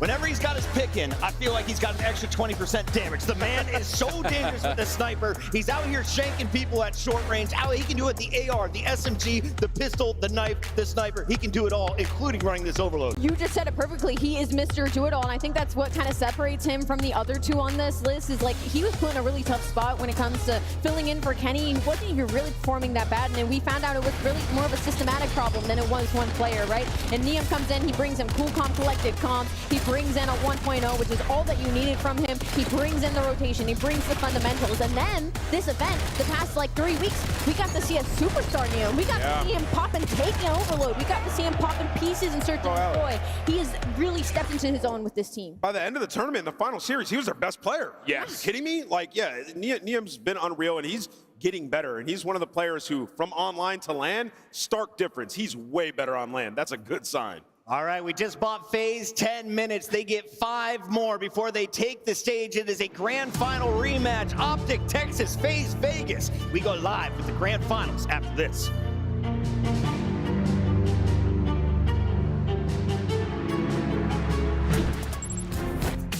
Major 3 is going to be a classic. 4 challenger teams are taking on the 12 pro teams, bringing non-stop action to the ATL. Get your tickets before they sell out at DreamHack.com/Atlanta. Dominate the competition on main stage with the CDL Major Hunter Tracer Pack. Collect your chip by scanning the QR code or heading to the in-game store now. Monster Energy, the official energy drink of the CDL.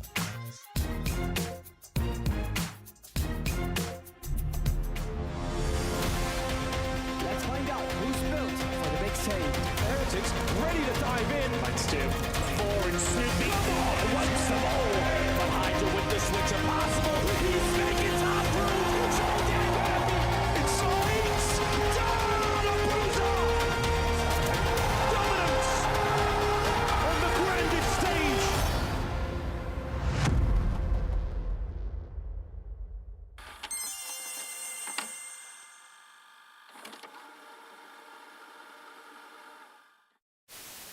We get it? Yeah. Boom. Let's go. I want to say that I was not trying to curse us. I did not. I thought it was 250 kills. So when we were up 70 kills, I was like, "There's no way we can lose." Yeah. Now it makes. Don't run. No, right. Stay on Spire. Just play 2 months. Play your life, dude. He's in. He's just running. Just run. Fuck no, baby. Go. Come on. Come on now. Come on now. Yo, this guy was so much. Go, man.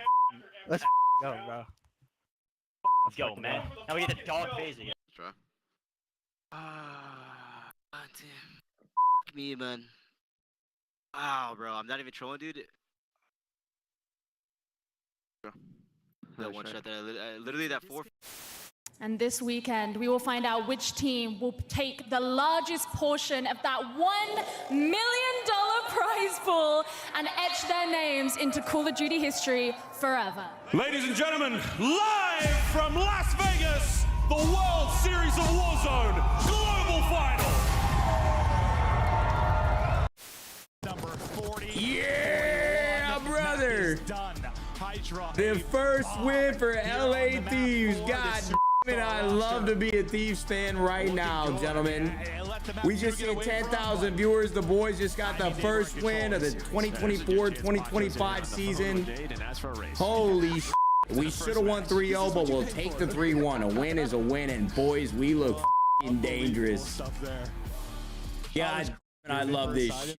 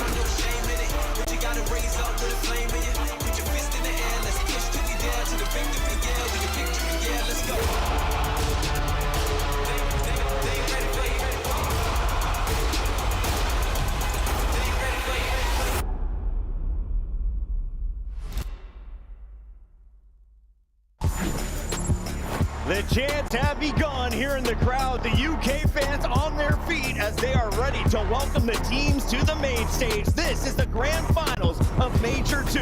It's time to find out who is walking away with that trophy and all of the pride. Optic unbeaten through the winners bracket, but they're 0-1 in championship matches. On the other end, this is FaZe's first opportunity to score big. Let's start here with the Vegas squad that lost to Optic in the winners bracket finals, but just bounced back to earn a second chance. Yeah, you know, this is a FaZe team that's extremely dangerous, and even in that Optic series, we saw how dominant they can be in S&D, particularly on the offensive side. Hercules said they play really similar to us, and in a best of 7, there are 3 S&Ds, so you have to win your map pick. We've seen how good they can be on exposure hardpoint. They might get to run that back in this series. You gotta win your map pick this time around, and it's a different series. Yeah, I think on top of that, like the Search and Destroy takes a lot of focus because of the weight of a best of 7, but I've got my eyes on the Overload. You gotta keep in mind that for FaZe, they were on a 5 Overload map loss streak in the middle of the Major 2 qualifiers, and in that streak, they lost 4 of those 5 matches. When you're playing up against Optic, good luck. You have to have that, though. You can't just start this series down 0-2. I thought that what they saw in Exposure Overload versus Toronto was inspiring. They need more of that if they want to have a chance to win a finals today. 8-2 in Overload Game 3s on land. Here in a best of 7, though, you're going to see it multiple times. Let's take a look here at their opponent that is hoping to make this just a 4-game series. Optic Texas has been crushing through the winners bracket. They finally dropped one in that winners bracket finals. But if you're looking for negative numbers, I don't think you can find them on any stat sheet, Allie. No, you walk me through the green. You literally can't find a single one. They're all positive across basically all game modes. And the biggest thing for Optic Texas and the edge that they really have in this series, not only is the Overload, obviously you saw that stat from FaZe that on land they are 8-2 on it, and Optic Texas just beat them on it. They have the edge, but also their map pool is so deep compared to the rest of the league. We got the pleasure to speak to Damon on the couch yesterday, and he literally brought up that, you know, at the end of the qualifiers, we were testing the map, making sure our map pool was where it needs to be, and that's going to be a problem in a situation like a best of 7 because they're going to have a lot of control over these vetoes. The coaches knew they already have the #1 seed. All that is left to do is to polish the perfection. Let's see where we landed in our best of 7 maps and modes. And Shift, this is a little different from our best of 5, so walk me through it. How is it all going to work? Yeah, I mean, the Colossus to start things off, Optic fans are thrilled about. To be able to set the tempo, the narrative, control the energy of the environment. And then you go to a Raid Search and Destroy. What we heard from Merc in the post-game interview, yeah, they play similar, but also, yeah, we know what we may have done wrong. I like Optic starting this best of 7. Yeah, for FaZe, I mean, they picked 2, 3, 4. So if you don't get 2 map wins in those first 4, chalk it up. We'll see you. Pick and raid S&D is crazy. Well, I don't know. They beat them on it. Beat on it. With that said, it is time to lock in the final prediction of the night, and I would like the crowd to make some noise when I say FaZe Vegas. Okay. I'm just kidding. I'm wearing the Optic shoes. I'm getting them signed. I'm going Optic. All right, go ahead, guys.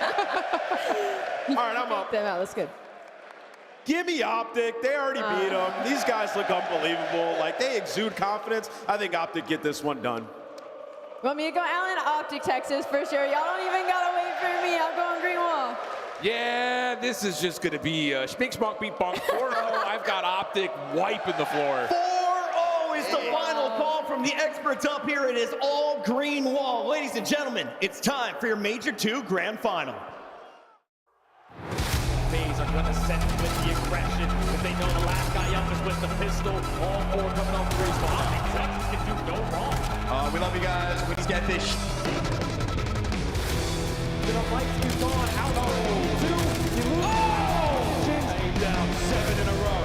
The worst contested time on the Musa. He is just not missing.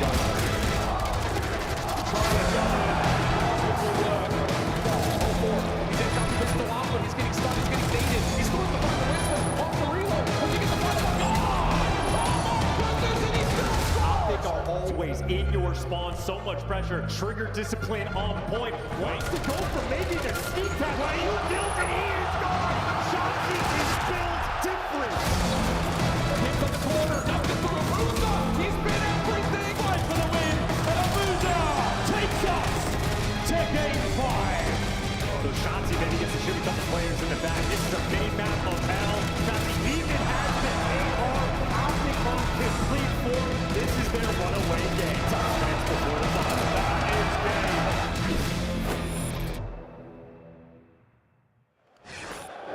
6 years. That is how long the UK has waited for the CDL to return to our shores. These teams have given it their everything to be in this grand final. They're going to be making history today in front of one of the greatest crowds that this scene has ever seen. First out, a worthy opponent. Aggressive, ruthless, they barely make a mistake. It's FaZe Vegas!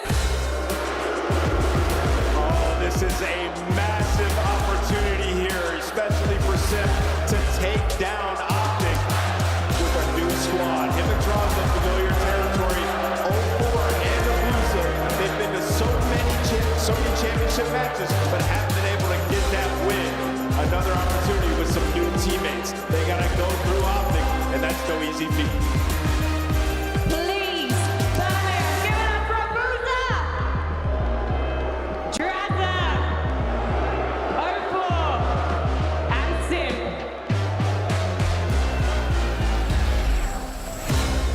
Their opponents need no introduction. They were just one map from taking the trophy in Texas. They've only lost one match this entire split. They are inevitable. It's Optic! Inevitable is the perfect word to use, Frankie, because nobody is shocked about Optic Texas making it to Sunday. But what we are shocked about is every single player on this roster has had their moments throughout the weekend. And now we get to watch them put it all together on that main stage for this grand final. They've played this team before, but they know the beast that can come out. This should be a banger. Birmingham, make some noise for Shotzi, Hook, Mercules, and Dashi. Now, the Green Wall may be predicting a 3-0 for this one. But FaZe have been on stage 2 times before the split today. They are ready for this grand final. But are you, Merc and Maven? Optic versus FaZe is a tale as old as time, and we've talked about the greatest player of the CDL era. The conversation since the inaugural season has started with Shotzi, it has started with Sim. Those two have gone toe-to-toe over the years. They have faced off 6 times in the CDL. Each have won 3 times. This is the 7th match. We'll see who comes out on top, but this is out to be a banger. Yeah, shout out our guy Brian Stats for that one. But yeah, we're going to take a look at Optic and what they have done. It has been unbelievable when it comes to LAN. But Major 1, it was just until that final. They lost 1 respawn throughout the year. 16-1 when it comes to LAN. But it was map number 1. It was Colossus. That is where we are starting here. Yeah, I mean, I thought it was obvious, but I said when I was in the desk, like FaZe, they have to win a respawn. I have no doubt they're capable of winning 3 searches. Do I think they will? Probably not going to win all 3, but that's maybe their win condition. They got beat up in the winners final. There's no way around it, especially in that map. Ford is absolutely destroyed.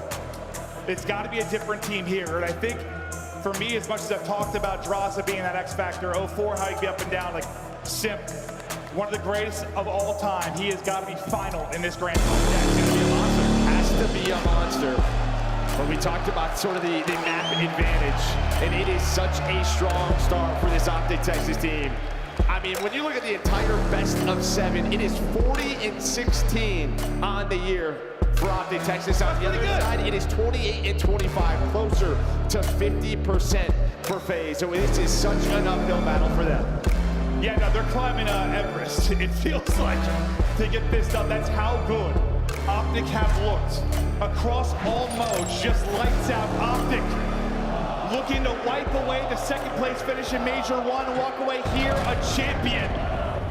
The best of 7 starts now as we get into the nitty-gritty. Hard point on Colossus. War to kick us off, but it's a nice start from FaZe. That's 4 there. Well, one of the things is, right, you're coming off of playing a couple of matches in a row. You know this if you're Optic. You know they're going to come out firing, and that is exactly how you respond. Stun connects, 3 dead in the feed. Abuza, the last one alive. It's a 4 dead for FaZe. It is a 4 dead on the side of FaZe. And I think what's a lot different for Optic this year versus, you know, some of their great teams in the past. If they weren't hot, if they weren't slaying, hardpoint could be a struggle point. Now they can get outslayed by 10 to 20. It's not often, but when they do, they're still in hardpoints. Still sometimes winning hardpoints. This is an unreal team. They play the game the right way. They have all the pieces. I'm not trying to overgas it, but they're just unreal. No, I mean, we give them all the gas in the world. They absolutely deserve it. That is why they are back into this final. Fourth final in a row for this lineup. And well, you had P2 control if you were phased, but that is quickly dissipated. That is gone. The green wall stands strong. And yeah, I mean, these have been the two most consistent teams. What, a second and Major 1 for Optic, third for FaZe. Now both into the top two. Got a feeling we're going to see this matchup quite a bit this year, but excited to see it in the final. As Optic take the lead, they'll lose a couple of players here. We'll see if FaZe can break behind that. They'll have numbers for a moment before the respawn reinforcements coming through the back. Abuza and 04, will they do enough, just enough to at least make this messy, and then enough to break it into the back? They've got the spawns, they'll get the final 20 or so, and off to the races we go, the third. Yeah, nice little 2-on-1 there to end that. You had one player who spawned out, I believe that was Dashy. Drazah was able to pick that up, and now on this rotation through tunnel, Drazah is there. Dravix in the feed, all of FaZe. Dashy's gonna be the last one alive. So you do what you need to do on this rotation towards B3. And who was incredible in their winner's bracket matchup? Hook was insane. You know, we wondered, could he replicate that 1-2, 1-3 that we saw in the qualifier? Sometimes he has, sometimes he hasn't. Maybe started a little slow this weekend or wasn't needed as much. In that winner's bracket final, he was insane. No, it really was not needed. He didn't need to do that. But yeah, you saw it today. But right now, 04 is on 8 in a row. He is gunning them. They're picking up the pinches. No openings there for Optic. Did it feel for you in the last series, in that second half of the overload, Simp and 04 really got going, especially 04? They started to win a couple of more one-on-ones. Their Dravix were heating up, and well, they take it right into map number 1. They're on 12 in a row as a duo. They can be so good, and they're going to need to be that good if they're going to walk away with an upset win here through the loser's bracket. But the positioning, the team play, the shots, all over the place right now for FaZe. 10 straight now for 04, 13-4, domination, a perfect hold at P3. They're also winning this on Roto. FaZe are lights out here early. Yeah, that's really it. They won the rotation from P2 to the P3, and then they do it again. FaZe right now up 50. Let's go to a listen-in with FaZe. Side door, shot, side door. Weak, Kyler on top. Right at her. Watch credit me. You're by yourself on. Nice on. All hit side door, you got shot back. Only one time. Yo, Cruddy. Hi, Zach. Blocking. Inner. Nice. Inner again, help. Inner, Merc. 2 foot guys, 2 foot iron. Yo, stop. Hi, Jordan. Iron. I'll get your mid. I'll get mid. Middle, Brandon. One. Inner. Nice. Yo, I'll take the left route. Iron, Zach, iron, don't die. Yeah, yo, maybe flip. No, we're good. I mean, yo, look over me, Zach. Look over me. I'm nading. I'm blue. I don't see anything. I'm close. One shot hitter. Ready, dead. Nice. One more hitter. Time dead. Nice, Chris. Another one probably. I don't see him. Yo, there's I'm blue still. Coming in. You're missing Kyler. Watch out. One. All right, take your time. That's it. Okay. Yo, Abish. I'll take that from. Use this. Yo, 2P1. They have a trophy. I don't see tunnel. Nice, Jordan. I'm gonna go tunnel while you guys bang. Yeah, they have a trophy. Tunnel weak. I'm here. Go. Just go, Zach. Tunnel stun. Ready, dead. Jump. I'm right. All three. Nice. Comms are flowing. We're probably going to hear from both sides. Very different types of comms you'll hear from FaZe and Optic. One can seem so frantic. The energy, the passion flowing. Optic seem to be chilling on a Sunday afternoon. But for right now, it's working for FaZe. Back battling into the hard point. Still hold on to a pretty significant lead. Yeah, I think a big part of that listening as a player, you are just so fired up. You know you're dominating that game. 04 was on that 10 spree. You were doing what you needed to do, but if you are Optic, you're starting to fight back at this P1. Shotzzy's waking up now 5 in a row, plus you have P2 spawns. Mercules, he's gonna make sure that nothing spawns on that side of the map. They secure it for P2. They're only down 40. If dealt with this, can you hold on? No, I think this is an example of exactly what I was talking about. Like, even if they're getting outslayed, they're in games. Like, they're still in this. They very easily, if you just look at the scoreboard round from a slaying standpoint, could be getting blown out, but that is not the case. Dashy has 2, unfortunately for Optic. Drazah gets 3, stays alive, and the rest of the reinforcements will come in from the front, but it's still the back spawns here for Optic. 04 trying to disrupt those. trying to win some big fights, and he continues to win his one-on-ones. This is the best 04 we've seen all weekend. He is streaking once again. The finesse is through. Dip and dive and dancing. Get back towards the hard point. The help is there. Yeah, well, Sim knows those spawns are going to be there, so the trades, they're going to be effective. Well, you have to trade this, man. Shotzzy finally does. But I think to take this final 15, if you can get it, if you are Optic. So FaZe just never able to flip those spawns out. You had one more player alive for Optic, but 04 just not slowing down. But this P3 is where things really started to get going for FaZe. They were unreal. 04 went on that spree. They're going to be in position ahead on rotation again. And that guy leading the way, pushing it out is 04, and he continues to win those opening fights to alleviate pressure on that first push. Another one-on-one for him. He wins it again. This man is not missing. Give him another. Just comes up a little bit short. A big double there from Shotzzy, and this is a big moment now for Optic. Yeah, and there's a break, which they never really found in that first rotation. Now within striking distance, 40 seconds left. And, well, this is exactly what you want. Force him to have to use the streaks to break. Not easy to find kills with this, but Drazah and Sim, they're going to take them down with the Dravix. Dashy's going to at least make this tough for FaZe. The streak actually ends up getting one, sometimes coming up empty there, and then who is it? Simp in 04. But there's one player left that's going to spawn on the opposite side. They'll deal with Mercules, mitigate or limit the damage that he is able to do. 40 points separating him now. Next hard point ready to pop. A time to answer for Optic. The fact is they've stayed in this. Similar to kind of what FaZe were doing against Koi, staying in it until they made a late run. Look for Optic to do the same. Yeah, this is where FaZe have been so good on this map. It's finding the kills right before that hill pops. Making sure they have the spawn. You stay a little bit more disciplined, a little bit more tight if you are Optic in this setup, but it does not work.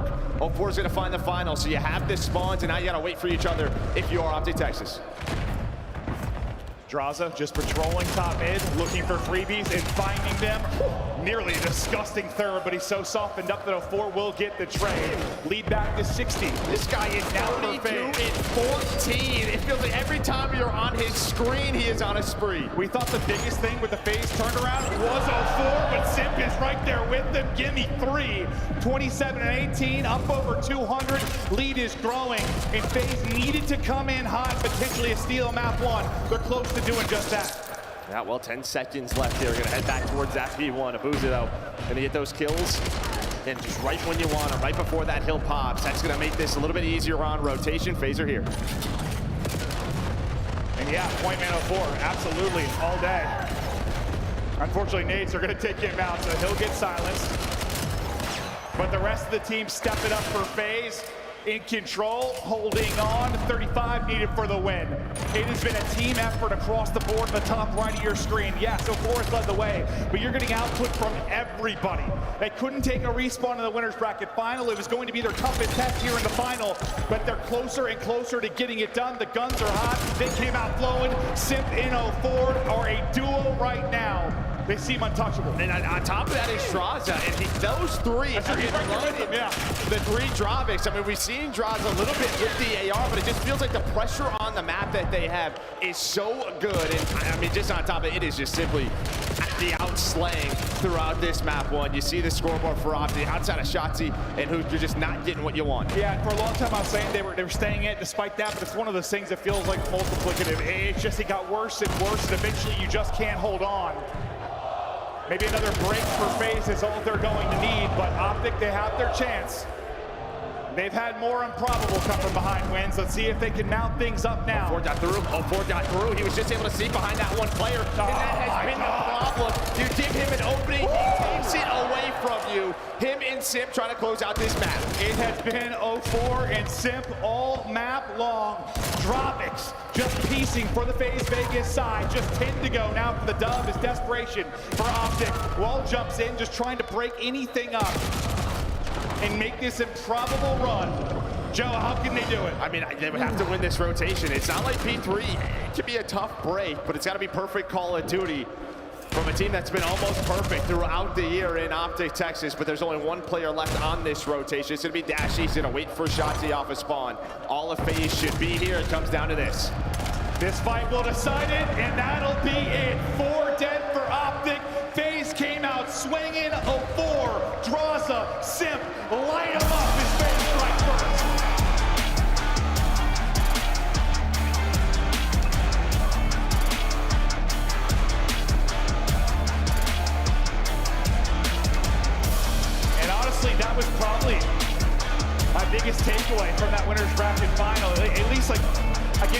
competition sometimes early in the season when FaZe were struggling. Simp was putting in numbers, he was putting in damage, he was showing why he's arguably the best player in the world in this title. Didn't get that from in the winners bracket final. Didn't get it maybe right away in this one. It was a 4 going nuts, but once the 2 of them got going, with Dross in the mix as well, you got the Zaza brothers, the Bash brothers, whatever you want to call these pairs, but that's what you had to do. Now, listen, I was worried this series was going to be literally like a 4-0 Optic. We weren't going to be entertained and have a little bit of fun. Now it changes. FaZe getting that 1 respawn win, we're in for a series. It's the exact same way Major 1 final started, right on this Colossus. Paris stole it away from Optic. This time it is FaZe of Vegas. Well, just the outslaying, just so strong for FaZe. I mean, plus 16 from 04, plus 13 from Simp, 4,000 damage from 3 of them. They're what, 73 and 44? And it was still only a 65-point game. And I think that does speak to what I was saying, like how good Optic are, like even when they're not shooting particularly well, they're still in games, but that just got a little bit too lopsided. That became insurmountable. Yeah, it was just really that first rotation. I mean, 04's on the 10 spree at P3. And a lot of the times what Optic's so darn good at is finding the breaks and then sort of punishing you. But every time, they found a break themselves. It was this constant pressure they were putting on. When Optic did have those spawns, it wasn't often, but when they did, they made sure it was messy. And well, yeah, a big part of that's just the slang. And you thought, you know, final could be a different beast. Maybe FaZe able to end up winning a respawn, and they are. As much as that's huge for FaZe, on the other side for Optic, like, it was the search. It was a search in the grand final of Major 1. They lost all 3. This map 2 is now where they need to answer back, and it's going to be a tough test against, you know, these 2 top search teams in the game. Yeah, I don't think they're worried at all, right? I mean, they've been so good. They arguably have the best Search and Destroy player in the game right now. They're well-rounded as hell. They just played great Search and Destroy in that winners bracket final. A big part of that discussion, I'm sure, in the back before we got here was sort of what adjustments they were going to make, because they were going to see it again. Once FaZe got the lead, never really let it go. They were a 3-headed monster over the course of that one, but man, it is 04's 11 spree early to set the tone. And it's just like, dude, he's one of those players, like there's a list of them in the league that sometimes I'm watching him and he's just getting slammed. I'm like, what's going on? Then you're on his POV and the guy is the best player in the world. A lot of their recent success, you know, we've talked about it, it just seems they were playing around him more, giving him a lot of freedom. And when he's playing like that, good luck. Yeah, and I think, you know, you've sort of seen the subs develop in this title, similar to what Optic plays. You're sort of giving them the freedom and telling your ARs, hey, to make sure to just take your time, block the spawns, allow them the freedom to make those plays. And speaking of Major 2, it has been FaZe for 3 in a row. And well, I believe it was second place in 2022, if memory serves, because they got second every single tournament that year. So yes, a ton of success at Major 2, but I think for them, you know, with this new squad and talking to Crowder, like, yeah, I mean, they want to win every tournament, of course, but it's about how you finish. It is not gone the way they want at the end of the year. They want to get better and better as the year goes round, not peak at the beginning and then fall short. That's why, honestly, I said at Major 1, I was vocal about it, like, I thought Optic losing was not the biggest deal. Stay hungry, get better and better, close at the end of the year like you have been. But you don't want that trend to continue as we continue going. You'd like to get it done here. You don't want to be feeling like FaZe in Vanguard. No. It's just like you got a closet full of silvers. They had a lot that year. You see the last 4 raid searches for Optic. They won 3 out of 4. They just played this in the winners final where FaZe able to take that 6-4. It was the offense for FaZe that was lights out. Optic did not have an answer for the offensive attack. We'll see if they make some adjustments here. Yeah, and this is a map FaZe have been working on throughout the entire stage. Throughout stage 1, it was one they didn't touch. It was their auto veto, so had to widen that map pool. And a big reason their offense is so good is this guy who won 3 opening duels earlier in that winners bracket final, and just trying to find Mercules. He saw him, that tree. It has been there for a long time, and it's still a great spot. And 04 is going to continue to take risks like that. It's just like, when does he find the opening? When does he get caught? Beautiful play from the best search player in the world right now as Mercules gives you that opening blood. Losing a man, not comfortable with Plant. Think maybe they can isolate Mercules in the back. Not the man that's the easiest to isolate. Some tags in and he is out. He knows the game plan. Get out. trying to get away, and he gets away. Incredible play there from Hercules. Yeah, 17 HP, but that is all the info over to his teammates. Now they're all here. You have to plant this bomb. Gonna be not easy to do. Simp is the one man lurking though. What is his timing like? It could be great, it could be awful. Dashy is right next to you, and well, I think that is gonna allow them to win this round. Checks it. I mean, he's looking like, where are these guys? COD timing at its finest, but Optic gonna take it. It starts with this guy. Yeah, I mean, he gets the blood and then incredible finesse. I mean, I don't know how much damage he ends up taking in that round, but it was quite a bit. Beautiful job getting back to his teammates and also getting the information. I mean, hell, even if he gets caught there,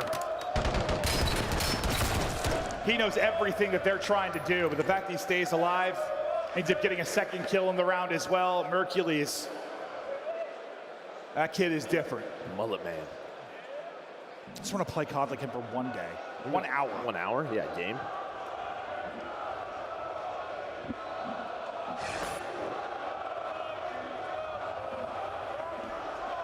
Sorry, it was 6-3 in the winners final. About 6-4. But Optic had time to think over adjustments, knowing this is going to be one they're going to see again. And yeah, it was the defense they struggled on. There you get a round 1 defensive win, so have to feel very good about that. Hercules in trouble again, and I was just saying, he stays alive again. Oh, how does Drosa get a second? That's a big problem there. Even if that was a trade, his bomb would have been down, right? So Hercules, they were trying to set something up because you sent 2 through ring, but bomb was still Zig. Shotzzy's left in a 1 versus 4. Is able to find Abuza with that headshot, but a lot more to do. Yeah, that's one way to put it, Joe. A whole hell of a lot to do. Gonna have to get this bomb back at some point. It's 6-4. They updated that for us. Oh, I was right. Hey, thank you, production team. I was like, I could have sworn it was. That memory's not that bad. It can be. It also can be photographic. I don't really understand my brain. Shotzzy, no room to work with. Defense hold for both teams so far.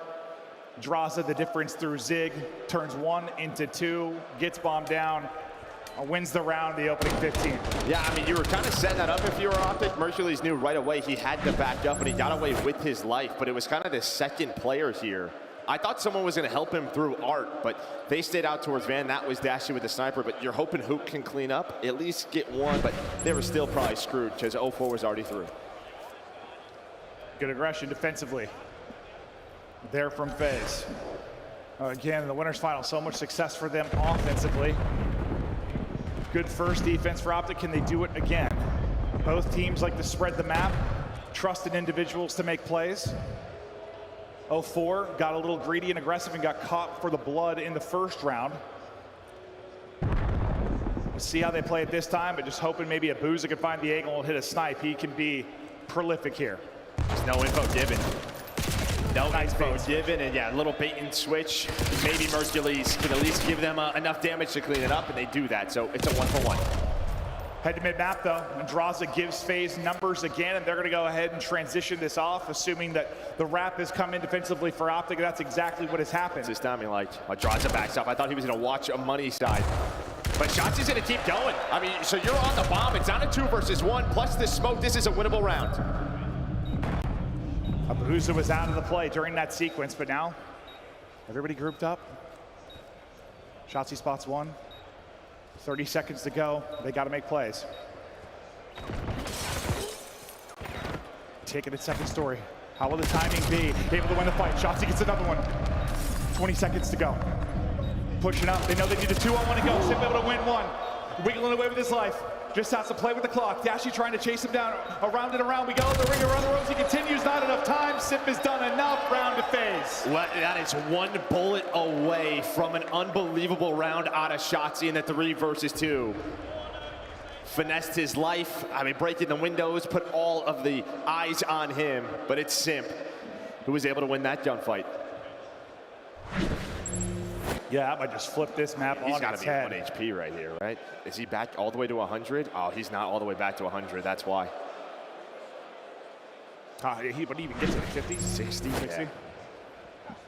Yeah, he might have needed like 2 more into Simp too. Which makes sense if he was not 100 HP. Mid-map, it's a battle. Shotzzy continues to beam. Clean headies there with a team shot onto Abuza and give him the first blood. Instant plant going down over at B. Getting aggressive up mid is going to be Draza. Simp snaps onto the second but can't win the gunfight. That would have been the table turner. Dashy has lurked it, but he actually gets caught. And now you have Draza through. And they don't have any information on him, but it's okay because you take the 2-on-1, and while you're going to turn around, and there is who. That got scary. It did. That got real scary.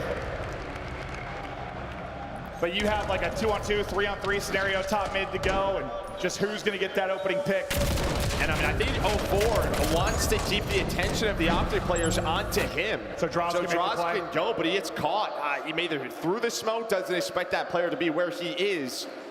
But Hook just gets the calm 3 in the round. No, yeah, I'd love to see how he got fried, yeah. Because 0-4 stays alive another second or two, and that goes differently. Another second, probably. Fact is, he doesn't. I'm not sure who the beams. Was it Dashy? No, Mercules, yeah. Mercules? Yeah, somebody laced him. Abuza still looking for his first. Oh, okay. Well, there's the blood for Abuza on the board. That happened quickly. Shotzzy, though, at range. This guy, I swear, his drop looks like an AR. We're going to check this, right? We shall see.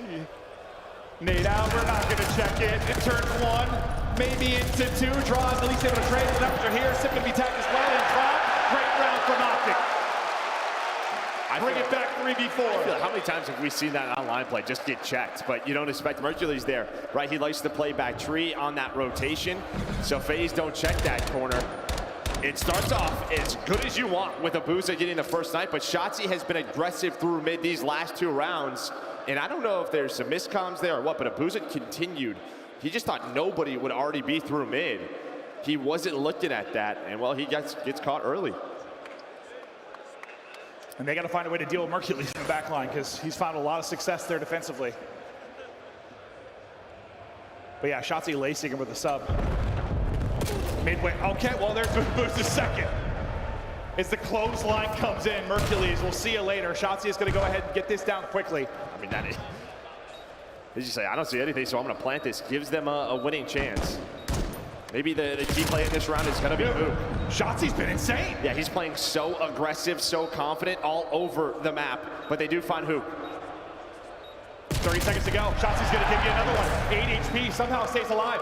0-4, Andrada trying to get it done. Dashy's tracking going to be a little bit better. Oh, Andrada trying to make the play. Can't get it done. It's another 3v4 for Optic.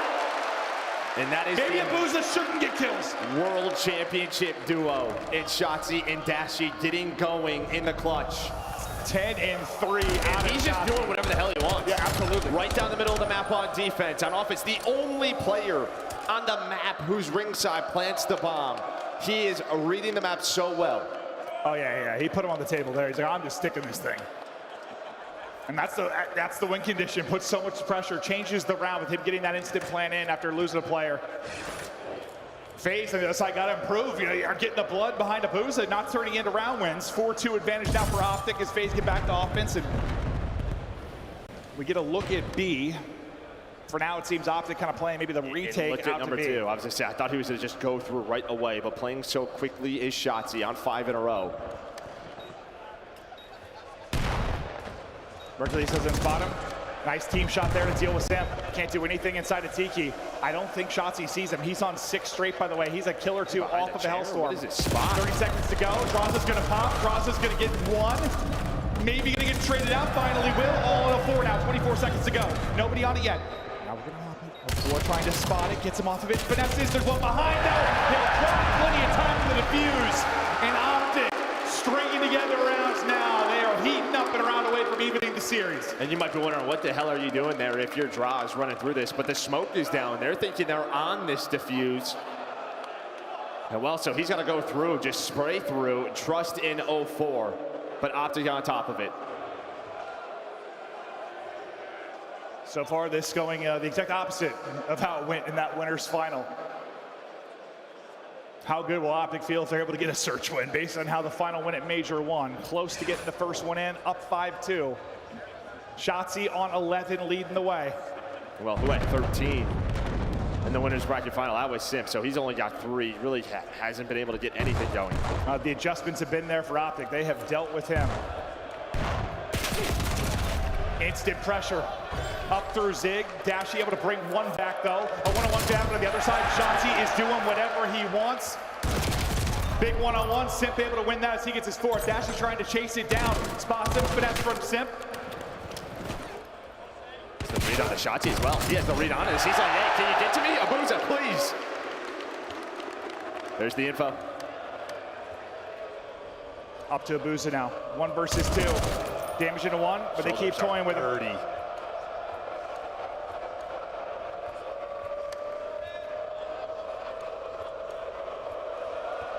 No chance in hell. Optic takes the surge. We're all square after 2. Well, you gotta check the water when you're playing Shotzzy. Andraza does not. He ends up getting caught on that rotation. But in general, a takeover map for Shotzzy. The guy was everywhere so fast. Even when they were down a man, was able to find multiple deep in the round wins. Yeah, now, I mean, what made it an interesting series was that map when you got to respawn for your phase and the assumption that they could take the map 2 or take a search and destroy. Now we're back to the drawing board. We're all even. Advantage back to Optic. What a beautifully played answer to a same map and mode that you played in the winners final.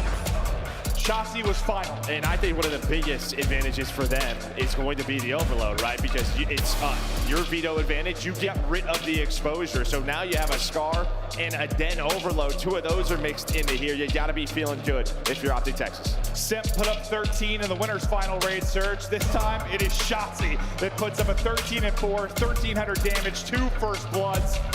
You nailed it, doing whatever he wanted on the map. Just sensational effort out of him. And just Optic, a team I think I trust more than any team in the league to be down a man and get a round win. How many times did they do it there? And I mean, it just felt like he just knew exactly what was happening every single round. He was always a step or 2 ahead. Just had the read on him. FaZe had no answer. Reading the map beautifully, and you're absolutely correct. No answer whatsoever for what Shotzzy was doing, and well, we were looking for this Shotzzy-Simp matchup. Who will take the 7th matchup between these 2 teams? Unreal so far as we are even. Before the map 3, a quick break. We're going to throw it over to the desk. Thank you, Maven and Merc. Catch your breath and get ready to go again, because map 3 is just moments away. We got Shift joining us here on the couch, but I want to start with you, Nameless.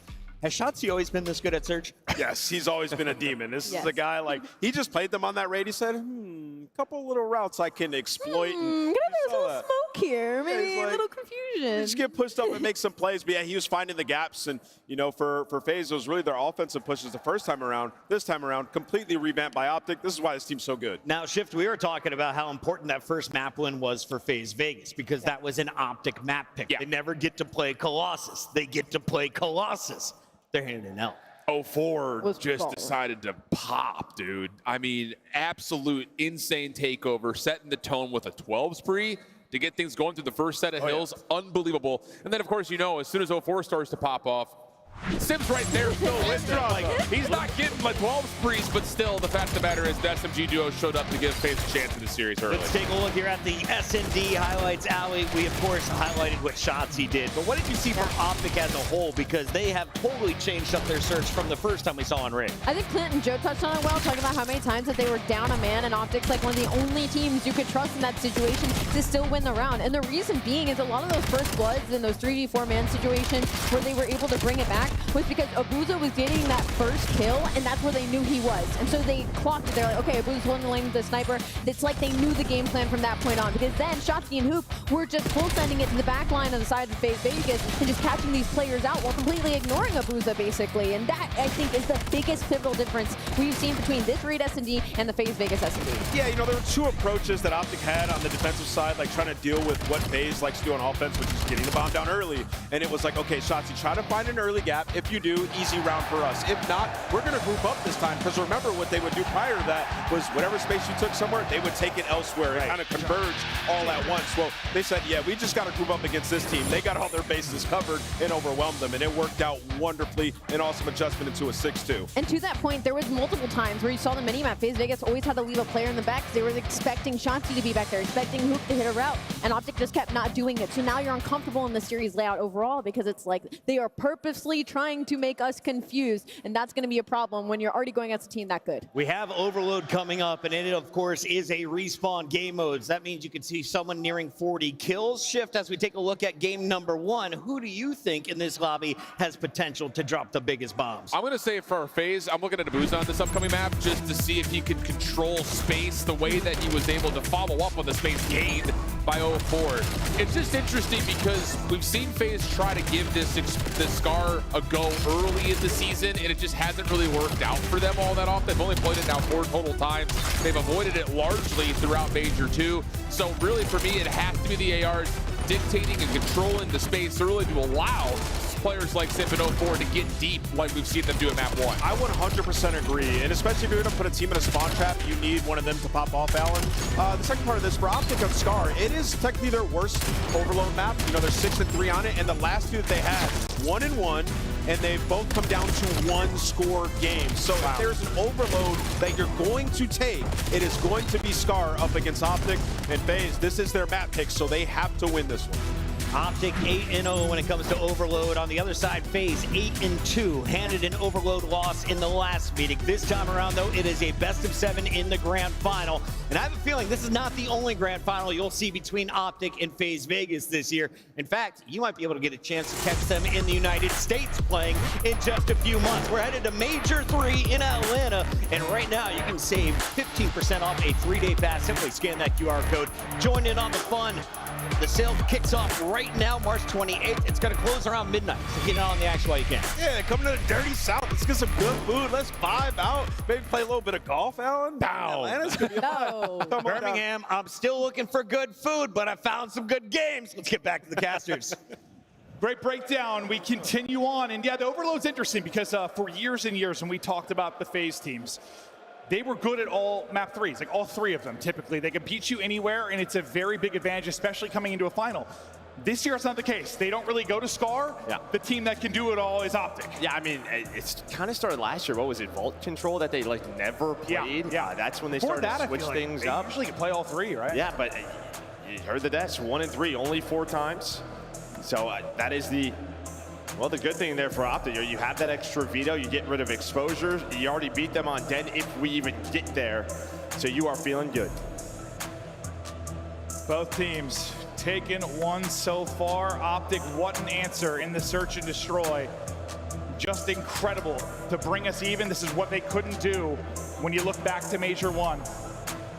Couldn't get that search and destroy win. They do it here. Going to be feeling good. Now, yeah, you head to one where you feel you have a pretty big advantage. But also, as Ant said, like, maybe where FaZe have to get their Overload win. No, and I don't remember the online match, but FaZe did play it recently at the end of stage 2, and they looked pretty darn good.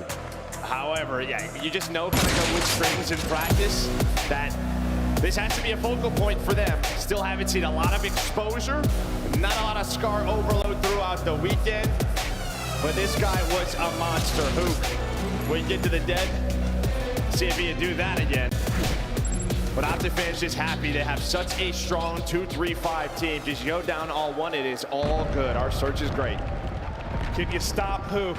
It ain't easy to stop the nuke. He has been sensational in this particular matchup, and a look to get back to winner's bracket final form against this FaZe team. But we square up at mid-map.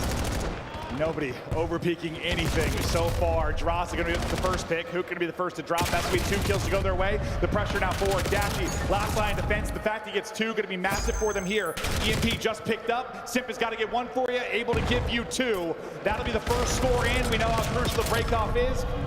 Lovely bit. Oh my Lord. Simp is dancing. I mean, I thought with Dashy getting that second, they would have had a chance to stop that. But Simp says, now I'm going to one-up you, get 2 of my own. Make it easy for my teammate to get this cap. So a great start, but EMP going to spawn now topside near this plane, so you got to slow down. And now you got to deal with that 1 player towards Blue and Draza. And for Optic, it's the difficult part of the game, where you're trying to just get out of your base. And You get one person through. I think that was Hoop that got pushed up. You're hoping maybe he can disrupt the back line, but they're able to deal with that. So once again, back to step one, go Optic. Holy nades. Yeah, and that was about every single nade toss there. I thought 3 dead, but beautiful. That would have been win there for Hoop. I mean, without Hoop winning that one, that might be another score for FaZe. Now they gotta wait for the players to come off and spawn, 1 bullet away. But 04 is not losing gunfights. Did it in map number 1. EMP is on the move, but I think Hoop did enough. What a stop it is. I lied. Abuza taking faces. Dude, I mean, his win plus 04's win, just nothing but headies. What is happening? Get it in. Holy hell, all right. Just barely get it through. Optic nearly with the centimeter goal line defense. They kept just jumping over the wall, getting shots, and I was like, there's no way they're gonna stop this, but able to do so. Well, you haven't even touched the EMP if you're Optic. And this is like the 3rd time someone's got through towards green. It has been sniffed out and dealt with. Optic have not been able to find any opening there, but maybe the furthest forward the team has gotten. Unfortunately, you're gonna have one in behind you. It's gonna be 04 here shortly. As 04 gets the shot into behind with Shotzzy, it gives you mid-map control to FaZe. 04 is gonna push forward. Mercules and EMP are gonna hold, but they're gonna get gunned. Shotzzy and Hoop now work to do is this is going to be offensive control for FaZe once again. Yeah, I mean, FaZe are just all over the map right now. And we've talked about with the spawn change, attacking this blue side. You kind of spawn in the middle of the map, you can spawn motel, and it is just constant pressure. And you're getting that right now from FaZe. Simp and 04 just have been all the way around blue. Optic trying to get out, but it's just so tough to do. Shotzzy turns it into 2. Several dead right now for FaZe. Abuza at least gets 1, but this is going to be 4 momentum now for Optic. Really their best look at offensive attack. By best, I mean only chance to really get forward. Still 2 minutes to play. They can salvage something out of this half, but as I say that, Drazah gets 2, and that push is done. And he's just trying to fly forward. Just find all of the players and maybe influence spawns. There is one more player there, but Simp, Lord, the hipfire is working like that. Yeah, there's been a lot of headshots for FaZe, I feel like, so far. Simp gets streaking a bit mid-map. Was crushing with the Dravik map 1, doing it with the M15 here. He did no wrong. Chaining them together, mowing them down. 5 straight, 15 and 8. Hook's play, maybe to stop this from being a score. He slows it down with Dashy. That's a great defensive stand after Simp play. Yeah, I mean, it's not the best map from Hook in 7-11, but 3 of his kills are defensive stops. But again, just the constant pressure from 04 and Simp. Dravik, M15 does not matter. These 2 are running at them over and over again. And I think in the interview with Mercules, that's what he talked about for their side. Like, we're always in the face. They're always applying pressure. They are matching it. Yes, they 100% are. It's been all FaZe for this first half. 3-0 now the lead, 40 seconds to go, and Optic have been lucky to sniff EMP control. And a big part of that, right, is Hoot and Shotzzy. Those are the 2 going forward, getting lost in your base. They have had no success. Hoot is 7-14 now, 3 quick deaths on his part. Shotzzy, that's the furthest he's been up the map, so all props to FaZe. There have been a couple routes through that they have picked up and dealt with, but one way to make sure they don't get there is to just not allow them to get past the 50-yard line. Like, constant offensive pressure also is a form of defense. 04 now streaking. That comes to an end after his 5 straight. Simp dealt with maybe a chance for Optic to salvage something. Can you get 1 score here? In a matter of seconds, all FaZe are going to have to do is kill EMP carrier, and that is going to be the point now. Can they stop EMP? Optic just want to get 1. The problem is off a spawn, you have all the nades starting to hit you. Shotzzy's just trying to stay alive, and well, a nade lands right by him. It's so hard, like, to get the score in overtime, it needs to almost be like a perfect scenario, just because EMP carrier gets picked, done. Can't find the opening, can't salvage anything. Well, I'm going to assume with sort of the frustrations on Dashy's face. We've had some game problems throughout the weekend. And yeah, I could just tell with his reaction. He is not an emotional guy at times. We got a game pause for now. We'll see what the deal is in a second. We've had some game side issues. We'll probably have Compbox and the admins working through things, but hang out with us while that is done. We're going to look at some of the highlights. And it's going to be a lot of FaZe highlights. They got them pinned in the back blue early. And it felt like Optic were fighting out of blue for the rest of the game. just some insane multi-kills that we have seen from FaZe throughout this first half that has allowed them to keep this pressure up. It was Simp to start, then it was Abuza. Somehow Drazah knows Shotzzy is there, just turns around.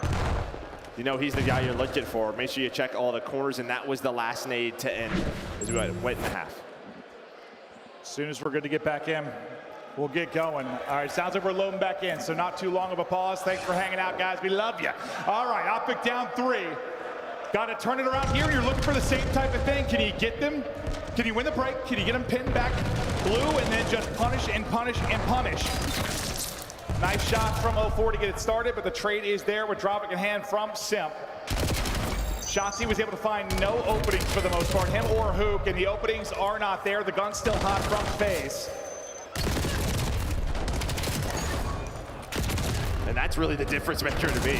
Throughout the first 2 respawns, just the way that FaZe is shooting. But the good thing is when you have that second half, it doesn't cap at 4, so you can put as many scores as you want if you're Optic Texas. Can they get one? Just something to feel positive about here. Another chance to do it, but the problem is you have number 6 mid-map. That's going to be Drazah. He's going to slow down the push again. Comes that pressure, though. Pressure is here. Pressure is dealt with. 04 and Simp. The Bash brothers from map 1 continue here in the map 3. There's those mid-map spawns, though, so it was 2 and 3. Shotzzy is going to lurk under. They're not going to pick that up, hopefully. You're hoping there's a quick trade. They're just going to leave him. They're just going to leave him, but his teammates have his back. The only good thing for FaZe, you took it up about 20 yards. I mean, it's the play. You just have to hope you win a couple fights there. Just try and take Shotzzy out of it completely. But you're exactly right, yeah. It's almost like you punted the football, right? Carry it forward a bit, then set up defensively. For Optic, you've got EMP where you want it. You just need to win this next wave, and they've been unable to do that for the most part in this map 3. That's just gonna get somebody lost inside of blue. Whether it's Hook or Shotzzy, finding that multi-kill. This is a dangerous moment here for FaZe. All of Optic Texas are here. That is going to be a 2 dead. Well, you need your teammates to have your back. And there was one player that got through, but Simp and 04 find the kills. Yeah, Hook was like just in a crazy spot for a moment, but one more behind him. How is 04 still alive? He can do no wrong in the respawn so far in this grand final.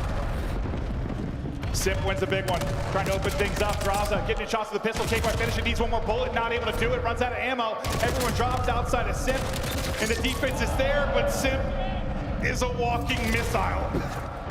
Finally, they deal with him. I mean, it's just every time we're on a screen, it feels like a 2-piece, and you're not really getting that from Optic Texas right now.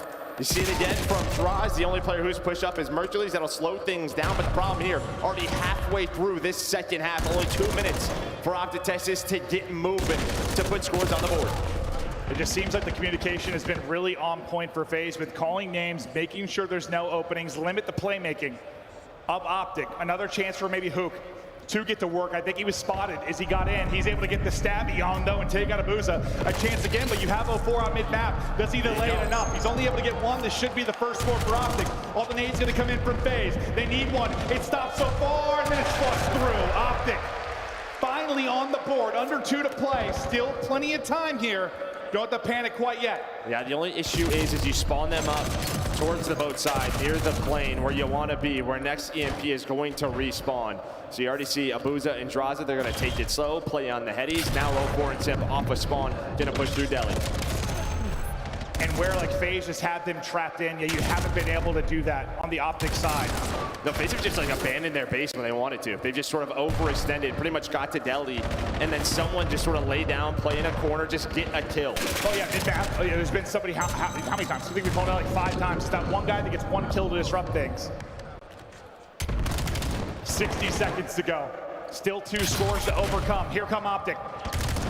Simp tagged up. Drazah drop, the Abuza drop. 2 gonna be dead for FaZe. A chance out for Optic to go. Pistol damage in. Simp is gonna get 1, but is that gonna be enough to thwart it for now? So 4 is back on spawn. He is dealt with. Here we go. Shotzzy picking with the pistol, and now within 1. 45 seconds remaining. This is the best looking setup you've had for Optic Texas. Shotzzy continuing to find kills. EMP a couple seconds away from spawn. Drazah shut down the back. Abuza is dropped. Simp is dropped. Tie game. Optic. They are roaring. Well, now you have Trees to work with, 25 seconds left. You have one player towards White Claw, that's gonna be Abuza. He's gonna play his life. You finally got that trap, and well, now if this goes into OT, you have the Hellstorm, but they're gonna go for the end right here. They wanna put this away. Hook's gonna find one. Shotzi's gonna try to get involved. 8 seconds before OT. Could be sudden death. EMP's picked up. Hook is here, and Hook almost sneaks on through overtime. Oh my lord, we take a breath. It's a Hellstorm, yeah. 4 versus 4. Hellstorm is in. FaZe scurrying away. They might be able to isolate 4 out mid-map. The rest are going to group up inside of Blue. Trying to find Angle B Mercules. Looking for the opening, getting tucked in behind Blue. Simpton, check this. He's fucking unbelievable. What a check. Are you kidding? The human UAV does it again. Now FaZe can switch this up. They have EMP control. So 90 seconds. You have the life advantage plus EMP control. Okay, yeah, just have the EMP. Things getting real interesting now. Oh, Dashie gets the shots in. Shotzi's gonna go. He's gonna drop. 2 versus 2. Nade in hand for Dashie. No trophy. Nade's not gonna hit. Now, if this ends with EMP control for FaZe, they will win. Optic know this. They have to hunt him down before that minute gets to 0. Maybe the most insane overtime we have had on the year. Hook gets spotted. 45 to go. Dashie going. It's all on Dashie. 1 versus 2. Wins 1. It's just the EMP carrier. We're closing out. FaZe get it done in the nuttiest overload on the year. Holy hell. Woo!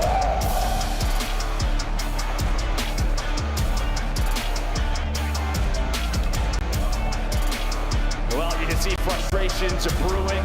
I mean, they brought it back. I thought as soon as Sim found Mercules, like this round, I thought they were going to run away with it, but it was a hell of a shot out of Dashie. That someone else lost their life. Was absurd, by the way.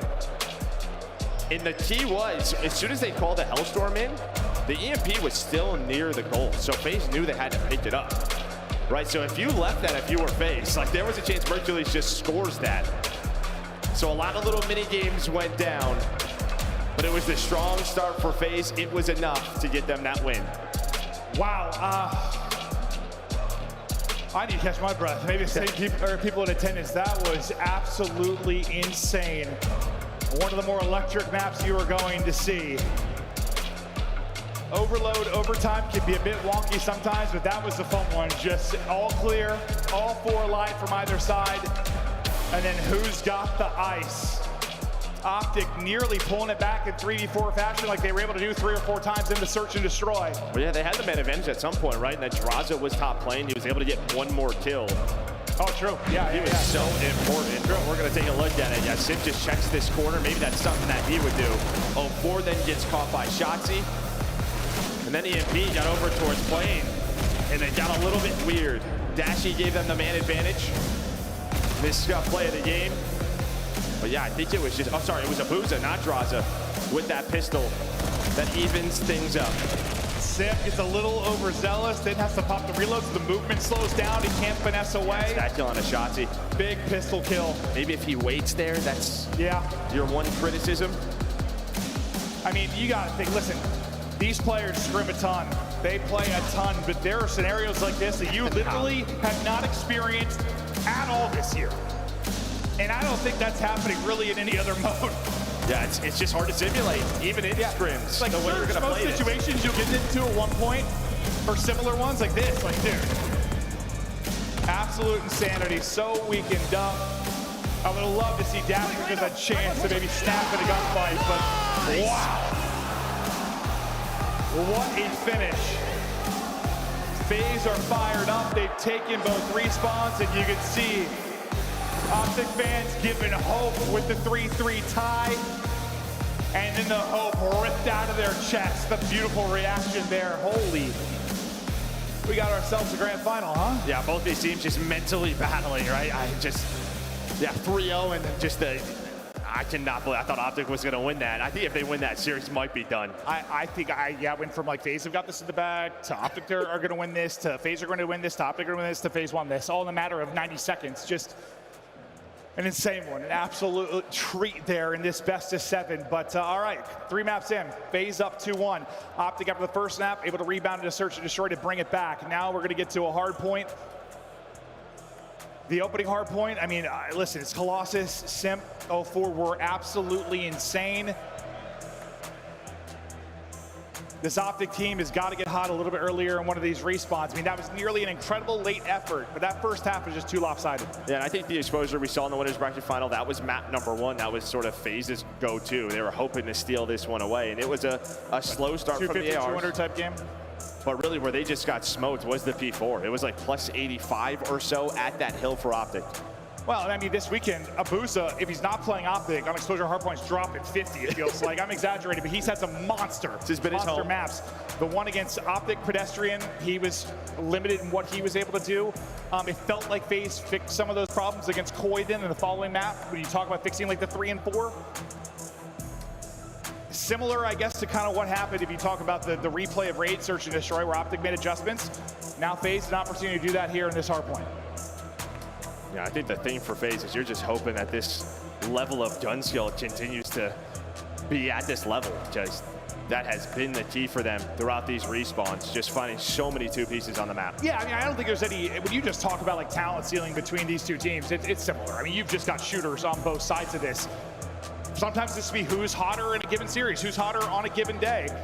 In this final right now, it has been Optic. We take a look at the bracket and how we got to this point. Optic won it 3-1 in the winners final. And honestly, Optic played great. They absolutely did, but like FaZe they didn't look good either, though, at least in the respawns. Like, yeah, and you don't know if that's just sort of a... Sometimes you don't know whether to credit that all to Optic. Yeah. Or were they just coming out a little, not really shooting, being themselves? Because that has been something, I mean, talking to Crowder, like watching, you know, just FaZe play hardpoint, it just seems like sometimes they'll be playing the game the right way. Their guns are not hot. When their guns are not hot, they get punished. I think Optic are better fundamentally, that they can survive those types of games more. But when FaZe are shooting well, they can take it to anybody.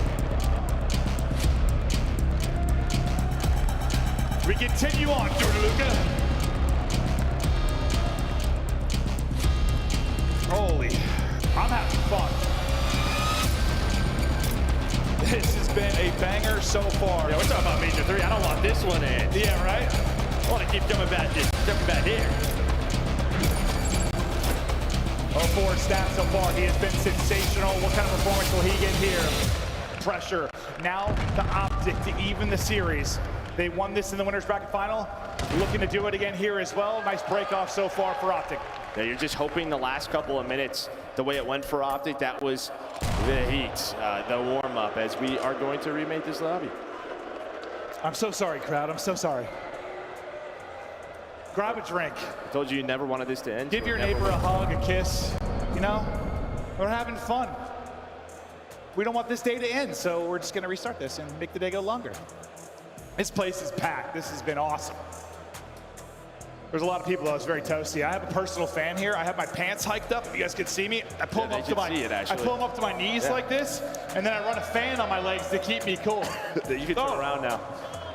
Don't know how this guy is the way he is. Very athletic. He's insane. Look at dude, I'm perspiring. You're an athlete. Oh, I don't know about that. Maybe at one point in my life. Producer's giving me highlights because he's like, Clint's taking his goddamn clothes off. So we'll take a look at some highlights now. Just looking through some of the moments as we get ready to remake the lobby. Hopefully, good to get this going in just a matter of moments. But it's been a Call of Duty treat thus far. Final one went all the way to a game 7. We might be headed that way as well. But Optic gonna need to slow down this man on your screen. Sim not the best map too. Couldn't replicate what he did in the winner's final, but his respawns, he's been terrific. Yeah, it started off so well for FaZe, but then things get dicey. Behind the Optic attack in that map number 3. They tie it up with only 2 minutes to go, maybe even less than that, maybe even 90 seconds to go at 3 apiece. We head to the overtime. Yeah, one of the better, if not the best, overtimes of the year. Listen, it's probably recency bias, but I swear this game just feels streakier than like any Call of Duty title of all time. Like, you're either just nuking or just getting nuked. These headshots, yeah, I feel like headshots or just getting in a flow, like something not breaking up your rhythm, or when you're in hell, spawning up, getting stunned over and over again, or trying to break a hard point over and over. It's just, when you're in good positions, you've got to take advantage and turn it into points, and you really have to survive the lows. And typically, when we're talking about two of the top teams in the world, it's surviving the lows. That's the conversation. Taking the punch, getting back up, battling back. As we're close to a restart here on Exposure.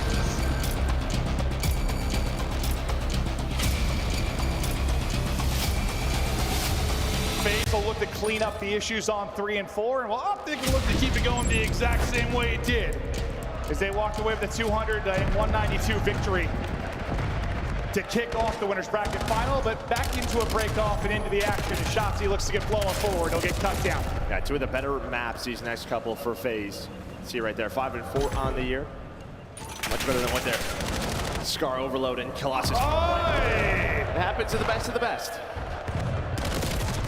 That just made everyone that plays ranked or anyone at home feel a lot better. Yeah. It happens to all of us. Hercules head a little bit too fat. And he'll spawn back. Maybe the mullet got caught. Yeah. Might have been exactly that.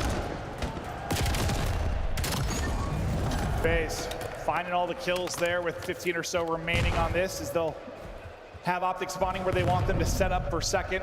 You see Mercules' stats top left at Exposure Hardpoint this season, a 1.2. Very, very good, and he'll look to replicate that. Trying to deal with a 4, a little jump peek from Dashy, able to do it. Next hard point up, nobody able to dip a toe in yet. FaZe will be here first, just waiting on the nades, I think, to go, and then get on the point. Well, those were the moments FaZe were so good at, but you see Dashy, he actually spawns behind them, so you're gonna reposition if you're 0-4, hoping for some cleaner shots. You just want Hook's just trying to distract, allow his teammates to get into a spot, and then he's gonna come back and rip you. That's gonna be 3 dead. Optic have spawns, 4P3, 30 seconds left here. And that's an example like where, yeah, like a trophy can just be the difference. Like a 4 might walk away with a kill or 2, but he's just stunned 3 times. Nades hitting him, nothing he can do. Good utility usage there from Optic. Yeah, and I'd have to see how Dashy spawns up there, but you might have just had nobody blocking. So fundamentals need to be on point here for FaZe. So far, not happening. No, this is the exact spot where they struggled in the winner's final. Made it so hard for themselves to get into a good position. And when they did break into this B3, they could never walk away with that double kill. One of the subs could not make the play. So far, though, in this final, the subs have been able to do that. We'll see if there's a difference here. Now, 0-4's gonna go all the way around. It's the first B3, so no trophies, but the nades not going to connect in 0-4. Easy to get picked up by Hook. Simp shots are in, but he is by himself. Wong gonna spawn in the back. That'll be 0-4. He's gonna pitch this out. Simp's gonna be there as well.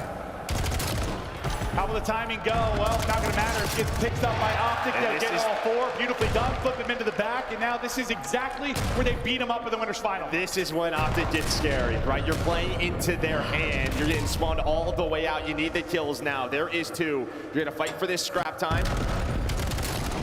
But you might get done by Dashy. He's got a little bit of help from Shotzzy. You see FaZe, they're gonna try fly quickly across the map, but Optic not gonna allow that to happen. You get some needed kills for FaZe. FaZe. Could have been worse. Yeah, not much worse. You're gonna get 1 to spawn at ult, so that'll be Hook in behind. We'll see if that gets picked up or he just plays disruption here. And I don't think so either. The timing of the spawn was absolutely insane. Right as New was about to pop. So he's gonna get a freebie. That's gonna break up the push. A 4 trying to get to the back, finding the kind of clearance he's gotten here with Drazah now. Optic cruising though so far, up 50, looking to take their first respawn. The communication now from Optic Texas. That's on left. Okay. Front shot, one shot. Nice, do that. I'm shot in front. Yeah. They're gonna be left. They're gonna be left. Top ring, Abusa, one shot. Abusa, one shot, top ring. Dead. Another one behind you. Front. Nice. Okay, bomb. I'm going top right. Okay, one R ring. Ball bang him. I'm trying. He's gonna go along. I'm taking the deep mud. Where he went, Colin? He's on time. Third corner. Seth, that's him. They're all dead. I'm one shot. I'm nading time. Top server. Top server. Okay, nice. Jump Try to buy time. I naded it. One shot out her. Each shot out her. Shot out her. They're gonna play land. Oh, four's top server. Okay, one's our top server. Oh, four. He's still top server. Okay, we gotta get mid. He's still top. He's still top. Just gonna Top. I got the guy server. Go. Yep, server boxing on time. Oh, Boost is on time. 1 HP. They're gonna push me out. One's pushing me out, I think. Yeah. Nading time as well. Try nading time as well. Mid alley. Iron up and get mid, boys. They're in our shot.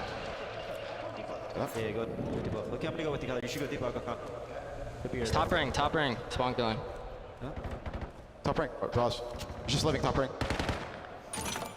Well, fortunately for Optic during that listen, it was pretty much all phase. I think you heard the frustration in dealing with Simp. I think he got called out one shot about 4 or 5 times and still walked away with kills. And after that whole phase, right back into it. Yeah, I mean, you needed that, but that was a perfect P5 out of phase. 120 points here for Optic Texas, so almost halfway there.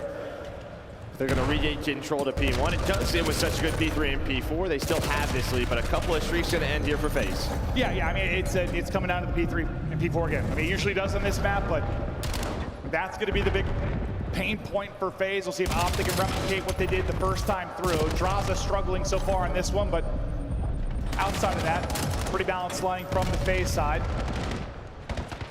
Abuza has the Hellstorm. We'll see when that comes into play. Nice little snap considering there. He can't get the kill, but Draza will clean it up. And I think that's just bait to Paleata if they do flip you again at this P2, since you are going to be the first players here. But Mercules is already going to be topside, just kind of lurking there. I love this play from him. But he's going to put some shots in, not find the kill. And Draza's like, where is this guy? But Hook's going to go all the way on the long route. Since Optic try to break this again, and well, they should. Hook wins a big one against the Boost on the other side of it. 0-4. Gets 2 to maybe allow. There's the streak. Yeah, okay. I was saying, streak's probably to come in. Here it is. A big moment in this one. Optic have done job 1. They still want to try and flip them out like they've done so beautifully the last couple of times through. The streak pays off, clears the map. Safety in the back is Abuza, making sure nothing wonky on the spawn front. And Simp is pushing things all the way out. Still 20 seconds here, though, so you have more time if you're Optic.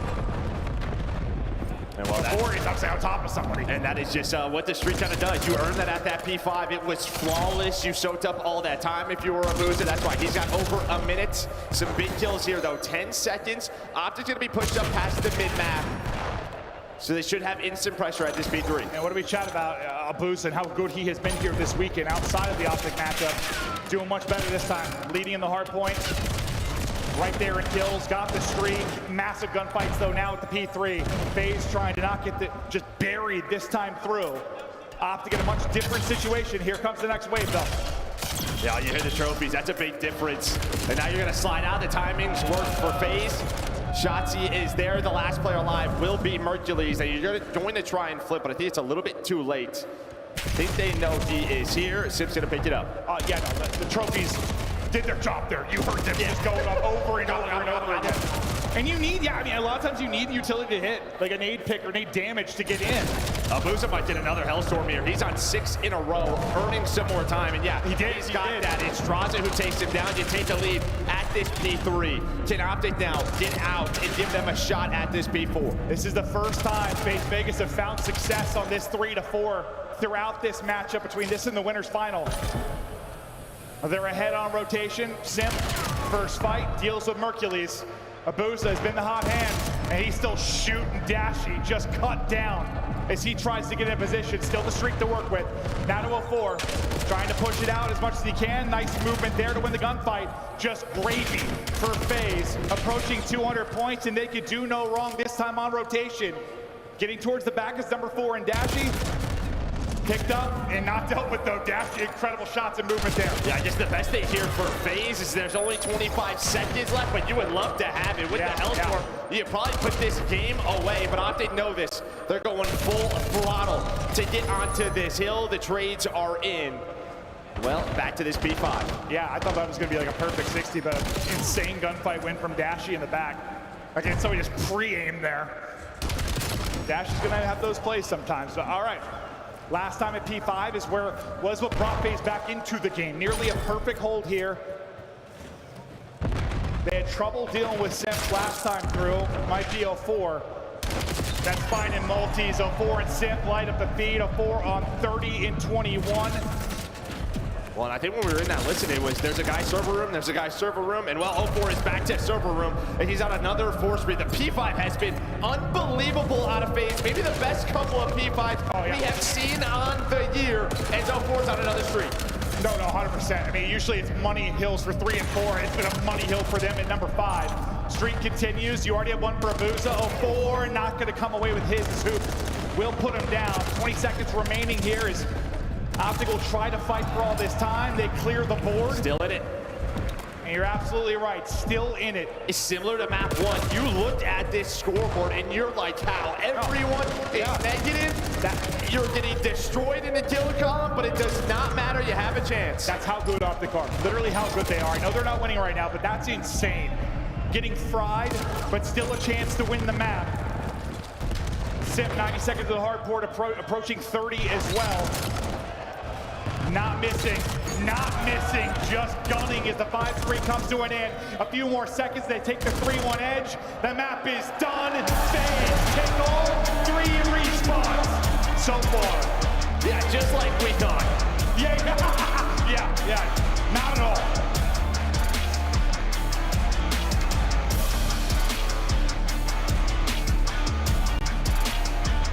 Well, for 04 and Abuza, they are 1 away from finally capturing that first title in so many finals last year.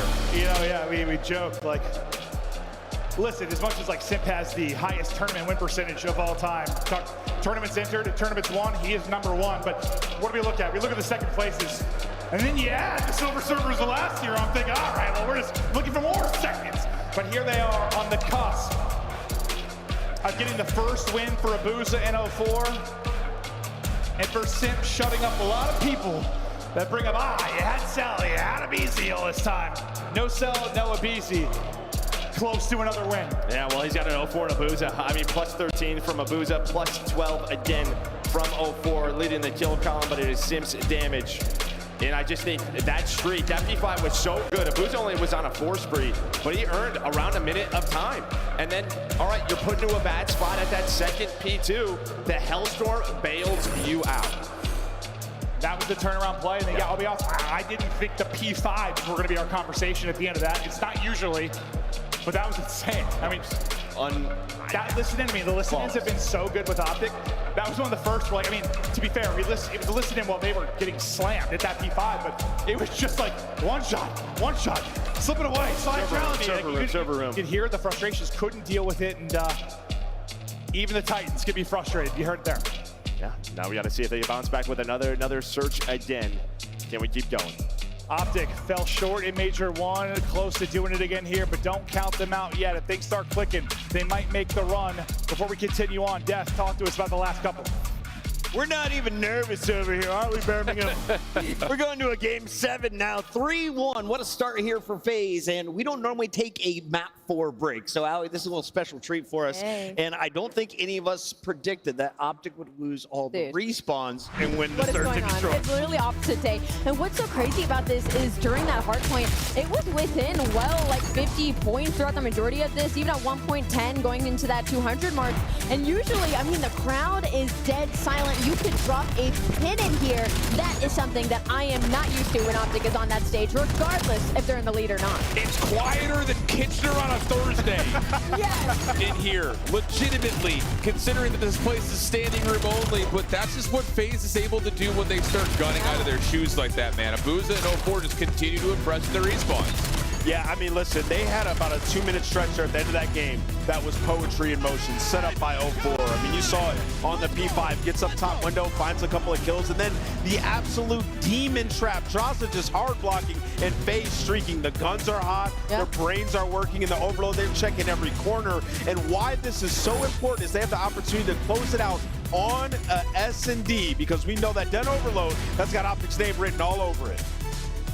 It does have Optic's name written all over it, but it is opposite day. And it is opposite day. So Optic might take the search and destroy, and then FaZe might close down the Den Overload. I think the most impressive thing for me so far is how consistent 0-4 has been across all of the games in this final. That was my biggest worry coming into this, was that consistency is on that main stage. Was he going to be able to continue to put up those numbers? And he exceeded expectations. He drops 30 alongside Abuza, who is just, I'm never spawning in against that guy on exposure, I'm telling you right now. But this was the real story. FaZe going up 2-0 on this Den Overload, Scar Overload, excuse me, and then going to close down that overtime. Abuza with the ice to get that final kill. FaZe is the only team that went to a game 5. They're the only team to win a game 5. Can Optic force a game 6 tonight, Nameless? They're going to have to change their approach here. I mean, even in this overload, they've done so well thriving in chaos, Shotzzy making heroic plays, but FaZe have clearly had a discussion, Alan, about checking your corners. There were 3 or 4 instances where Shotzzy, the hero plays, they still go his way. The one on 0-4 when he slides bottom blue. The one where Drazah checks the P2 corner.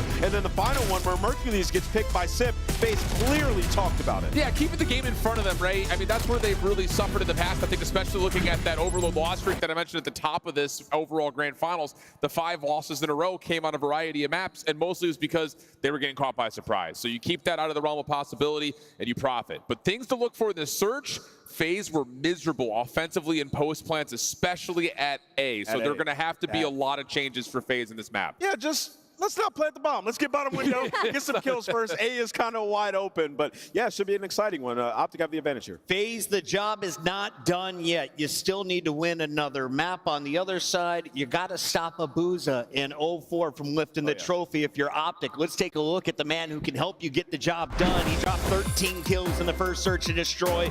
Taking over the map was Shotzzy, causing chaos the second time around on Raid. On the other side, you got Mr. Lair dropping a 1-2 for ADR. I mean, it feels like a perfect comparison. I mean, both of these players have just been absolutely balling throughout moments in this series. I mean, Shotzzy, when he got that 5-3 on that overload, I thought it was over. I thought he was calling game, and then you get the miracle kill out of Drazah and Abuza. But Simp, I mean, he's been doing it not only all series long, he's been doing it all weekend. He's been doing it all split. This is the guy that wants to take home a chip. We need to put the snipers on the screen because we're going to exposure. We haven't seen a crazy sniper battle all tournament long, but with Abuza and with Dashy, with that trophy on the line, this map, we should get some crazy snipes.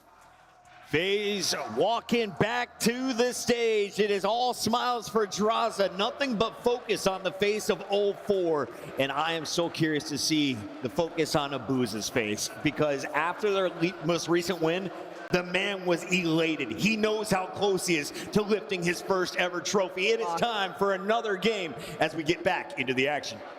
I think for Optic, there are a lot of teams across from them on the main stage that could get shook in this moment. They could get phased by this moment. Unfortunately for them, Simp and Drazah are absolutely two that do not give a shit. And then you just look to what a big year it was in development for 0-4 and Abuza last year. All those second places, yes, they got 4-0'd twice, but by the time it came down to that grand final, hell, that was a winnable final, a chance for them last year, an incredible series against Optic. So they've been in this position. They're not shook by the moment either. This crowd's not rattling them. They're in control. They're looking to close it out. Yeah, but they know, I think they, and we know how quickly they can get out of control when it gets flowing. Yeah, we do. They're probably thinking, let's close this out here in 5. You're on an exposure, search and destroy. Heard the desk talk about it. I think one of the keys, what really has always been the key for FaZe, why they've been in such a tough matchup for Optic the last couple of years since Shotzzy's been in the league, is they keep Shotzzy in front of them, right? And they did that in the respawns, but the search, he got loose. He did. He got loose and absolutely took over. But Twin is on fire right now, leading in kills, leading in KD. Second in damage, plus minus. PowerPoint KD first. I mean, 0-4 is, I don't know who's the bigger X-Side for him and Drazah on this team, but they've both been doing it, but 0-4 especially has been insane. Well, I think, I mean, we know the position that he plays, his play style, if he's doing that, they're winning. Well, and that's kind of what we touched on at the beginning of this, or back to the winners final. Like, the turnaround for FaZe over these past few weeks seems to be playing around 0-4, and he's been finding a lot of success. That wasn't the conversation in the winners final whatsoever. Nobody really got going, especially Simp and 0-4 couldn't really find success. They've been having their way in the respawns, but not a respawn now. It's a search and destroy. Is, well, Optic getting second in that winners, or second in the final of Major 1. Couldn't win a search. This time they're going to win all the search and destroys, trying to flip the script. Well, that's why they're such a threat. They can get it done across all game modes, but it's going to be pressure to this man. The search and destroy Messiah looks to pop off here in the map 5. Yeah, you're looking at him, and Yeah, then the snipes. What is going to be the impact? You know Dashy's going to want to get involved. The way he started that map number 4 was great. He was like 20 and 18, had 2 minutes in the hill. The guy seemed pissed, was winning a lot of gunfights. So look to him to set these rounds up. 04 going to be the lone man B side, just playing deep. They're thinking retake here. As you can see, the other 3 of FaZe Vegas, it's all going to be a clearance on A as they wrap through. What does 04 find, or is he at least just stay up until the help gets here? Here's Impo on 1. He's going to try and thread the needle. What a play. What a play. There's 1, going to turn heads, get the 2nd, get the 3rd. 04, he is juiced. I was going to say, give him all 4. And well, right off spawn, he just goes in the corner, but this is not done yet. Shotzzy somehow still alive in that smoke. All of the players just trying to find him. And there we go. What a read, what a play. The patience, a masterpiece of a round out of 04. Yeah, if there's a smoke out and Shotzzy's still alive, round isn't done. That guy pulls off some insane stuff, but the play is here. Trigger discipline in the back line. I mean, Dashy's got to be weak from shots, and then Hook's like, oh, they're behind. He's behind me? Okay, I'm dead. Perfectly timed, right as the other 3 start to collapse and get some damage in. Round 1 to FaZe. Is that just something where you've got to do a better job clearing the back? Nah, I mean, that's a credit spot. I mean, yeah. Maybe after this, yeah, you start to clear that. Not again. Let's see what the FaZe offense looks like. It is a 4-man hammer out towards B. Lone guy deep is Mercules for now, but there's a quick transition across. Everybody can be here and grouping up. Plank going down. Can he get away with his life? Plan is in. Draws is going to get the blood as well. Dashy trying to trade this out. Able to do that, but it's the 2nd peak. He's going to get dropped as well. Mercules damage in. Oh, incredible win there. Trying to chase him down. Sim lost the line. Mercules with that opening damage, able to finish the kill. Round to Optic. Mark goes down, you lose the round. He does not right there. He finds the double with the pistol. I mean, just some unbelievable headshots onto that first. And then just great finesse, because Zip is here. But Abuza, he's got the pistol. He's sniping. Adios, friend. Oh, yeah, 9 HP. Simp finds Hook, and then you just don't know where this man went. Yeah, I mean, Solar Side can just be, it is a circus. Is he up, is he down, trying to find where they are, but beautiful job from Mercules. He's going to need more plays like that. But yeah, as Ant said, maybe FaZe just don't plant bomb. Well, yeah, it was the A-bomb site that was giving them troubles. That time they switched it up and went B. Yeah, maybe just, yeah, maybe don't do it. Maybe just don't do it.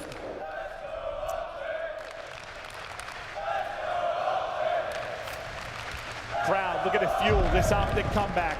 1 map at a time. They're not out yet. Swap off snipe to the AR for Dashy. Once again, the pressure for Optic building over towards B. Defensive setup very different for FaZe, but out of the play for now is going to be 04. Could not be more different for him defensively this time. Yeah, say a much different look here for FaZe, but again, you have so much pressure through dirt. You know where this is happening. So another retake at this B bomb. Looking for the nades, stuns to connect, and then maybe 04 can go. Here we go, it's his nade. He gets some damage in. Trying to set up the other side. Hoop gonna get a kill. 04 trying to get there in time, but all the fights are going down. Gonna 4 over the playmaker again. Through the smoke, fire and flame. Trying to find the opening. Chasing one down. Damage is in. 25 seconds and dwindling. 04, 2 in the round. 1 player left to deal with. Chasing it. A ring around the rosy we go. Damage is in. And finally 04 closes. Back-to-back defensive rounds. 04 able to get 3. We were waiting for it to be him, but he eventually got there. Yeah, these rounds at B are a complete shit show. Both of our teams smokes down, trying to finesse a ring around the rosy, just trying to do what they can. But yeah, it was 04 in his plays. Mercules wanted that one for 2 back-to-back clutches. But 04 has been so darn good. 04 looking for his first tournament win. Are you looking for his first tournament MVP? This man has been unbelievable in this final. And they're now 4 rounds away from a championship. 7-2 start for 04. Who will be the answer for Optic. Who will get an offensive round winner? Yeah, are we gonna plant the bomb again? Let's leave it this one. Might be the play for FaZe. Actually, got to be careful here. I thought that nade was going to land at his feet. He's going to back away with that snipe. You do have Simp lurking top side of the map. See what that engagement is like, and Dashy says hello. I'm going to take that first blood. It's the blood. Shotzzy weak, 0-4, another massive one, but it is traded out. Activating on one side will be Simp. Trying to win on the other side is Abuza. All going to be on Simp now. Able to take out one. Checks it, nobody home, but after the check, he is punished. And again, the defense holds strong, 2-2. Starts with Dashy with that first blood. Then everyone has to reposition, and you're worried about the bomb. Simp is sort of the closer in that. He's hoping it's a 1 versus 1, even a 1v2. He's got a good shot at winning that through that pinch. But he needed a little bit more time. His teammates could not give it to him. Yeah, similar to the last round where by the time 0-4 got there, still had a presence on the other side. Not the case this time for Simp. Too good of Optic there to eliminate the opposite side of the setup. That is what we're battling for, a peek at the Major 2 trophy. FaZe Vegas looking for their 4th straight Major 2 win. 0-4, no blood this time, it's Shotzzy, and that's the guy you gotta get going. Took over in the map 2. Dashy had the blood in the last round with the snipe. He's looking for our openings here. Yeah, I mean, I love the confidence by hoping he's got a little bit of help or a stun or a nade to connect. Instead, to be a first blood for Shotzzy and a bomb down. Now you're gonna get into your setup, and well, the double chow is there. But the teamwork on point. Mercules, he's gonna find the first Shotzzy repositions. Just like that is Abuza left in a 1-on-3. Best of luck with this, pistol out. Yeah, I mean, one guy's on top of the map. Oh, nearly a quick, so misses that by a sliver, but Optic get the round win. They go back-to-back and take the edge. And I thought after Dashy got caught, maybe things get interesting with the support from Mercules and Shotzzy. Yeah, it's just really about where Mercules is, because Shotzzy is in that corner, and I think that's who they're going to double chow, right? He gets right off that bomb, but yeah, box control, it is just an easy reposition for Mercules. He has his back.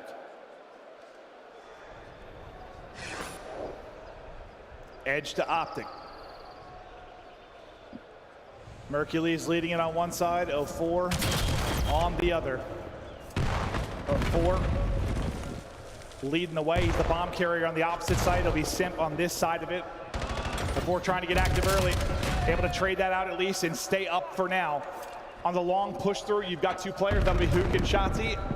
Dashy's got to stay alive till they get there. Yeah, I thought that nade was going to land right on top of him, but just missed him. And well, his nade is a money. So that's going to be the info, but a smoke down, but you see that player gets off the bomb. So now things get interesting. Dashy has to get away with his life. He's getting hunted. There's still 50 seconds, so FaZe have time to do what they want. I mean, what a nade. It just delays everything. He would have had a plant in already. Now it's going to come through, but at least a little closer in position now are Optic.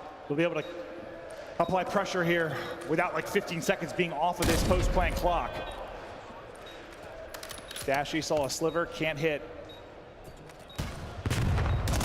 Up over the top goes Hook. Abuza wins a massive one. Shotzzy though, through the backside, opens things up. It's all gonna be on Abuza now, trying to finesse, wins the gunfight. Oh my lordy, Abuza goes huge. And I thought they kind of scammed that round, honestly, because there was a great timing for Shotzzy on the pinch through server.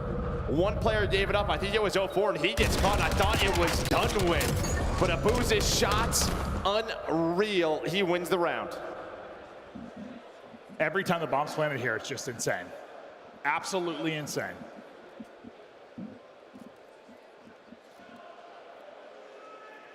No team able to find separation in this map 5. Abuza struggling a bit there. He struggled in the map too. But now with 3 straight, getting into the mix with a huge clutch. Maybe that gives him some life in the search and destroy. Bomb player on an island now for Optic. Joe, what are you seeing from this FaZe setup? I mean, just very, tight-knit, just trying to find info and really just giving up B. And well, the timing in the middle of the map that time for 0-4 goes his way. So they hang out for around 30 seconds. They don't see anything. Shotzi's going to try to answer back, but he's got to be very careful because Draza is going to wrap all the way through. Now they're going to try to isolate him, and that's exactly what you do. Zero hesitation. Don't let him get away. Dashy can't hit the shot. He will get dropped. 1 versus 4 now. Damaging all of them, but not going to be enough. Simp closes. It's now FaZe go back to back, and they take the edge. But what a blood from 04. And it's been all about the retakes at this B side. We've seen so much at A throughout the weekend. This reminds me of like our kickoff tournament, right? That first default all over towards B, these 4-on-4 skirmishes. Really neither attacking team able to find much success. Just no hesitation, though, on the push through and isolation to take control of that backside. FaZe, beautiful job there. Now 2 rounds away from a championship. Pressure to Optic once again. Mostly found success here on defense. Can they hold one more time? Nades just a little early. FaZe staying up for now. Well, you're aggressive. You are so aggressive from Optic through Solar's side. 04 is the one lurking. The only guy at A was hoping that Nate catches Dashy, but you see the rotation from both teams back towards this A site. Trying to catch them, trying to spot them, and, well, at least you have a trade. And for 04, at least you got one. Both teams got to do their job. Simp can't get away from the plant. Advantage now to Optic. Keep an eye on number 5. Sabusa brings it to a 2 versus 2. They just got to find Draza, right? Where is Draz? You know where one is, but where is the other? And Draza's going to back up, play a corner, but you'd see what Optic are doing, trying to find this guy, but trying to give him 2 1 versus 1s. Now it's down to Abuza. You know his location, you run right at him, but you got to win the gunfight. Mercury's again. 1 versus Abuza. Opposite. And well, he's going to go for it, but Abuza might check it in time. Did he get it? Did he get it? He got it! He got it! What an abuse! Are you kidding me?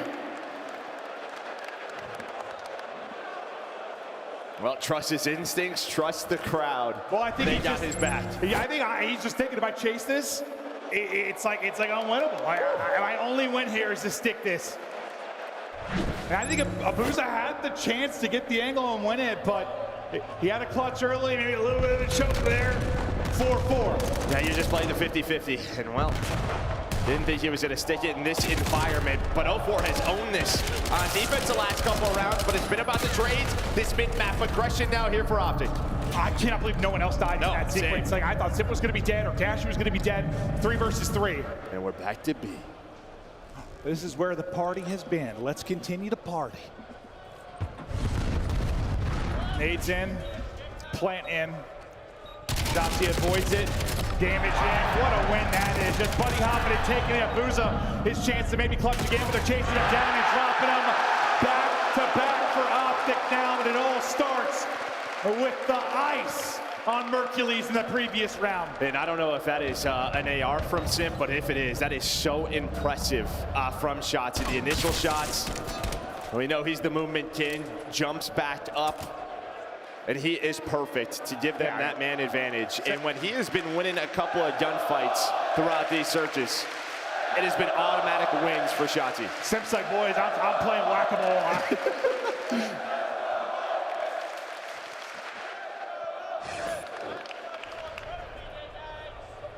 Map point for Optic. Can they do it on offense, or are we going, or on defense, we're going to around 11-04. It's not so much success, and it continues here. Finds one, Optic completely wiped off the board, all on Dashy. 1 versus 4. He's in a triangle of FaZe players, wins another one. Can't finesse. We're going to a round 11 to decide the series. Well, that got interesting. I mean, for Dashy, because 04, I think he was going to score an overload, yo. I don't know where he was going all the way through Zig. I thought he was going to turn around and help, but you can see if he gets out there, maybe a chance, but it's the early aggression right through mid. For the boys, I got to score. Yeah, not sure if they had a trophy down or what, but you just had no info on that if you were Optic, and they made you pay.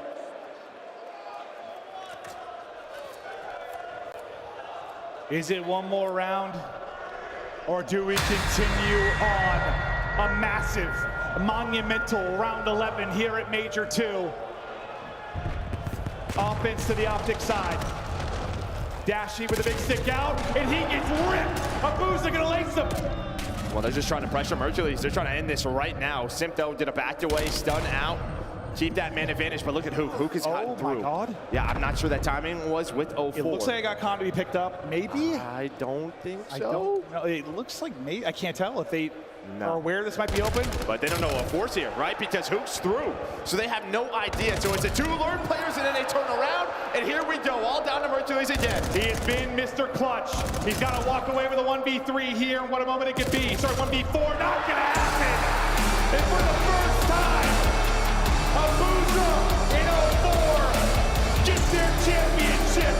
And for Sip, no easy, no sell, no problem. FaZe Vegas take Major 2.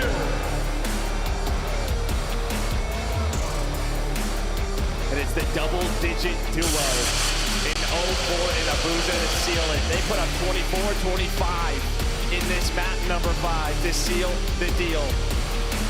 And it's Abuza's first blood on a Dashy. I mean, Dashy couldn't even react. Oh, absolutely laced. Absolutely laced. Abuza. What a bounce back search and destroy after struggling a bit in the map 2.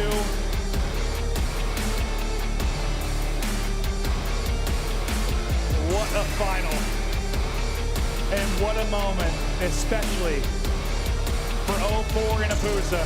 You talk about the extension of Sim's legacy, it's the beginning for 04, the beginning for Abuza.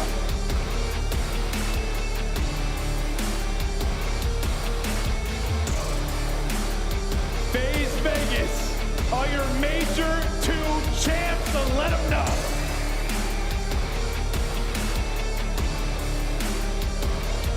Now you can let them know.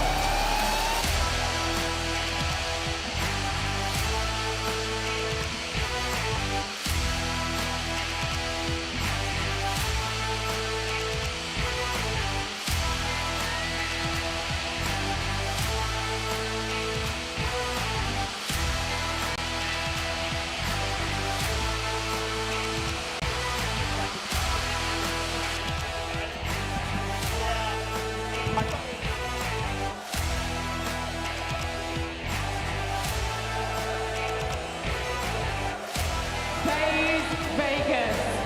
They said it couldn't be done. They said the Optic were unbeatable.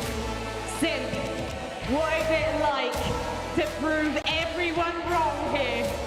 Oh, it felt great. I mean, I feel like, I don't know, it got a little quiet in there during some of those maps, I can't lie. But, I mean, this event was sick, bro. Thank y'all for the whole support, the ones that actually were. And, I mean, we're fucking on top. You are on top. I need to have a word with the CEO of Optic. How does that trophy feel? It feels great, man. We put a lot of hard work, and even after we got 3-0'd, I knew we were going to come back, or 3-1. I knew we were going to come back and win this tournament. I run that fucking org. Don't forget it. You guys had one good year, and I'm feeling great, man. We put a lot of hard work into this. I feel like the coaches stepped up big time. We've all put in a lot of hard work for our personal lives and in-game, and I couldn't be more happy to win with these two. And let's see how they'll do. They're him. Let's see where you go from here. I've got to come between you boys now. Abuza, last year, 4 second places. What is it like to finally be a champion? It's fucking insane. It's fucking insane. And I'm going to just hand the microphone to your teammate. 04, this is your first win, isn't it? Yeah. How does it feel? Fucking amazing, bro. After last year, 0 for 5, bro, thank God, bro, I have the best teammates in the world, and we fucking did this shit. And here's the thing, 04. This isn't just your first tournament win. This is your first MVP win!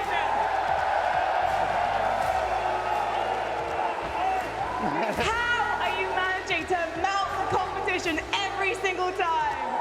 You know me, we're just gonna keep blitzing their ass and keep doing our shit, bro. I appreciate everyone showing out. Please, Birmingham, show your appreciation. One last time, please. Your CDL Birmingham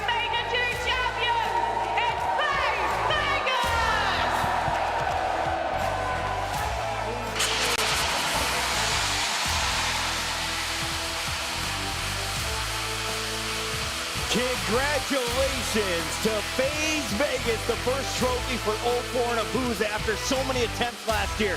Finally joining up with Simpy Draza, finding their form in a grand final and a convincing victory over a team that 3-1 them in the winners final, Alan. Yeah, what do you say, man? Wow. I mean, the two boys who really just deserved this after last year's performance come out ball. Yes. I absolutely dunking on Optic. 04 S&D Masterclass. Abuza, so many savior moments in Respawn, Hardpoint in particular, throughout the entirety of the weekend. An unreal performance here in this best of 7. And if you think back, that Abuza 1v1 might have been the game-changing moment in this series. What an incredible way to close it out on exposure. I don't think we're going to see as much exposure in this next stage. So we'll see what the new game types look like, who is going to be able to bounce back. I do know one thing for sure.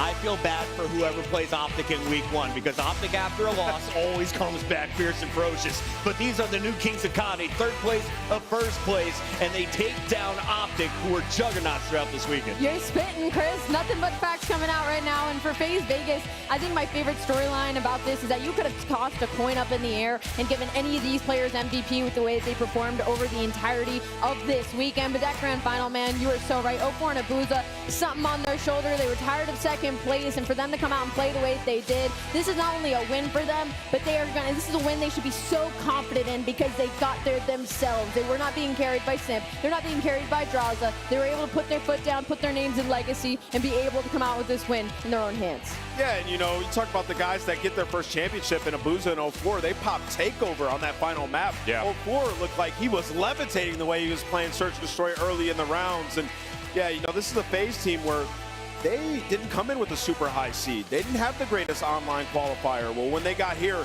guess what? All the teams that placed in the top 4, they beat all of them. One of them via reverse sweep, one of them by dominant victory, and then a 4-1 in the grand final, where you have to play flawless on every single map to take Optic down, and that's exactly what we just saw. They're currently the Kings of COD. I love the emotion on Abuza's face. I'm wondering, who is he FaceTiming first? His mom back in Belgium, his girlfriend, who is getting the ring? And of course, Chris Lair, another trophy in the GOATS trophy case. I mean, you got to think about it. Draza and Simp have been in very similar situations, placing 2nd time and time again over the past 2 years. And even at this point, it's like, can you imagine the overwhelming emotion from coming so close to your goal so many times and not being able to get past that finish line? This is months and years in the making for some of these players on this FaZe Vegas roster. It is so wholesome to see it getting through. This is huge for the legacy of Simp as well. One, I mean, he's won the last 4 major 2s, but second, your former team has got, what, 8th place? Yeah. 6th place? So you could no longer use that against them, playing without, you know, with a BZ and Celium. Well, he just did it with a brand new team. Granted, this team's amazing, but he is so special, Alan. Yeah, man, it's undeniable, to be sure. I think there's also just a little bit of proof in the pudding with taking this duo in particular, not trusting the Tiny Terror duo, but saying we want a lockdown AR, we want Simp to be able to be the game changer, and then finding your counterparts in what was a very successful roster throughout last year in 04 and Abuza. Unbelievable stuff. I gotta say, though, the best part of this whole event was the crowd, without a doubt. And Chris Lair shut them up. He made sure they stayed silent. They tried to bounce back and search, but that man alongside Abuza closing out S&D and raising the trophy for the first time. It's great to see Crowder and Fish, the coaches, able to celebrate with the team. We got Tucker on the stage, and all FaZe knows we're going to Atlanta next. Where was FaZe at before Vegas? True that. Wow, good shout. I didn't even think about that. We're going to Atlanta, so Vegas are definitely going to have even another chip sitting on there. That's pretty close to Texas, though. Brother, I'm taking, you want to see the stack I'm throwing? Neptune wins Major 1. 04 and Abuza win Major 2. Give me Boston Major 3, brother. Give me Boston and Nasty. You know what? You're cooking. Get Nasty some help in the meantime. Until then, we've got some awesome moments to take a look at. So many incredible moments here from Birmingham Major 2. How about this performance at the end? FaZe Vegas locking it up over Optic. The reactions on the main stage. I mean, dude, they were so fired up, and just the sheer aggression. They knew they had Optic on the ropes, and, you know, there was a key change in that Search and Destroy. Throughout this tournament, they've had, you know, 04 carrying the bomb. It's typically Simp. Well, on that map, 04 was finding success. So they said, you know what, Simp, just pick up the bomb again. Let's revert back to our old style. And 04 took over from there. Well, speaking of the Pitbull, we asked him, if you were a dog, what breed would you be? Pitbull. I'm gonna blitz him. I'm also your MVP. True. Take a bite, big dog. Let's take a look at some of his big performances. 0-4, the search and destroy guru. Getting behind enemy lines and causing problems, but he's also in the mix throughout all the respawns. Oh, that was the big thing about this series in particular, was his ability to step on into a Colossus and just set the tone with a 12 spree. So many individual moments to be sure. Also saw a lot of clutch come out of him in the overload to save scores as well as produce opportunities to score in their own right. Yeah, 0-4 was everything across the board, capped by that search and destroy performance. And how many times have you out-pistoled an SMG and an AR player with full health? Not often. I'm not that good with the Jaeger in my hand. You know, this guy, I mean, he had some miracle plays, you know, and just flawless, like, execution here on the hard point. Draza's hard blocking and 0-4 slaying. It's that trust, right? So can people in the community please get off 0-4's back? He's afforded himself a couple of bad online performances because he can take over a final. That part. And also for 0-4, it was just the confidence he exuded throughout the entirety of this series. I didn't feel like he was second-guessing himself at all, which is maybe something that we had seen in the past from him, and that infected the rest of his teammates. I mean, and to set the tone, right, with that 12 spree, like Alan said, in that map #1 Colossus, that was Optic's pick, and he was like, come here, look what I can do when you put this map up in front of me, and it's just unbelievable. I'm just so happy for 0-4, and just a well-deserved MVP. Was this MVP deserved? I sure think so. Let's take a look at some of the numbers as they are sharing the monsters on You guys the are stage. done. You don't have to keep drinking the monsters. First across the kills, first across the KD, second in damage, first in positive ratio, and most positive hardpoint KD. 0-4, your grand finals major MVP, did it in all 3 game modes. Yeah, you know, we're heavily weighing the grand finals here for 0-4. He needed a huge performance, and, you know, it's been tough to just take down Optic, let alone dominate them 4-1. Nobody expected 0-4 to come out like that, but that's a deserved win for him. Guys, Optic didn't want to respawn in the grand final. Like, that is literally insane. Yes, FaZe Vegas was coming into this tournament disgusting at Search and Destroy, hoping that they just won 1 respawn going into some of these series. That was just unbelievable. UK fans, we won't be able to sign autographs for all of you. We wish we could, but security is escorting folks out. So let's jump right into the bracket and wrap this baby up. Optic powering through the winners bracket. They were 9-0 at Major 1, fell in the grand final. They were 9-1 at Major 2, falling in back-to-back grand finals. Does Optic need a loss in the winners bracket next time around? Maybe so. I mean, you're looking at these guys, they've been sitting waiting in the grand final, but yeah, I mean, in that one, just a lot of mistakes, and, you know, FaZe were just more prepared, so I don't know how much that had to do with it. FaZe earned this one. Major storylines, Gentlemates had to come through the play-in after a 10th seed. They were bumped down by FaZe and eventually eliminated in a surprise upset. That was Koi who caused that problem, and not only were the Gentlemates taken out by Koi, Insight's crew took out the Thieves and put up a good run against FaZe for a top 3 finish. At the end, though, it's El Clasico.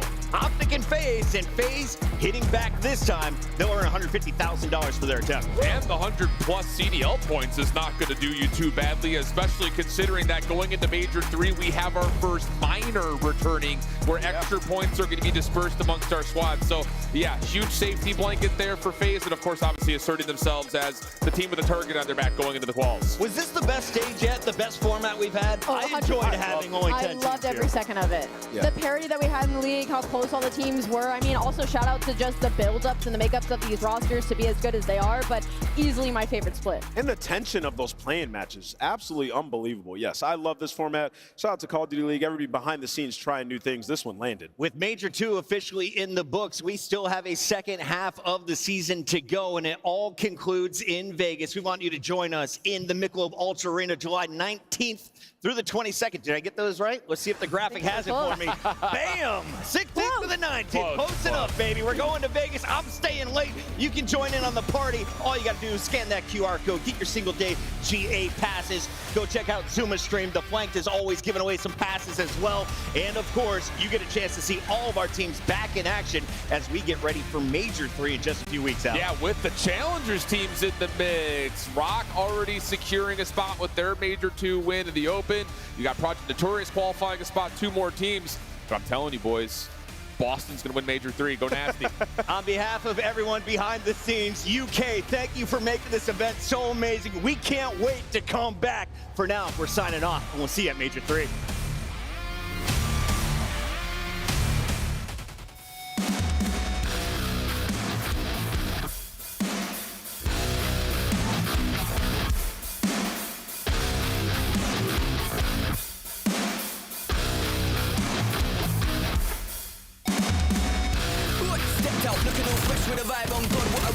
mean. Grateful that I feel blessed in life for the hardest times I've seen. New outlook full of this motion. Man, I move 180 degrees. Fixed up everything broken. Now it's easy. Now it's coming in threes. Now look at this view, top 10 running it through, like run for the crew, talking facts, I'm all about truth. Now look at this view, top 10 running it through, like it's work with the crew, talking facts, I'm all about truth. Running it, yeah, I'm making it like work, I make it look easy, took a time but it's my turn, it's about to get greasy, I'm making it like work, I make it look easy, took a time but it's my turn, it's about to get greasy. Let's go! Oh my God!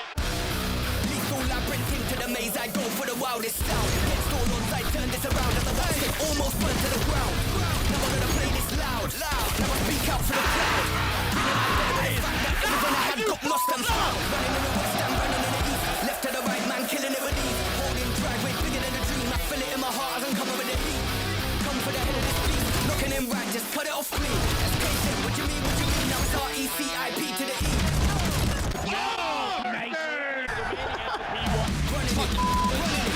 Running it, yeah. I'm making it like work. I make it look easy. Took a time, but it's my turn. It's about to get greasy. I'm making it like work. I make it look easy. Took a time, but it's my turn. It's about to get greasy. Got plans, it's like work. New goals, it's like work. Big moves, it's my turn. It's like. Got plans, it's like work. New goals, it's like work. Big moves, it's my turn. It's like. Nice! Come the up! Toby, Jamie, they can't kill you. Come on, bro.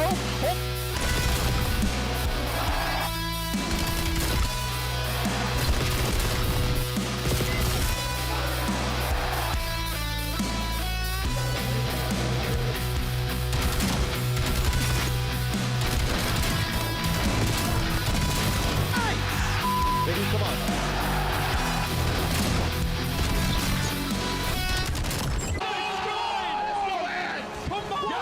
I'm making it like work. I make it look easy. Took a time, but it's my turn. It's about to get greasy.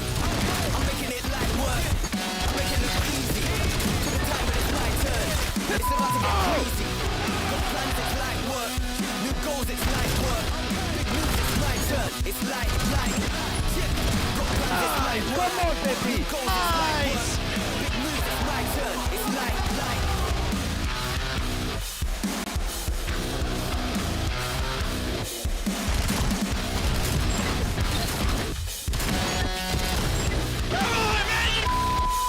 That thing's going to finals, come on!